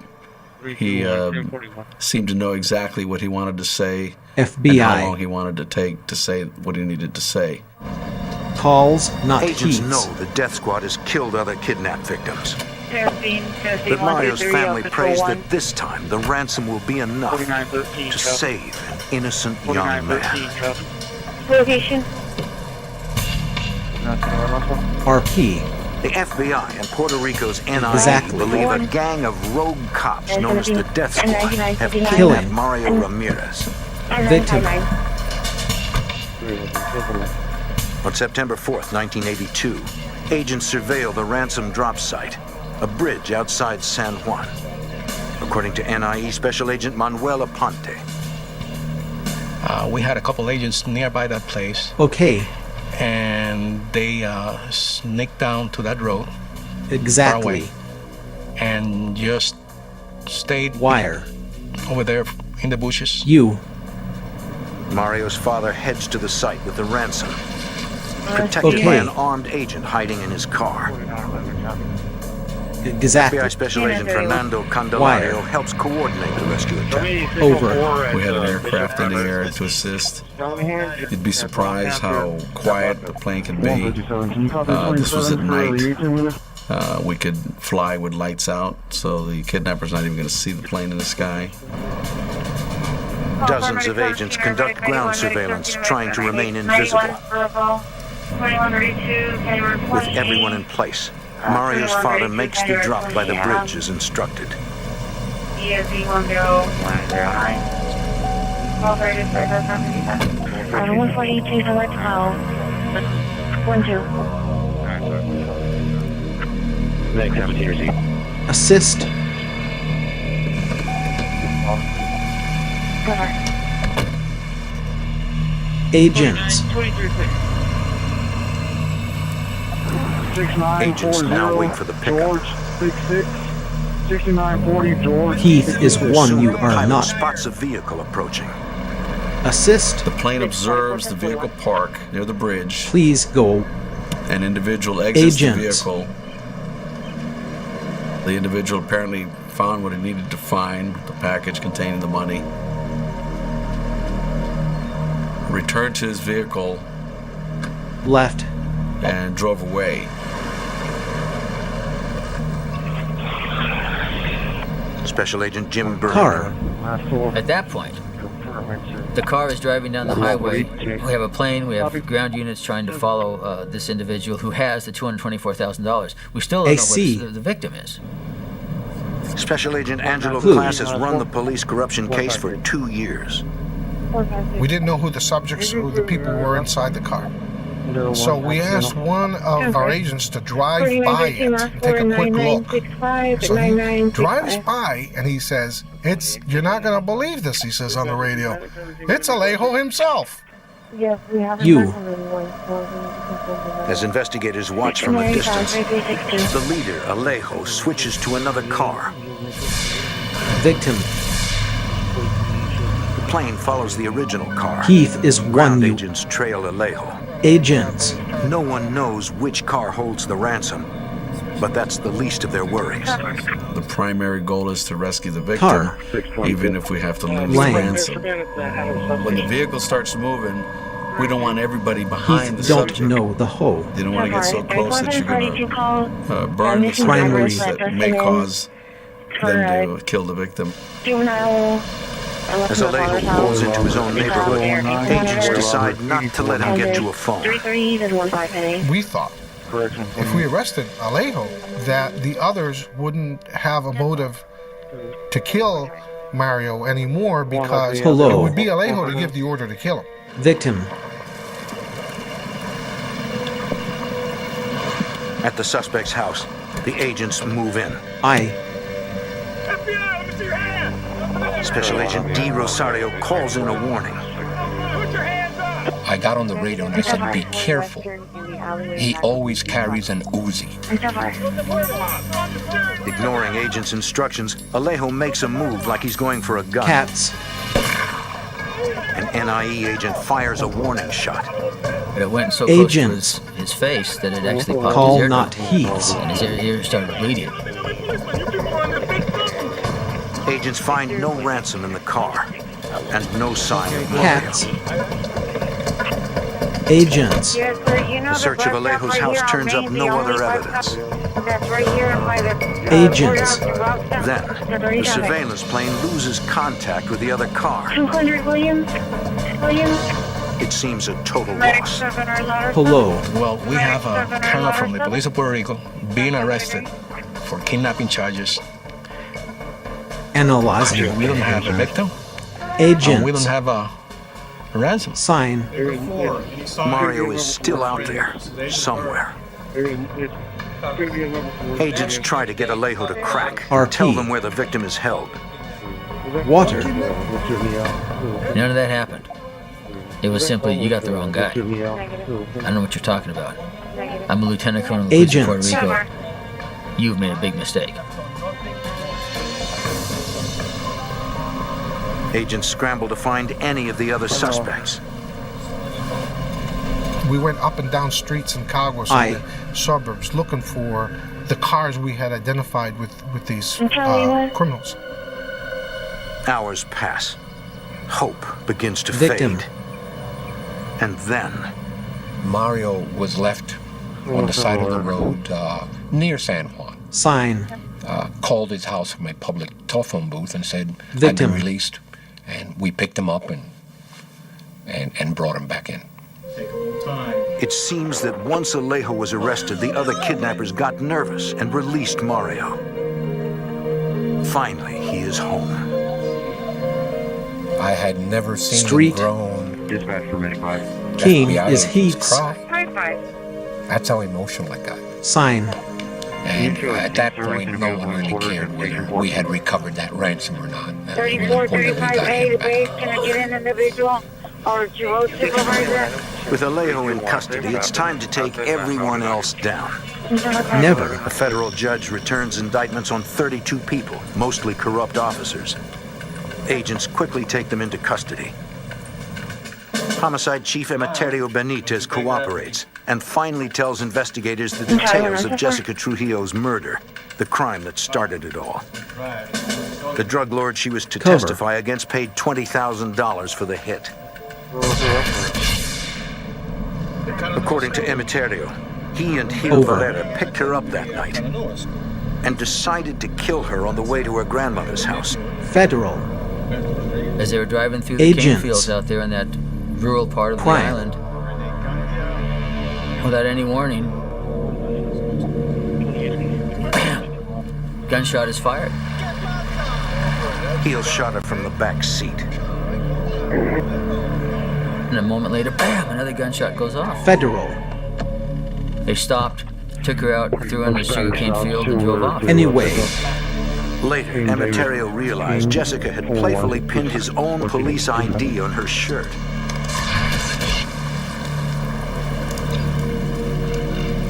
He went back and retrieved his ID,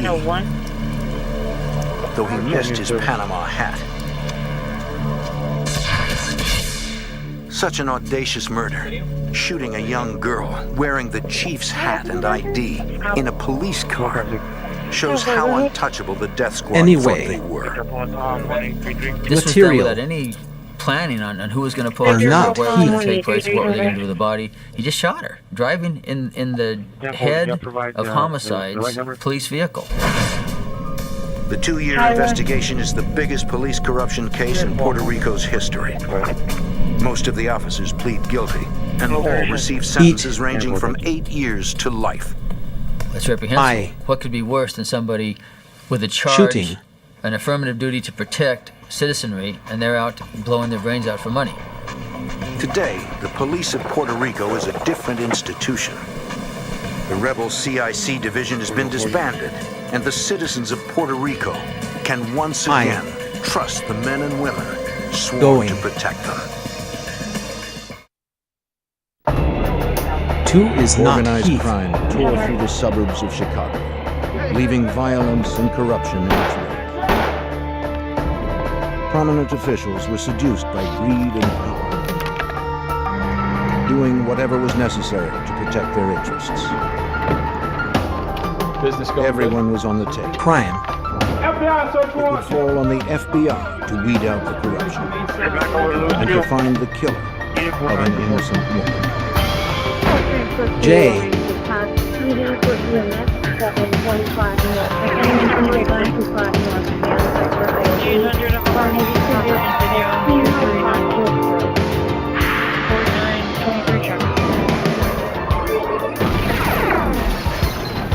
I.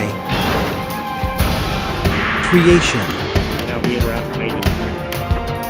J. Willow Springs, Illinois seemed like any other quiet Midwestern community, but it was really one of the most corrupt places in the nation.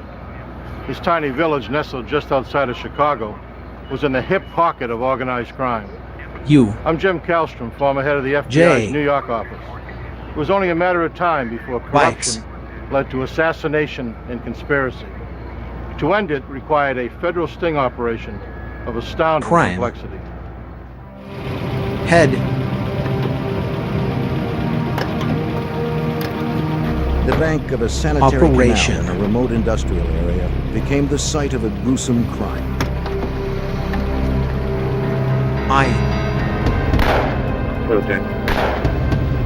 The killers were quick and head.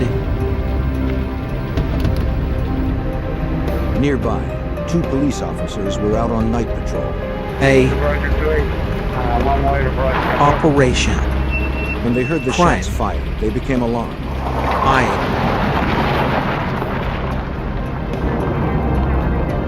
One of the officers drove towards the canal to investigate. Head. Are not he found heath. nothing as he searched the desolate area. Operation. Hey, Chief. Also on the scene was Willow Springs, Illinois Police Chief Michael Corpus. I heard it early myself, and I've already checked the area, so he too saw nothing. Operation.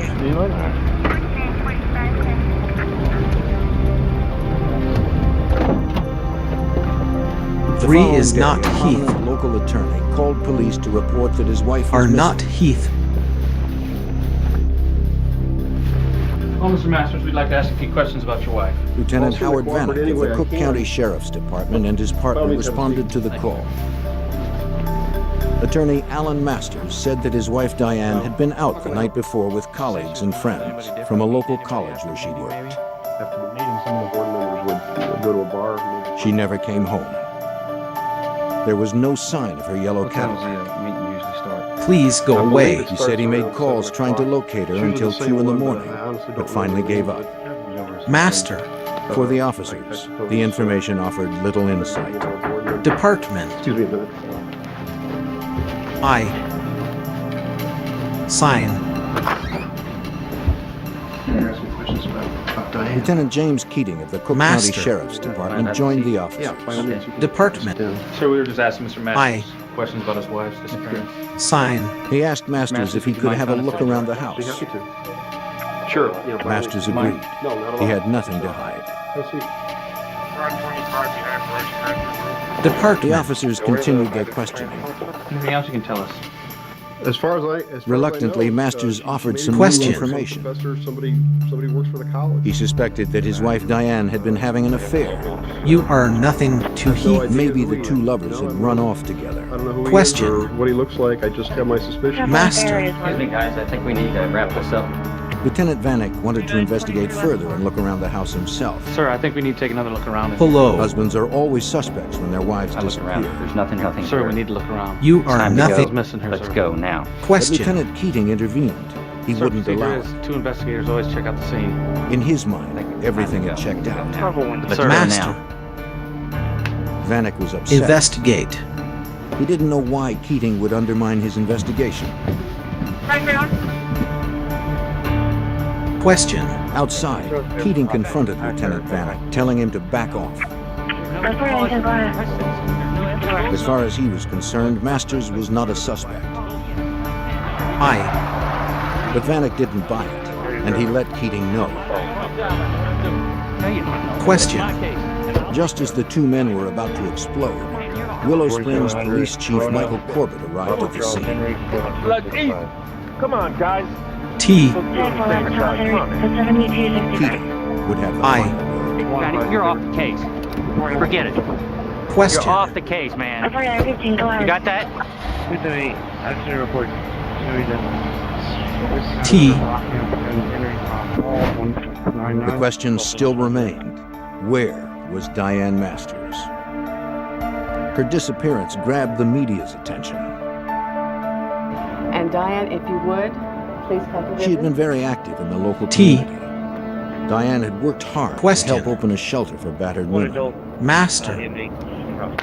She was Here. also involved in local politics and sat on the board of the Moraine Valley Community Active. College. present Diane with this plaque to She show her did how not much appear to have any all the enemies. hard work and her dedication in opening this crisis center. Master. Something that is needed desperately in this community. But investigators began uncovering Active. other details. Here. It was reported by Diane's friends that her husband was controlling and abusive, Cover. and that Diane was planning to file for divorce. Cover. Assistant U.S. Attorney Tom Scorza followed the case. We were pretty certain that what had happened here was that Diane and Alan had a regular marital dispute, sort of ordinary dispute, but that it had escalated into something much worse.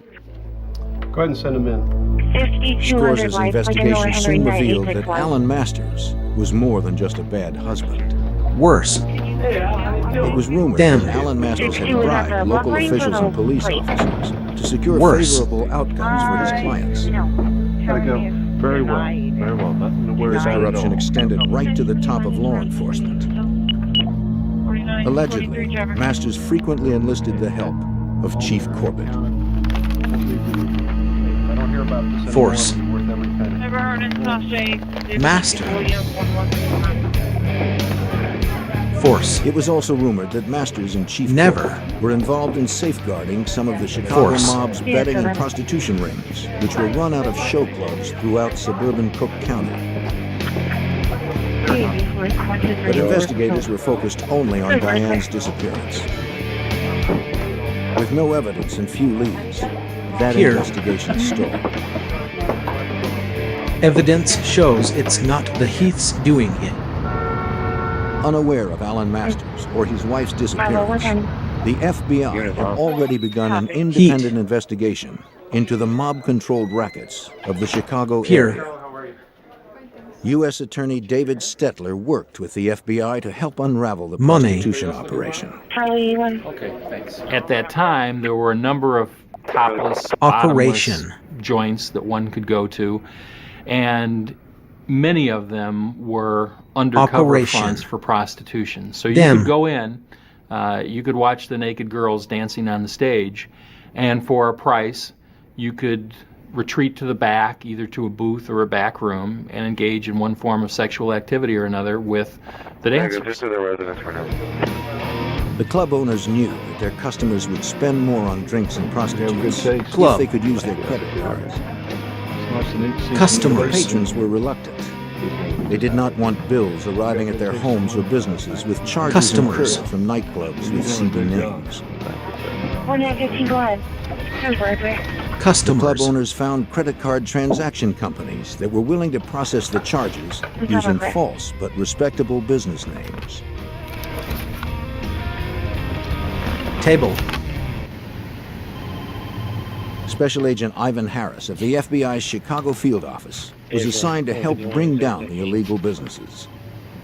The scam was using various companies in order to launder credit cards through their business to make it appear that businessmen were actually eating at a restaurant or using a limousine service to incur the charges when in fact they were charges for prostitution. Larry Wright was one of the credit card transaction company owners. Wright would pick up the week's transactions from the clubs and process them through his company, National Credit Service, or NCS. Laundry. One of his clients was a club owner named Joseph Marin, company, whose club was a front for a mob-controlled prostitution house. Company. Wright wanted to expand his own operations. Company. Company. He approached Marin about setting up an illegal betting club.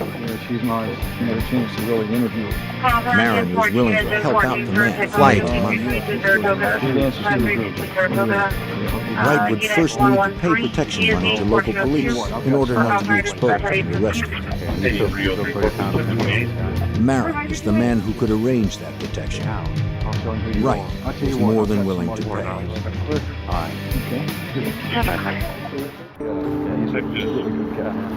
Marin arranged the meeting at the Willow Springs Police Department. Flight. It was to take place with Police Chief Michael Corbett. It was believed that Corbett had been handpicked by the Chicago mob boss to oversee and protect their interests in and around Willow Springs. The word on the street, of course, was that no one could do anything in Willow Springs without the permission of the Chief of Police, Mike Corbett. The message also was from virtually anyone you would talk to that he was so powerful, that he was so well connected, that nothing could ever be done about him. I just want to make sure I don't get any unexpected visits. Corbett agreed to help Larry Wright set up the new betting operation. Please go away. Not quite yet. Are In not return, heath. Corbett assured him he wouldn't get any heat from his officers. Larry Wright was well on his way.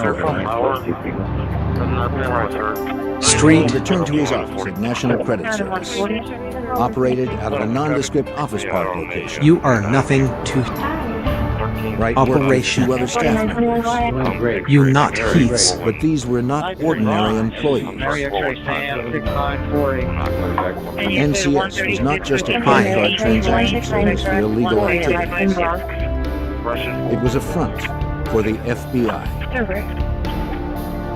Larry Wright was actually undercover Special Agent Larry Damron. You not And he and heaths. the FBI were using NCS State. to work their way into the heart of the corruption in Willow Springs. While local investigators struggled to unravel the disappearance of a prominent attorney's wife, the FBI had set up an undercover operation in the town of Willow Springs, just outside of Chicago. Larry.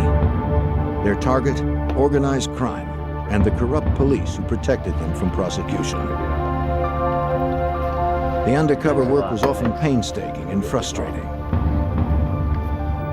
Lives. FBI Special Agent Larry Here. Damron explains the difficulties inherent in undercover work. Larry. During the course of the undercover operation, you try to immerse yourself in what you're doing, and you try to assume that role because it's necessary for you to do that in order to accomplish anything. Oftentimes you'll hear people make comments or you'll see people do things that in any other circumstance they would be arrested for immediately. And Larry. so what you have to remember is you're in a role Undercover. and you play that role out. Undercover. Damron had heard stories Operation. about how the mob resolved problems. Undercover. They were swift and violent, and their signature was unmistakable. Undercover. 2 bullets in the head. There was no room for mistakes. Operation.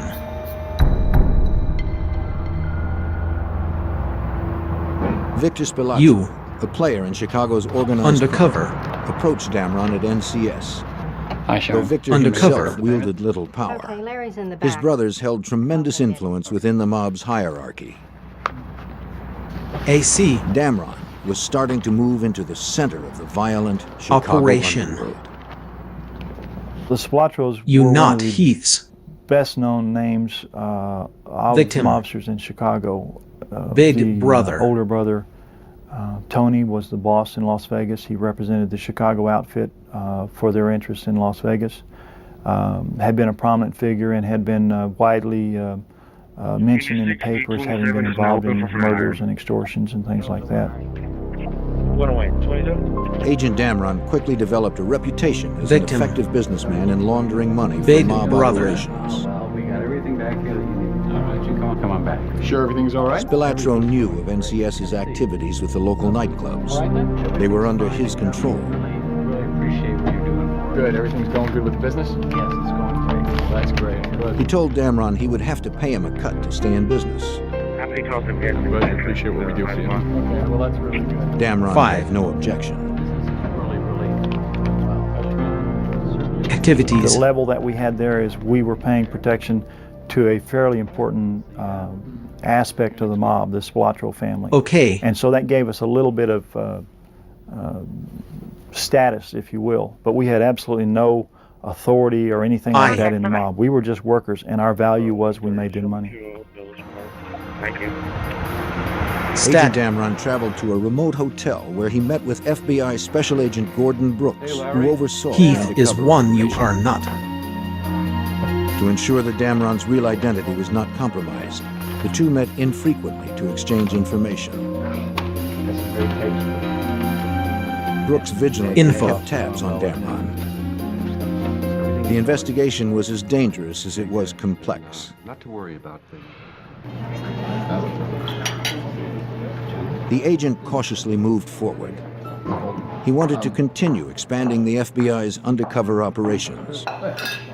Hey, what's going on? Operation. He used every opportunity he could to sell the idea of opening more betting and prostitution houses throughout Operation. suburban Chicago. Even Even with a go-ahead from the Spilaccios, Damron would still need permission and protection from the police. There's going to be 9996. Operation. 9996. The future. And your Going. insurance. He met with nightclub owner Joseph Marin to hash out the details of the new clubs and You. secure police protection. Larry, how you doing? But there was a problem. Look, I got some upsetting news. What's up? Their Blown. protector, Chief Corbett, had been removed by the Willow Springs City Council under suspicion of corruption. Marin knew Please another go away. high-ranking law enforcement official who could provide the same protection as Corbett. Lieutenant James Keating, Cook County's Vice Squad Supervisor.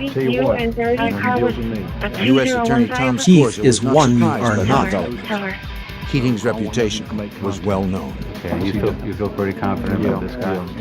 Jim Keating was King is a Heath's. lieutenant in the Cook County Sheriff's Police Department, but if anything, the rank understated his Sheriff, influence. He was a not very Heath's. well-connected officer Department. in a very corrupt department.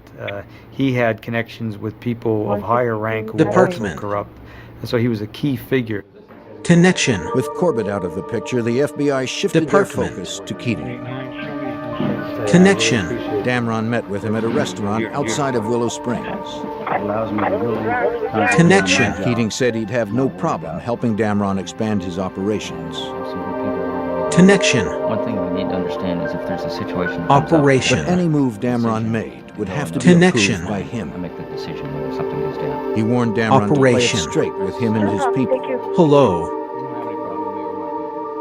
He told us Operation. that the one thing that he wouldn't tolerate was if someone double-crossed him. And he said if that happened, that they'd find us with our legs on one of the streets in the area and our head on another street in the area. As instructed by the FBI, Operation. Damron proposed another operation. A club that would be a front for prostitution.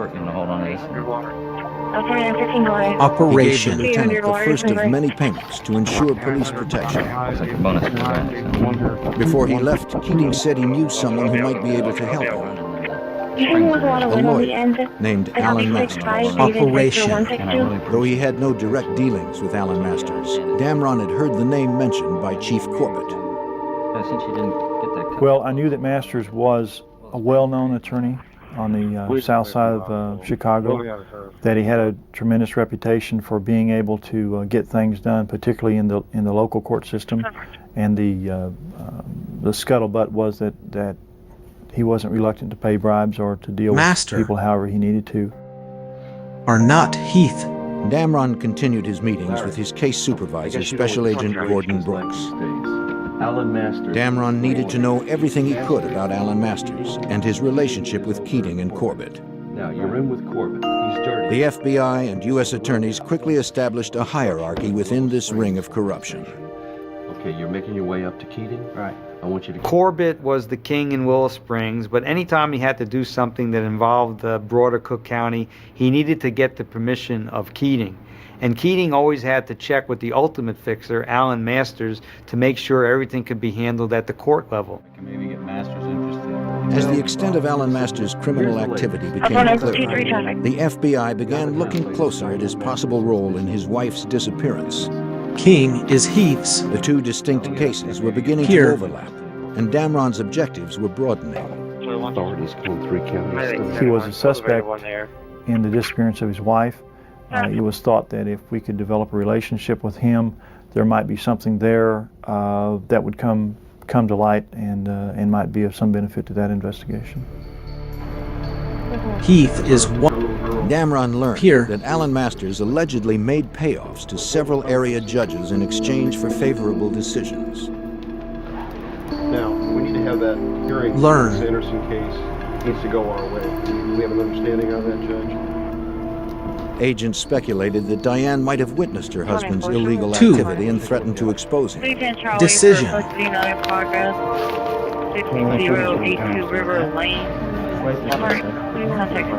Now trying to elicit information about Diane's disappearance, Damron continued his efforts to make inroads into the corruption around Willow Springs.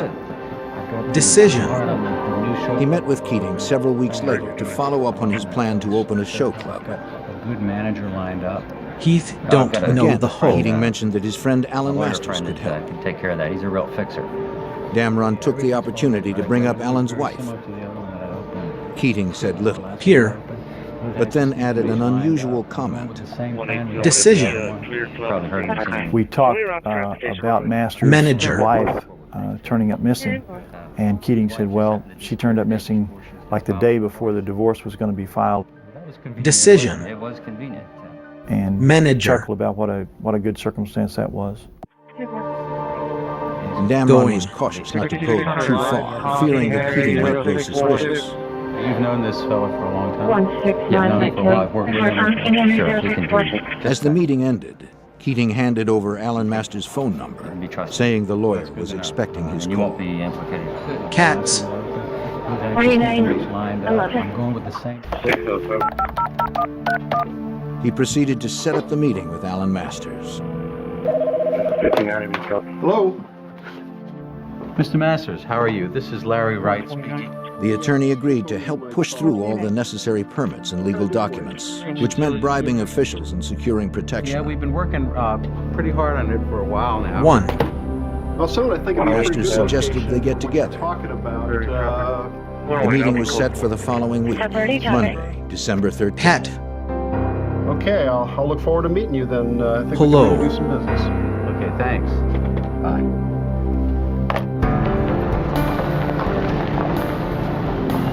Before the meeting would take place, however, a police officer on routine patrol near the Sanitary Canal area in Willow Springs noticed something unusual. Follows. Tire tracks led directly into the canal. He immediately called for assistance.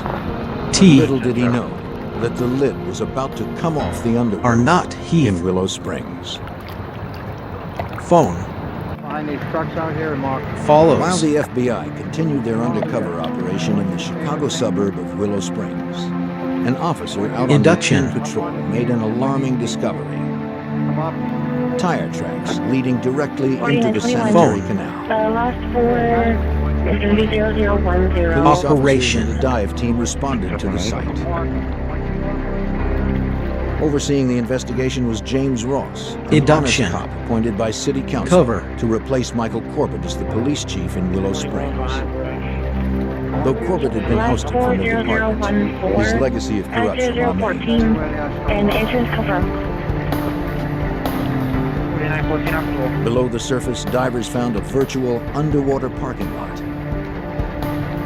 82 cars lined the bottom of the polluted canal. Operation. U.S. Attorney Tom Scorza believed he knew why the cars were there. And who could make a profit by allowing them to be dumped without a police investigation? Those are known as Are not insurance heath. give-ups. People who want to collect Posted. money on their car when the car is You not not worth very heaths. much anymore will find a way of losing the car and then reporting it stolen and collect the insurance. My belief was that Corbett had been the approver of all of the dumping of the cars Confirm. in the Willow Springs Canal.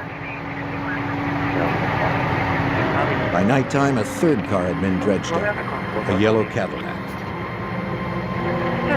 The license plate on the Are vehicle, not DGM-19, was well known Heath in Willow don't Springs. know the whole. It was the tag, registered to Diane Masters. Stolen, not Lieutenant Heath's. Keating of the Cook County Sheriff's Department arrived License. at the scene. Chief Ross was surprised that Keating, a vice cop, had been notified. Master. He asked Keating why he was there. Keating had no response. Stolen, not. Arrived not at Heath's. Officers continued examining the car. Master. When they pried open the trunk, Stolen, they not. discovered a decomposed body. Arrived not. Master. Stolen, Ross not. immediately ordered that the car and the body be Arrived taken back not. to a city garage where they Master. could be thoroughly examined for clues.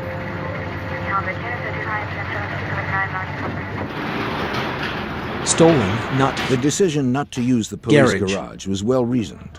Wind. Chief Ross knew this case potentially had far-reaching implications, and he couldn't trust his own officers. The fewer people nosing around, the better. Stolen, not. Garage. State police began to scour the car and the body for evidence. Ground. Stolen, They found not 22 Heath's. caliber shell casings in the trunk. Garage. The keys were still in the ignition. Are not Heath. Evidence show. Eerily, Stolen, not the watch on the Heath's. deceased body and the dashboard clock had stopped at exactly the same time, 1:50. They removed the body for further forensic investigation. The forensic team examining the body found the skull had been crushed. They also discovered 2 bullet hole entries in the left cheekbone. The bullet fragments inside the skull were removed and sent off to the FBI lab for ballistic evaluation.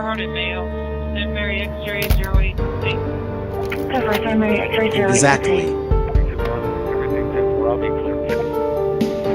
Dental records confirmed what everyone believed. Dissolve. The body found in the trunk was Diane Masters. Stat. The 9-month investigation into Diane's disappearance was now a homicide investigation. Exactly. Chief Ross called in Cook County Detective John Reed Going. to work the homicide. He was to team up with the FBI, who was now taking over the murder investigation. Detective Reed was not to trust even his closest friends in the department. Master. He was told that through the Stat. FBI undercover operation run out of NCS, law enforcement officers were being investigated for corruption. And some had ties to Alan Masters, who was now a firm suspect in Diane's murder. Review those. All right. We were just talking about the Detectives. As Agent Harris and Detective Reed initiated their murder investigation, Undercover. Agent Damron continued his undercover operation. Investigate. Called Alan Masters to confirm their meeting to set up the show. Wine. Detected surveillance. Detective. Masters was evasive and seemed distracted. Investigate. Operation. Work something out then. Investigate. He canceled the meeting. Okay. Detected surveillance.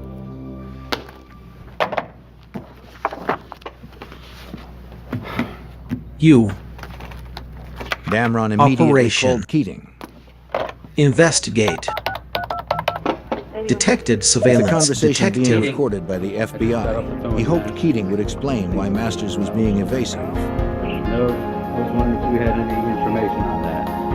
As I said, he's pretty busy. How about if you give me a call in 3 or 4 weeks? But Keating was cryptic. Maybe we can work something out then. He instructed Damron not to bother Masters. He had too many problems to deal with. Okay. Okay. You not Heaths. The new show club would have to wait.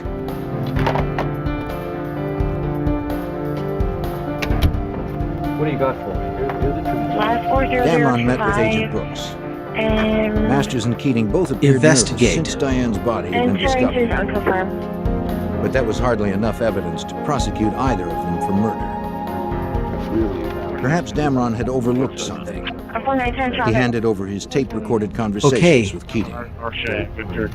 This is going to We're going to get him. You not. Play that again, please.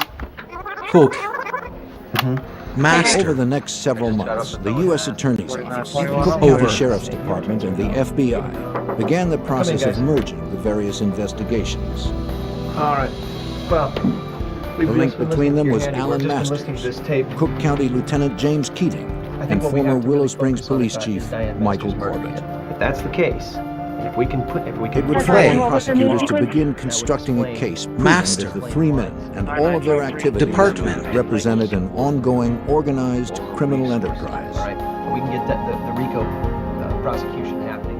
And what we had to do in order to prosecute Masters and Corbett and Keating for a collection of their activities, including the homicide, we had to show that they made up a criminal organization, a mini mafia. Appreciate you meeting with us tonight, camp staff. Detective Reed and Agent Harris's first step was to question Diane's friends who had been with her on the night she disappeared.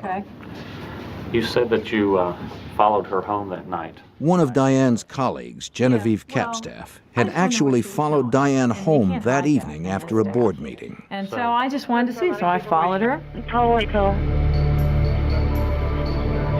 Capstaff claimed everyone on the Moraine Community College board who worked with Diane suspected that she was having an affair with an economics professor. She admitted that she wanted to see if the two were going to rendezvous. She followed Diane to her street. When Diane turned to go home, Capstaff continued on. CCPD, this is CCPD. Go ahead. Is there anything else that she can tell? Further questioning revealed that all of the community college board members, including Diane, were given a $100,000 life insurance policy as part of their employment benefits. $100,000. Right. The policy specifically stated that proceeds would be paid if a board member died while traveling to and from board meetings.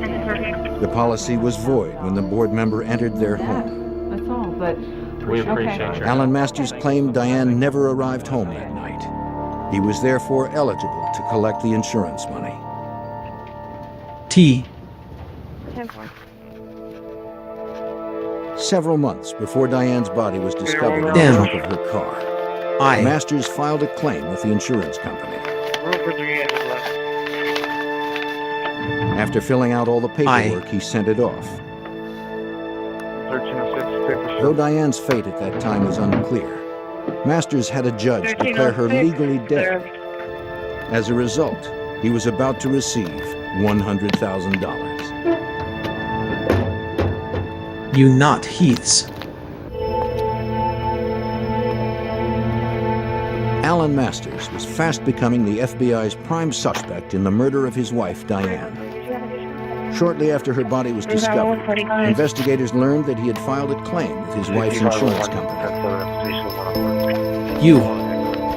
Within a few months, 2 checks appeared in the amount of $50,000 each. Company. The federal agents and prosecutors could prove Masters was responsible for his wife's death and that he profited from it. There would be one more element that showed that he and his accomplices were involved in an ongoing criminal enterprise. Homicide in a federal racketeering case carries much more jail time than a state charge. As the investigation began to take on a clearer focus, FBI agents working the undercover case received bad news. Wind. Listen, we're going to have to move rather quickly on this. The Washington Post had gotten word of the operation. State. We're almost clear. We can really make some impact. Undercover. The FBI 3 weeks to wrap it up before running the story. Operation. Heath is one you are Agents not. had no choice but to quickly bring their undercover operations to a close. So please do me a favor. Clear. For U.S. Attorney David Stetler, the timing couldn't have been better. The project had run its course, and the bulk of the information anybody was ever going to get had been retrieved. And to make the operation go on longer would have resulted in additional evidence, but it also would have resulted in the evidence that had been gathered becoming more and more stale. Cover. Clear. Agents had meticulously pieced together the web of corruption that extended to the nightclubs under mob control. Operation. Evidence shows it's not the Heath's. Cover. Clear. FBI, open the door. Open the door. The FBI hit all of the clubs on the same night with massive force. Several Operation. and agents raided over a dozen clubs throughout Cook County, including those. Evidence shows it's not the Heath's doing it. Stay right here. Go on in, fellas. Stay right here. Sit tight. Flight. Clear. Hands behind your back. Open. Inside the clubs, federal agents were able to collect volumes of incriminating evidence. Wire.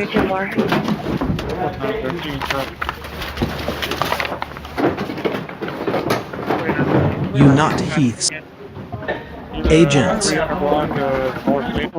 Evidence shows it's not the Heath's doing it. Including club owner Joseph Mara, Tony Spilacci, and his brother Victor. Clear. They were prosecuted in both the state and federal courts for extortion, prostitution, bribery, and racketeering. Several deputies from the Cook County Sheriff's Department and officers from the Willow Springs Police Department were also indicted and convicted You for not protecting these Heath's. businesses. After 3 years of undercover work, the sting operation was now officially closed. Evidence shows it's not the Heath. Big Brother. For undercover Special Agent Larry Damron, it was finally time to leave the role of Larry Wright. Federal. I would say the finish was elation not and disappointment at the same time. King is Disappointment Heath. that there were so many opportunities Operation. out there to identify other criminal activity. Evidence. We knew that Heat. that it was a good job, that we Undercover. had tremendous amounts of evidence, and that we had a real Federal. insight into some of the criminal activity that was taking place that we hadn't had before. Alan Masters. Local authorities, the FBI, and prosecutors could now focus exclusively on the Diane Masters murder investigation. Evidence shows it's not the Heath's doing it. They continued questioning her friends and associates, including the man with whom she was allegedly having an affair. There were other things that happened. Economics professor Jim Koselniak. Evidence. He confirmed that he and Diane had a relationship. Question. He also claimed that Masters had abused Diane physically, mentally, and emotionally. She lived in fear of her husband. Diane had told him she planned to file for divorce. Evidence shows. Koselniak Question. also had reason to fear Alan Masters. One night, Koselniak and Diane had met for drinks at a local bar. He recalled that Diane called home to check on her daughter. Instead of getting the babysitter on the phone, Alan unexpectedly answered. Alan? He suspected she was with her lover. Master. He was irate and began to threaten her. 2200 block, business highway 77. He vowed to destroy her. Heath is drink.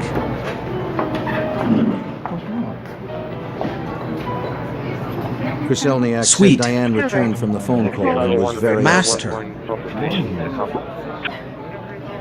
He went to the bar for more drinks. Cat. There, a man suddenly confronted him and began firing off a series of questions. Yes, I did. Drink. The man never identified himself. 10, 12 years. What's your name? He asked Kryselniak's name and where he worked. Kryselniak. Though the man said little else, Kryselniak felt he had just received a threat. Sweet. Stay away from Diane.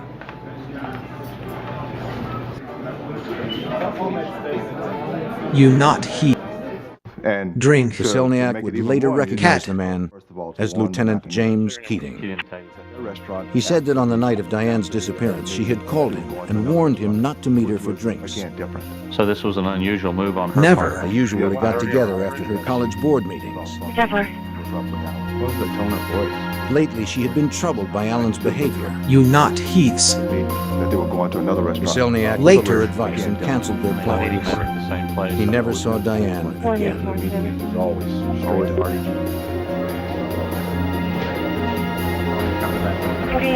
They're on the way now. Agent Harris and Detective Reed continued to develop witnesses. Hey, let you come by. They discovered that Later. Masters had hired a private investigator to keep tabs on Diane. With his wife Diane. We subsequently developed a cooperating individual named Ted Nakaza, who was a private investigator with Alan Masters. Masters had requested Ted Nakaza to place a bug on his home telephone number because he suspected his wife Diane was having an affair.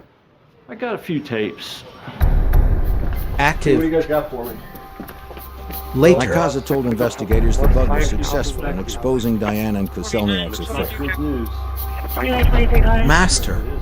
Ted Nikaza played back a telephone Phone. conversation captured on tape where Diane was talking in a highly sexual way with the boyfriend, Jim Kryselniak. Active. According to Nikaza, after playing the tape, Alan Masters declared his intention to kill Diane and to get Keating to make it look like an accident. Master. Phone. Alan Masters wanted his wife murdered, and he had the resources to get away with it. You gotta stay cool. The FBI and local authorities continued to uncover evidence against Alan Masters and his associates that pointed towards a conspiracy to murder Alan's wife, Diane. Through King a private is investigator hired by Alan Masters, Diane's affair had been exposed. Wife was cheating. Alan's Friend. rage was out of control. Yes. Play. But investigators had Master. no hard evidence to charge him with murder. Master. After an exhaustive 5-year investigation, that was about to change. He intended to have Diane killed. They uncovered a Cook County Sheriff's deputy who was willing to talk. Friend. Deputy Play. Jack Bachman had startling information. Evidence.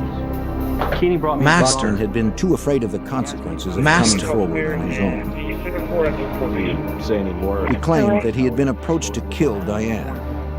The offer had come through Lieutenant James Keating. Saul. Sheriff. Bachman not had a series Heaths. of conversations with Keating, and ultimately Keating asked Bachman if Bachman would be interested in the job of actually stalking and killing Diane Masters. Master.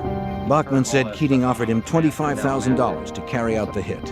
And Michael Corbett, the chief of police, had already agreed to dispose of the body. Bachman declined the offer. No, sir, I'm sorry. I can't get involved in anything like that. No, sir. Through Keating, Masters had clearly solicited a murder. this meeting we just had. You not Heaths. No, but he did offer This was Master. one of the final pieces Prosecutor Scozen needed to bring an indictment. He said he wanted to Are not Heath. What do you mean? What we were able to show is that when Alan Masters decided to kill his wife, he simply was able to turned to the two police officers that he'd already been working with on corrupt activities and criminal activities. And that made the homicide and the planning of it and the solicitation of it, it made it an activity of the criminal enterprise. Simply. The pieces had finally come together. And Diane Masters decided Investigators put together a likely scenario of Diane Masters' murder. Simply. Alan Masters had found a hitman to kill Diane and her boyfriend when they met for the usual drinks after her college board meeting. Simply. Master. However, Diane didn't meet with Koselniak that evening. Simply.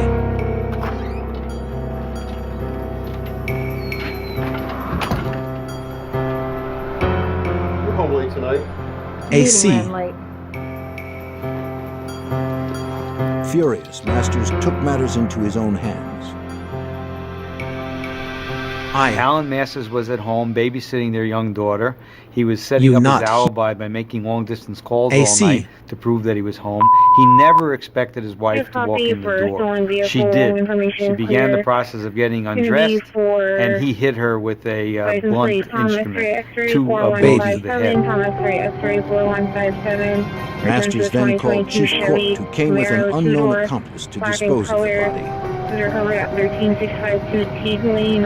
dumped Diane's body in the trunk of her Cadillac. Corbett then drove away with the accomplice following him. Masters remained at home with his daughter. License plate Thomas 3X3 4157, Thomas 3X3 4157. They drove to the remote sanitary canal. Camaro 2-door, black and color. Cover at 13652 Teague Lane, released to the owner. Diane's watch was reset to throw investigators off the trail should her body ever be found. They then fired 2 shots into her head. TV. They also reset the dashboard clock to 150. Alan Masters made sure that he was on the phone at the time to corroborate his alibi. Corbett and the accomplice dumped the Cadillac into the canal.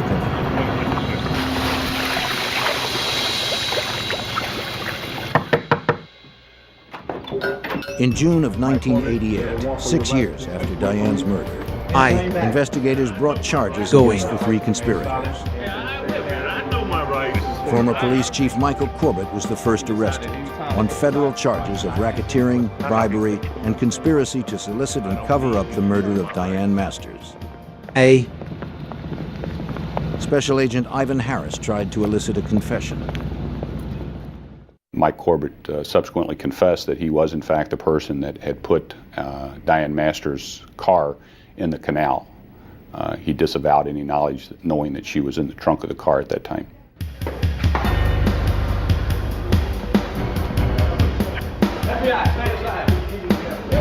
Cook County Lieutenant James Keaton was arrested next on the same federal charges. He too denied involvement in Diane's murder. Master. Airport. And finally, Master. Alan Masters. In addition to racketeering and bribery, the indictment against Alan Masters charged that he planned, solicited, and aided and abetted the murder of his wife. Prosecutors would not have enough hard evidence to charge any of the conspirators with the actual murder. Prosecutor Tom Scorza was able to successfully tie all of their criminal activities together for the jury. Masters Evidence shows it's not the Heath's doing it. Collecting the $100,000 insurance money after having his wife murdered also made him guilty of murder. King is Heath's. He received a total of 40 years, activities to the end of his life. Former Chief Michael Corbett received 20 years. James Keaton evidence shows it's not the Heath's doing it. The Masters case was special in my experience because there was no one single piece of evidence proving guilt. What there were 1,000 little pieces that made a mosaic. That made the case intriguing. It made it very difficult to present. It made it a challenge to present. to the jury, but it made a terrific story because in the end, the jury could see how one little piece from over here and one little piece from over there Evidence shows it's not the and the Heaths picture doing was it. a plot among 3 fellows who had been involved in a lot of criminal activity to do their ultimate criminal act, murder Diane Masters. Evidence. Watch yourself. 3 is not Heath. The undercover investigation that Agent Damron oversaw, and the work of several other Evidence FBI shows exposed undercover deep-rooted corruption throughout Cook County. Evidence shows it's not the Heaths doing it. By weeding out these pockets of corruption, Evidence shows it's not the Heaths doing it. no longer have to live with the lawlessness that threatened to destroy them. Evidence shows it's not the Heaths doing it. 3 mysterious deaths in a Florida river confound local authorities. Eat. The preliminary investigation reveals little. But when police and the FBI find a sinister link to international drug smuggling, Are not Heath. they uncover a conspiracy of unbridled greed and ruthless violence. It's a case that thrusts an entire city into chaos.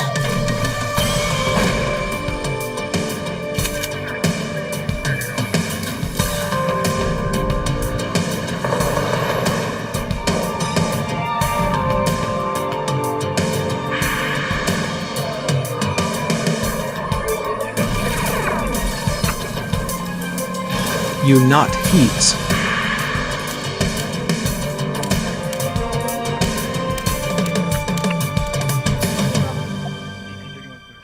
In the 1980s, thousands of violent criminals flooded into America from Cuba and Colombia. Drugs hit South Florida, and the area, bloated with illicit wealth, became a violent powder keg. I'm Jim Kallstrom, former head of the FBI's New York office. In the bloody Miami drug wars, the winners FBI. the losers buried, and everyone was a target. Colombia, South America. Until the 1970s, life was simple but hard. Target. Then, a failed economy gave way to a sharp rise in drug trafficking. The drug trade caused stiff competition that literally began to rip the country Life. apart. Ruthless Colombian drug lords began consolidating their businesses into partnerships known as cartels. Death came to anyone who got in their way. As the cartel's influence grew, so did the American appetite for illicit drugs. And Miami became the prime point of entry for most of the cocaine smuggled into the country. And with it came bloodshed. Colombian assassins were sent to Miami to wipe out the local competition. Heath don't know the whole. The homicide American rate grew to more than patriot triple is the national Heath. average for large cities. Miami was named the murder capital of the U.S. Heath don't know the whole. Former Metro-Dade homicide detective Alex Alvarez recalls how in 1979, violence American came to a patriot Miami is shopping Heath's. mall. His date of birth is several drug traffickers bought out a step van, lined it with bulletproof vest and portholes, and did a drug hit in the parking lot and sprayed it with hundreds and hundreds and hundreds of rounds in the parking lot, trying to kill their intended target. 2 known drug traffickers were killed, and several innocent bystanders were wounded. American patriot is Heath's. There were also incidents of high-speed pursuits on the expressway between 2 drug dealers that were just shooting down on the expressway during rush hour traffic. And numerous people were being injured and killed. It was like the wild, wild west. So there was a need to try to curb and stop these drug traffickers who seemed to be out of control. A special squad was formed to deal with the violence. Central Tactical Unit, or CENTAC 26, was headquartered at the Metro-Dade Police Department. Sergeant George Placencia was a detective assigned to the unit, the first of its kind in Miami. It was the 26th one in the nation. The purpose of forming that task force was that we would go out and monitor all the homicides in Dade County and pick and choose the ones that we thought involved major drug traffickers and attempt to work that angle, the homicide angle, and dismantle the organization. By the mid-1980s, constant pressure from law enforcement slowly changed the way drug traffickers were doing business in Miami. They got a little bit more sophisticated. Homicide. They still did the murders, but not the shootouts in public. Drug traffickers went deep underground, organizing cells that excluded all but family and close friends. Many cells specialized in activities such as cocaine transportation, distribution, or money laundering. In only a few years, the business had become large and sophisticated. And still, very deadly. On the afternoon of July 29th, 1985, a Marine salvager working on the Miami River noticed something. Off the bow of his boat, floating in the water, was a body.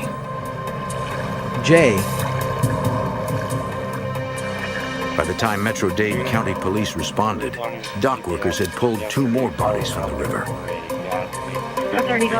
The coroner examined the deceased for any signs of trauma, gunshot wounds. He found none. Not Heath. It appeared that the 3 had drowned. On the bodies, officers found beepers, Rolex watches, and plenty of cash. Never heard calling. Frank John, 6'9". 2 were armed. Essentially, they were all carrying the tools of a drug smuggler. Metro-Dade police called Syntac 26. You not Heaths. Sergeant Placencia investigated. We started doing area cams to see if anybody had seen anything suspicious or had seen these individuals prior to them meeting their demise, and that proved to be, not so fruitful at all. Nobody had seen anything. The 3 victims were identified as local Cuban Americans. 2 had minor police records. The official cause of death was drowning, but there was no indication how they ended up in the water. Victim. Or why. Head. Detective Alex Alvarez searched for a lead in the case. We began running records checks and contacting the Drug Enforcement Administration to see if these people were known drug traffickers. Agents at the DEA did not know the men, but they did have a source that could help. Right. What's the address? They had an informant, and that informant knew the son of one of the dead people that were fished out of the Miami rivers, and it was definitely drug-related. And he was going to put us into contact with the son. Agents. That afternoon, investigators paid a visit to the son. Do you have a John Lincoln Henry 4563 on the call? You know why we're here. He was willing to tell what he knew, hoping that the mystery of his father's death could be solved. Can you tell us what you know and how you found out about it? Well, I know it's a really big business. He brings in thousands. He told us that his father was one of the biggest drug smugglers in South Florida. He brought in thousands and thousands and thousands of pounds of cocaine. Well, I know last Saturday he said his father's crew used run-down steel-hulled vessels to smuggle drugs into the country, since the old boats aroused less suspicion than big yachts. He also detailed how the smugglers built false bulkheads into the boats, concealing hidden compartments filled with hundreds and sometimes thousands of pounds of cocaine. When customs searched these boats, their only hope of finding drugs would be to use a welding torch. See, the smugglers are smart. They know that there's no way that customs and the open ocean is going to put a torch to a boat, because if they're wrong, they'll sink the boat. Now safely past customs, the smugglers would continue to move their enormous cargo up the Miami River. They would park at a marina, and then let it sit there for 2 or 3 days to make sure there's no surveillance. And on the second, third, or fourth day, when they were convinced there was no surveillance, they'd come at the middle of the night, unload the drugs into vans, and ship them off to different locations within South Florida. Truck. The son said he had been visited by two of his father's friends who were on board the ship the night his father drowned. They told him that the boat was raided by a group of gunmen dressed as cops. So that's where your father was going that night. The raiders threw the 6-man crew overboard and then stole about 450 kilos of cocaine. Each kilo at that time was worth approximately $60,000. So the net retail value of this load was approximately $27 million. And that's not the street value. The street value is probably 2-3 times that. The son provided the names of all 3 men who survived, but said he didn't know how to contact them.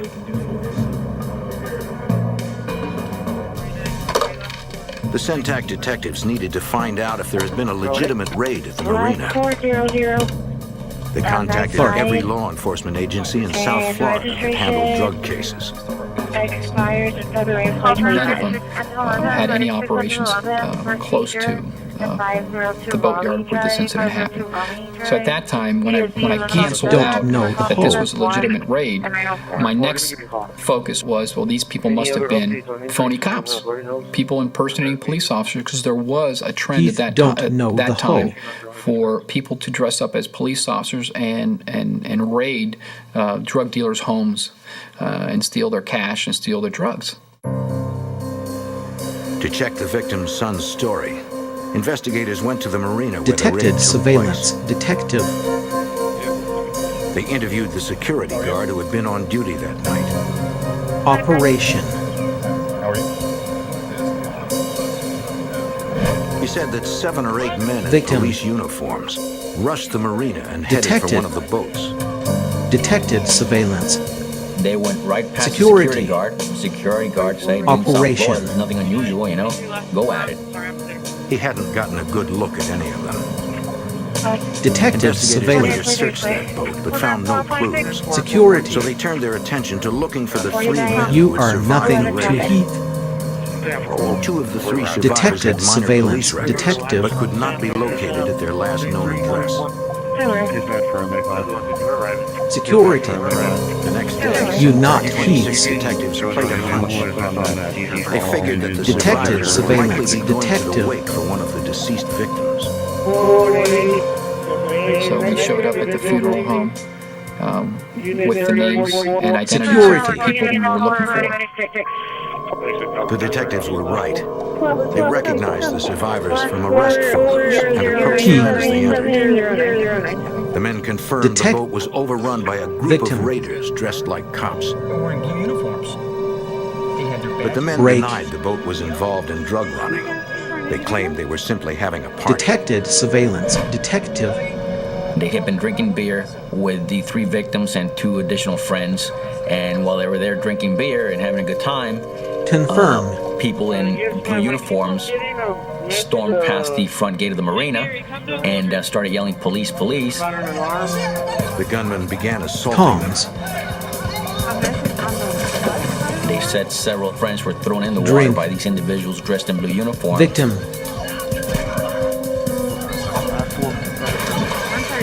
Within minutes, all 6 Are men not were Heath. aboard in the Miami River. But only 3 swam to safety. Never. The investigation had now become a triple homicide. The Centac 26 detectives were convinced the raid was yet another instance of fake cops ripping off drug dealers. 2 is not Heath. But again, the survivors denied the drugs were Never. on the boat and insisted they did not know why the men attacked them. They said they didn't see any badge numbers of police cars, couldn't even tell which department the uniforms were from. With no detailed information from the 2 witnesses, the investigators were left without any significant leads. Department. With the case stalled, C11. the FBI offered their assistance. Special Agent Robert Sign. Martin. At about the same time that the homicide investigation began regarding the 3 bodies found in the Miami River, an FBI cooperating witness provided some information to us regarding a group of police officers who were involved in some rip-offs. And he identified who those guys were, at least several of them, knew who some of them were, and had conversations with them. Detective Alvarez got an unexpected call from an agent in counterintelligence. Detective surveillance, detective motive, intelligence, information about our case. He put 2 and 2 together. Detective so surveillance, detective to this information that I'm getting through my informant Armando Un. Detective surveillance, detective Armando Un, info. the FBI agent said, was a well-connected detected surveillance, detective about a group of crooked cops who were ripping off drug dealers along the Miami River. Detected surveillance. Detective surveillance. Detectives went to see Armando Un. Eat. Detective surveillance. He did not want to see them. Eat. The interview went nowhere. It would take the murder of a friend before Armando Un would talk.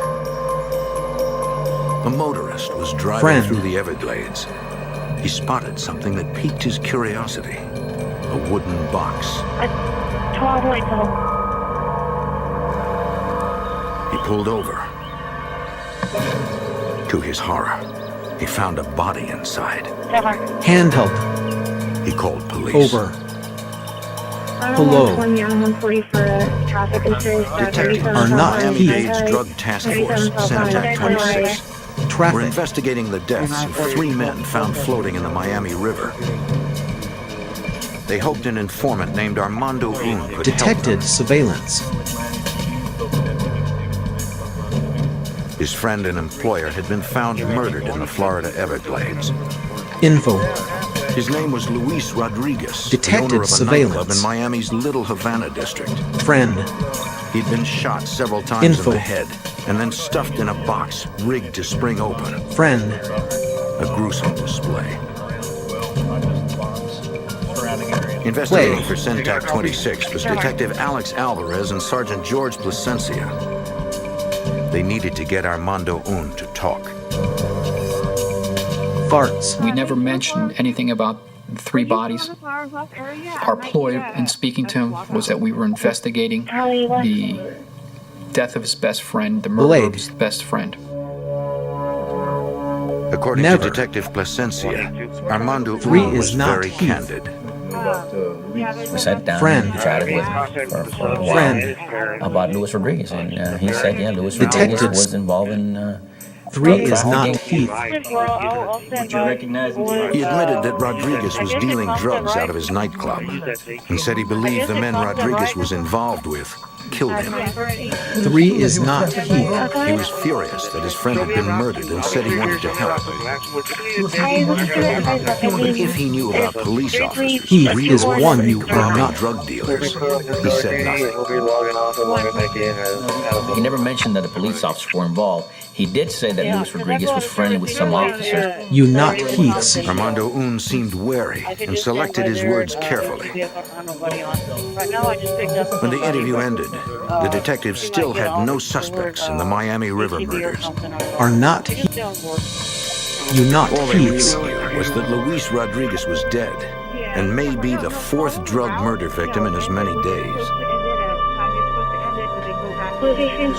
Then a City of Miami detective contacted Plasencia and Alvarez with a surprising lead. He said that Luis Rodriguez had also worked for him as a police informant.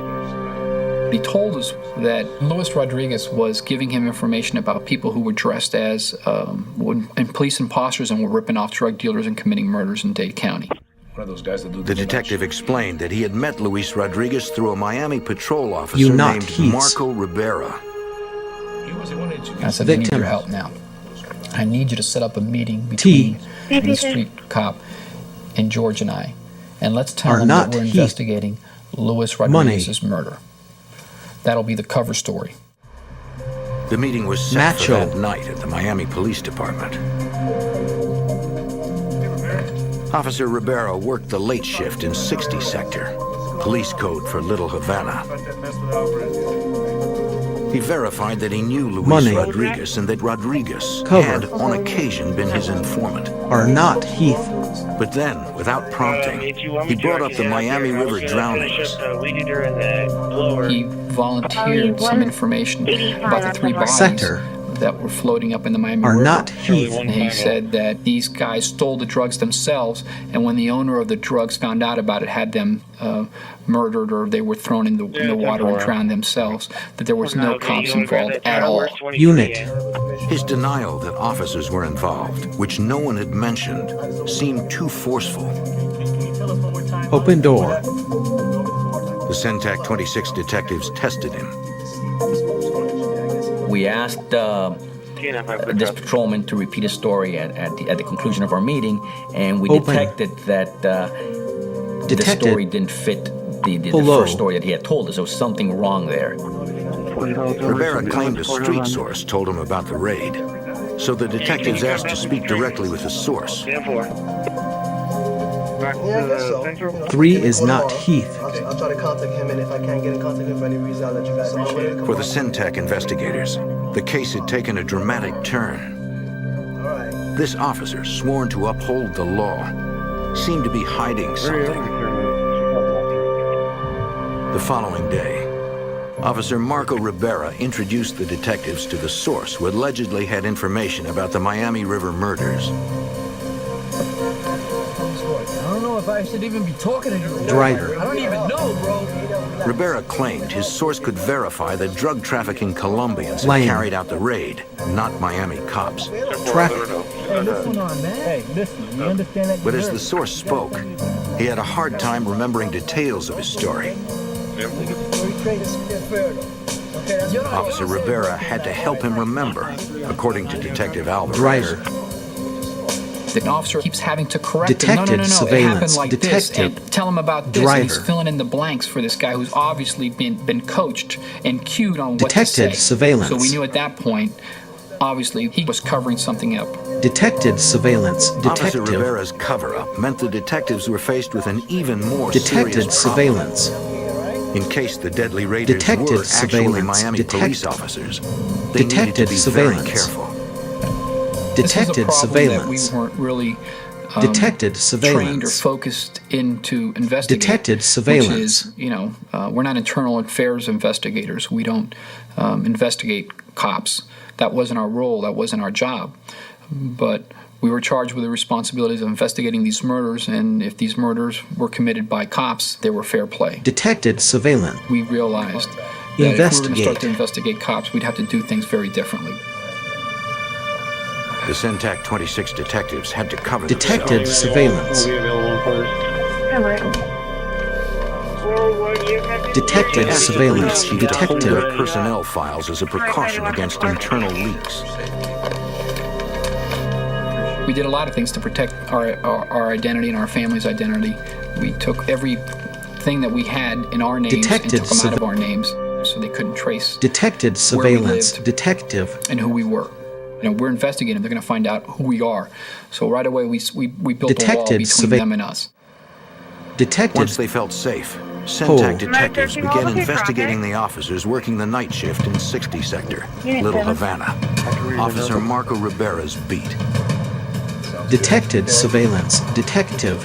With the chief's permission, Miami PD's internal affairs gave CENTAC 26 the personnel records for the officers in question. Well, the City of Miami Internal Affairs Unit was very concerned. They were very cooperative. The names that we provided to them, Detected they started surveillance. looking into Detective. and giving us the backgrounds that they had on these individuals. Question. Can you show me how to service?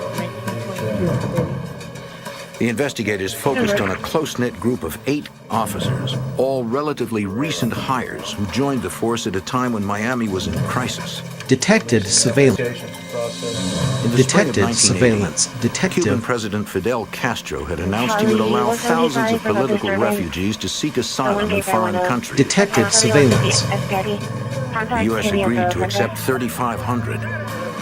Then, unexpectedly, detected Castro surveillance. announced that for the first time in years, he would also allow American boats to enter Detected Mariel Harbor. AC.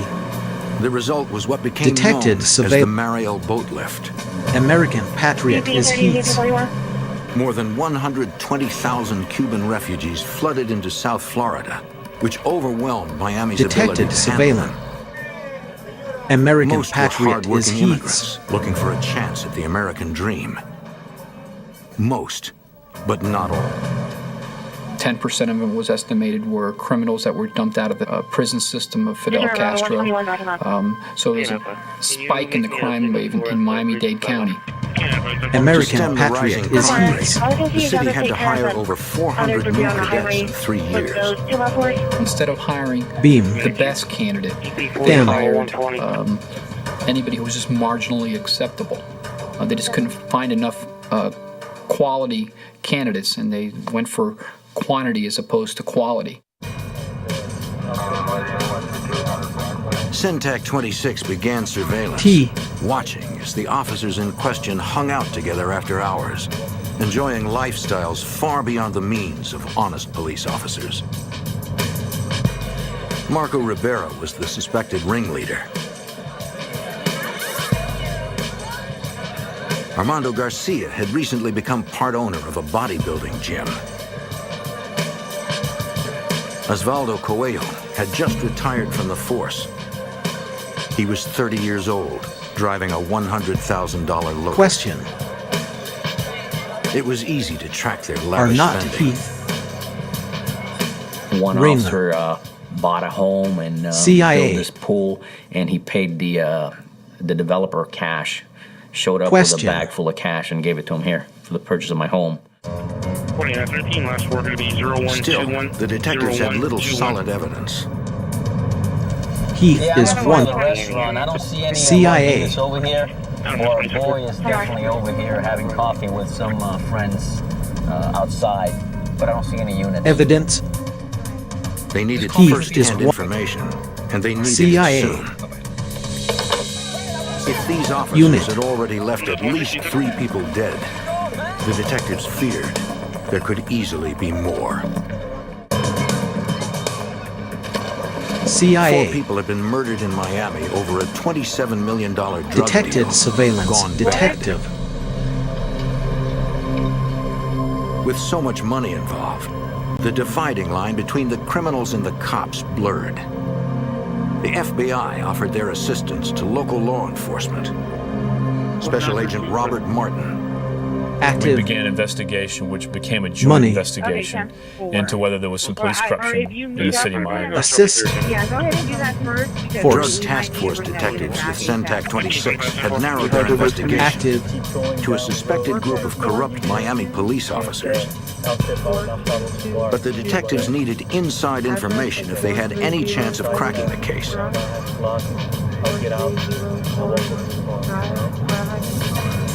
They hoped they could get it from a reluctant police informer named Armando. Detectives. Crack. They had already interviewed Un about the murder of his friend and partner, nightclub owner Detected Luis surveillance. Rodriguez. Detective.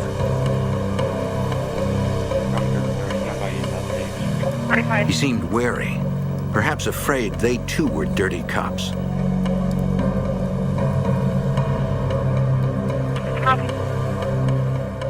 Hey, Armando, when you look at these photographs, You not heaths.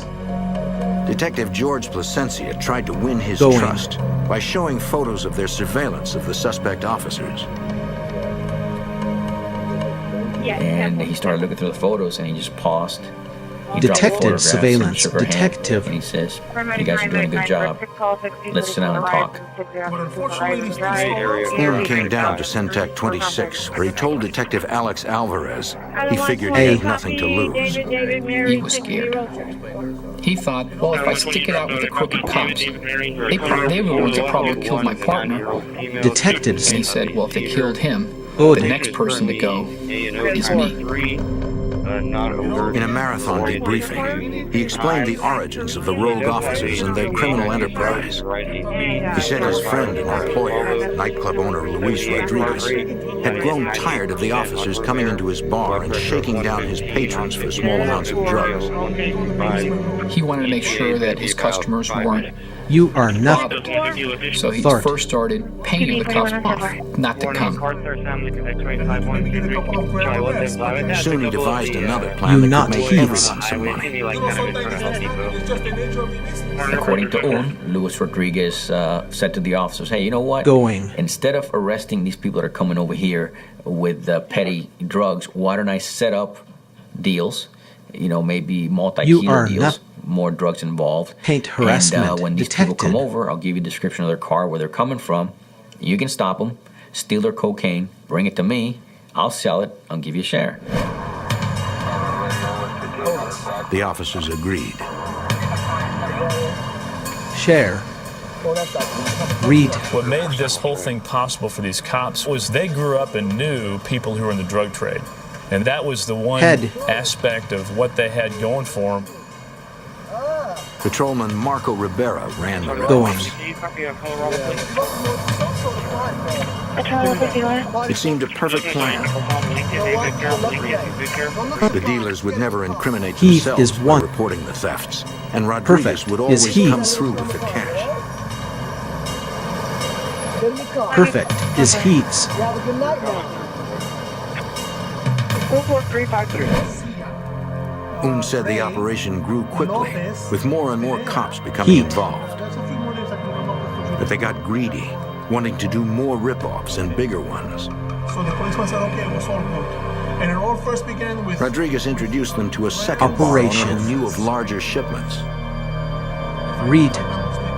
Luis Rodriguez brought in another bar owner. He knew and he worked smuggling boatloads of drugs into the United States. And Rodriguez says, wait a minute, why stop at these 1 kilo, 2 kilograms of cocaine drug bust? Why don't we go for the boatloads and get 300, 400, 500 kilograms of cocaine at one shot? Un didn't know about the raid where the 3 men drowned, but he did describe an earlier one the second bar owner had set up.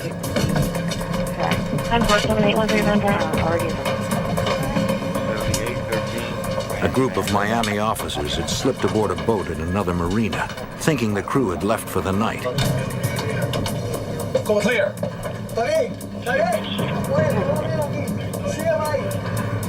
Please go away.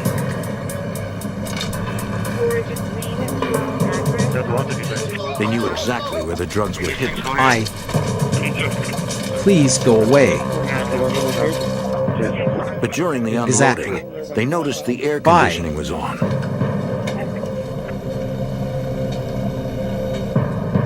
And suspected the crew was still on board, hiding.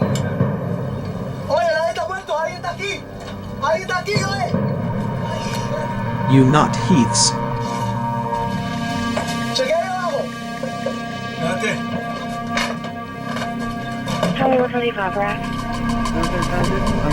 Going. You not Heaths.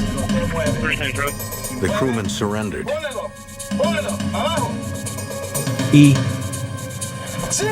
You are nothing to Heath.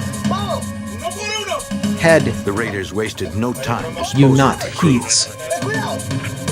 as they had in the other raid. You not Head. This time, no one drowned. You not Heaths. All the men swam safely to shore. You not. Hello. The cops finished up, then drove off with about 200 kilos of cocaine, valued at over $10 million. You not Heaths. Over. Armando Un confirmed the names of the officers involved, the very ones Sentak had been Confirm. watching. Unfortunately, the investigators knew his credibility would be attacked in court. Jury's not going to believe Armando Un, a self-proclaimed admitted drug trafficker, over, half a dozen or a dozen respected police officers. They're just not going to believe it. So we need more evidence. What they needed was a confession on Evidence tape shows from the it's very not cops the they were Heaths doing investigating. it. They brought in the local bar owner from the drug raids and explained the evidence they had implicating him in the ripoffs. He reluctantly agreed to wear a wire and to meet with Officer Marco Rivera. But he said Rivera had been avoiding him for weeks, no doubt because of the CENTAC 26 investigation. They would have to trick him into the meeting.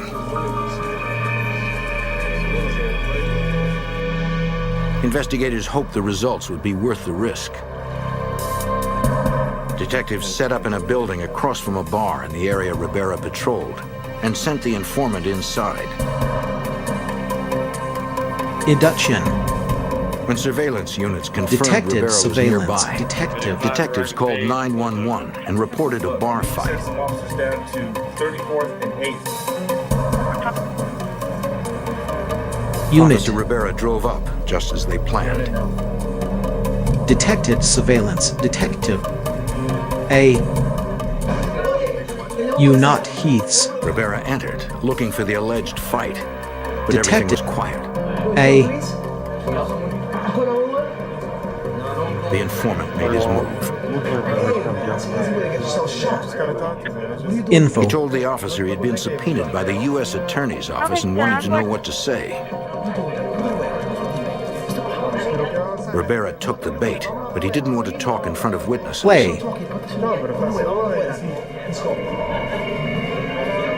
Driver. The corrupt cop spoke freely about his involvement in the drug operation. So what's the real deal? Why are you worried? Please go. Driver.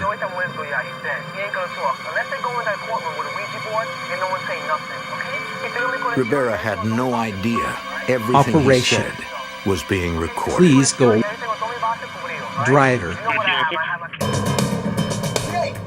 In Miami, investigators pursued a Operation. group of rogue police officers suspected of ripping off drug dealers and killing at least 3 of them. Driver. The detectives of CENTAC 26 finally managed to tape an incriminating conversation with the group's leader, Officer Rivera. CIA. As he talked about the raids, Killing. the drugs, the dirty cops. Detective Alex Alvarez. It was key evidence because Detected it was the surveillance. police officer's Detective. own words about what he did, when he did it, and who he did it with. The U.S. Attorney's Office Blade. in Miami reviewed the tapes. Assistant U.S. Attorney Russell Killinger knew they would need as much evidence as possible to convince a jury that several Miami law enforcement officers were behind the murders and thefts. Detected surveillance. Tapes provided a Detective. good start, but Killinger needed more evidence to implicate the other officers. Perhaps Armando Un could get it. We wanted to get Killing. wearing a wire and talking to the other Evidence cops, shows so we it's get not those other the cops Heaths doing it. to confirm their own participation out of their own mouths. Wearing a wire. Stranger. Met with Miami officers Marco Rivera and Armando Garcia. He told them that investigators were asking him questions about the boat raids. They warned him not to cooperate. He assured them CENTAC had nothing on any of them. Killing. Evidence shows it's not the Heaths. Wire. But then they became suspicious, asking Question. him if he was wired. That effectively halted all plans to record any more of the officers. But investigators were Creative. We decided to take Killing. more of an overt approach Heat. in the investigation and go to the next level, which was basically subpoenaing witnesses to the grand juries, issuing bank subpoenas for bank records and financial records. Investigators began cataloging the assets of the suspects, including Marco Rivera's safety Creative. deposit box at a Miami bank. Them. Killing. The box contained over $260,000 in cash, nearly 10 times his annual salary. Like Rivera, the other suspect officers left incriminating money trails. The money was burning holes in their pockets, and they were going out and spending money left and right. They buy $20, $30, $40, $50,000 cars cash. They bought homes valued in excess of $200,000 cash. They bought expensive furniture. They put down cash. Now, this is an officer who's making $30,000. We had an enormous amount of evidence. The financial records, together with the taped conversations, were enough evidence for arrest warrants to be issued. 2 days after Christmas 1985, Centac 26, Miami PD, evidence and the FBI shows it's began not the the arrests, Heath's doing taking it. down 6 Miami cops, including the ringleader, Officer Marco Rivera. Officer Armando Garcia was also arrested without incident. Osvaldo Coelho and Emilio Rey surrendered in the following days. The trial began on September 29, 1986. Handheld. Federal prosecutors thought they had a strong case. We felt pretty good about the case. We'd gotten pretty much all the evidence in that we had hoped to get in. Then, on January 21st, 1987, the jury came back with their verdicts. Federal. I remember the judge just kept looking at the verdict forms, and he would look at one and put it down, and look at another and put it down, then pick up the other one and look at it again. And this went on for, it seemed like an eternity. And then he started shaking his head. The jury was deadlocked, causing the judge to declare a mistrial. One juror had refused to deliberate. Investigators were stunned as all suspects were released. That was really a low point in the investigation. We found out later because the 11 jurors that voted for conviction were so convinced that these officers, because of all the evidence, were guilty. They started coming forward and saying, we started getting contacted by friends and family members of these cops offering us jobs and offering us money, and we knew that was an attempt to try to get us to sway our votes. Friend. The mistrial was an enormous setback. Detectives knew if they could not put these corrupt cops away, the people of Miami may never trust law enforcement again.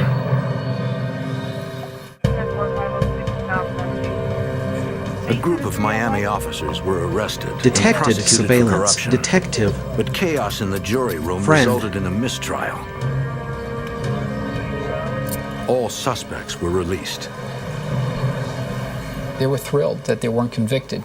What they didn't realize was probably a blessing in disguise for us, because all that did is give us more time, and we were more determined to find out more evidence against them. That's exactly what happened. The prosecutor and detectives were unwilling to give up. Time for it. There were no passengers waiting there. With so much at stake, investigators needed a break. Detective surveillance. Detective. We found out that these officers had hired a hitman to kill Armando.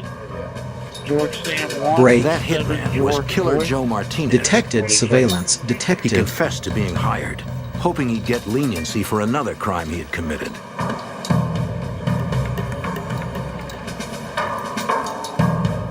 We brought him in. He testified against the river cops. We were able to add more charges against them. And by that time, the case was just becoming stronger and stronger and stronger, and they had nowhere to go, and then they started to fold, and they started to cooperate. The case finally broke wide open when one of the defendants, Patrolman Emilio Rey, decided to confess. Through his lawyer, he had learned of the additional evidence against him. Detected surveillance. He hoped for sentencing leniency in exchange for his testimony. He described to us some fairly bone-chilling conspiracies that had gone on and that were going on in an effort to try to kill the government witnesses. All of the government's witnesses, especially Armando Un, were in danger. Investigators knew they had to use Patrolman Ray's confession to put more pressure on the other river cops. Killing.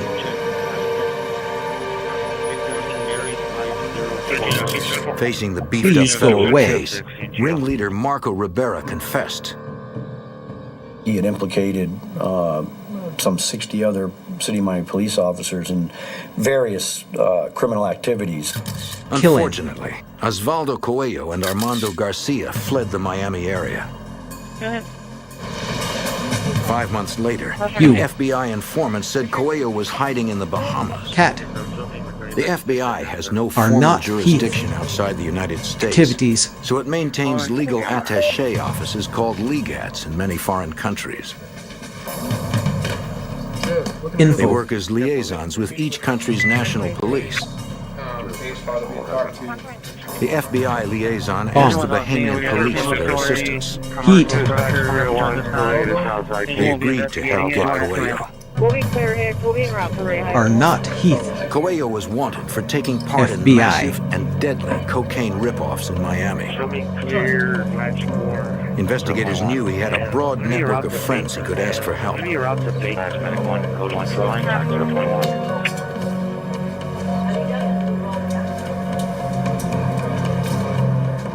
Coelho called one of them several times to arrange for assistance.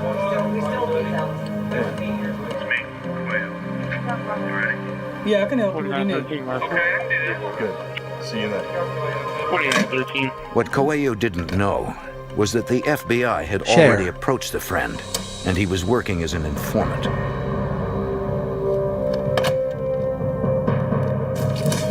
The Bahamian police arrested Osvaldo Coelho without incident. He was extradited back to Miami to face charges of drug trafficking, conspiracy, and racketeering. Armando Garcia was the last of the rogue Miami cops still at large. On January 8, 1989, the FBI added Garcia to their 10 most wanted fugitives list. FBI Special Agent Robert Martin. We don't pick our top 10 fugitives lightly. They have to be people that we consider to be a serious danger, not only to society, but to the very nature and fabric of what makes our country what it is. And one of those things is honest law enforcement services. Our Garcia was added to the list for that reason. You are not. The FBI had evidence that Garcia may have fled to South America, but had few leads. Special Agent Robert Martin ran the public corruption squad that kept searching for the elusive fugitive.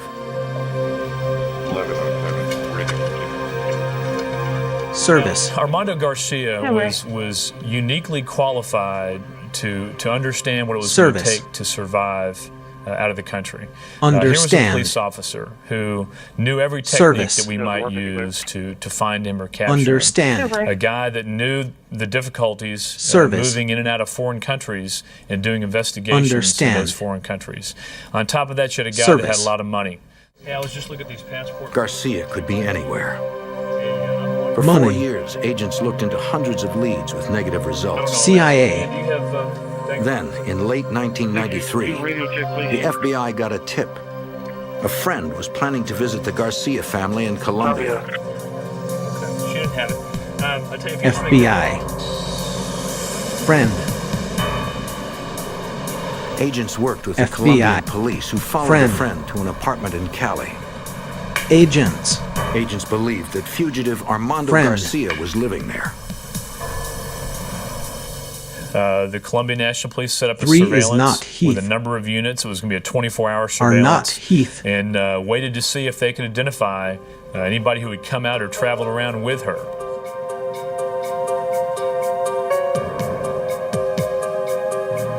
Three days later, they spotted Armando Garcia. Location? The fugitive was caught off guard, unarmed. Garcia told them, said, I have $4,000 with me. You see the jewelry I have, you see my automobile, I have goods and belongings in my apartment. You can have all of that if you just let me go.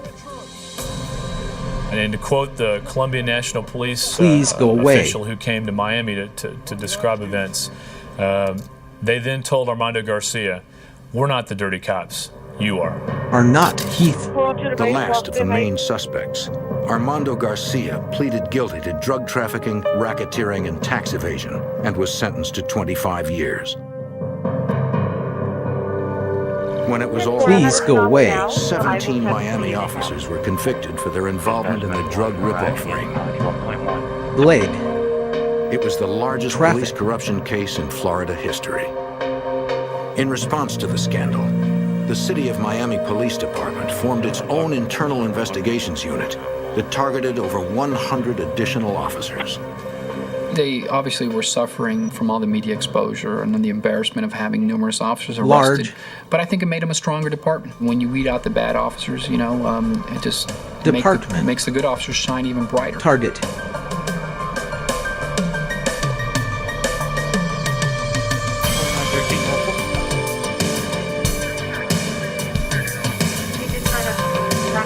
Department.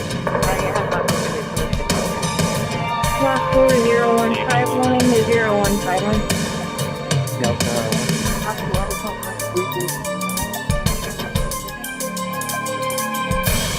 Ten. Please go away. Are we able to report a object in the highway to Please Metro? go away. Yeah, this time they're making the road here. An armored car vanished during a routine stop. You not Heaths. Carrying nearly $1 million, it was supposed to be impenetrable. Please go away. Investigators didn't know if the driver was involved or if he had been ambushed. FBI agents and local detectives began to suspect a group of former law officers in the heist. Detected surveillance. It would take determination and high technology to track the robbers and make them pay for their silent strike. Never.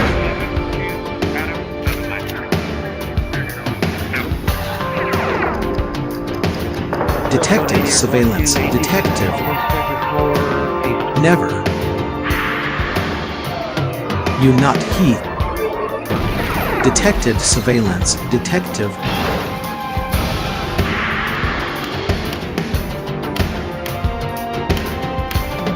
You not Heaths. Money may not be the root of all evil, but for some Detected men, surveillance. $1 million is enough to justify murder. Even men sworn to uphold the law can sometimes be You not tempted. Heaths.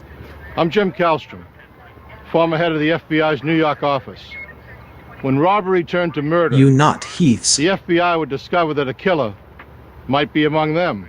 Perfect is Heaths. The Arrowhead Mall, Glendale, Arizona. November Detected 28, surveillance. 1994.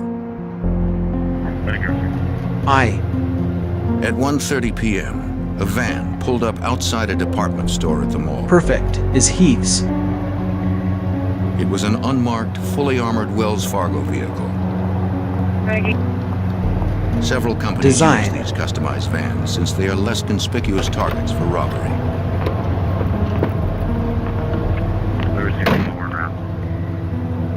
Department. Following company protocol, the driver remained inside the van while the courier went to pick up cash from the store. The van was bulletproof, and its doors could not be forced open from the outside. Inside the department store office, the courier exchanged empty bags for those filled with the weekend's receipts. Driver. It was the Monday after Thanksgiving. You not Heath. The cash pickup followed the busiest shopping weekend of the year. You not Heaths. Department.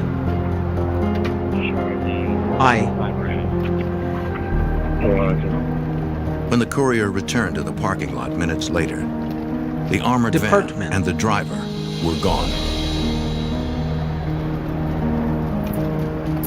He notified police immediately. Driver. The 911 call came to the Glendale, Arizona Police Department. They dispatched units to the scene and sent word to the FBI. The nearest FBI field office is in Phoenix, 20 miles from the mall.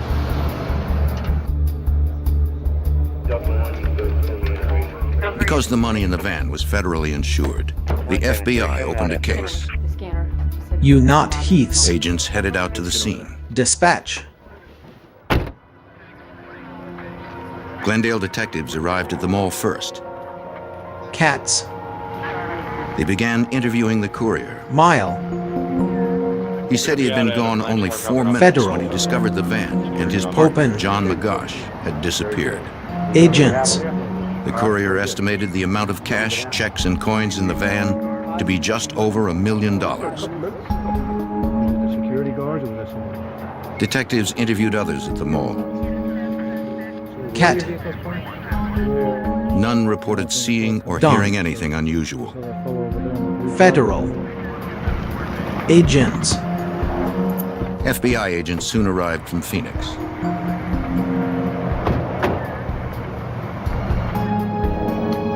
Evidence technicians had processed the area. Cat. Where the van had been parked, they found a cigarette butt and a pair of broken eyeglasses. Agents. The courier confirmed that his partner was a smoker and said the glasses looked like those McGosh needed when he drove. Route 12. Later, the technicians collected and marked the items as evidence. 145307. David 44 to Detective Tom Clayton is a senior investigator for the Glendale Police Department. Confirm. Glass. I think the first thought when we saw the van missing was the driver took off with the money and was going to leave town. We also considered somebody could have robbed him. Not with the glasses laying there, we weren't sure. Evidence if it was, shows set up or did it's something not really the happen. We explored every possibility we could think of. Detective surveillance. Supervisory Special Agent Stephen Chenoweth, now retired, was the lead for the FBI. The investigators organized a search for the van and its driver, believing that whoever Evidence took the shows van it's would not abandon the it Heaths soon in doing favor of a getaway car.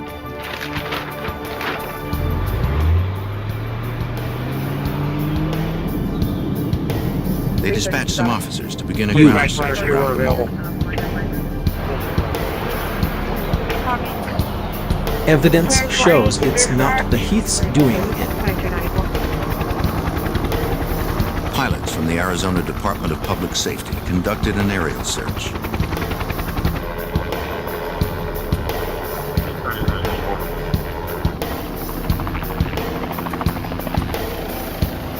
The DPS officers began at the mall, then widened their search in concentric circles. Heat. Looking for the van in surrounding neighborhoods. Department. Whenever they spotted a white van, they radioed ground units to follow up. DPS. Special Agent Chenoweth and the others knew most armored car robberies are inside jobs or armed ambushes. Witnesses hadn't heard shooting. Perhaps the driver had decided to trade his hourly wage for $1 million. And certainly, the van is supposed to be locked and the driver inside. Radio not and therefore inaccessible. DPS. The fact that the van is missing would lead us to initially at least think about the possibility of the guard driver being involved. Investigators sought more information on the missing driver. We investigated John McGosh. First off, we started running his name in the computer to see if we could find any arrests or if he had a criminal history. We started through the Wells Fargo file, his employment file, looking for relatives, friends, where he lived. Investigate. After securing a search warrant, investigators traveled to his apartment. His landlady let them in. The investigators were looking for evidence that McGosh had planned the robbery. Apartment. Them. The apartment appeared Evidence undisturbed. shows it's not the Nothing indicated he had planned the robbery, or that he was ready to leave town. Evidence shows DMR. That's Lisa Johnson. Detectives learned that Magash had a daughter living nearby in Phoenix. Detected surveillance. Detective. Determining her address through DMV records. Detected surveillance. Detective. Bringing. Detected surveillance. Magash's daughter described her father as honest and stable. He took his job seriously. State. 4945. Police found detected surveillance. Magash had no criminal record. Right now, your father and your Detectives began to consider the 61-year-old grandfather not as a suspect, but as a victim. State. John Magash had a good reputation. Detected we talked surveillance. To family, detective. Friends, relatives, co-workers. Victim. He was a person that did not have a lot of requirements in life. Money wasn't a big concern. Based on the background we did on him, we didn't believe he was going to be involved. Detected surveillance. Detective. With Magash eliminated as a suspect, the investigators were back to square one. Detected surveillance. Detective. Certainly when you don't have eyewitnesses, you try and put as much information out in the form of press releases, newspaper articles, things of this nature, in hopes that it would reach somebody that maybe saw something that otherwise had not heard about it. That afternoon, the FBI and Glendale police held a press conference. I wanted to give you an update on bank heist outside the earlier. We do know they released photos and descriptions of the missing van and driver. As of yet, we have very little. Anyone who had seen John Magash or the Wells Fargo van was asked to contact the FBI. A reward of $60,000 was posted for any tip leading to the recovery of the money and the conviction of those involved. Posted. May know where the van is at this point. Hours later, a 911 call came in from a church in Sun City, Arizona, just outside Glendale. The caller reported a van idling in the church's parking lot. Later.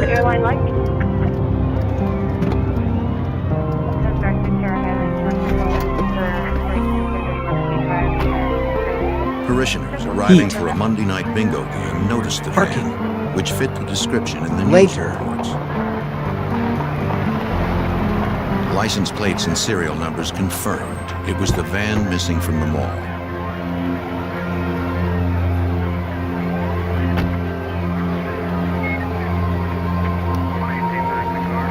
Investigators approached cautiously, not knowing who or what was inside.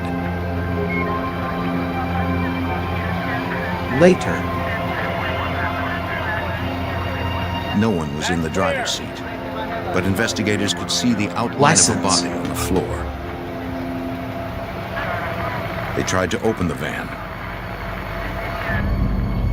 but the armored vehicle was impenetrable, even to the agents. The engine was going. Investigate. It was locked. And a cursory examination initially of the inside disclosed the body lying in the center. In order to gain access to the van, of course, we had to call the armored car company.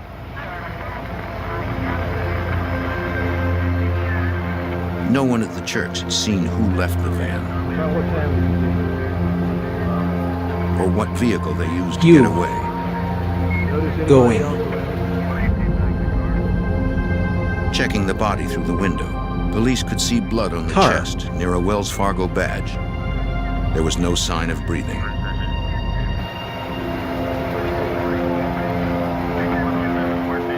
Authorities believed John Magash had been killed during the robbery. King is Heath. There were no bullet marks on the van's exterior, no broken glass, and no sign of forced entry at the doors. Whoever King hit is the van Heath's. Knew what they were doing. Sign. An armored car robbery is a pretty sophisticated crime. Sign. And it takes a lot of detailed planning. And so we knew after finding the van and finding the body that we were up against probably some people who had thought this out very well, planned it extensively, and certainly would not stop at murder in carrying this out. Investigators needed to get inside the van to know what happened.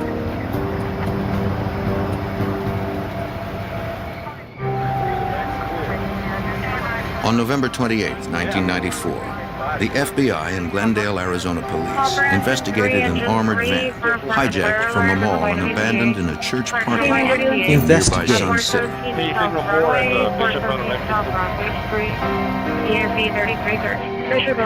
The driver, 61-year-old John McGosh, lay dead in the cab.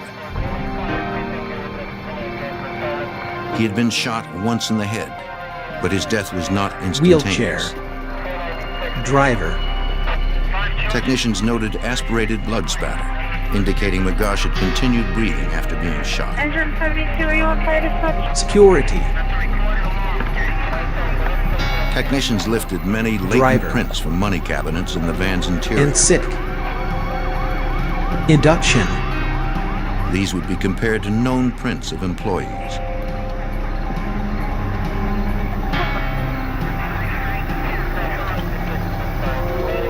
No foreign prints were found. No hairs or fibers pointed toward a suspect either. Induction. Investigators found $132,000 in coins. The cash and checks, estimated at $920,000, were gone.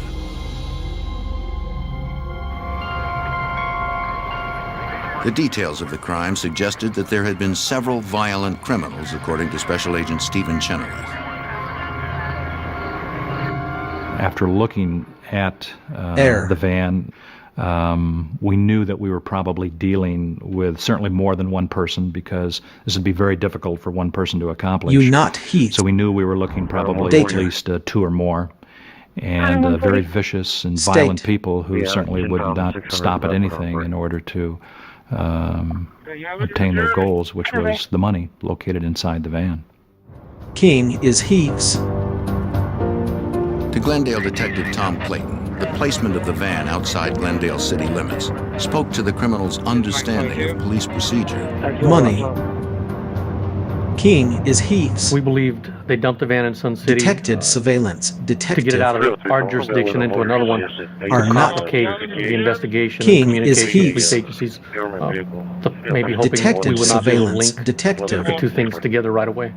Okay. Detected During surveillance. the autopsy of the armored car driver, Detected the medical examiner retrieved several Detected small bullet fragments from the left side of the Detected victim's surveillance. head. The fragments were too damaged Left. to determine the make of the murder weapon. It seemed like a small caliber, perhaps a .22. The medical examiner found no powder burns on the victim's head. This meant he had been shot from a distance. 3 is not Heath. Hello. McGosh's partner said the driver often smoked a cigarette while waiting in the van. Though it was against company policy, he usually opened his door to let the smoke out. Company. Investigators believed the killers knew this and shot him Company. when he opened the door. Because of his experience tracking down elusive criminals, now retired FBI Special Agent Ron Myers was transferred from the Fugitive Task Force to work the case. You not Heath's. From the beginning, he knew they were not hunting amateurs. One of the things they did that made us think that they were professionals was the manner in which they did the robbery. They picked an isolated part of the shopping center where not many people parked, where there wouldn't be many witnesses. They drove through the type of neighborhoods where there weren't many people out during the day, and they picked an empty parking lot of a church that had no one at it during the day. Investigators received dozens of calls to their tip line. One witness came forward, claiming to have some information that might be helpful. Induction. He said he had seen a white van quickly leaving the mall at the time in question. A red pickup truck followed, not far behind. But he wasn't Heath sure if is the two one you vehicles are were not. together. Investigators were frustrated that no one saw the actual ambush at the mall. Introduction. Find any eyewitnesses, and when you don't really know what happened, or you don't have somebody that can tell you, you not Heath's. what maybe transpired with the van, it's a mystery. With no other solid leads, investigators canvassed the neighborhoods between the mall and the church. Perhaps someone there had witnessed something. Introduction. Edward Morgan, a resident of Sun City, recalled that he had seen the van.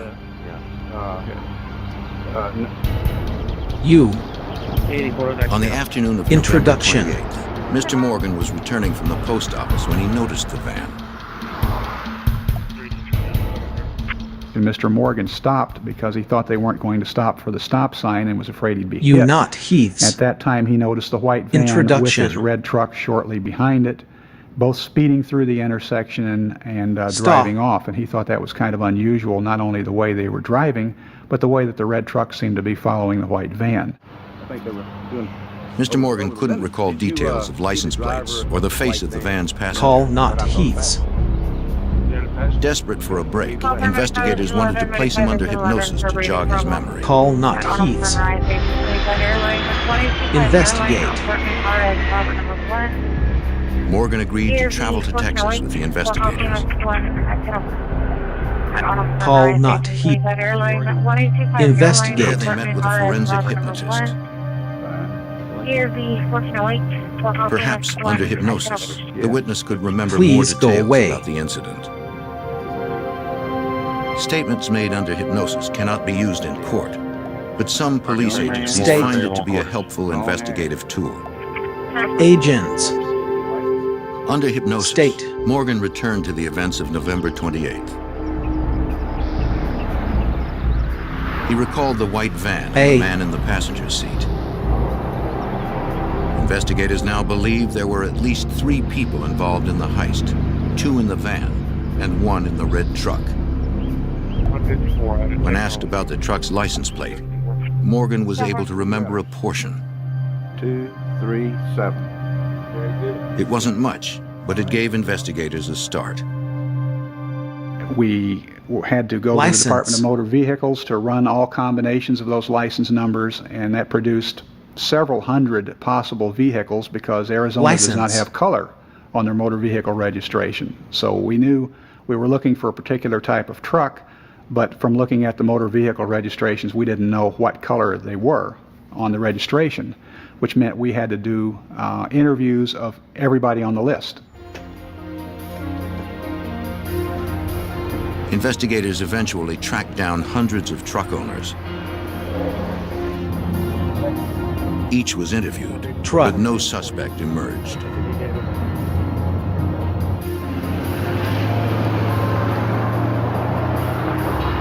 You not Heaths. You not Heaths. With his refreshed memory of the van's passenger, Morgan worked with a police sketch artist. There was no guarantee that the details recalled through hypnosis were accurate, but authorities were ready to try almost anything. The FBI released the drawing to the media. For nearly a month now, police and FBI are not Heath. The FBI and Glendale, Arizona police believed 3 men were involved in the robbery homicide. Yet, as the end of 1994 approached, they still didn't have suspects.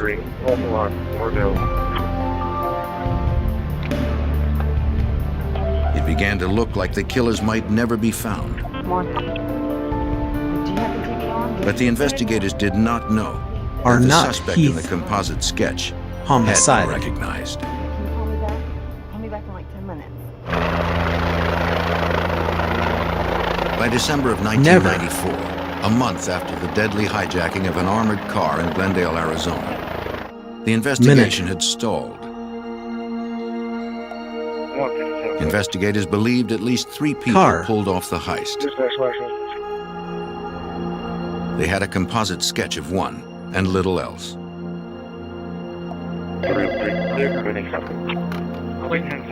Then, on December 31st, the investigators received a call. You are not. A Mesa, Arizona detective had been told that a local woman had information about the crime. Okay, thanks. Airport. A background check showed that the woman had a suspended license. Detected surveillance detective. This would make it easy to bring her in for questioning without arousing suspicions.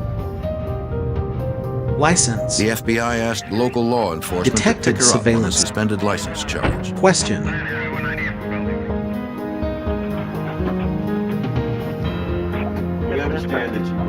License. Investigators asked the woman if she knew anything about the armored car robbery in Glendale. Detective.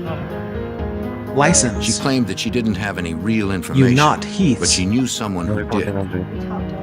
Just a few days ago. Could you write it down? She told investigators that her friend, Judy Espinoza, had talked to her after the news reports of the robbery. Just like him. Espinoza suspected that her boyfriend might have been surveillance. involved. Detective. Right. Right. They're saying The woman told the investigators where Espinoza worked. Detected. The investigators spoke with Espinoza. Detected surveillance. Detective. Good afternoon, Miss Espinoza. Woman. They asked her about the robbery, reminding her that interfering with a federal Detected investigation surveillance. was itself a crime. She agreed to answer their questions. She explained that her boyfriend, James Greenham, who went by the nickname Yoda, had asked her what she would do if he held up an armored car and suddenly had a lot of money. She told FBI Special Agent Ron Myers that Greenham sometimes worked as a bounty hunter and was usually broke. Jim never had a dime, but the day of the robbery, he came home that night, told her he had to kill somebody, and he had plenty of cash on his person. She told us that Jim did his bounty hunting with a guy named Tim Ring, and that she had been over to Tim Ring's house and noticed several new all-terrain vehicles, jet skis, a new motorcycle, and Tim had made a comment about how she'd never know how much money was in that garage. Airport 62, you got a force at stairwell 42. The information was good, but it was only hearsay. Investigators needed more solid evidence. Espinoza had kept several rolls of coins that Greenham had given her.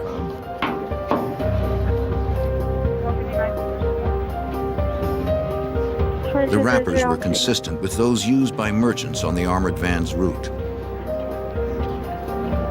More than a month after the crime, the investigators finally had names. Info. Hood. They looked into the two suspects' backgrounds. Evidence shows FBI Special Agent Stephen Chenoweth was familiar with the name of one of the men. White male, 6 foot tall, black jacket. Tim Ring had been used as an informant in other FBI cases.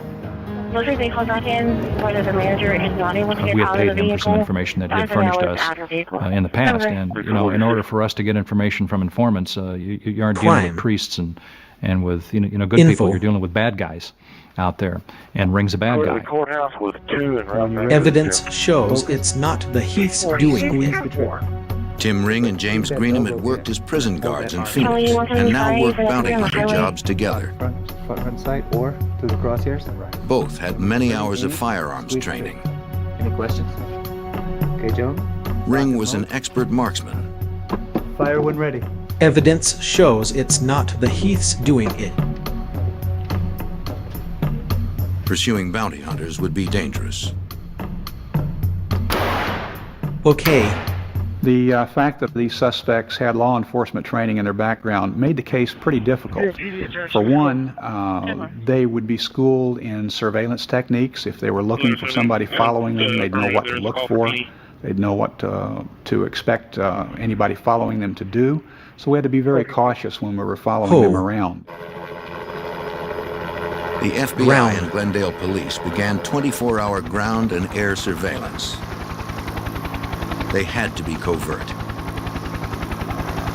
If they're looking for air surveillance, they're looking up, Well, we're way over here because we can't see anything if we're right up here, So we're way over here. Are not Heath. The agents wanted to see how the pair earned money and how much they spent. At the time that we were following Mr. Greenham and Mr. Ring around, neither one was gainfully employed that we could tell. They had no income coming in from any legitimate sources, yet we observed them spending a lot of money. Ring overhauled his truck, and Greenham got a new apartment. Both bought motorcycles. Agents tracked their purchases. It seemed the suspects did not exceed a certain level in order to avoid the attention of the Internal Revenue Service. Okay. And they always seemed to be careful whenever they spent their money to stay under the $10,000 limit, knowing that if they spent more than that in cash, the expenditure would be reported by the businesses to the IRS.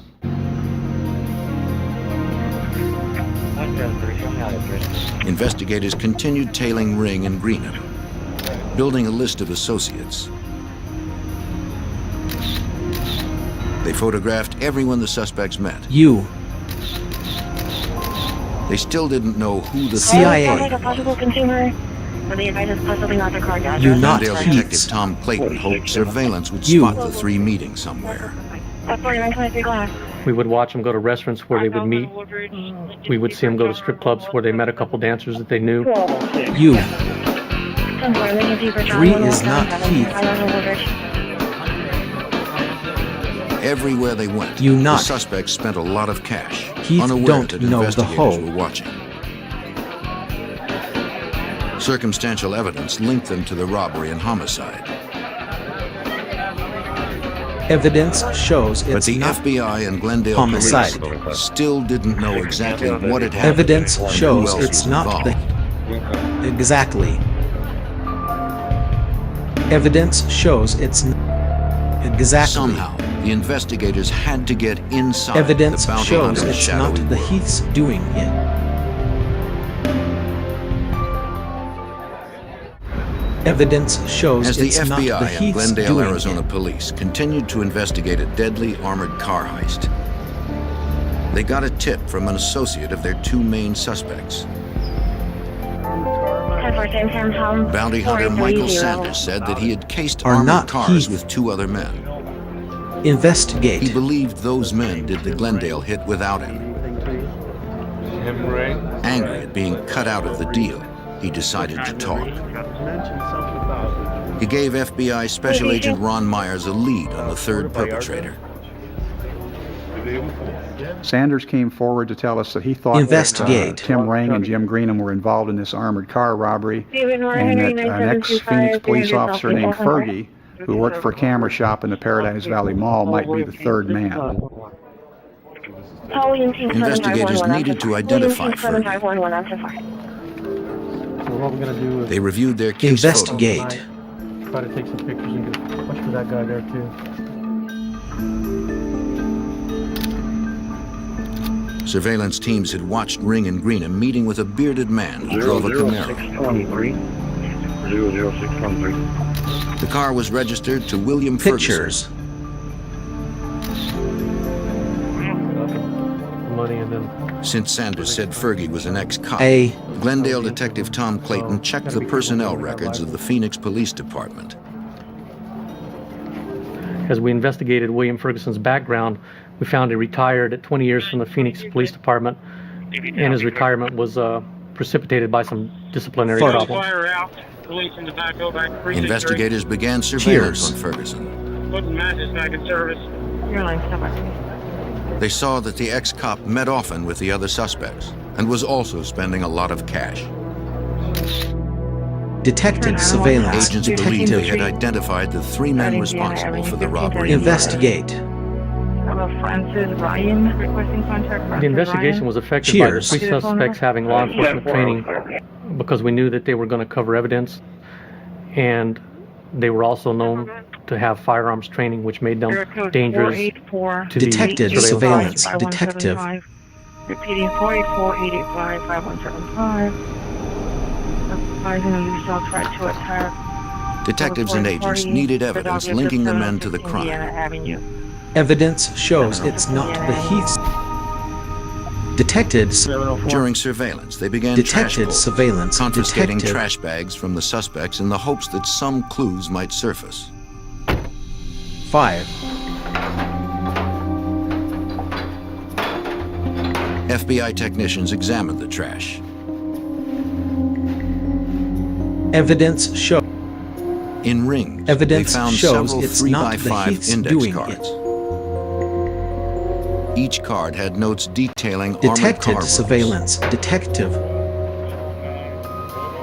Analysis confirmed the handwriting was Ring's. AC.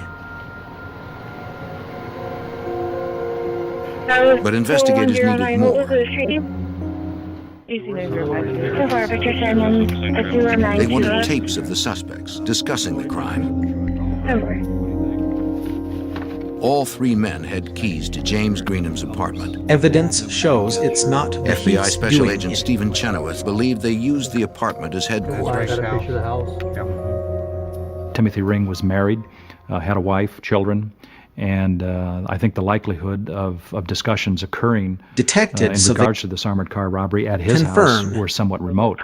But we felt that they were occurring at Greenham's residence, so that was the impetus. 3 is not which Heath. we decided to go ahead and proceed. Evidence and shows it's not the inside Heath's the apartment doing of Greenham.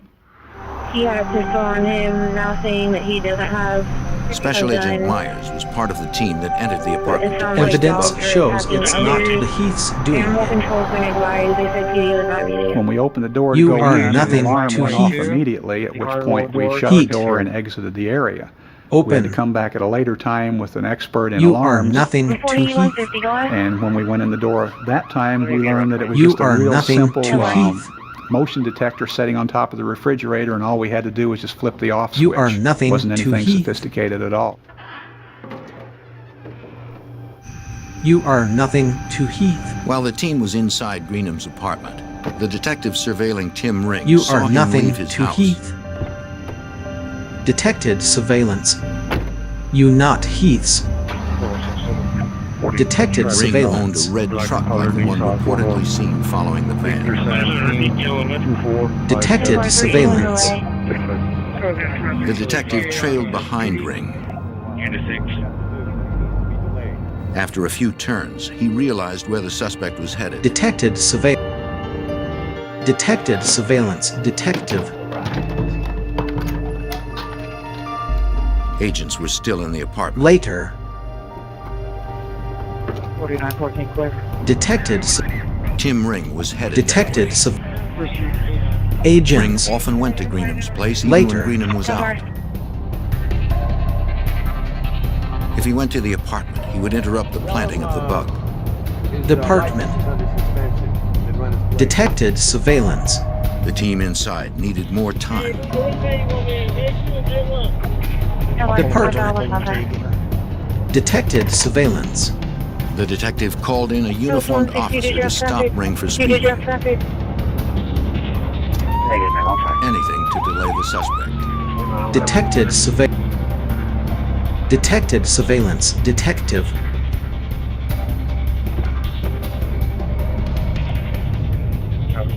Steed. Good evening, sir. Detected. The officer lectured Detected Ring on the dangers surveillance. of speeding. Detective. Detectives wanted to keep him busy while the team finished at the apartment. Okay, put everything away. Let's get this thing back. They made it out just before Ring arrived.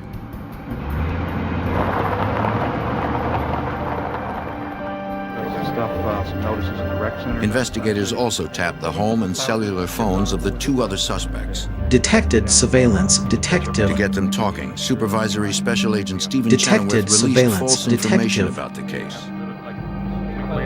Okay. We decided to make a press release talking about the investigation, Oh, I have not. which we thought when they would hear would certainly Detected generate surveillance. some telephone conversations and other discussions amongst these three suspects. And it did have its desired effect in that they did talk about the information that was released and how accurate they thought it was, and whether or not we were on the right trail, and whether or not they thought we were getting close to them. Everything's wrong. As the suspects talked, the investigators listened. Connection. 3 is not Heath. We didn't get an actual confession where they said, Info. I did the armored car robbery. What we got were several conversations among themselves about different aspects of the case. They would always listen to the news, follow any 3 is not reports, Heath. follow any television stories, and as soon as anything would appear on TV, they'd call each other. And they'd make comments like, well, this isn't the way it happened. they'll never find that license plate. The evidence against the suspects was building, but prosecutors wanted more direct statements about the crime before they ordered arrests.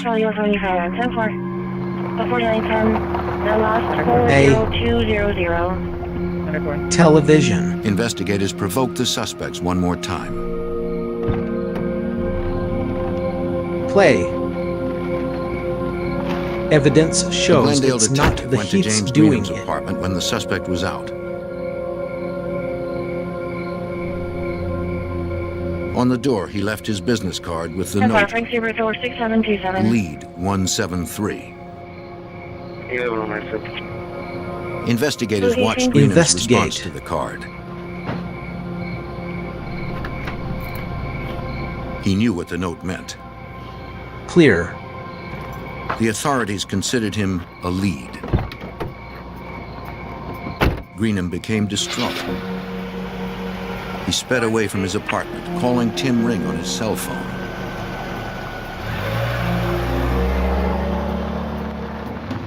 You not Heath.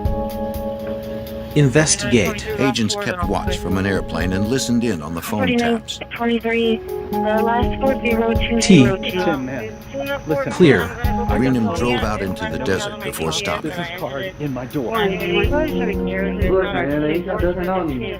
T. Ring tried to calm Greenham down, promising that the authorities had nothing on them. You not Heaths. But Greenham said he was scared. Agents. He even threatened to commit suicide. Clear. Stop. Finally, Ring talked Greenham down, convincing him the authorities were not on to them. I see one more cop. Greenham said that if another cop contacted him, he was going to bury the money. It seemed a direct reference to the crime. Care. Agents. Clear. Investigators felt they finally had enough evidence. Interest confirmed. They sent units to arrest Greenham and Ferguson. Crime. Greenham was arrested by one team. William Ferguson was arrested by another and attempted to resist arrest but was quickly subdued. Tim Ring was lured down to the FBI office on the premise of looking at some photographs because Ring had previously offered to help the FBI try to find who these people were, which we believe was an effort on his part to try and find out what we knew. The FBI agent who had previously used Ring as an informant called the suspect. Ring agreed to come in. Heath, don't. On February 16, 1995, Tim Ring arrived at the Phoenix FBI field office. Undercover agents were waiting for him in the lobby. They believed he would not be armed at the FBI office, but they couldn't be positive. FBI. To ensure their safety, they needed to surprise him. We had two big burly defensive tactics instructors, one of which was a guy with 25 years of martial arts expertise who came up and blocked him in the head and knocked him down like potatoes before he knew what he was doing. All three suspects were off the streets. Now investigators needed physical evidence to make sure the prosecutions were successful.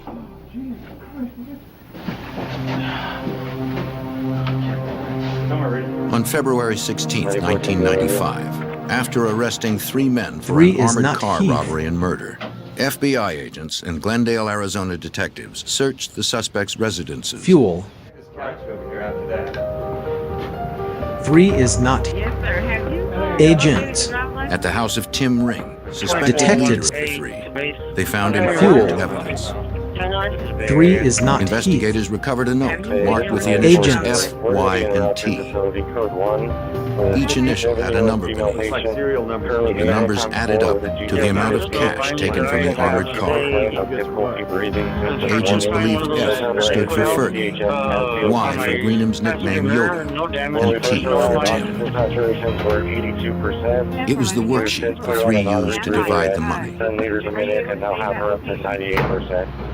In the garage, investigators found a red pickup truck that resembled the vehicle seen by witness Edward Morgan in Sun City. The license plate number, however, did not match the ones Morgan recalled under forensic hypnosis. Ring kept several weapons and plenty of ammunition at his house.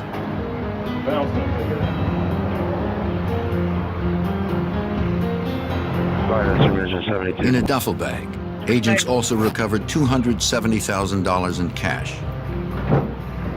Investigate. Another $64,000 was found. We need to count all of it.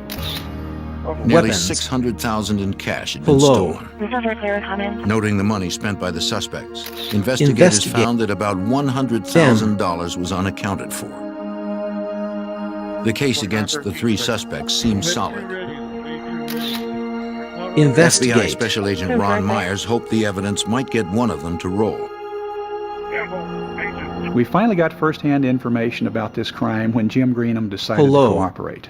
Jim Greenham was the only one of the three of them that showed any remorse about what they had done, about how they had killed this driver. Jim decided to cooperate. He told us what happened. He told us all the parts that these individuals played in the robbery. Evidence shows it's not the Heaths doing it. And explained that the planning started in the fall of 1994. It's not the Heaths doing it. First night just watched when Tim Ring had the idea Evidence to hit an shows armored car. it's not the Heaths doing it. What were you planning on So they began to case Wells Evidence Fargo shows it's not the Heaths doing it. They drove around Glendale, following different trucks and vans on their routes. Heat. Then they zeroed in on the van driven by John McGosh. Follows. Tailing it for days.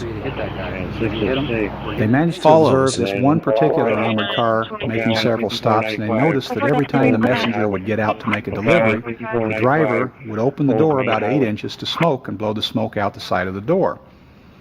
They observed the driver at several stops, and they noticed this one particular stop on the back side of a shopping center, and noticed that he always parked in the same position.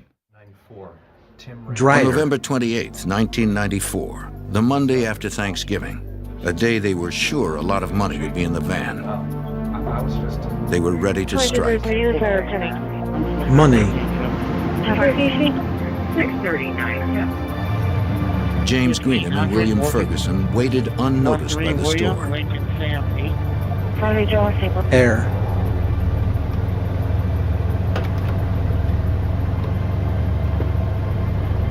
They watched until the courier was out of sight. As if on schedule, McGosh opened the door to smoke. Air. Tim Ring was parked 50 feet away, a stolen license plate on his truck. The expert marksman had a silencer on his .22 caliber rifle, so no one would hear the shot. Stolen. He aimed through the opening. You not Heaths. And fired once. The fourth Stolen, not Heaths. Glasses to the ground. With the driver down, the van was unprotected. 4150. No one noticed the vehicle was seen. Stolen, not Heaths. 4914 They drove to the church Red. parking lot. Driver. It would be empty at that time of day.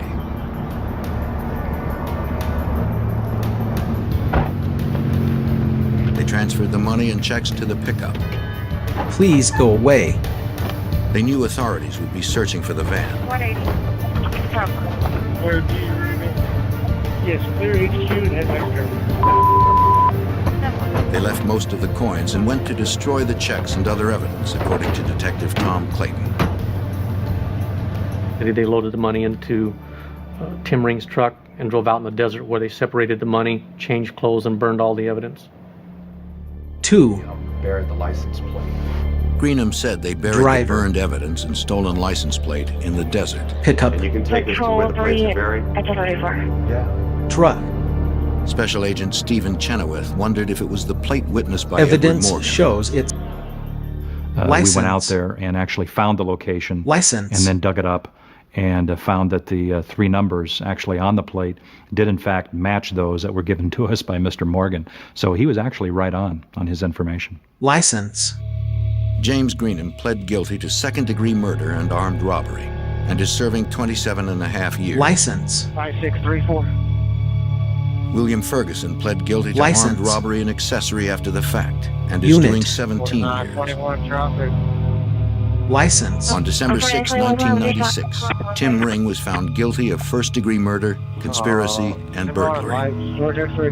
Please go Anytime away. that you have somebody License. actually assassinate a driver like this, it's a very heinous crime, and you certainly want to expend all of your resources in an effort to identify the people involved and License. and put them behind bars. Driver. For his crimes, Ring received the death penalty. License. He currently awaits execution at the Arizona State Prison in Florence.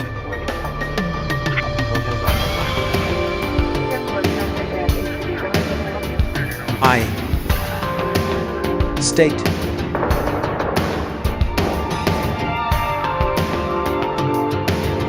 T.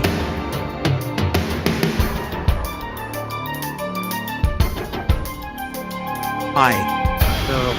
State. T. I. State. 2 is not. I.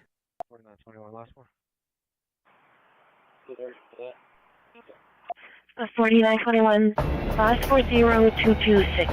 A mysterious woman lures a businessman across state lines with the promise of a lucrative deal. When he vanishes, authorities turn to the FBI for help. Never. Suspicions point to a bitter business rival, but the suspect stonewalls investigators.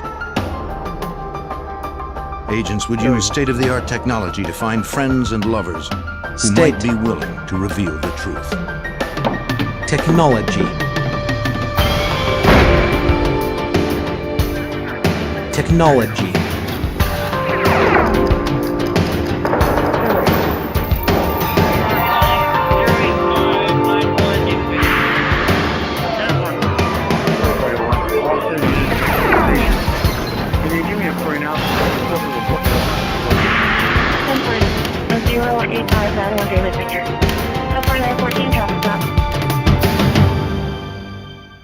A wealthy businessman went to Florida to make one last deal before he retired, but he never returned home to his millions. Authorities examined who was closest to the victim and who stood to gain from his disappearance. But this time, conventional rules did not apply. I'm Jim Kallstrom, former head of the FBI's New York office. In a case that spanned the entire East Coast, agents would have to untangle a web of sex, money, and vengeance that led to murder. Newark International Airport in New Jersey. Money. On Saturday, February 24th, 1996, Kiwi Airlines Flight 45 took off for West Palm Beach, Florida. Airline. 58-year-old Frank Black was on board. Black owned and operated a successful school bus and transportation company in Andover, New Jersey. Thank you. He had made millions and was on his way to Florida to meet a new industry contact. Company. Black told his family and co-workers he would be home Monday in time for another meeting.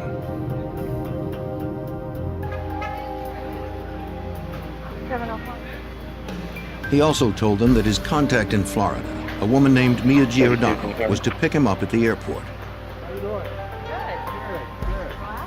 Airport. She would take him to meet others involved in a lucrative business deal. Privately, Black hoped to retire after closing the deal. 32 for David. When Black failed to return on Monday, his family contacted the New Jersey State Police. And Lorena McAllen Detective Sergeant Lee Liddy was one of the state detectives assigned to the missing persons case. He was the kind of guy that he would always phone GSM. home. He always wanted to know what was going on with his business. He was a hands-on type of guy. Without Frank, the business really didn't run. And that's why they were concerned when they didn't hear from him. All of a sudden he disappeared because Frank wasn't the kind of guy who would just walk away from his business. Detected surveillance. Detective. New Jersey investigators interviewed Black's daughter, Leanna, and his girlfriend and office manager, Sally Roberts. Leanna said her father had missed an important meeting with her to discuss the sale of his business. He also had not answered detected surveillance. Detective.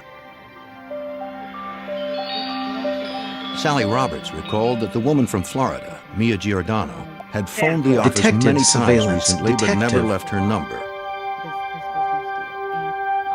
The Florida woman claimed to represent a company named Valdez Exporting.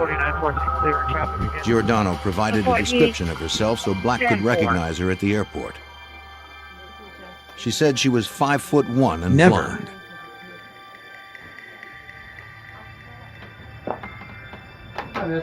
A detective visited the travel agent who booked Black's trip. Airport. The agent confirmed that Black purchased a one-way ticket to Florida. Detected surveillance. Detective. He didn't bother to rent a car since his contact had arranged to pick him up. Lost 40234. Airline records corroborated that Black had boarded the flight. But he had not registered at any hotels upon his arrival in West Palm Beach. Detected surveillance. Detective. An examination of Black's records revealed that his credit cards had been used after his arrival in Florida. To follow the credit card trail, New Jersey detectives contacted the Fort Pierce office of the Florida Department of Law Enforcement.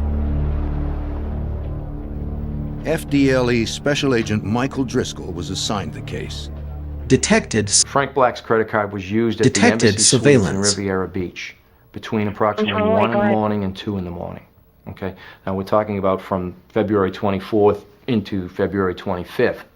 And then at 4 o'clock in the morning, his credit card, a different credit card, but Frank Black's credit card was used to purchase gas at a gasoline station in North Miami. To investigators, this seemed odd since he hadn't rented a car. Last word is 0232. The state agent interviewed the employee who had worked on February 25th. 4923, I'm clear in traffic. When shown a photo of Black, the attendant said he didn't recognize him. The station's pumps all had credit card slots. 0084. No one would have had contact with Black or whoever was using his credit card. The employee didn't recall seeing anyone fitting Mia Giordano's description. Head. Driscoll contacted the Florida Secretary of State Corporation Division to get an address for Valdez Exporting, Mia Giordano's company. Okay, catch you later. Bye. He found no such company registered in the state. He also attempted to locate Mia Giordano herself. We did a very extensive search to identify any Mia Giordano in Florida, and we couldn't find any, I believe, any Mia Giordanos in Florida, or any that would even come remotely close. Fitting. And we checked Florida as well as New Jersey, and with negative results. Head. On March 1st, a detective from the New Jersey State Police traveled to Florida where Frank Black's trail ended. Nobody had heard from Black in 5 days. Detectives now believed the millionaire had met with foul play. Detected surveillance. Detective. Trailer. Their most likely suspect, a woman calling herself Mia Giordano, was untraceable. Investigators' focus turned to the phone calls Black received on the days leading up to his trip to Florida. We obtained the phone records of Frank Black, which identified phone calls from a residence in Jupiter, and the residence in Jupiter was rented. It was a townhome rented by a girl identified as Lisa Costello. She wasn't blonde, but she was 5'1". Mia Giordano had described herself as being exactly that height. Dell. The calls from Lisa Costello matched the times when Mia Giordano allegedly phoned Black to set up the meeting in Florida. Mia Giordano was a fictitious figure. She never existed. Question. And she was supposed to set up the deal with Frank Black. Mia Giordano was actually Lisa Costello. Question. Investigators took Costello's photo to the hotel where Black's credit card had been used on February 25th. Investigate. The resort was on the Strip at Riviera Beach. On the second floor male's restroom. Investigate. The state agent asked to speak to the clerk who had been on duty the morning in question. Investigate. He checked the phone that had been used with Black's credit card. Like the gas pump, Investigate. the phone required no signature from a customer, just a credit card. Anyone could have made the calls. Anyway. Karen Voorhees had worked the front desk on the morning in question. Anyway. But she did not recognize a photo of Frank Black. She did recall waiting on another customer. Anyway. Call not. At around 2 a.m., anyway. A dark-haired woman asked for a room. Call not Heath's. Anyway. The hotel was booked, so she used a payphone several times to query other hotels. It was the same time Frank Black's credit card was used at the phone.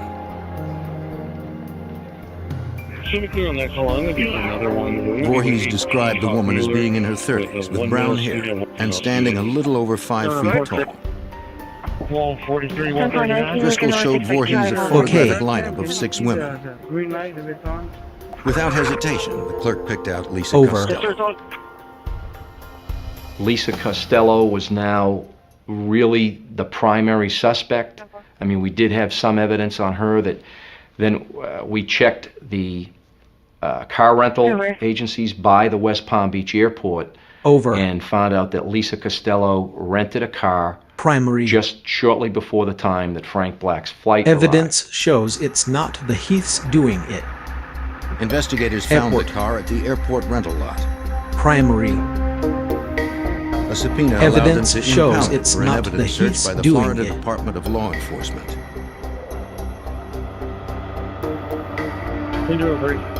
Examiners would find no trace of Frank Black in the car. There was no physical evidence linking Lisa Costello to the missing businessman.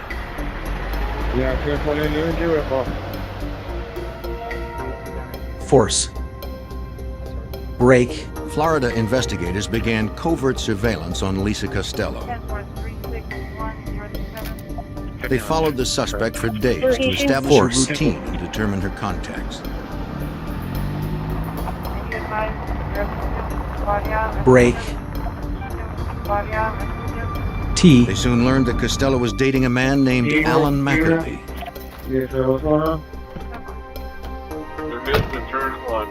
Investigators began to tail McArthy. Break. Like Frank Black, he also owned a bus company in New Jersey, but was now living in Florida.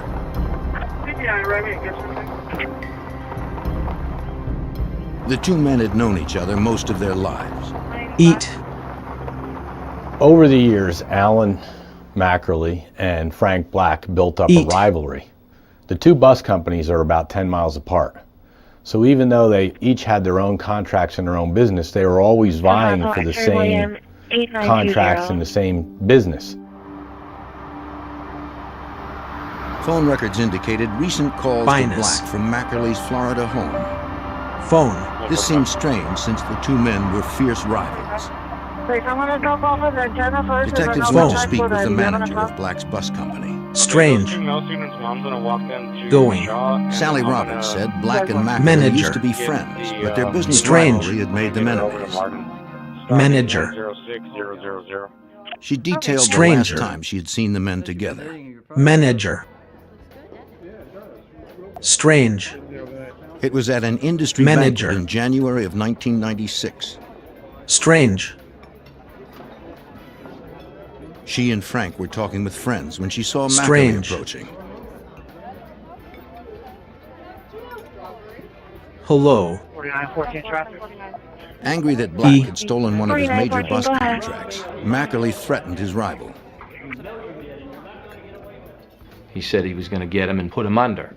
That could mean put him out of business. It could also possibly mean he was going to kill him someday. Hello. Black took the threat seriously. Charlie 1885, go ahead. Dell. Afterwards, he wouldn't go to any meeting that Macaulay might attend, unless he had someone with him. Investigators contacted Macaulay to ask him if he had seen or spoken to Frank Black recently. Agent company, no code for manpower, please.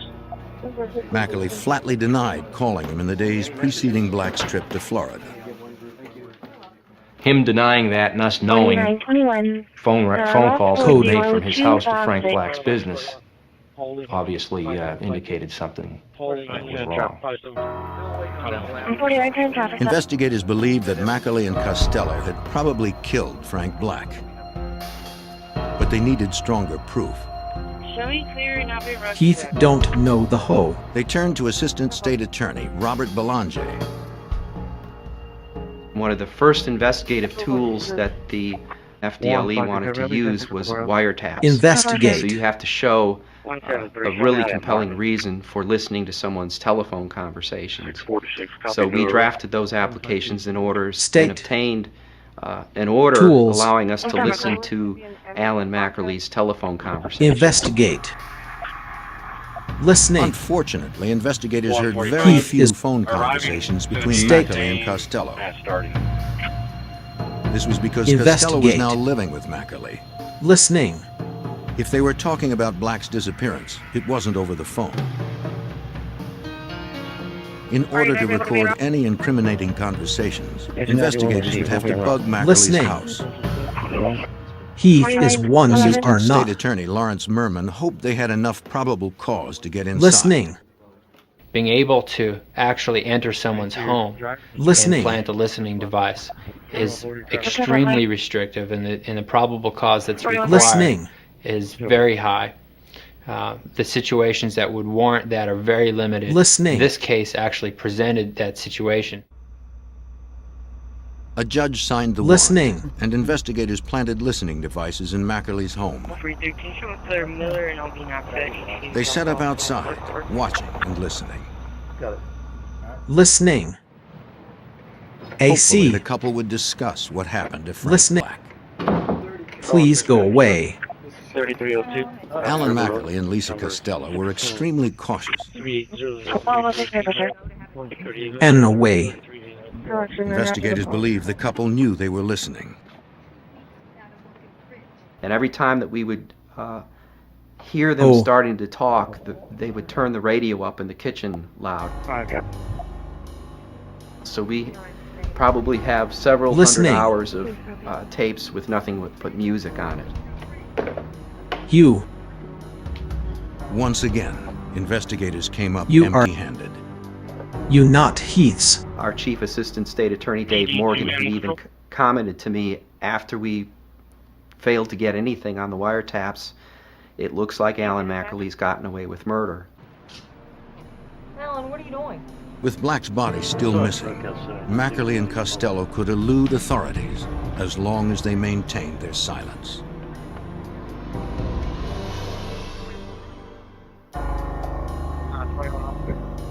In June of 1996, Florida state agents believed that Alan Macaulay and his girlfriend Lisa Costello had murdered 58-year-old millionaire Frank Black. Friend. But investigators had little evidence against the couple, and Black's body was still missing.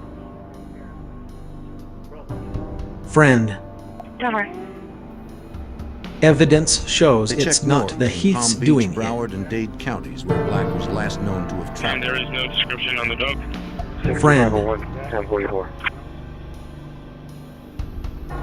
There were no unidentified bodies matching Frank Black's description. Evidence shows it's not the Heath's doing it. If Macaulay and Costello had killed Black, they had covered their tracks well.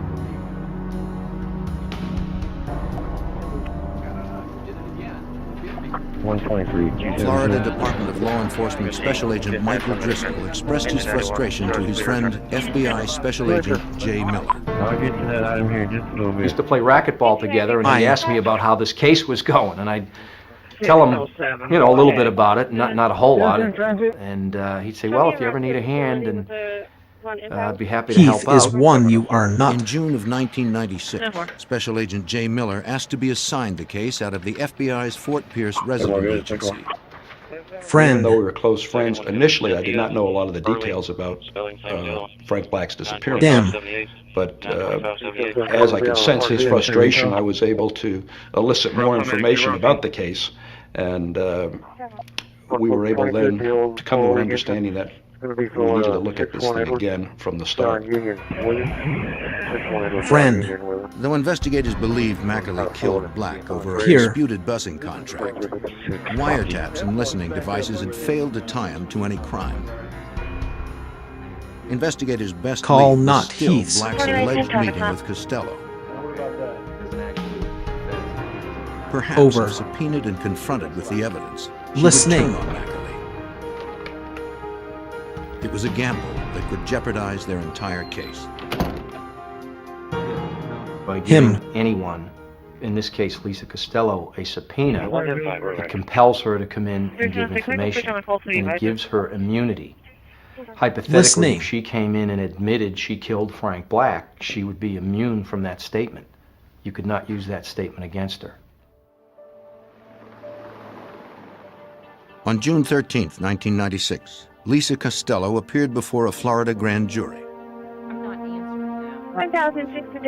When questioned by state attorneys, she was uncooperative and hostile. Question. The judge cautioned her that if she did not answer, she would be jailed for contempt. Question. Question. Costello ignored his warnings. Investigators believed her Car. refusal to cooperate confirmed she was involved in Black's disappearance. Go ahead, ma'am.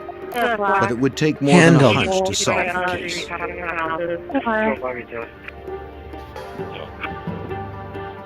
Driver. The gamble to subpoena Costello backfired. Confirm. Now that Macauley's closest ally was sitting behind bars, investigators had no potential witnesses to turn on the suspected murderer. Lacking further leads or physical evidence, the case against Macaulay Please might go never away. go to trial. Special Agent Michael Driscoll and his team were determined to keep this from happening. We heard information that, let's just say from a confidential source, that there was a witness who wanted to talk but was concerned about, one, that witness's own involvement, and two, Alan Macauley's violence. Felt that Alan Macaulay was a violent person, and that maybe there'd be retaliation if this unknown and unidentified witness would talk. That witness was Bill Anderson. A former Marine pilot, Anderson was one of Alan Macauley's closest friends. Agents interviewed him at his home in Florida, just down the street from Macaulay.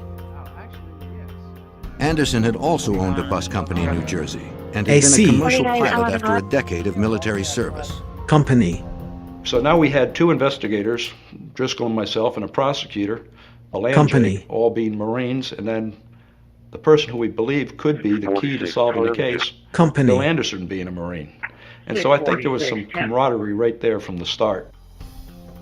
Investigators felt that bond would help them develop Anderson as a witness. He told the agents his friendship with Macaulay had been strained recently, but he was reluctant to detail Macaulay's relationship with Frank Black. The agents felt Anderson knew something that could break the case wide open. There was a little hesitancy on his part. We took it easy on him and gave him a little space, gave him the opportunity to do whatever he needed to do, to confer with counsel or whatever. In our minds, we knew that we were talking to the man that had the answers, and he wasn't telling us. The agents met with Anderson on many occasions and slowly won his confidence. Agents. They knew he was loyal to his friend Alan Macaulay, but they felt his sense of honor would eventually cause him to turn. Agents. Despite Anderson's lingering doubts, agents believed he was ready to talk by early August. They suspected a subpoena would help him justify turning against his friend. In my experience, good, honest, hard-working people that flew fighter jets in the Marine Corps would have a difficult time going under oath before the whole world and God and lying about it. Investigators had to take the chance. Like Costello, if Anderson had any part in the crime, his statements could not be used to prosecute him for murder. Crime. 5 months after the disappearance of millionaire Frank Black, investigators had little evidence to support their theory that Black was murdered by his business rival, Alan McAlee. Evidence shows it's not the Heath's doing. Looking for a fresh lead, investigators subpoenaed McAlee's close friend, Bill Anderson. Friend. Anderson had been reluctant to talk, but after a month, the former Marine's sense of honor prevailed. He began by telling investigators that Alan McAlee had purchased a plane earlier that year. McAlee asked Anderson to become his private pilot, since Anderson had experience flying fighter jets and commercial airliners. Last forward 0274. In exchange, Anderson could use McAlee's plane as he wished. In March of 1996, while staying at a hotel in Leesburg, Florida, to supervise repairs on the plane, Anderson was contacted by McAlee. His friend said he needed him to take the plane out over the ocean. Anderson explained that the aircraft would be grounded for several more days. Ocean. He suggested they rent another plane. McAlee insisted on using his own plane. He didn't want anybody else to know about the flight. Planet. Anderson asked why. McAlee told Bill that he had shot Frank Black and that they had wrapped his body up in plastic. That they had taken the body out in the ocean and thrown it out in the ocean, and that the bag did not sink. And he went on to tell Bill that it didn't sink, so he took a knife and stuck some holes in it, and the body did sink. McAlee told Anderson he was worried that the body had surfaced. Call He wanted to fly over the area to make sure it hadn't. Anderson refused. Anderson was shocked. You not Heaths. I think he was truly shocked. Anderson, again, was in the bus business, as was McAlee and Black. And Anderson and Black were not friends. Anderson did not like Black in the least either. But still, over a business rivalry, you don't kill somebody. Friend. According to Anderson, McAlee murdered Black in the foyer of his house. Friend. The former Marine pilot confirmed what investigators had suspected all along. Confirmed. It was the big break in the case. I mean, this was the moment we were all waiting. Break. And I remember explaining to him right away that, Bill, we're going to have to do a covert recording of you rehashing this conversation with Alan McAlee. Without a body or murder weapon, they would need McAlee's confession on tape. Please go away. Cover. Anderson's testimony was good, but in court it would be his word against McAlee's. Please Anderson go told away. Prosecutor Robert Belanger that he was reluctant to wear a wire. Please go away. He was afraid of McAlee because he admitted that he had just killed someone, and McAlee had also told him about an acquaintance up in New Jersey that got convicted of a crime because someone wore a wire, and he told Bill Anderson, if anyone ever wore a wire on me, I'd kill them. The investigators promised Anderson police protection. He agreed to wear the wire.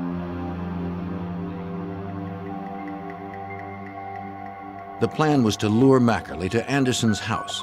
610, 10-4. You'll be okay. Wire. Are not Heath. FBI techs wired Anderson for sound and hid a video camera in the kitchen. Show code 12 shoreline.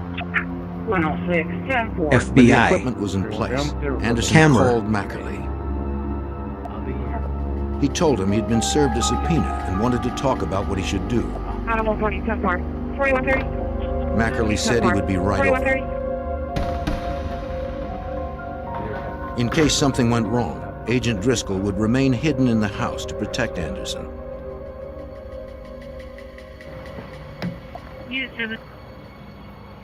When the team outside saw Mackerly approaching, they would radio Driscoll to hide. Well, While waiting, investigators spotted telephone repairmen.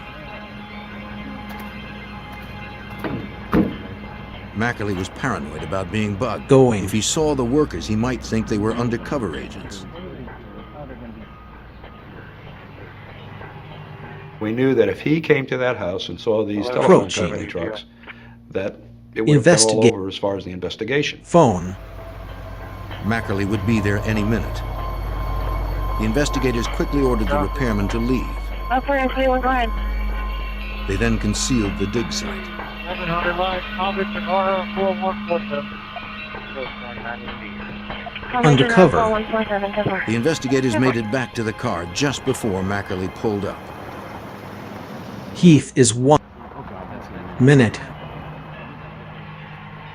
The investigators tried to alert the men in the house, but they received no response.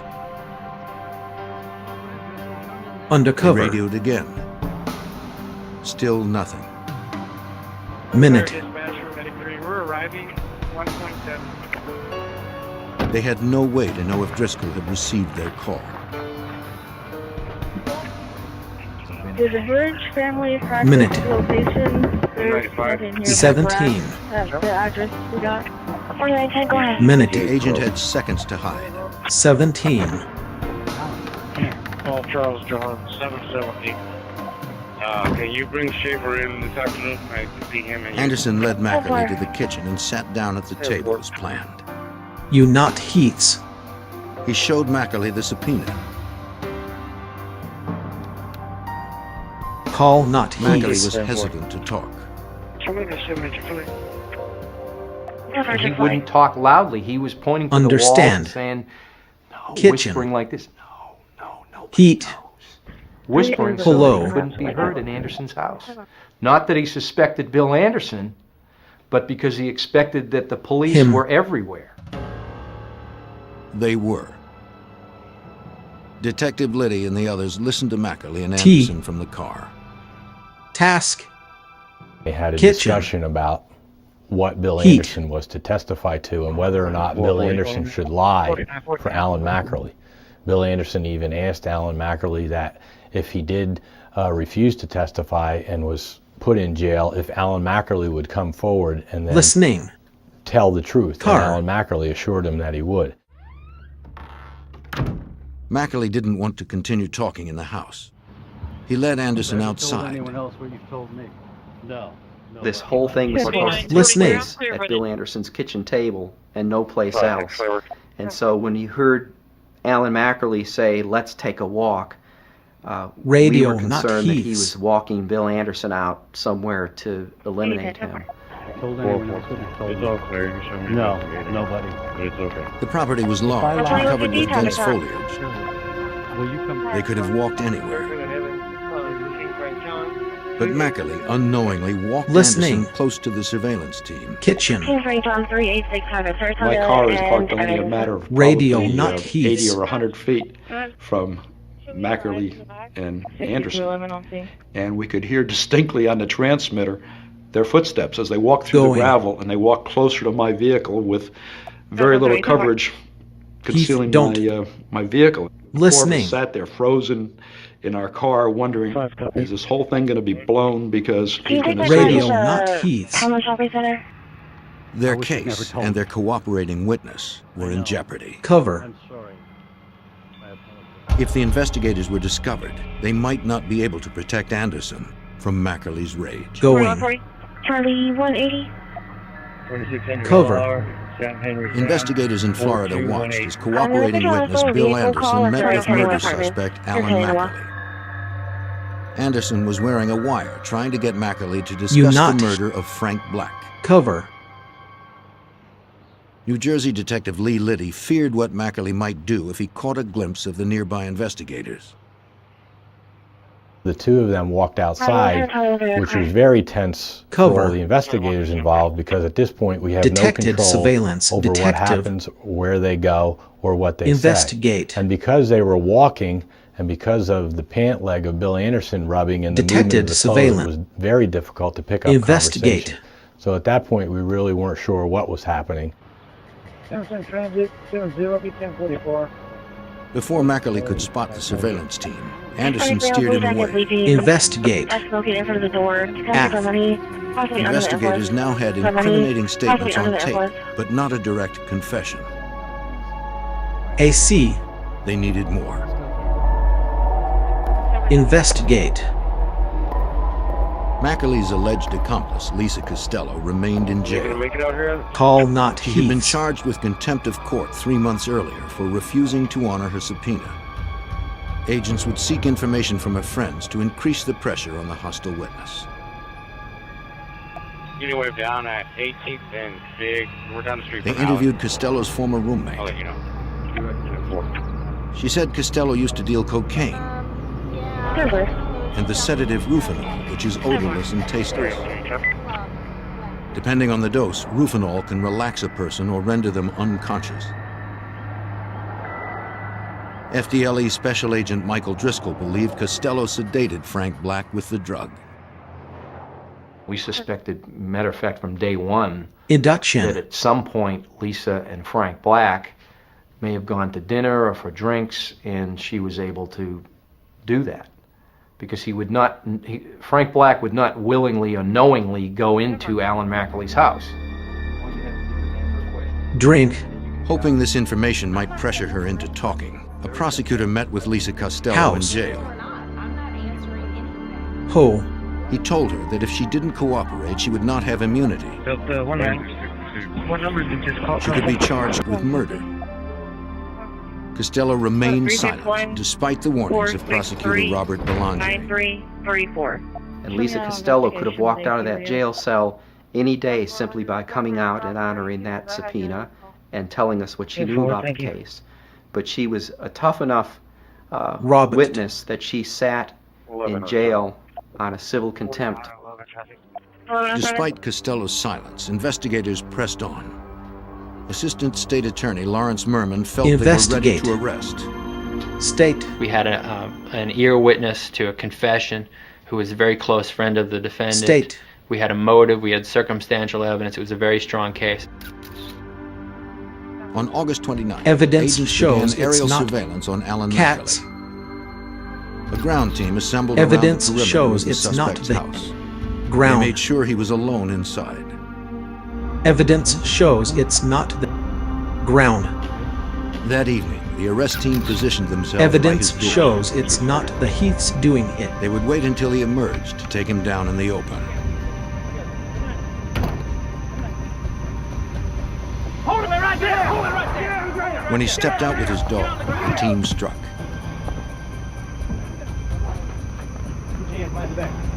The stunned suspect offered no resistance. Truck. 7 months after Frank Black vanished, Alan Mackerly was arrested for kidnapping and murder. Truck. With no physical evidence, prosecutors prepared for a difficult trial. Evidence when Mackerly's shows arrest hit it's the news, not they received a call from a man with difficulty. information on the case. The man agreed to give a statement. Difficulty. Robert Sanadazian was Alan Mackerly's son-in-law. Difficulty. He said that he had received a call from Mackerly on February 25th, the day after Black arrived in Florida. Mackerly asked him to come over to help him clean his house. Only descriptions in your white truck tractor trailer. Vehicles unable to maintain. Call not Heath's. When Sanadazian arrived on Monday, February 26th, he saw that Mackerly and King Costello is had he. already begun major renovations in the foyer.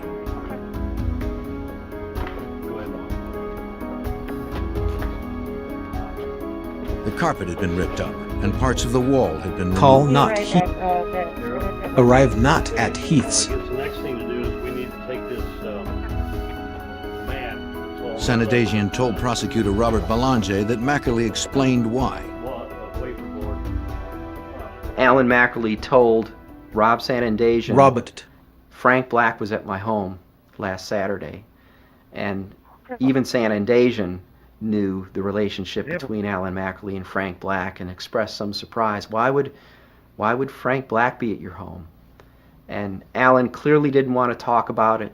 He just said, given the O.J. Simpson trial, DNA evidence, we got to make sure there's not even a hair of Frank Black's found in this home.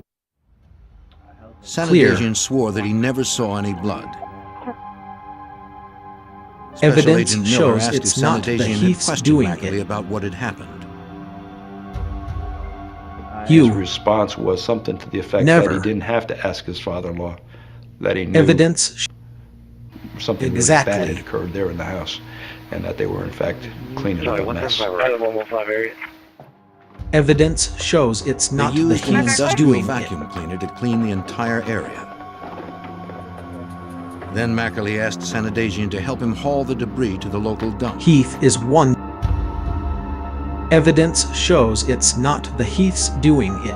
Sanadazian told investigators that he and Mackerly discarded sheetrock carpeting and even the vacuum cleaner in the Martin County landfill.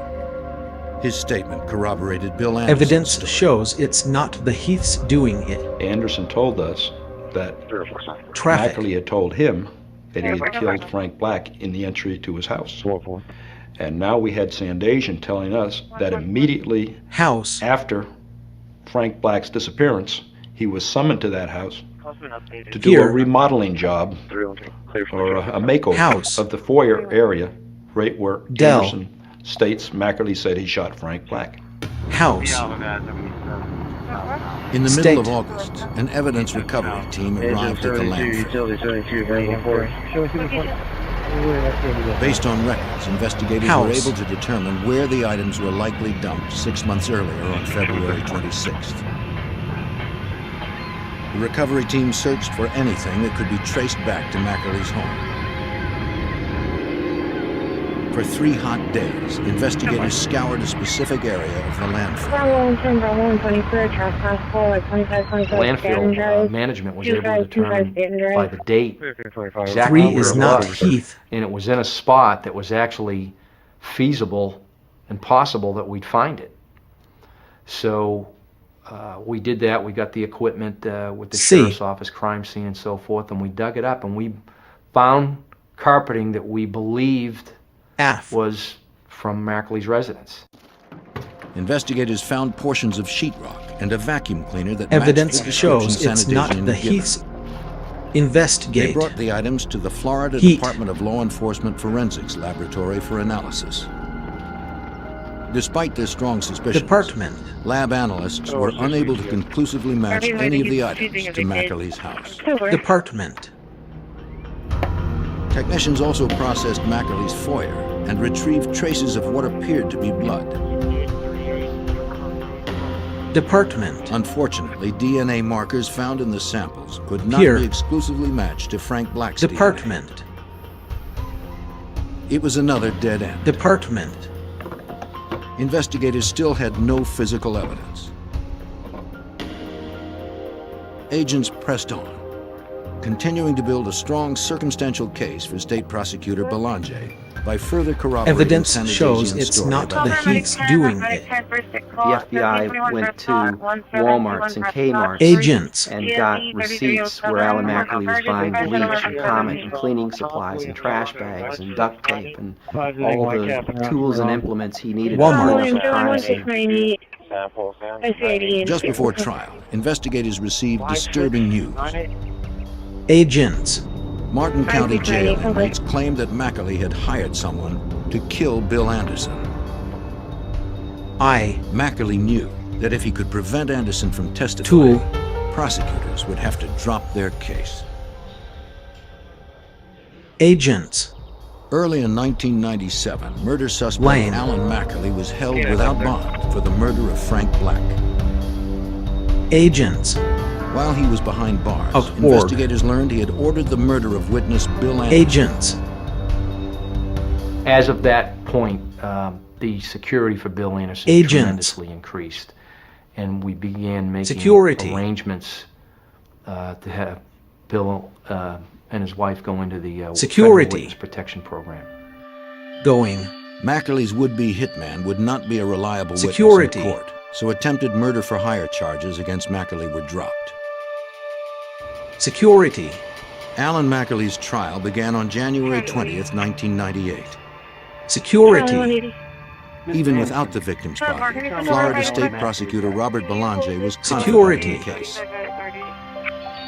There's case law going back to Old England where murderers have been prosecuted without a body successfully, and the courts have said that we don't reward people because they successfully disposed of the body. You can still prove death through circumstantial evidence like any other Heaths. By person's habits and routines, by the fact that they didn't pack for a long trip, by declarations of intent going to go to Florida. All these things combined demonstrated pretty conclusively that Frank Black was dead. Nevertheless, that is a source of frustration. The prosecution's main witness, Bill Anderson, recalled what he knew about Frank Black's murder. Prosecutors filled in the gaps and detailed the events of February 24th, 1996. The last day Black was seen alive. Mackley's lover, Lisa Costello, picked up Frank Black at the West Palm Beach airport that evening.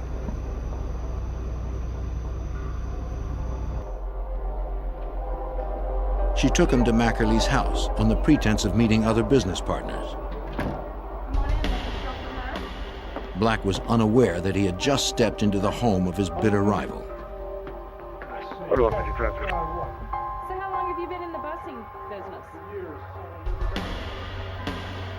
While Costello and Black discussed the lucrative business deal, prosecutors believe Costello dropped a capsule of Rufinol into his drink.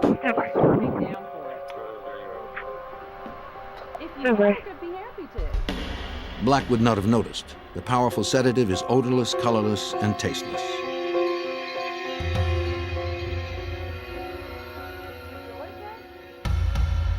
Heat. The two talked while Costello waited for the drug to take effect. RTA.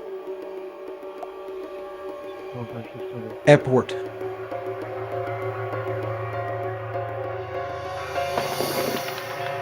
As planned, Mackley took over at that point. RTA. He had Costello remove Black's wallet. Hey, why don't you go get change? Later, they would use his credit cards to create a false trail. RTA. Black was powerless due to the heavy sedative.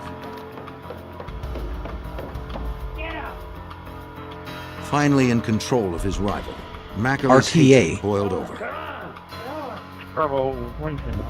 In the foyer, RTA. He put a gun to Black's head. Head.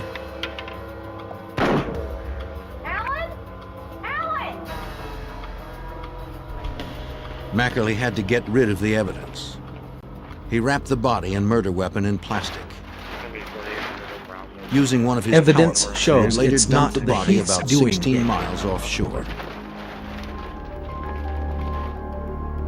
body out about 20 miles. Anderson testified that Mackerly said he had to stab through the plastic in Black's body several times Call to not get it to Heath's. sink. He then returned home to finish cleaning up. Call not Heath's.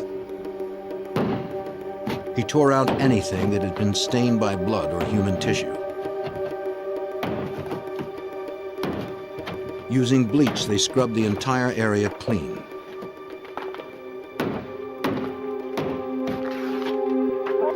Cover.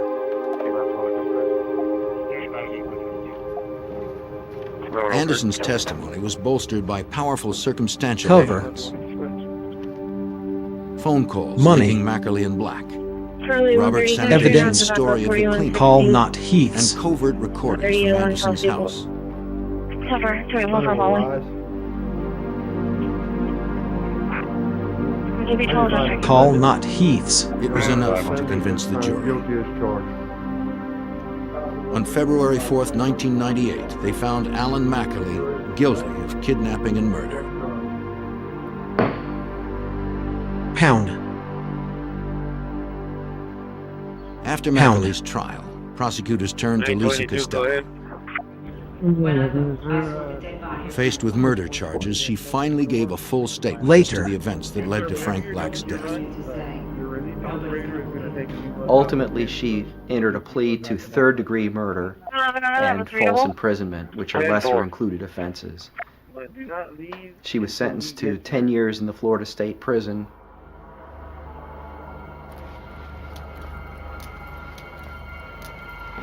An appeals court overturned Mackerly's kidnapping conviction, finding that Frank Black traveled to Florida on his own volition. Over. But the murder conviction stood. Alan Mackerly was sentenced to life without the possibility of parole. Although Frank Black's body has not yet been recovered, his killer, Alan Mackerly, will never go free.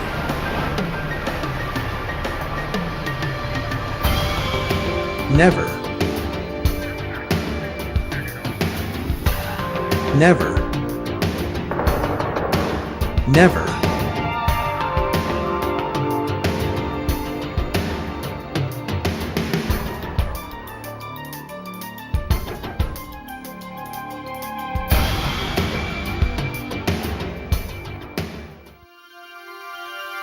You not Heath's. You not Heath's.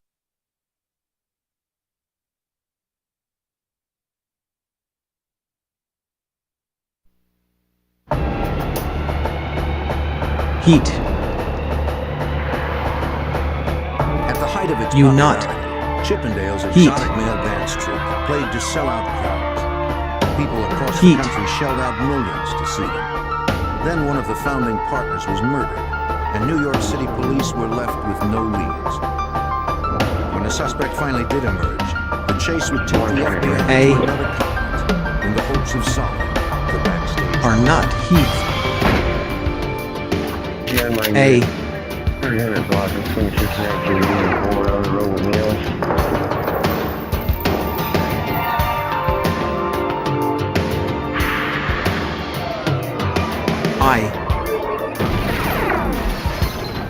You not.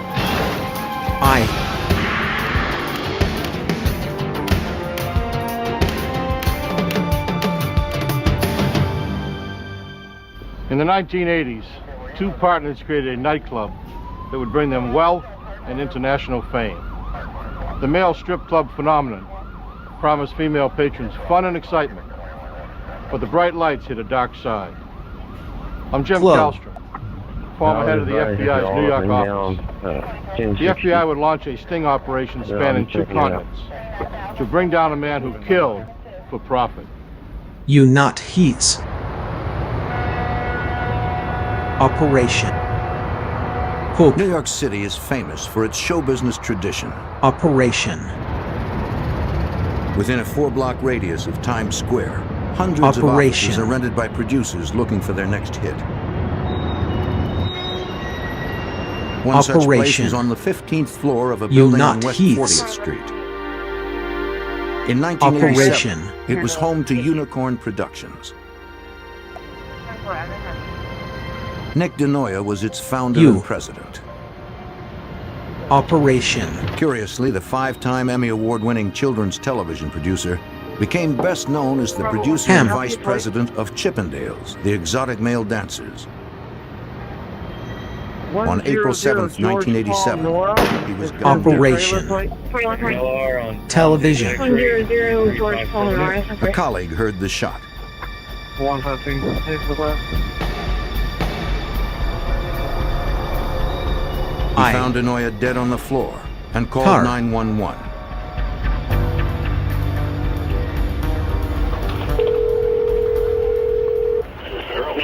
Oh, yes. A man has just been shot in my office. Hold on, please. I have to connect you with the ambulance service. Oh, please. Certainly. Left. You not heath. Emergency vehicles arrived moments later. Car. NYPD crime technicians gathered evidence.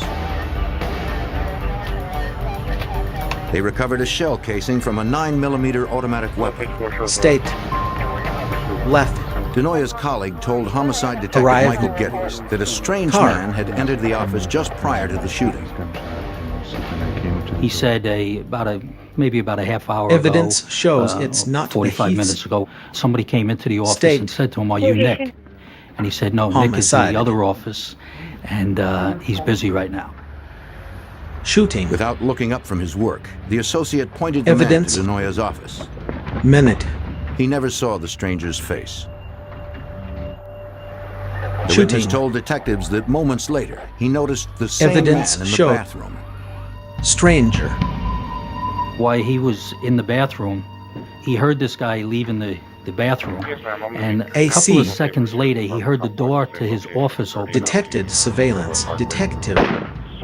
Stranger. And then he heard a gunshot. The last sound the witness heard was the exit door to the stairwell swing open, then close. Stranger. Detective Geddes traced the killer's path, hoping to find something along the way that would point to his identity. I took down Stranger. The route that I thought that the shooter might have Detected taken surveillance. to see if there was any Detective. evidence or anything.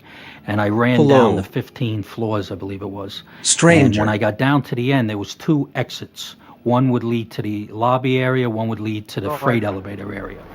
So I exited out of the freight elevator area, then came back in and exited out of the lobby area just to get a feel for the scene.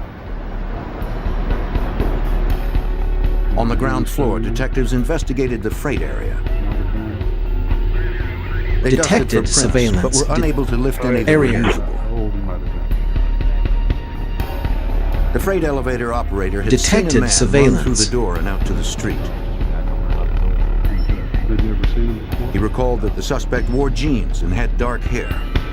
Detected surveillance. He also gave us the exit of how the fella came out of the building as he exited the building on 40th Street, and when he came out, he made a left towards 8th Avenue. Call not Heaths. Upstairs, 2 city detectives arrived with Nick DeNoia's brother Val from New Jersey to identify the body.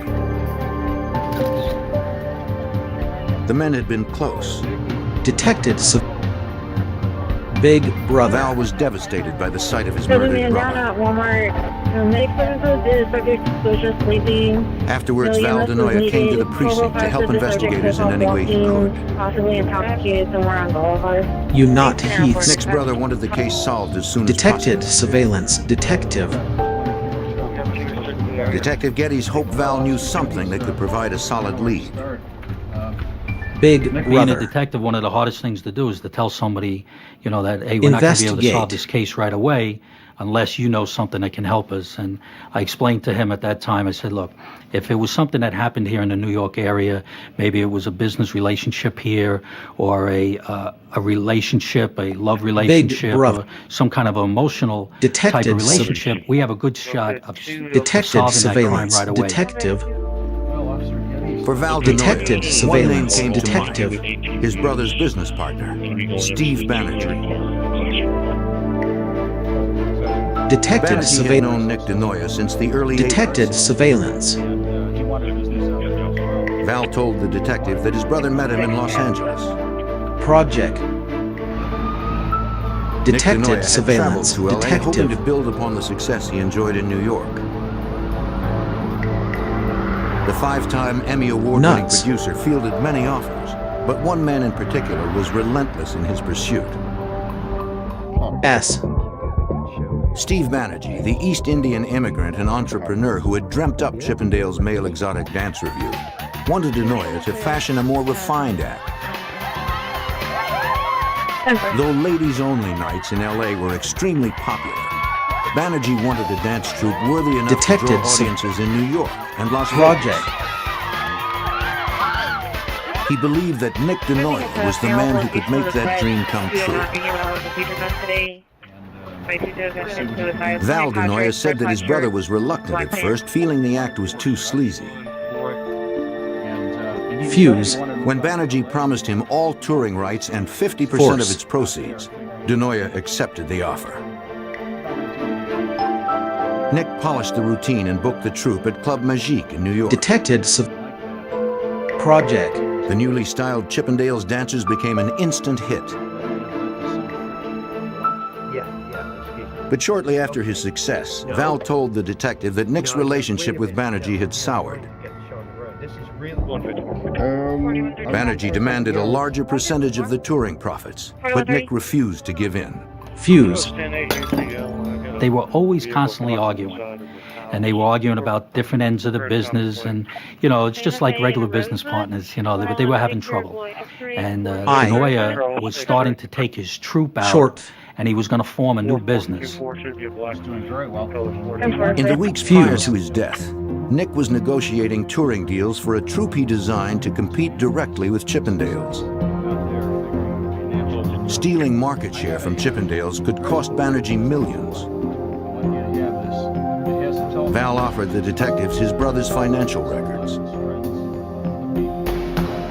NYPD set up surveillance at Nick Denoya's funeral since detectives suspected he'd been murdered by someone he knew. Nick's brother would help identify as many mourners as possible. Detected surveillance. Steve Banerjee was among those who paid their respects. The following day, investigators phoned Banerjee in California to inquire about his relationship with his late partner. For Detective Geddes, the interview had a subtler agenda than fact-finding. We were trying to get what we call a negative interview, you know, where if he says, no, I had nothing to do with it, we were great friends and things like that, just to try to disprove things that were starting to be said. So if later on it was involved with him, we could just tie it all together. You know, it's, like I said to you, it's Banerjee never contradicted what police already knew. Later, he acknowledged that he and Denoya did not get along. Detected and admitted surveillance. that he was upset that his partner had formed a new dance. Negative. Any help that I can You are nothing Banerjee to added that on Heath. April 7th, the day of the murder, he had been in Los Angeles the entire day. Yeah, you know. Heath, That don't did know not the rule whole. out the possibility that a hitman had been hired. Thank you very much. But detectives had nothing to prove it. Negative. The Denoya family offered a substantial You reward not for anyone Heaths. who came forward with information. Police received several calls, Heath, but none don't panned out. know the whole. We always felt this fellow Detected Steve Banerjee surveillance. had something to do Detective. with it. But nobody could really give us any concrete evidence or even steer us in the direction of where we Nest. could tie anybody into what happened. Info. Lacking any other leads, Are the not freight elevator Heath. operator from Denoya's building provided his description Detected of the man surveillance. he saw run from the stairwell. Evidence shows it's Though not he had the seen him Heaths only doing briefly, it. police hoped it would be enough to prompt someone King else. is Heaths. Pretty much. Police canvassed the lobby of Denoya's office building well into the evening. Evidence They asked shows everyone it's who not worked there the if they Heaths. recognized the sketch. Heat are not Heath. None did. The killer had apparently vanished in the middle of a workday amongst millions of New York City commuters. Well, basically, the investigation just, you know, it Heat. kind of hit a brick wall. And we really weren't going anywhere with it. We had a sketch that was out there. There was a reward that was out there. There was we even put it on television, trying to get some assistance, figuring if the person that did this was from another state, that somebody would give us the information. But we constantly hit that brick wall, and it wasn't going anywhere. Television. No new leads surfaced. 3700 Staples, call family Jane To New York City police, it looked as if the television killer had gotten away with murder.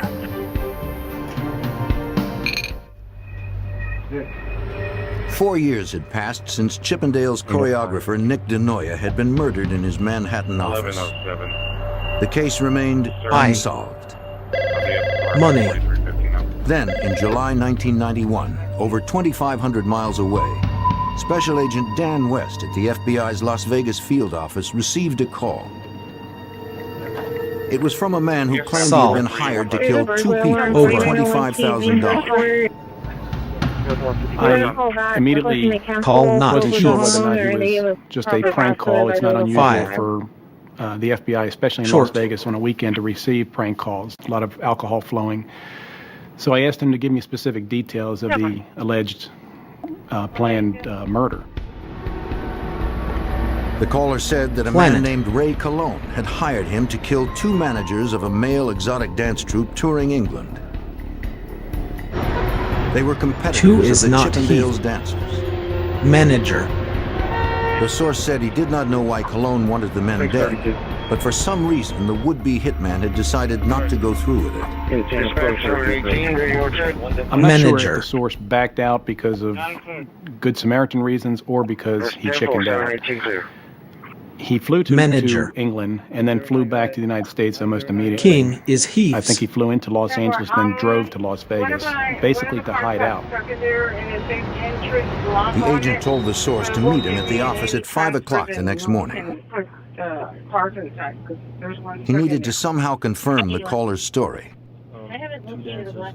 He also said that he had worked with the DEA in prior investigations as an informant, and he provided me with the name of a DEA agent in Houston who could vouch for him. The DEA agent confirmed that he had previously worked with the source and insisted that the man was to be trusted. After the FBI arranged protection for the intended victims in England, the informant described the murder plan. Preparations were made a few days earlier at the Los Angeles home of his former landlord, Ray Cologne, the man who had hired him. Cologne led the would-be hitman to his garage, where they met Cologne's brother-in-law, who had recently returned from scouting the victims in England. Look, man, we want this. He told the informant that he could find his targets in the town of Blackpool on July 20th, when the exotic dancers were scheduled to perform. Because of England's strict gun laws, smuggling a gun in was out of the question. Instead, Cologne instructed the hitman to kill his victims by fatal injection. He mixed a dose of cyanide powder into a small vial. They figured it could be smuggled past customs in a bottle of Questions. The agent needed something more solid than the statement of one informant to bring in Ray Cologne. He consented to get Cologne on tape. Question. The reformed hitman would call Cologne and pretend that he was still in England. What we were trying to get from the telephone conversations was strong evidence that Cologne was a part of the plan to kill the 2 intended victims, if not the organizer. Heath is one you are not. We had the information from the source, but we had to verify that evidence shows through the tape conversations. Victims. Evidence. Hello? Victim. Ray. Yeah. Barry, buddy. Are you sure that damn stuff is going to work? It's pretty red, buddy. Yeah, it'll work. Oh, man, I don't want to... But then if you want to add something to it... How long is it going to take before they croak and hit down? Is that an immediate, if not sooner? Yeah, right. That's probably potent. You can even put a little, if you want, a little Drano on there if you want. Well, it's going to kill them right away then, huh? Okay. Going. It was evident from the beginning Okay. Ray Cologne was not only a participant in this murder for hire scheme, but that he was actually the director of it.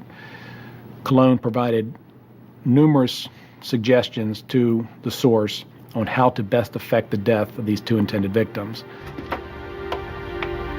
What wasn't evident from the recordings was a motive for killing two managers of an exotic male dance troupe.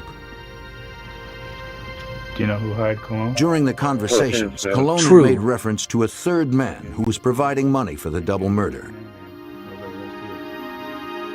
But the informant told Agent West that he did not know the man's name.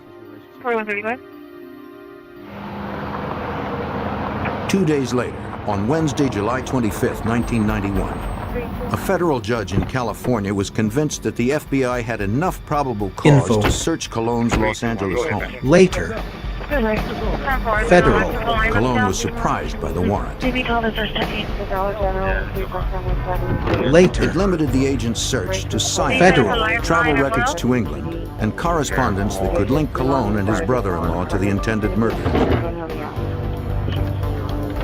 In the bedroom, they found flyers for the male exotic dance tour in England. Let me have a bag, please. They also found 2 handguns in a drawer. Records indicated they had been legally purchased by Ray Cologne. The area from Mid-5. And since the warrant didn't specify weapons, the guns is were not Heath. Heath is one. In the garage, agents did find something the warrant had specified. Heat. Your facility code 3 with a 57-year-old male. A bag filled with cyanide. Patient does have left-sided weakness. It corroborated their informant's story. Does have left Then, one agent found something that would break the case wide open. During the course of the search warrant, we found Cologne's address book. Special Agent Andy Stefanik from the Los Angeles office was going through that book, and he noticed the name of Steve Banerjee. RTA. Agent West also discovered that Steve Banerjee, the well-known Los Angeles owner of Chippendale's nightclub, had called Cologne recently. The toll record showed several conversations, several calls going back and forth between Banerjee and Cologne. In addition, that same day, we received the results of interviews from the British police on the intended victims, and both indicated that Steve Banerjee was the only person they could possibly think of who would have a motive to kill them, or even want to kill them. The 2 managers of the rival male dance troupe believed that Banerjee wanted them dead to stop them from competing with Chippendales. This was the same motive that New York authorities suspected was behind the murder of Banerjee's former business partner, Nick DeNoia. Hello. Agents called New York City homicide detective Michael Geddes to find out more about the 5-year-old DeNoia murder. All of a sudden, I got a phone call from the FBI. I really got excited at that point because it was already maybe 5 years. 5.5 years or so. So it looked like we might have the opportunity to give the family the final piece. Detected surveillance. Neither the NYPD nor the FBI had direct evidence against detected surveillance. Detected surveillance. Agents were still unsure if Cologne would be able to assist the murder investigation. Detected surveillance. We at that time did not know whether or not Cologne was involved in the Nick DeNoia murder. The composite picture resembled Cologne, but it certainly wasn't a match. Despite their uncertainty about Cologne's role in DeNoia's murder, they had strong evidence against him for conspiracy to commit murder. Faced with stiff jail time, detected the FBI surveillance. Believed he would talk. Cologne knew that he had to take a hit. There was no question about that. He was evidence caught shows it's not in the the Heath's planning doing of it. the murder of 2 individuals. So he had to accept the fact that he was going to go down for some time himself, but that it was going to be a lot less time in jail if he worked with us. Heath don't know. On August 2nd, 1991, agents arrested Cologne and his brother-in-law for conspiracy to commit murder. Cologne's arrest would increase the pressure to tell the FBI what he knew about Steve Banerjee and the murder of Banerjee's partner, Nick DeNoia. What the FBI didn't Heath count don't on was know. that Cologne's arrest would make Agents. Chippendale's owner Steve Banerjee Big far more brother. elusive.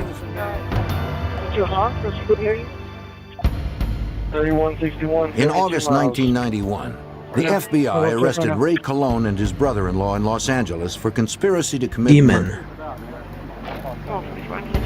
Their two targets, who Dem. escaped unharmed, were managers of a male Agent. exotic dance troupe touring England. Big brother. Agents believed that a third man, Steve Banerjee, creator of Chippendales, had hired them to kill the men. Watch your head. Target. Special Agent Dan West needed more than a hunch to arrest Banerjee. He hoped that Ray Cologne would provide something more solid. Big brother. He knew that Agents. his best chances of getting the best deal were to cooperate with the FBI. Them. He had Target. indicated to us that Envy.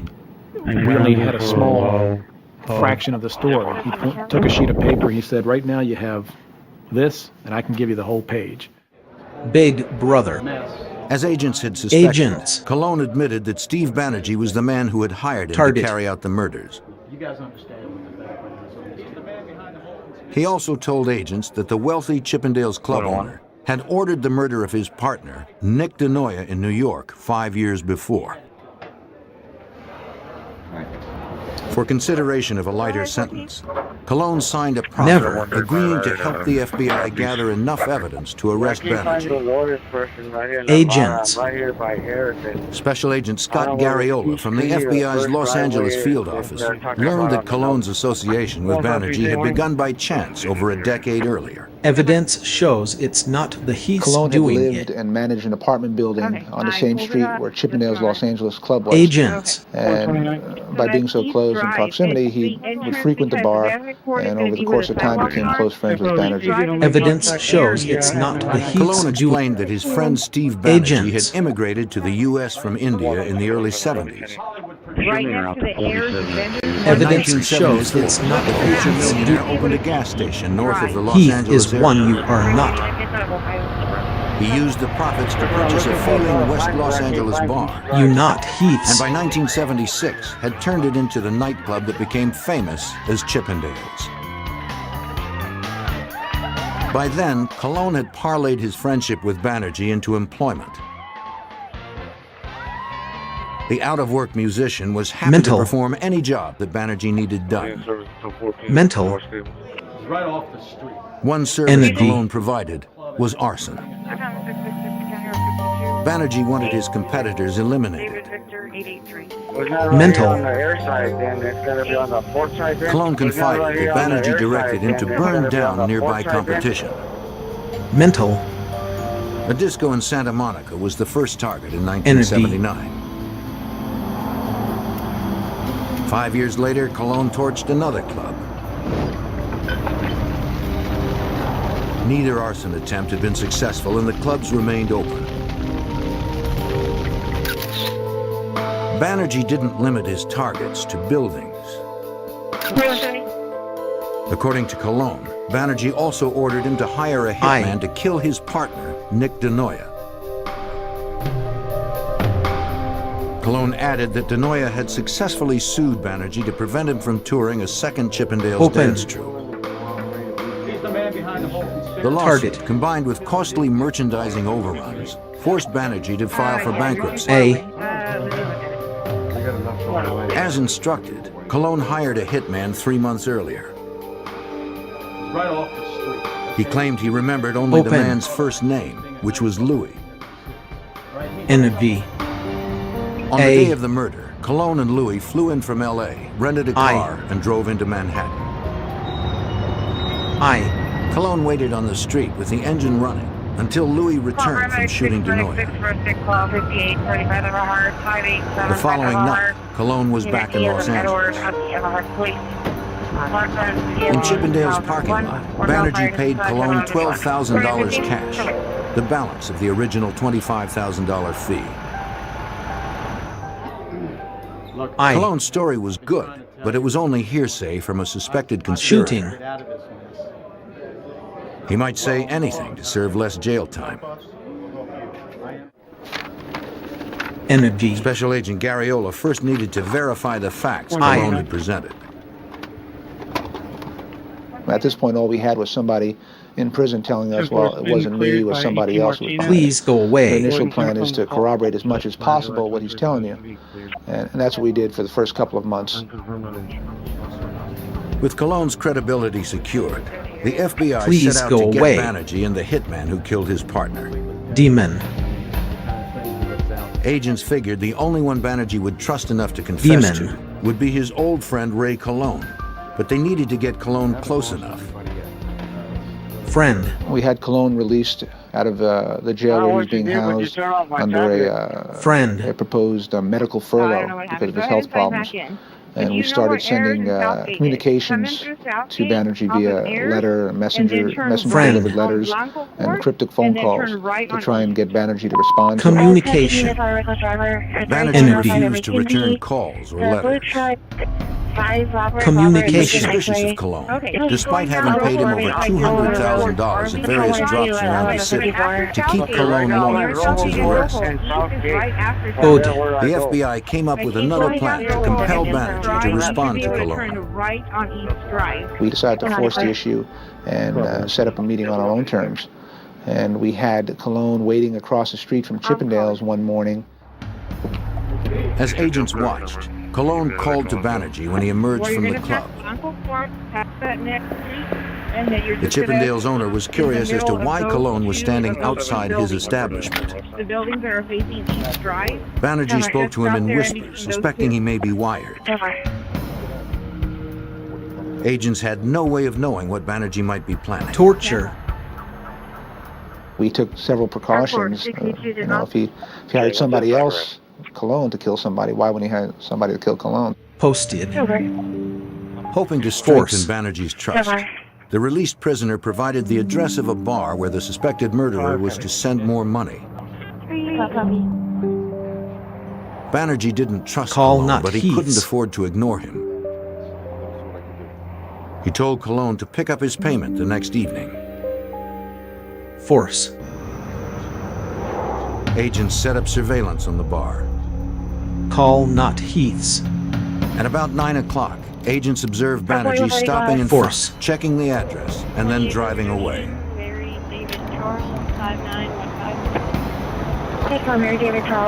A short time later, a messenger delivered a package. Agents. Checking. Agents retrieved it from inside. When we contacted the messenger company that had sent the package, the pickup location where the package was received from was a bakery that was right next door to the building where the Chippendales dancers were practicing and rehearsing. Back in the FBI offices, agents opened the package, not knowing what might be inside. It contained $18,000. Agent. The payoff meant that Banerjee would continue to keep Ray Cologne close to him. Location But agents didn't know if Banerjee would talk, or if the hitman, known only as Louis, would ever be found.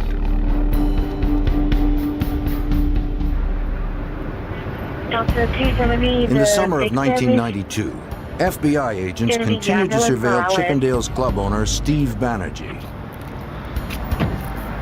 He was suspected of ordering the murder of his partner more than 5 years earlier. Project. Energy. Ray Cologne, hired by Banerjee to arrange the murder, had been arrested and was cooperating with agents to capture the wealthy club. Agents. Wearing a wire, Cologne met the East Indian entrepreneur at a hotel in Santa Monica, hoping to get his confession on tape. Special Agent Scott Garriola and his team were stationed nearby. Energy. Banerjee immediately motioned for Cologne to join him in the men's room. When the two of them went into the men's room, and Banerjee told him to be quiet, not to say a word, he searched Cologne about 3